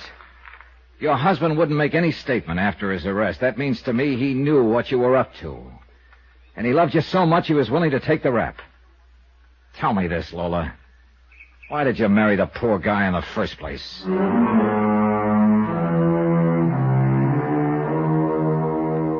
Expense account total, $1,723. Lola and Everson were turned over to the authorities, and Everson gave up the key to a safe deposit box in New York where the embezzled money had been all the time. It also showed us the deserted spot on Long Island where he and Lola had hidden the body of the real Tom Chase. Remarks, Dear Pat, next time you call me for an assignment like this one, I hope you get a busy signal.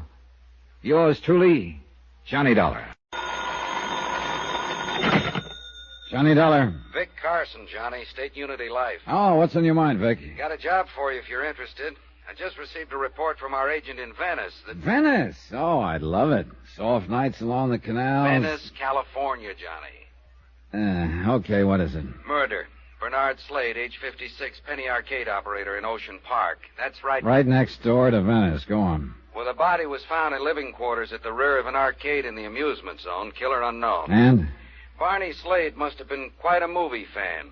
The police found his apartment plastered with photographs of the movie greats. Silent screen vintage, that is. At least a dozen of them were of Mavis Gale, a real queen in her day. Yeah, the vamp type, I know. Oh? Oh, it's just a vague recollection, you understand. Yeah. Well, the police also reported that somebody, the killer probably, had drawn a big question mark in red crayon over each of Mavis Gale's photographs. Interesting. If it means anything. We think it does, Johnny. Especially since Mavis Gale is named as the beneficiary in Bernard Slade's insurance policy. Expense account submitted by Special Investigator Johnny Dollar to State Unity Life, Home Office, Hartford, Connecticut. Following is an account of expenses incurred during my investigation of the Silent Queen matter. Expense account item 1, $210.65. Plane, cab fare, and incidentals to Ocean Park, California. As soon as I checked in at my hotel, I got in touch with Homicide. Sergeant McKay, they said, would probably be down at the pier. I saved you cab fare on this one, Vic. It was a beautiful moonlit night at the beach. A warm breeze was blowing in from the Pacific. And besides, it was only a 3-minute walk from my hotel to the fun zone. A gaudy array of neon and noise, an occasional whiff of salt air seeping through the aromatic blend of fried shrimp, hamburgers, and popcorn. Business was good, and the penny arcade had its share of it. I headed straight for the blonde sitting in the change booth. She looked tired, faded. Hi, let me have a dime's worth of pennies, will you? Real plunger, huh? Oh, money means nothing to me. Well, here you are. Don't spend them all in one place. Well, you know, I might at that. This machine here looks mighty interesting. Lola the farmer's daughter. Oh, it's kind of racy. How's your blood pressure? Fine. Then try that row along the wall over there. That wouldn't do. How could we carry on a conversation if I was on the other side of the room? Who wants conversation? I do. You don't look like the lonely type. Never can tell, though, can you? Look, you run along while I finish stacking these pennies, huh? No, seriously. All I want is a few answers. Well, I got more than a few, honey. What's on your mind? Barney Slade. What about Barney? You work for him long? Who wants to know? My name is Dollar, Johnny Dollar. I'm an insurance investigator. Oh. I'd appreciate any information you can give me. Hey, your company dropped a bundle on Barney, huh? Well, that remains to be seen. Well, Barney was a nice guy. Nice as they come. What do you want to know? We'll just start anywhere. You want to know about his friends? Well, maybe after what happened to him, you'd better tell me about his enemies. He didn't have none. Not one. Oh, must have been quite a fellow. He was, mister. Okay, let's get back to his friends then. Just about everybody along the pier. Anyone in particular? Oh, Frank Jessup, for one, runs a concession just down the way. Go on. Sam Hegstrom owns a fishing boat. Then there's Gus Kanakos, Irv Goldstein. Like I said, Barney had a lot of friends. Including you? Including me. How about Mavis Gale? I don't know the dame. Well, she used to be in the movies, the silent kind. Oh, I heard about her, only I never met her. Didn't she ever come around? I never saw her. Did Barney ever talk about her? Not to me, he didn't. Why? Why what? Why should Barney talk about Mavis Gale? Oh, I just thought he might have mentioned it sometime or other. Is that the door to Barney's apartment back there? Yeah, that's right. Mind if I have a look around? That'd be up to Sergeant McKay. Well, look, if he comes in, tell him where I am, will you? Tell him yourself. He's back there in Barney's apartment now. I walked on back and took note of the heavy padlock dangling open on the door leading into Barney Slade's apartment. The small living room was empty, yet it was crowded, too. Crowded with memories of the silent greats. Nazimova, Valentino, Pickford, and Fairbanks, Meehan, Swanson, the Gish girls, Lon Chaney, dozens more.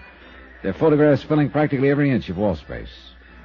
Mavis Gale was there, too, a big question mark in red crayon drawn over each of her photos. I moved through a narrow kitchen. The back door was wide open. I stepped outside. Who are you? Oh, Johnny Dollar. You must be Sergeant McKay. That's right. Yeah, your office said you'd be here browsing around. So I'm browsing.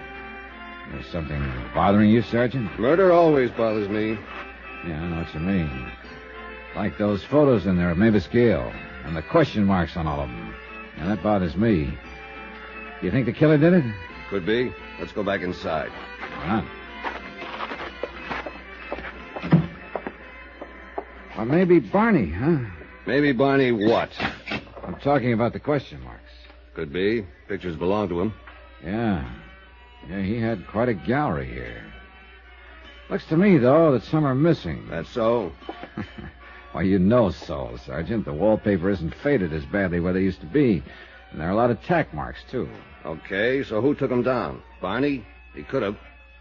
So could the killer. That's right. Have you found anybody who could tell you anything about him? The missing photographs? Not yet. Hey, Barney, keep a lot of money in here? Twyla didn't seem to think so. Twyla? Twyla James. Blonde out front at the change booth. Oh, yeah. Barney was sort of particular about his apartment. Never let anybody in, as far as she knows, not even his friends. Wonder why. According to Twyla, he seldom used the arcade entrance. Preferred to use the back door. Is that the one the killer used? It was standing wide open when the body was found. Well, who found it, by the way? Twyla. When she showed up for work yesterday, the arcade was closed up, so she went around back. Do you know when Barney was killed? Doc figures around 3 a.m. 2 slugs from a .38. One would have been enough. Any signs of a struggle? Yeah. Lamp over there was on the floor. That chair was turned over, and this table had been upset. Pipes, medicine bottles, pill boxes scattered around. Uh-huh. Heavy bolt and chain on the inside of both doors. Barney didn't have to let a visitor in unless he wanted to. That's right. Of course, he could have run into the killer outside somewhere. Sure he could. Only you don't think so. Unless Barney was in the habit of walking in his sleep. Oh? When we came in and found Barney, he was in pajamas and bathrobe. The wall bed over there had been pulled out and was mussed up. So it figures he was probably asleep when the killer tapped on his door. He got up and let him in. Yet according to Twyla... The place was off limits, even to his friends. But she wasn't around all the time and didn't know all his friends. He found some others? I'd like to find one of them in particular. A man Barney referred to as the preacher. Just the preacher? No name? No. At least Sam Hegstrom couldn't remember. And this preacher, was he allowed into Barney's inner sanctum? Sam's pretty sure he saw the two of them come out the back door one night, a little more than a week ago. Other times he spotted them taking a late evening stroll along the oceanfront walk. Mm-hmm. Did Sam ever talk with this preacher? No. But he got curious after a while. Asked Barney about it. Barney said the man was a very old and dear friend. Let it go at that. And you haven't been able to find out anything more about him, huh? I'm still checking. Well, it would sure be a break if you could locate this preacher. He might be able to tell us something about those missing photographs, what they were. Might also explain why the killer took them. Have you seen enough in here, Dollar? Oh, yeah, sure, I guess so, Sergeant. Hey, tell me, what does Mavis Gale have to say about all this? I only got to talk with her just a couple hours ago when she returned from Palm Springs. She was pretty upset when I told her about the crayon marks on her photographs. Oh, but naturally she couldn't offer any explanation. None? How did she react to the news of Slade's death? Tears and such? She's supposed to weep about it? Why not? Barney Slade must have been a pretty good friend of hers. After all, he named her as the beneficiary in his insurance policy. Oh? That's interesting. What? When I talked with Mavis Gale, she told me she never heard of Barney Slade. Expense account item 2 and 3, $1.10 phone call and cab fare. The call was to Mavis Gale's home in Bel Air. The butler said if it was important, I could find her at McCartney's mortuary in Venice.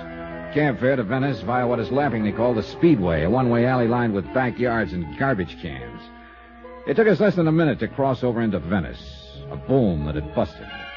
A melancholy mixture of old broken-down buildings and the sound of the sea.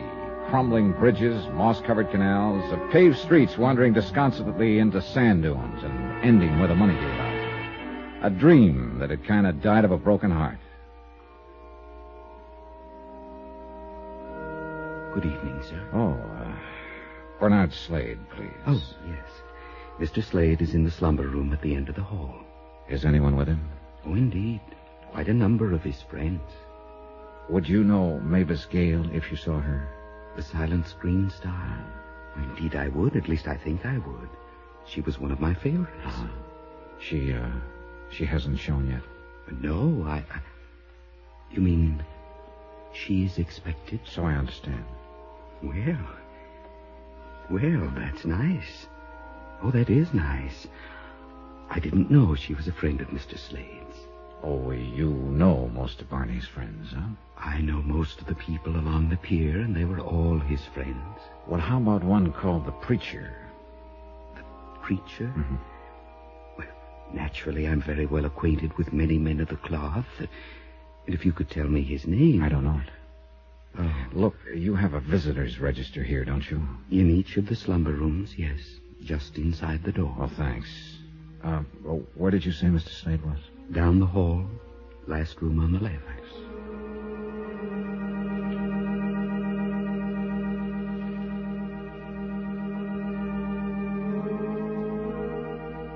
The room was crowded with friends who'd come to pay their respects to Bernard Slade.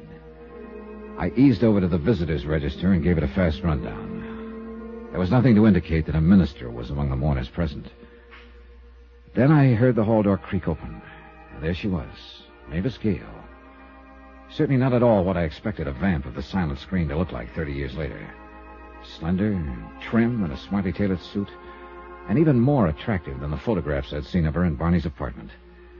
She moved down the center aisle to the casket and stood there for a moment. As I walked toward her, she suddenly turned, her eyes wide and staring, her lips moving silently. Then she crumbled to the floor.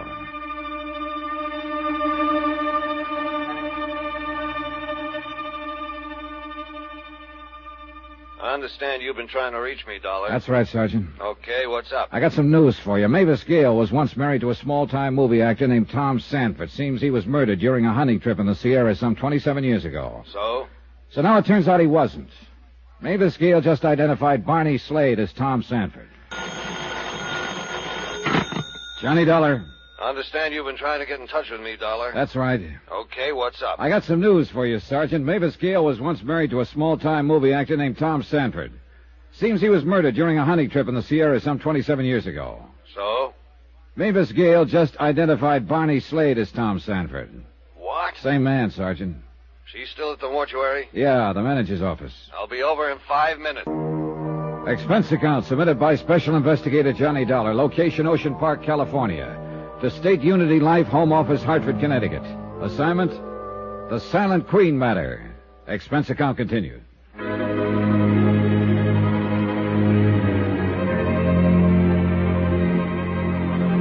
Item 4, 10 cents, a cup of black coffee for Mavis Gale, queen of the silent flickers.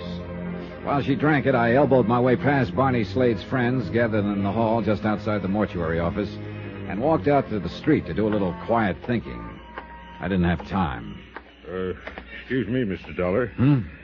Oh, Is it a fact about Mavis Gale? I mean, she was Barney's wife? Where'd you pick that up? Well, Mort thought he heard her say so. Mort? A manager of the funeral parlor. You were in his office, helped carry Miss Gale there. Is it a fact, Mr. Dollar? How do you know my name? I was gabbing with Twyla earlier tonight.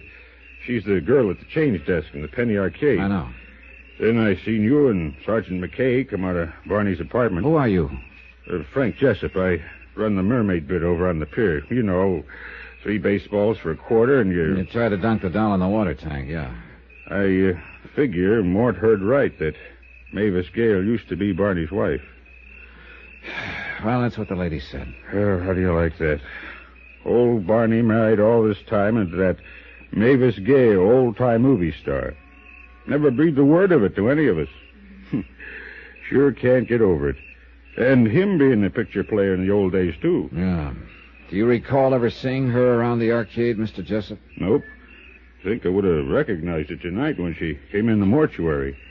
Real handsome woman.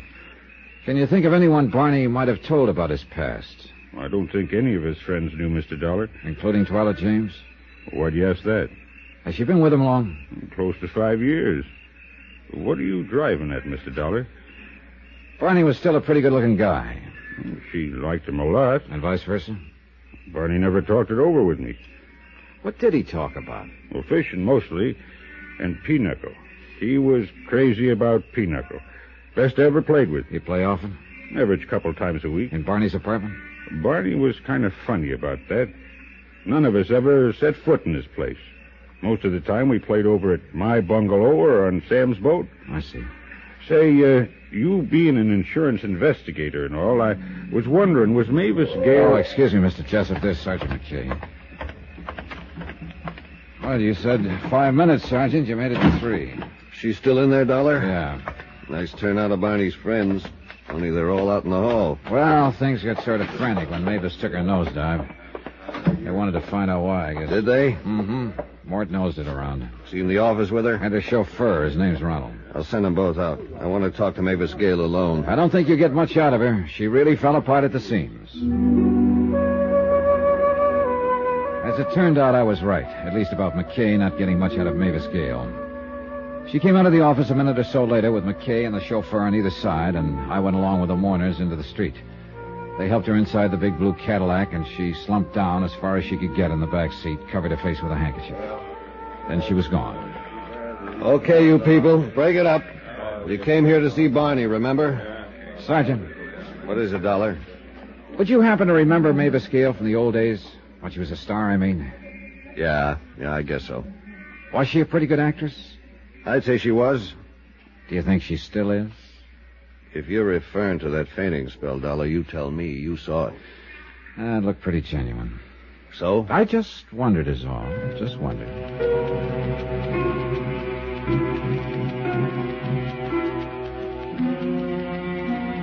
Expense account items 5 and 6, $4.60, one morning newspaper, and cab fare to Mavis Gale's Bel Air home.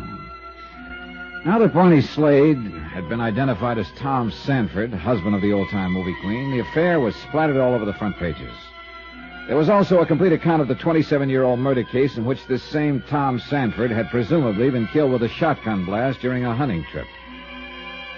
The big wide gates of the ex-movie queen's estate were locked when I got there, but there was a phone close by. I picked it up, leaned on the buzzer. No answer. Nothing. Then I saw the car coming down the drive. I recognized Sergeant McKay at the wheel. Morning, Dollar. Hi. You have a special pass to this place? If you're figuring on having a talk with Mavis Gale, you better put it off. Doctor's orders. Still suffering from shock, huh? Yeah, and I figure she's leveling. According to the newspaper, she and Tom had a pretty stormy time of it during their brief marriage. She was a star and he wasn't. Maybe that had something to do with it.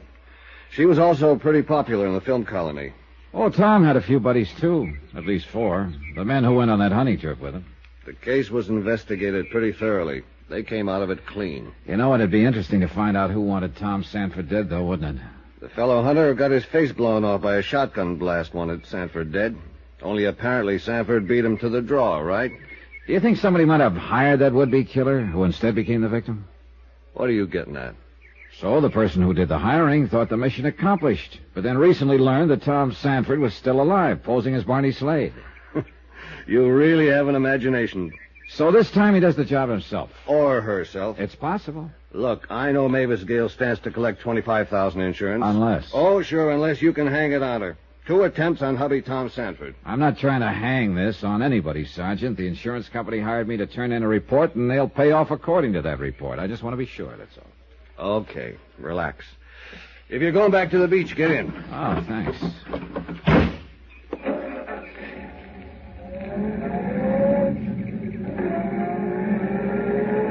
Why do you think he did it, Sergeant? Why do I think who did what?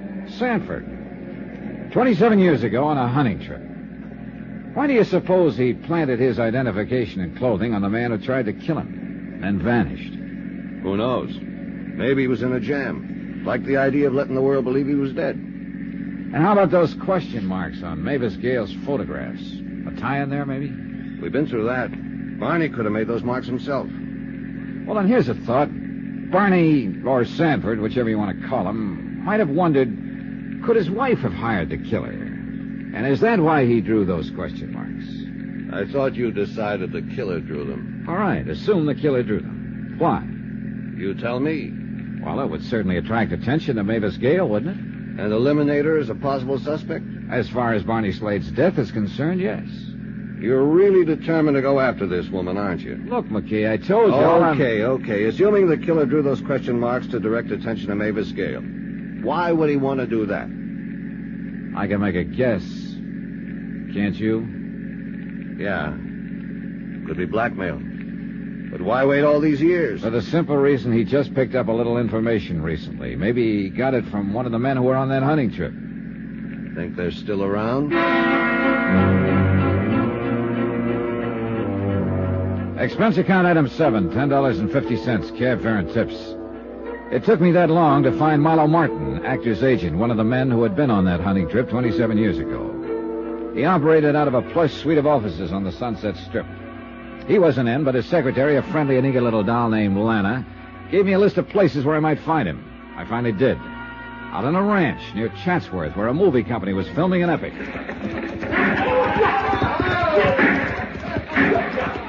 Yep, a Western. What else? Milo Martin was short and round. He wore cowboy boots, dungarees, no shirt. He was sitting on a wide, flat rock, sunning himself. Oh, yes, Mr. Dollar. I read about it in the morning paper. It came as a tremendous shock. Tom, alive all these years? It's incredible. It's fantastic. Well, according to newspaper accounts, you were the one who first discovered the body that day 27 years ago. A horrible experience, terrifying, and never forget it.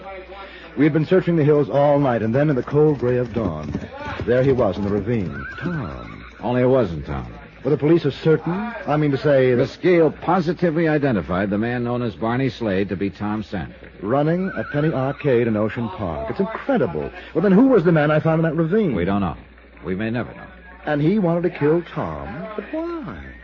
You have no idea why anyone would have wanted to do away with him? No, of course not. Oh, I knew Tom was a wild sort. He never got along with most people, but, well, to resort to murder. You were his agent, weren't you, Mr. Martin? Yes, I was. I must confess I only took him on as a client to please Mavis. Oh, you also represented Miss Gale? I did. She was... Well, she still is a truly wonderful person, Mr. Dollar. I understand the two of them weren't getting along too well. Oh, that would be putting it mildly, Mr. Dollar. It was one frightful row after another. Wild, hysterical sort of row. What did they quarrel about? Well, Tom was quite a gambler, and he also drank rather heavily, and he also fancied himself as quite a ladies' man. And this made her sore. He was also extremely jealous. Oh? Mavis ever give him good cause to be? No, of course not. Oh, he was always imagining all sorts of fantastic things about her. Actually, she was very much in love with him. That was my impression, at least. Tell me, Mr. Martin, those other men who were on the hunting trip, are they still around? Well, let me see now. There's Trev, for one. Huh? Trev, that's Francis Trevelyan, used to be Miss Gale's cameraman, independent producer now. His pictures aren't very good, but they make money. Well, how about this Jarvis Pocket? Jarv? Let me think now. Oh, excuse me. You ready, doll? Okay.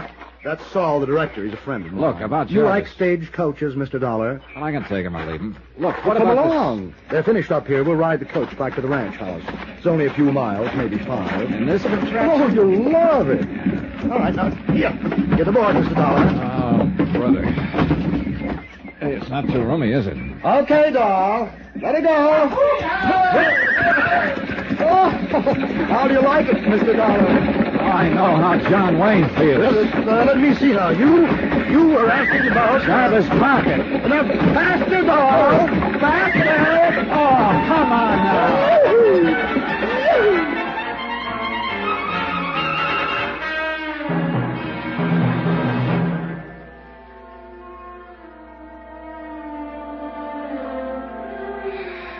Expense account. Item 8, 81 cents. 1 bottle of rubbing alcohol. It was late that afternoon when I got back to my hotel, but before I could use the alcohol on my aching bones, the phone rang. Johnny Dollar. McKay here. This time I got news for you, Dollar. You ought to be real pleased. Wait till I sit down. Oh, on second thought, maybe I won't. Okay, Sarge, let's have it. Mavis Gale said she didn't know her husband was alive all these years, that he was using the name Barney Slade, running that arcade in Ocean Park. So? So maybe she didn't tell us the truth. What do you mean? We got a witness, Dollar. Someone who saw Mavis Gale hanging around the Penny Arcade 2 nights before the murder. Johnny Dollar. Hiya, boy. Vic Carson in Hartford.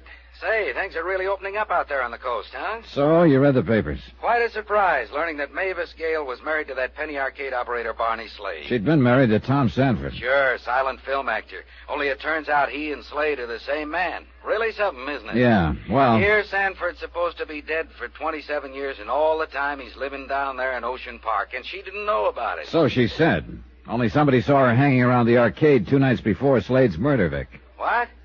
Well, what does she have to say about that? She wasn't around when the police went out to her place a little while ago. No one knows where she is. Look, have you been able to get an angle on those photographs of hers in Slade's apartment? Why the killer drew those question marks over them? No. And we haven't found out why the killer copped a half a dozen of the photos either. Photographs of who? How should I know? They're gone. Well, maybe they're important. No. Look, I'm on the trail of a character called the Preacher. If I find him, I may find some answers. Well, according to the papers, Johnny, are you sore about something? Yeah, Vic, I'm sore. Better read my report. Expense account submitted by Special Investigator Johnny Dollar, location Ocean Park, California. To State Unity Life, Home Office, Hartford, Connecticut. Assignment, the Silent Queen matter. Expense account continued.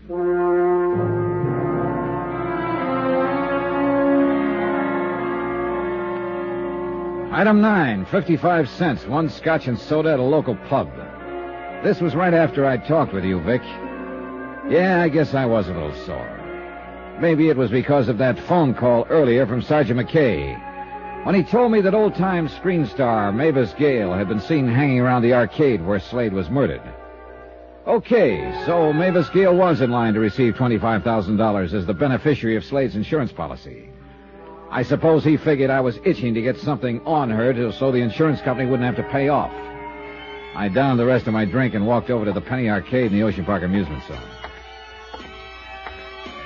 Hi, you back again? Yeah, I'm back again, Twyla. If you're looking for Sergeant McKay, he's... You sure about what you told him?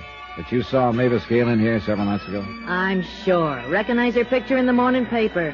Well, you didn't volunteer this information to McKay until this afternoon. I sleep late.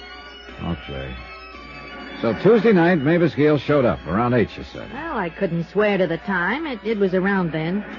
Well, exactly what did she do? I told the sergeant. Well, tell me. When I first noticed her, she was standing just inside the front door, like maybe she was waiting for somebody. Was Barney here in the arcade at the time? No, Barney was back there at that test your strength machine. It was busted. I was helping fix it. Oh, hi, Mr. Jessup. Evening, Mr. Dollar. Evening, Twyla. Hi. Yeah, Mr. Dollar, Frank here's pretty good with electrical stuff. So? So I helped Barney fix the machine. Look, Twyla, I mean, what happened then? What did Mavis do? Well, she waited around another 10 minutes maybe and then beat it. Did Barney see her? Did he, Frank? You mean Mavis Gale was in here the night he was fixing the machine? So Twyla says. Do you think he noticed her, Mr. Jessup? Kind of hard for me to say, Mr. Dollar. We was both pretty busy fooling with that machine. I didn't notice her, that's for sure. Look, Mr. Dollar, don't you believe I saw this Gale dame here? You need half a dozen witnesses. Okay, Twyla, don't get excited. Twyla, what I come in for, me and Gus are going to drive over to the mortuary, spend a little time with Barney. I know you were there. Oh, yeah, sure. Sure, I'd like to go again, Frank. I'll get one of the boys to take over the change booth for an hour or so. Thanks. Be around 8. Or I'll see you around. Just a minute, Mr. Jessup. I'd like to ask the two of you something. Sure, go ahead. I've got a list of names here. Barney may have mentioned any one of them to you. Now, stop me if he did. Milo Martin, George Sheldon, Jarvis Pocket. Stop. Huh? Yeah, Sergeant McKay already asked us about that fella called the preacher, too. We've never heard of him. Okay, thanks.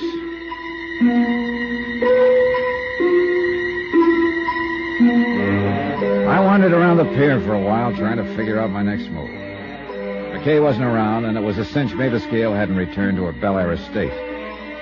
So the only thing I could do was to keep on trying to track down the men who'd been on that hunting trip 27 years ago with Tom Sanford, alias Barney Slade. Milo Martin, number 1 on the list, hadn't been able to give out with anything exciting. But he had given me a 5-year-old address on George Sheldon, number 2 on the list. Expense account item 10, $15.10. Cab fare and tips on the trail of George Sheldon. It blew hot and cold until late that night when I wound up at a bar in downtown L.A. Yeah, old George worked here for a while. Handyman, sort of. That was I.W. Harper, you said? Right, what sort of? So, you're an insurance investigator. Wouldn't be a cop, maybe, instead. No. Now about George. Just wondering is all, friend. What's he done you want him for? I'd just like to talk to him. You sure? I'm sure. Yeah, it figures. He wouldn't be getting into no trouble. Real sweet fella, huh? Real sweet for a fellow who had it rough. And believe me, he had it rough.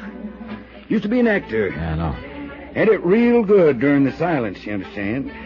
Then along comes the talkies and old George. Him having a voice 3 tones higher than an air raid siren is out. Oh, it happened to a lot of them. Only for old George, this, coming on top of a busted romance, this is too much. He starts hitting the bottle and Wait a gets minute. down. What romance? Oh, movie actress. She up and married another guy, so... Her name wouldn't be Mavis Gale, would it? Say, funny you ask that. Oh? Her name's all over the front pages. You read the story? Yeah, I did. You mean that this... Nah, this wasn't the romance.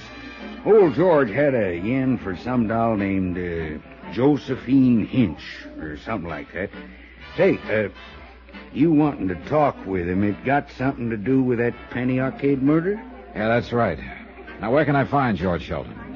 Well, the address is 1712 South Glendale Avenue, Glendale. Thanks. Another drink? No, I'll finish this. And I'll be on my way. You know, I kind of miss old George since he left us. Yeah, sure. Real sweet fella. Yeah, kind of miss the old preacher, too. The way he used to rant and rave. What did you say? About the preacher? Yeah. Old guy. Was a friend of old George. Used to come in here, read him the riot act about his drinking. Wave his arms around and holler. Wait a minute. This preacher, what's his name? Let me see now. Kind of screwy name. I ought to remember. Runs a rescue mission somewhere around here. Would a friend help? Sure. His name's Pocket. Jarvis Pocket? Right on the button. Thanks. Here's your $5. My pleasure. Oh, and friend, since you've been so generous, well, that address I gave you on old George... What about it? Will save yourself the trip. It's a cemetery. Old George has been dead for a couple of years. Jarvis Pocket had been number 3 on my list of the men who'd gone on that hunting trip 27 years ago, and someone had tried to murder Tom Sanford but got killed instead. Now that it turned out he was also the preacher I'd been looking for, well, that could turn into a big break. Expense account items 11 and 12, $6 even, tip to above-mentioned bartender, and cab fare around L.A. Skid Row looking for the rescue mission. It was a neat-looking affair. All the lights in the main hall were on, and as usual, the place was open for business. Seek and ye shall find. So, my brother, seek ye the way of the Lord, for along that way lies... There was a good crowd on hand. I eased into a seat alongside a bleary-eyed pilgrim who reeked of bad sherry. Let his life show I looked you around. the way, O my brothers. The bottom of the barrel was here. Repent your sins and put down that bottle. The brothers were listening to the good man up front, but they weren't really tuned in. They were just waiting for a bowl of soup and a place to flop. Peace, peace, my brothers. In him alone is your salvation and your hope of everlasting life. Open your hearts to eternal joy, and the glory shall be yours. We will now sing hymn number 32. When the singing was over, I got caught in the crush, and the next thing I knew, I was holding a bowl of lentil soup in my hand, and I realized I hadn't eaten all day. Meanwhile, I kept my eye on Brother Pocket and waited for a chance to get to him alone. That happened about 5 minutes later when he walked out. I followed him down a long, dark corridor and into his office. Please sit down, young man. Thanks. My name is Johnny Dollar, Brother Pocket. I'm an insurance investigator. Oh. Frankly, I thought you were a policeman when I saw you out there seated with my flock. Been expecting the law? Yes. Excuse me. I knew they'd be coming around sooner or later regarding that long friendship of mine with Barney Slade. Yeah, goes all the way back to the days he was known as Tom Sanford when you directed silent films. Check? Check. How long have you known Tom was alive, using the name of Slade? Oh, Mr. Dollar, I was witness to that horrible affair that took place during that hunting trip 27 years ago. Oh? Somehow, during the course of that day's hunt, I became separated from the others. Then suddenly I came upon Tom struggling with a man in a deep ravine. The would-be killer? The man with the shotgun? The other man fell, the gun went off, and he was killed instead of Tom. Go on, Brother Pocket. Well, immediately I told Tom we should find the others and tell them what had happened, that he would have none of it. Is that when he told you he preferred to let the world believe he was dead? And I suddenly realized it probably would be best for all concerned. In what way? Well, Mr. Dollar, Tom was constantly involved in trouble of some kind, drinking too much, gambling, women, brawling. He knew what it was all doing to Mavis, but he couldn't help himself. Believe me, Mr. Dollar, he loved her passionately. Made her life miserable, and his own as well. I see. Brother Pocket, about the would-be killer. I know what you're going to ask. The name of the man that tried to kill Tom. Yeah, you knew him? Oh, yes. And so did Tom. Only the two of us knew his identity. You're forgetting someone else. Huh? The person who hired him. Hired? Oh, Mr. Dollar, what makes you think he was hired? So maybe I'm wrong. Am I? I was never quite certain myself. Did Tom think he was? Oh, no, definitely no. At least as far as Mavis Gale was concerned. Yeah, quite right. Did you share his opinion, Brother Pocket? As I said before, I could never quite make up my mind. Oh, why not? Did you think Mavis Gale incapable of doing such a thing? Hiring someone to kill off Tom? No, I'd rather not say. Okay. So who was the man who tried to murder Tom? What was his name? I'm afraid it'll mean little to you, Mr. Dollar. His name was Joe Fallon. Well, you're right. It means nothing. Well, this fact, however, might prove interesting to you. Joe Fallon, at one time, had been Mavis Gale's personal chauffeur. Johnny Dollar. Oh, it's you. Hiya, Sergeant. Headquarters just gave me this number to call. I was wondering who'd be in Barney Slade's apartment. How'd you get in? With a key. Brother Pocket had it. Give me that again? Jarvis Pocket. He's one of the men on that hunting trip with Tom Sanford 27 years ago. He's here with me now. How'd he get it, the key? Barney had given it to him a few years back. He's known all along that Barney Slade and Tom Sanford were one and the same. He also knows the name of the man who tried to kill Sanford. Who was it? Name was Joe Fallon.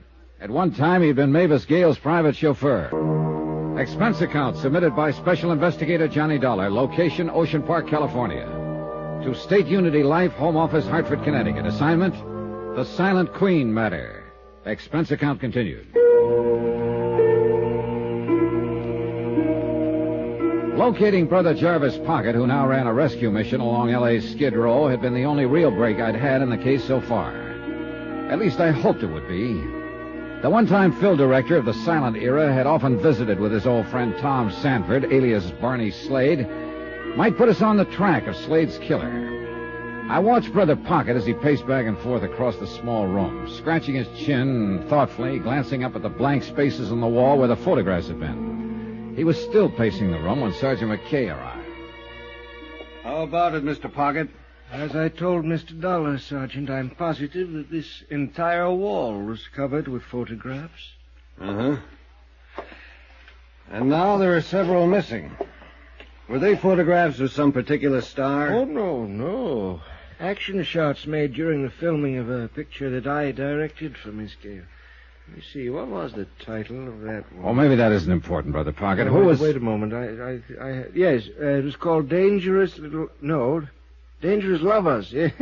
That George Sheldon starred with Mavis in that one. Was Tom Sanford in it, too? Tom, yes. Best role he ever had. Well, how about the next row of pictures? Yes, well, a photograph of Mavis and Tom, I believe. I can't recall the title of that film. A dreadful thing. Francis Trevelyan talked them into it and directed it, too. He should have stayed behind the camera where he belonged. And the bottom row, were they photographs of Tom Sanford and Mavis Gale? Yes, I'm certain of it. That picture was... Brother Pocket, would you say that Tom had changed much since those photographs were made? Not too much, no. He put on a bit of weight. His hair turned gray, of course, thinning on top. He'd grown a small mustache, too. How about it, Sergeant? You'll notice there isn't another photograph of Tom Sanford left on that wall. Okay, so assuming the killer took these away because they might identify Barney as Tom Sanford... And link him with Mavis Gale? Yes. Yet the killer went to the trouble of drawing red question marks over the other photographs of Mavis Gale. To deliberately draw attention to her. Why? Mavis Gale would have been involved anyway to a certain extent. After all, she is the beneficiary of Slade's insurance policy. Sure. But suppose the killer wasn't aware of that. $25,000, I believe, is the amount. Yeah, that's right. And you're wondering why he did it? Oh, I can make a guess. You said he'd been pretty reckless, tossed a lot of Mavis Gale's money around in the old days. May have amounted to something close to $25,000. Possibly. This may have been his way of squaring the account. $25,000 and a king-size shot. He could hardly be expected to guess that his death would come about under these circumstances, Mr. Dollar. No, but he could have passed away calmly in his sleep some night and wouldn't have changed a thing, Brother Pocket. Mavis Gale would still have been curious about a man named Barney Slade. Yes, I suppose, yes. He must have been pretty sure she'd recognize him, that it would make a nice big splash in all the papers. Was he that much of a ham? Tom, I'm afraid so. He couldn't have loved Mavis Gale very much. Mr. Dollar, right to the last, yes. Still, he couldn't resist the magnificent gesture, the big payoff, returning her $25,000. You know something, Dollar? Now you sound like you're on her side. Yeah. Well, gentlemen, if that's all that you want me for, I think I'd best be getting back to my quarters at the mission. The flock may be getting a little restless, huh? You know how it is. There are times that one of the brothers will sneak a bottle of sherry into the dormitory, and things become quite gay. Sure, Mr. Pocket. You can run along, and thanks. Well, good night, gentlemen. Good night. Well, Sergeant, what's the next move? What about this Joe Fallon? You said he'd been Mavis Gale's chauffeur at one time. Yeah. Pocket saw the whole thing. The attempt to kill Tom Sanford 27 years ago. Fallon and Sanford were struggling. A shot went off, and Fallon got it full in the face. Sanford then decided to play dead. Yep. But ever since then, Sanford was hiding out down here under the name of Barney Slade. That is until somebody caught up to him, caught on to it 3 nights ago, and killed him. Big question still remains, who? Come on, let's get out of here. I'll get it. Yeah? Uh-huh. Right, I got it. That was headquarters. They just got a call from Francis Trevelyan. Trevelyan? He was one of the men on that hunting trip, along with Pocket and the others. Yeah. Seems Mavis Gale just heard we've been wanting to ask her some questions. She wants us to come right over. She's at Trevelyan's beach house in Malibu. The beach house turned out to be one of those super modern jobs, low, sprawling with a lot of glass and flagstone. The butler allowed us through the front door, and after a nice little stroll, we finally arrived at the den, a 50-footer at least with a bar at one end. Mavis and a tall, distinguished-looking gentleman were at the other. Evening, Miss Gale. Good evening, Sergeant. I'm terribly sorry about all this. I didn't know you wanted to talk with me. I should have left word at the house, I suppose, but I was so upset, anxious to get away. I understand. Oh, this is Francis Trevelyan, Sergeant McKay, and Mr. Dollar. We met at the funeral home. Oh, yes, I remember. Do sit down, gentlemen. May I offer you a drink? No, thanks, Mr. Trevelyan. Now, Miss Gale. Yes. When I first informed you of Barney Slade's death at the Penny Arcade at Ocean Park, you told me you never met the man. That's right. I had no way of knowing it was Tom. Not until last night when I went to the mortuary. Had you ever been in or near the Penny Arcade at any time, Miss Gale, previous to the murder? Yes. 2 nights before. Why didn't you mention this to me when I spoke with you before? I don't know. I was frightened. A man named Barney Slade had been murdered. The killer had drawn question marks on my photographs in the dead man's apartment. Were you afraid to tell me because it would involve you deeper? Yes. I think that was the purpose of the phone call, Sergeant. What phone call? That evening, shortly after 6, I received a call from a man. He wouldn't identify himself. He said that a very dear, very old friend of mine was in trouble and needed my help. He instructed you to go to the arcade in Ocean Park? I was to be there by 8 o'clock, and this old friend was to make himself known to me. So you went. Did you see anyone? No one that I recognized. Miss Gale, does the name Joe Fallon mean anything to you? Fallon? Why do you ask that? Just a moment, Mr. Trevelyan. Why, yes. Joe was my chauffeur. Many, many years ago. And when did you discharge him? Shortly after my marriage to Tom. Did he tell you to get rid of Fallon? Yes. Yes, he didn't like Joe. Mr. Dollar, may I ask you why you're questioning Miss Gale about Joe Fallon? Because we just found out he's the man who tried to murder Tom Sanford 27 years ago. What? You mean he was the man killed? The man we all thought was Tom. That's right. Was Joe Fallon in love with you? Now, see... Better answer. Was he, Miss Gale? I don't know. What are you two driving at, Sergeant? I insist on knowing. And I'd like to know why you jumped when I first mentioned Joe Fallon's name, Mr. Trevelyan. All right, I'll tell you. You see, I'd quite forgotten about him. It was only when you asked Miss Gale that it suddenly dawned on me who he was, and it startled me, because his name had been brought to my attention only some 24 hours ago. Oh? A phone call. A man who said he was in partnership with Joe Fallon. They had a business deal to talk over with me. And? Well, I simply told him that I wasn't interested. I was in the midst of my most important production, and I just couldn't be bothered. Did you receive a similar call, Miss Gale? I know. You know, Sergeant, I'll give you odds it's the same one who called Miss Gale before the murder to get her down to the Penny Arcade. But I don't understand. Why? Who is the man? When we find that out, Miss Gale, we'll have the killer.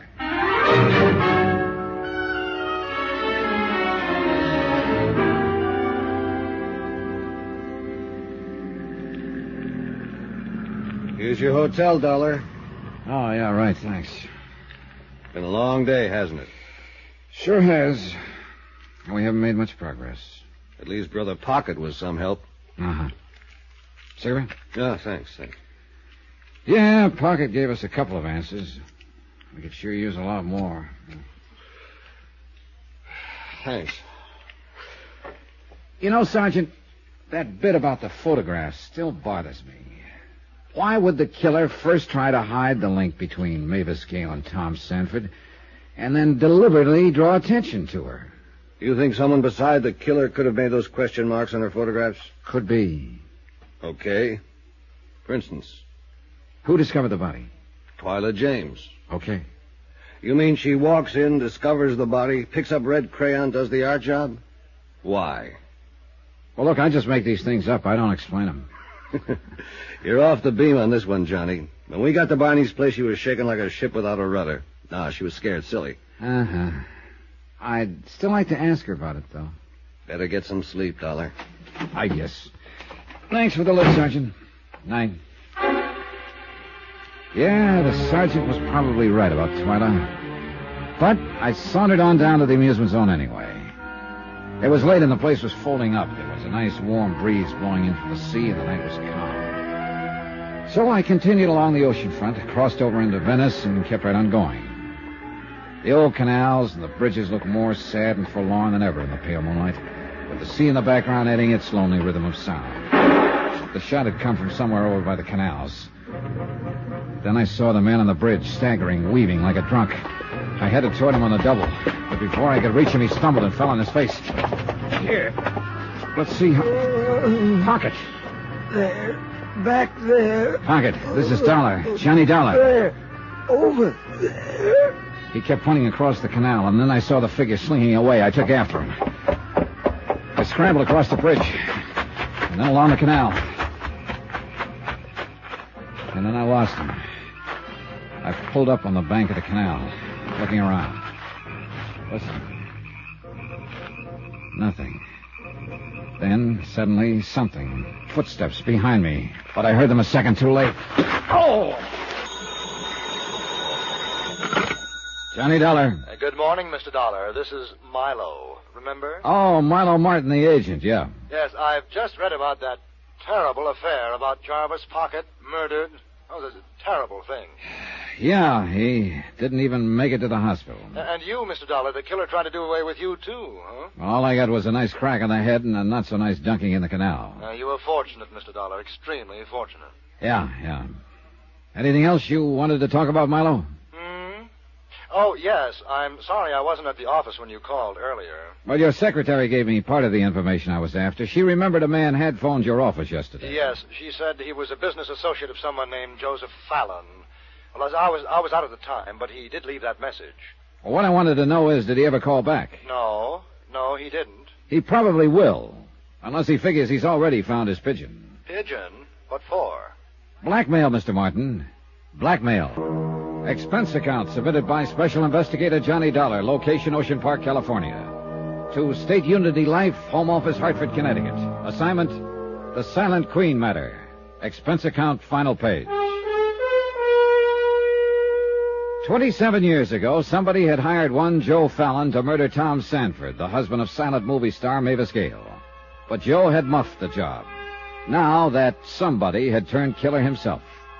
His first victim, Tom Sanford, who'd been going under the name of Barney Slade and running a penny arcade in Ocean Park. The second, Jarvis Pocket, who could have helped us spot the killer. The only two others who might help us were actor Francis Trevelyan and actor's agent Milo Martin.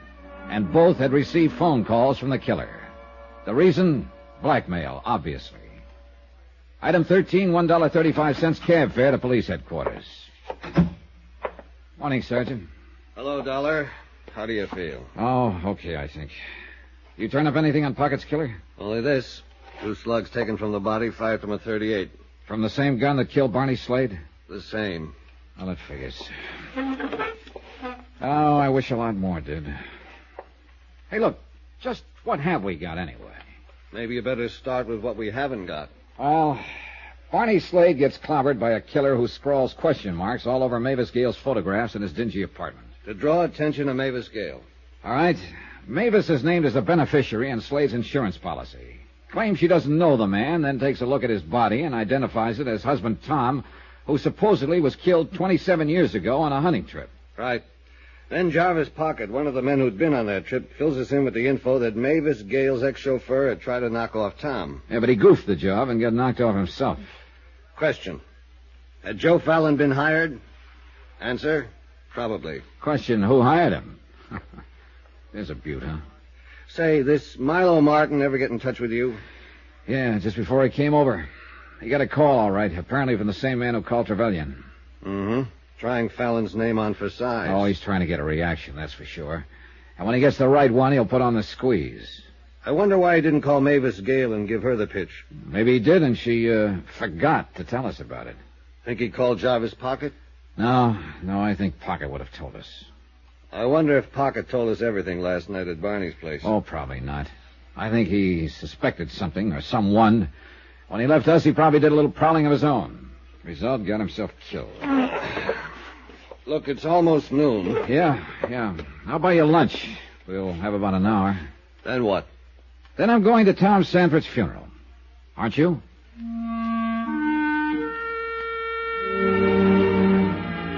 They buried Tom Sanford, alias Barney Slade, that afternoon under cold gray skies that made it look like it would rain any minute.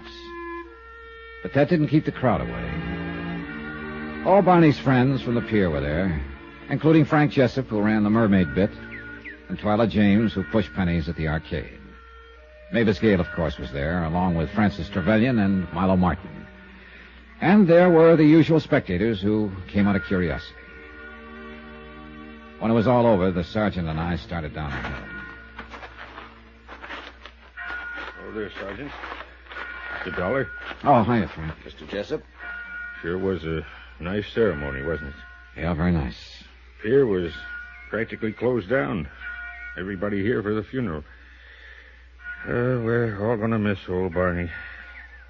Somehow I just can't bring myself around to calling him Tom. Won't seem to fit somehow. Sure. Well, I got to get back to Twyla. She's taking this kind of hard. Oh, yeah, sure. I was kind of surprised the way Miss Gale stood up. Real brave she was. No tears at all. Yeah, I noticed that. Sergeant? Maybe she was all cried out, Dollar. It happens, you know. Uh-huh. It happens.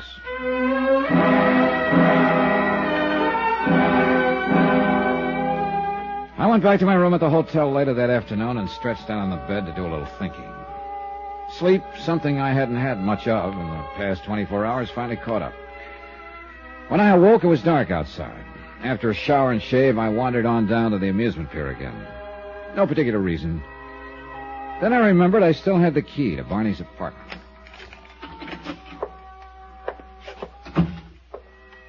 I flicked on the light switch in the living room and sat down. Then as I reached around for an ashtray on the small table close by, my sleeve brushed several medicine bottles to the floor. I was picking them up when somebody came in through the back door. Mr. Dollar? Oh. I happened to notice the light under the arcade door. What are you doing back here? Well, nothing in particular, Twyla. I'm afraid I accidentally knocked these off the table. Oh, no harm, I guess. Poor Barney won't be needing them anymore. Well, he had quite an array here. Medicine, pills. Yeah. Virus of some kind. Hit him like a ton of bricks a month or so ago. Oh? Did he go to the hospital? No, not Barney. He wouldn't hear of it. Well, who took care of him? Oh, Frank Jessup, myself. Between the two of us, we did the cooking and saw to it he got his medicine and all. Wait a minute. I thought you said you'd never been in Barney's apartment. Yeah, that's right. First time was when I found the body. Well, look, if you and Frank took care of him while he was sick... Well, it was over at Frank's place in Venice. Oh. Yeah, Barney and Frank and a couple other fellas were playing cards. Suddenly, Barney wasn't feeling so good, so he decided to lie down for a while. That's when the game broke up. Frank stayed with Barney, and when he saw how bad his fever was, he called Doc Ferris. Doc Ferris, huh? Yeah, lives over in Venice. Thanks, sweetheart. Lock up for me.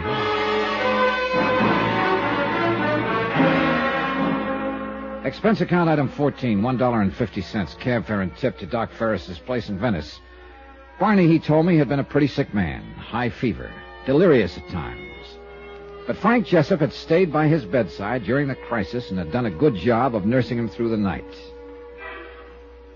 Expense account item 15, $1.50, same cab, back to the amusement zone. The attendant at the mermaid bit told me that Frank Jessup had gone home early. Expense account item 16, 75 cents, cab fare to Frank's bungalow in Venice. The place was dark. No answer. You looking for Mr. Jessup? Oh, yes, ma'am. He just left a few minutes ago. Out for a walk, I guess. Oh, that's so? Do you know which way he headed? Down the street. That way. Good, thanks. I finally caught sight of him a couple of blocks later. He was headed south along a back street. I trailed him all the way out to 47th Avenue. Sand dunes, oil wells, a scattering of houses. Then I saw him duck into some shadows, so I waited. About 10 minutes later, a big Cadillac came along, cruising slowly. As it reached the corner, someone inside flicked out a package, and then the car disappeared into the night. Frank Jessup suddenly darted out of the shadows, scooped up the package, and came running straight toward me. Hold it, Frank. I said, hold it. Let go. Let go. What are you doing here? I don't have to ask you that question, do I, Frank? And I don't have to guess what's in that package. Let go. Not a chance. All right. Look, Dollar. We get a good thing here, maybe. We have. Sure, why not? 50-50. That the deal you offered to your old friend, Barney Slade? Look, I didn't want to kill him, only when I went there the other night and told him what I had in mind, he got sore. Started pushing me around. How did you find out about Barney's past? That time he was sick, delirious, fever make him do a lot of talking? That's right. So Barney spilled the whole thing without knowing it. Come on, Dollar, let's get out of here. Pocket guessed you were behind it all, didn't he? Figured that's exactly how you found out, so you had to get rid of him, too. Look, Dollar... Hold still, little pal. Now, who tossed out that package of money? Come on, Jessup. You called somebody on the phone and got a nice, fat reaction when you mentioned the name of Joe Fallon. Now, who is that somebody? I am Mr. Dollar. Easy there. I'm a good shot. Well. The actor's friend and agent, Milo Martin. Thank you for holding our little friend here, Mr. Dollar. It makes things a lot easier. Huh? Your little friend was running a bluff on you, Martin. I don't think he's got the proof that you hired Joe Fallon 27 years ago. Oh, really? Perhaps not, but I couldn't risk it. Now, could I? So you thought you could make a little time with Mavis Gale if husband Tom was out of the way, that it? Yes, but I was wrong. Didn't even give you a tumble. Too bad, Milo. A stupid woman, really. Is quite stupid. And now, little man... Look, Mr. Martin, we can forget all this. Don't be ridiculous. We can't. And by the way, we haven't met, have we? Allow me. Frank Jessup. He runs a stall down at the amusement center. Mr. Martin, you've got to trust me. I can keep my mouth shut.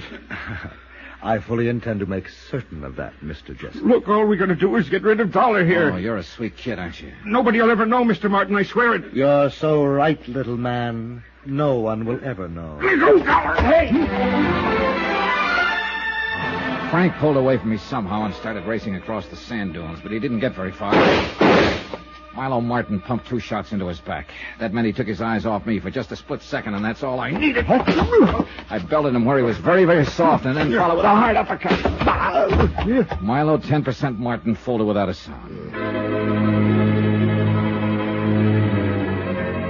17th and final item on expense account, $185.10. Hotel and incidentals in Ocean Park and transportation back to Hartford. Expense account total, $436.25. End of account. Remarks? About Frank Jessup. He got his out there in the sand dunes for the murders of Tom Sanford, alias Barney Slade, and Jarvis Pocket. About Milo Martin, in jail awaiting trial for murder of the above-mentioned F. Jessup. About Mavis Gale. She's going to see to it that the good work at Brother Pocket's rescue mission goes on. We'll donate $25,000 to the cause. Yeah, you guessed it. That'll be the insurance money. End of remarks, end of report. Yours truly, Johnny Dollar.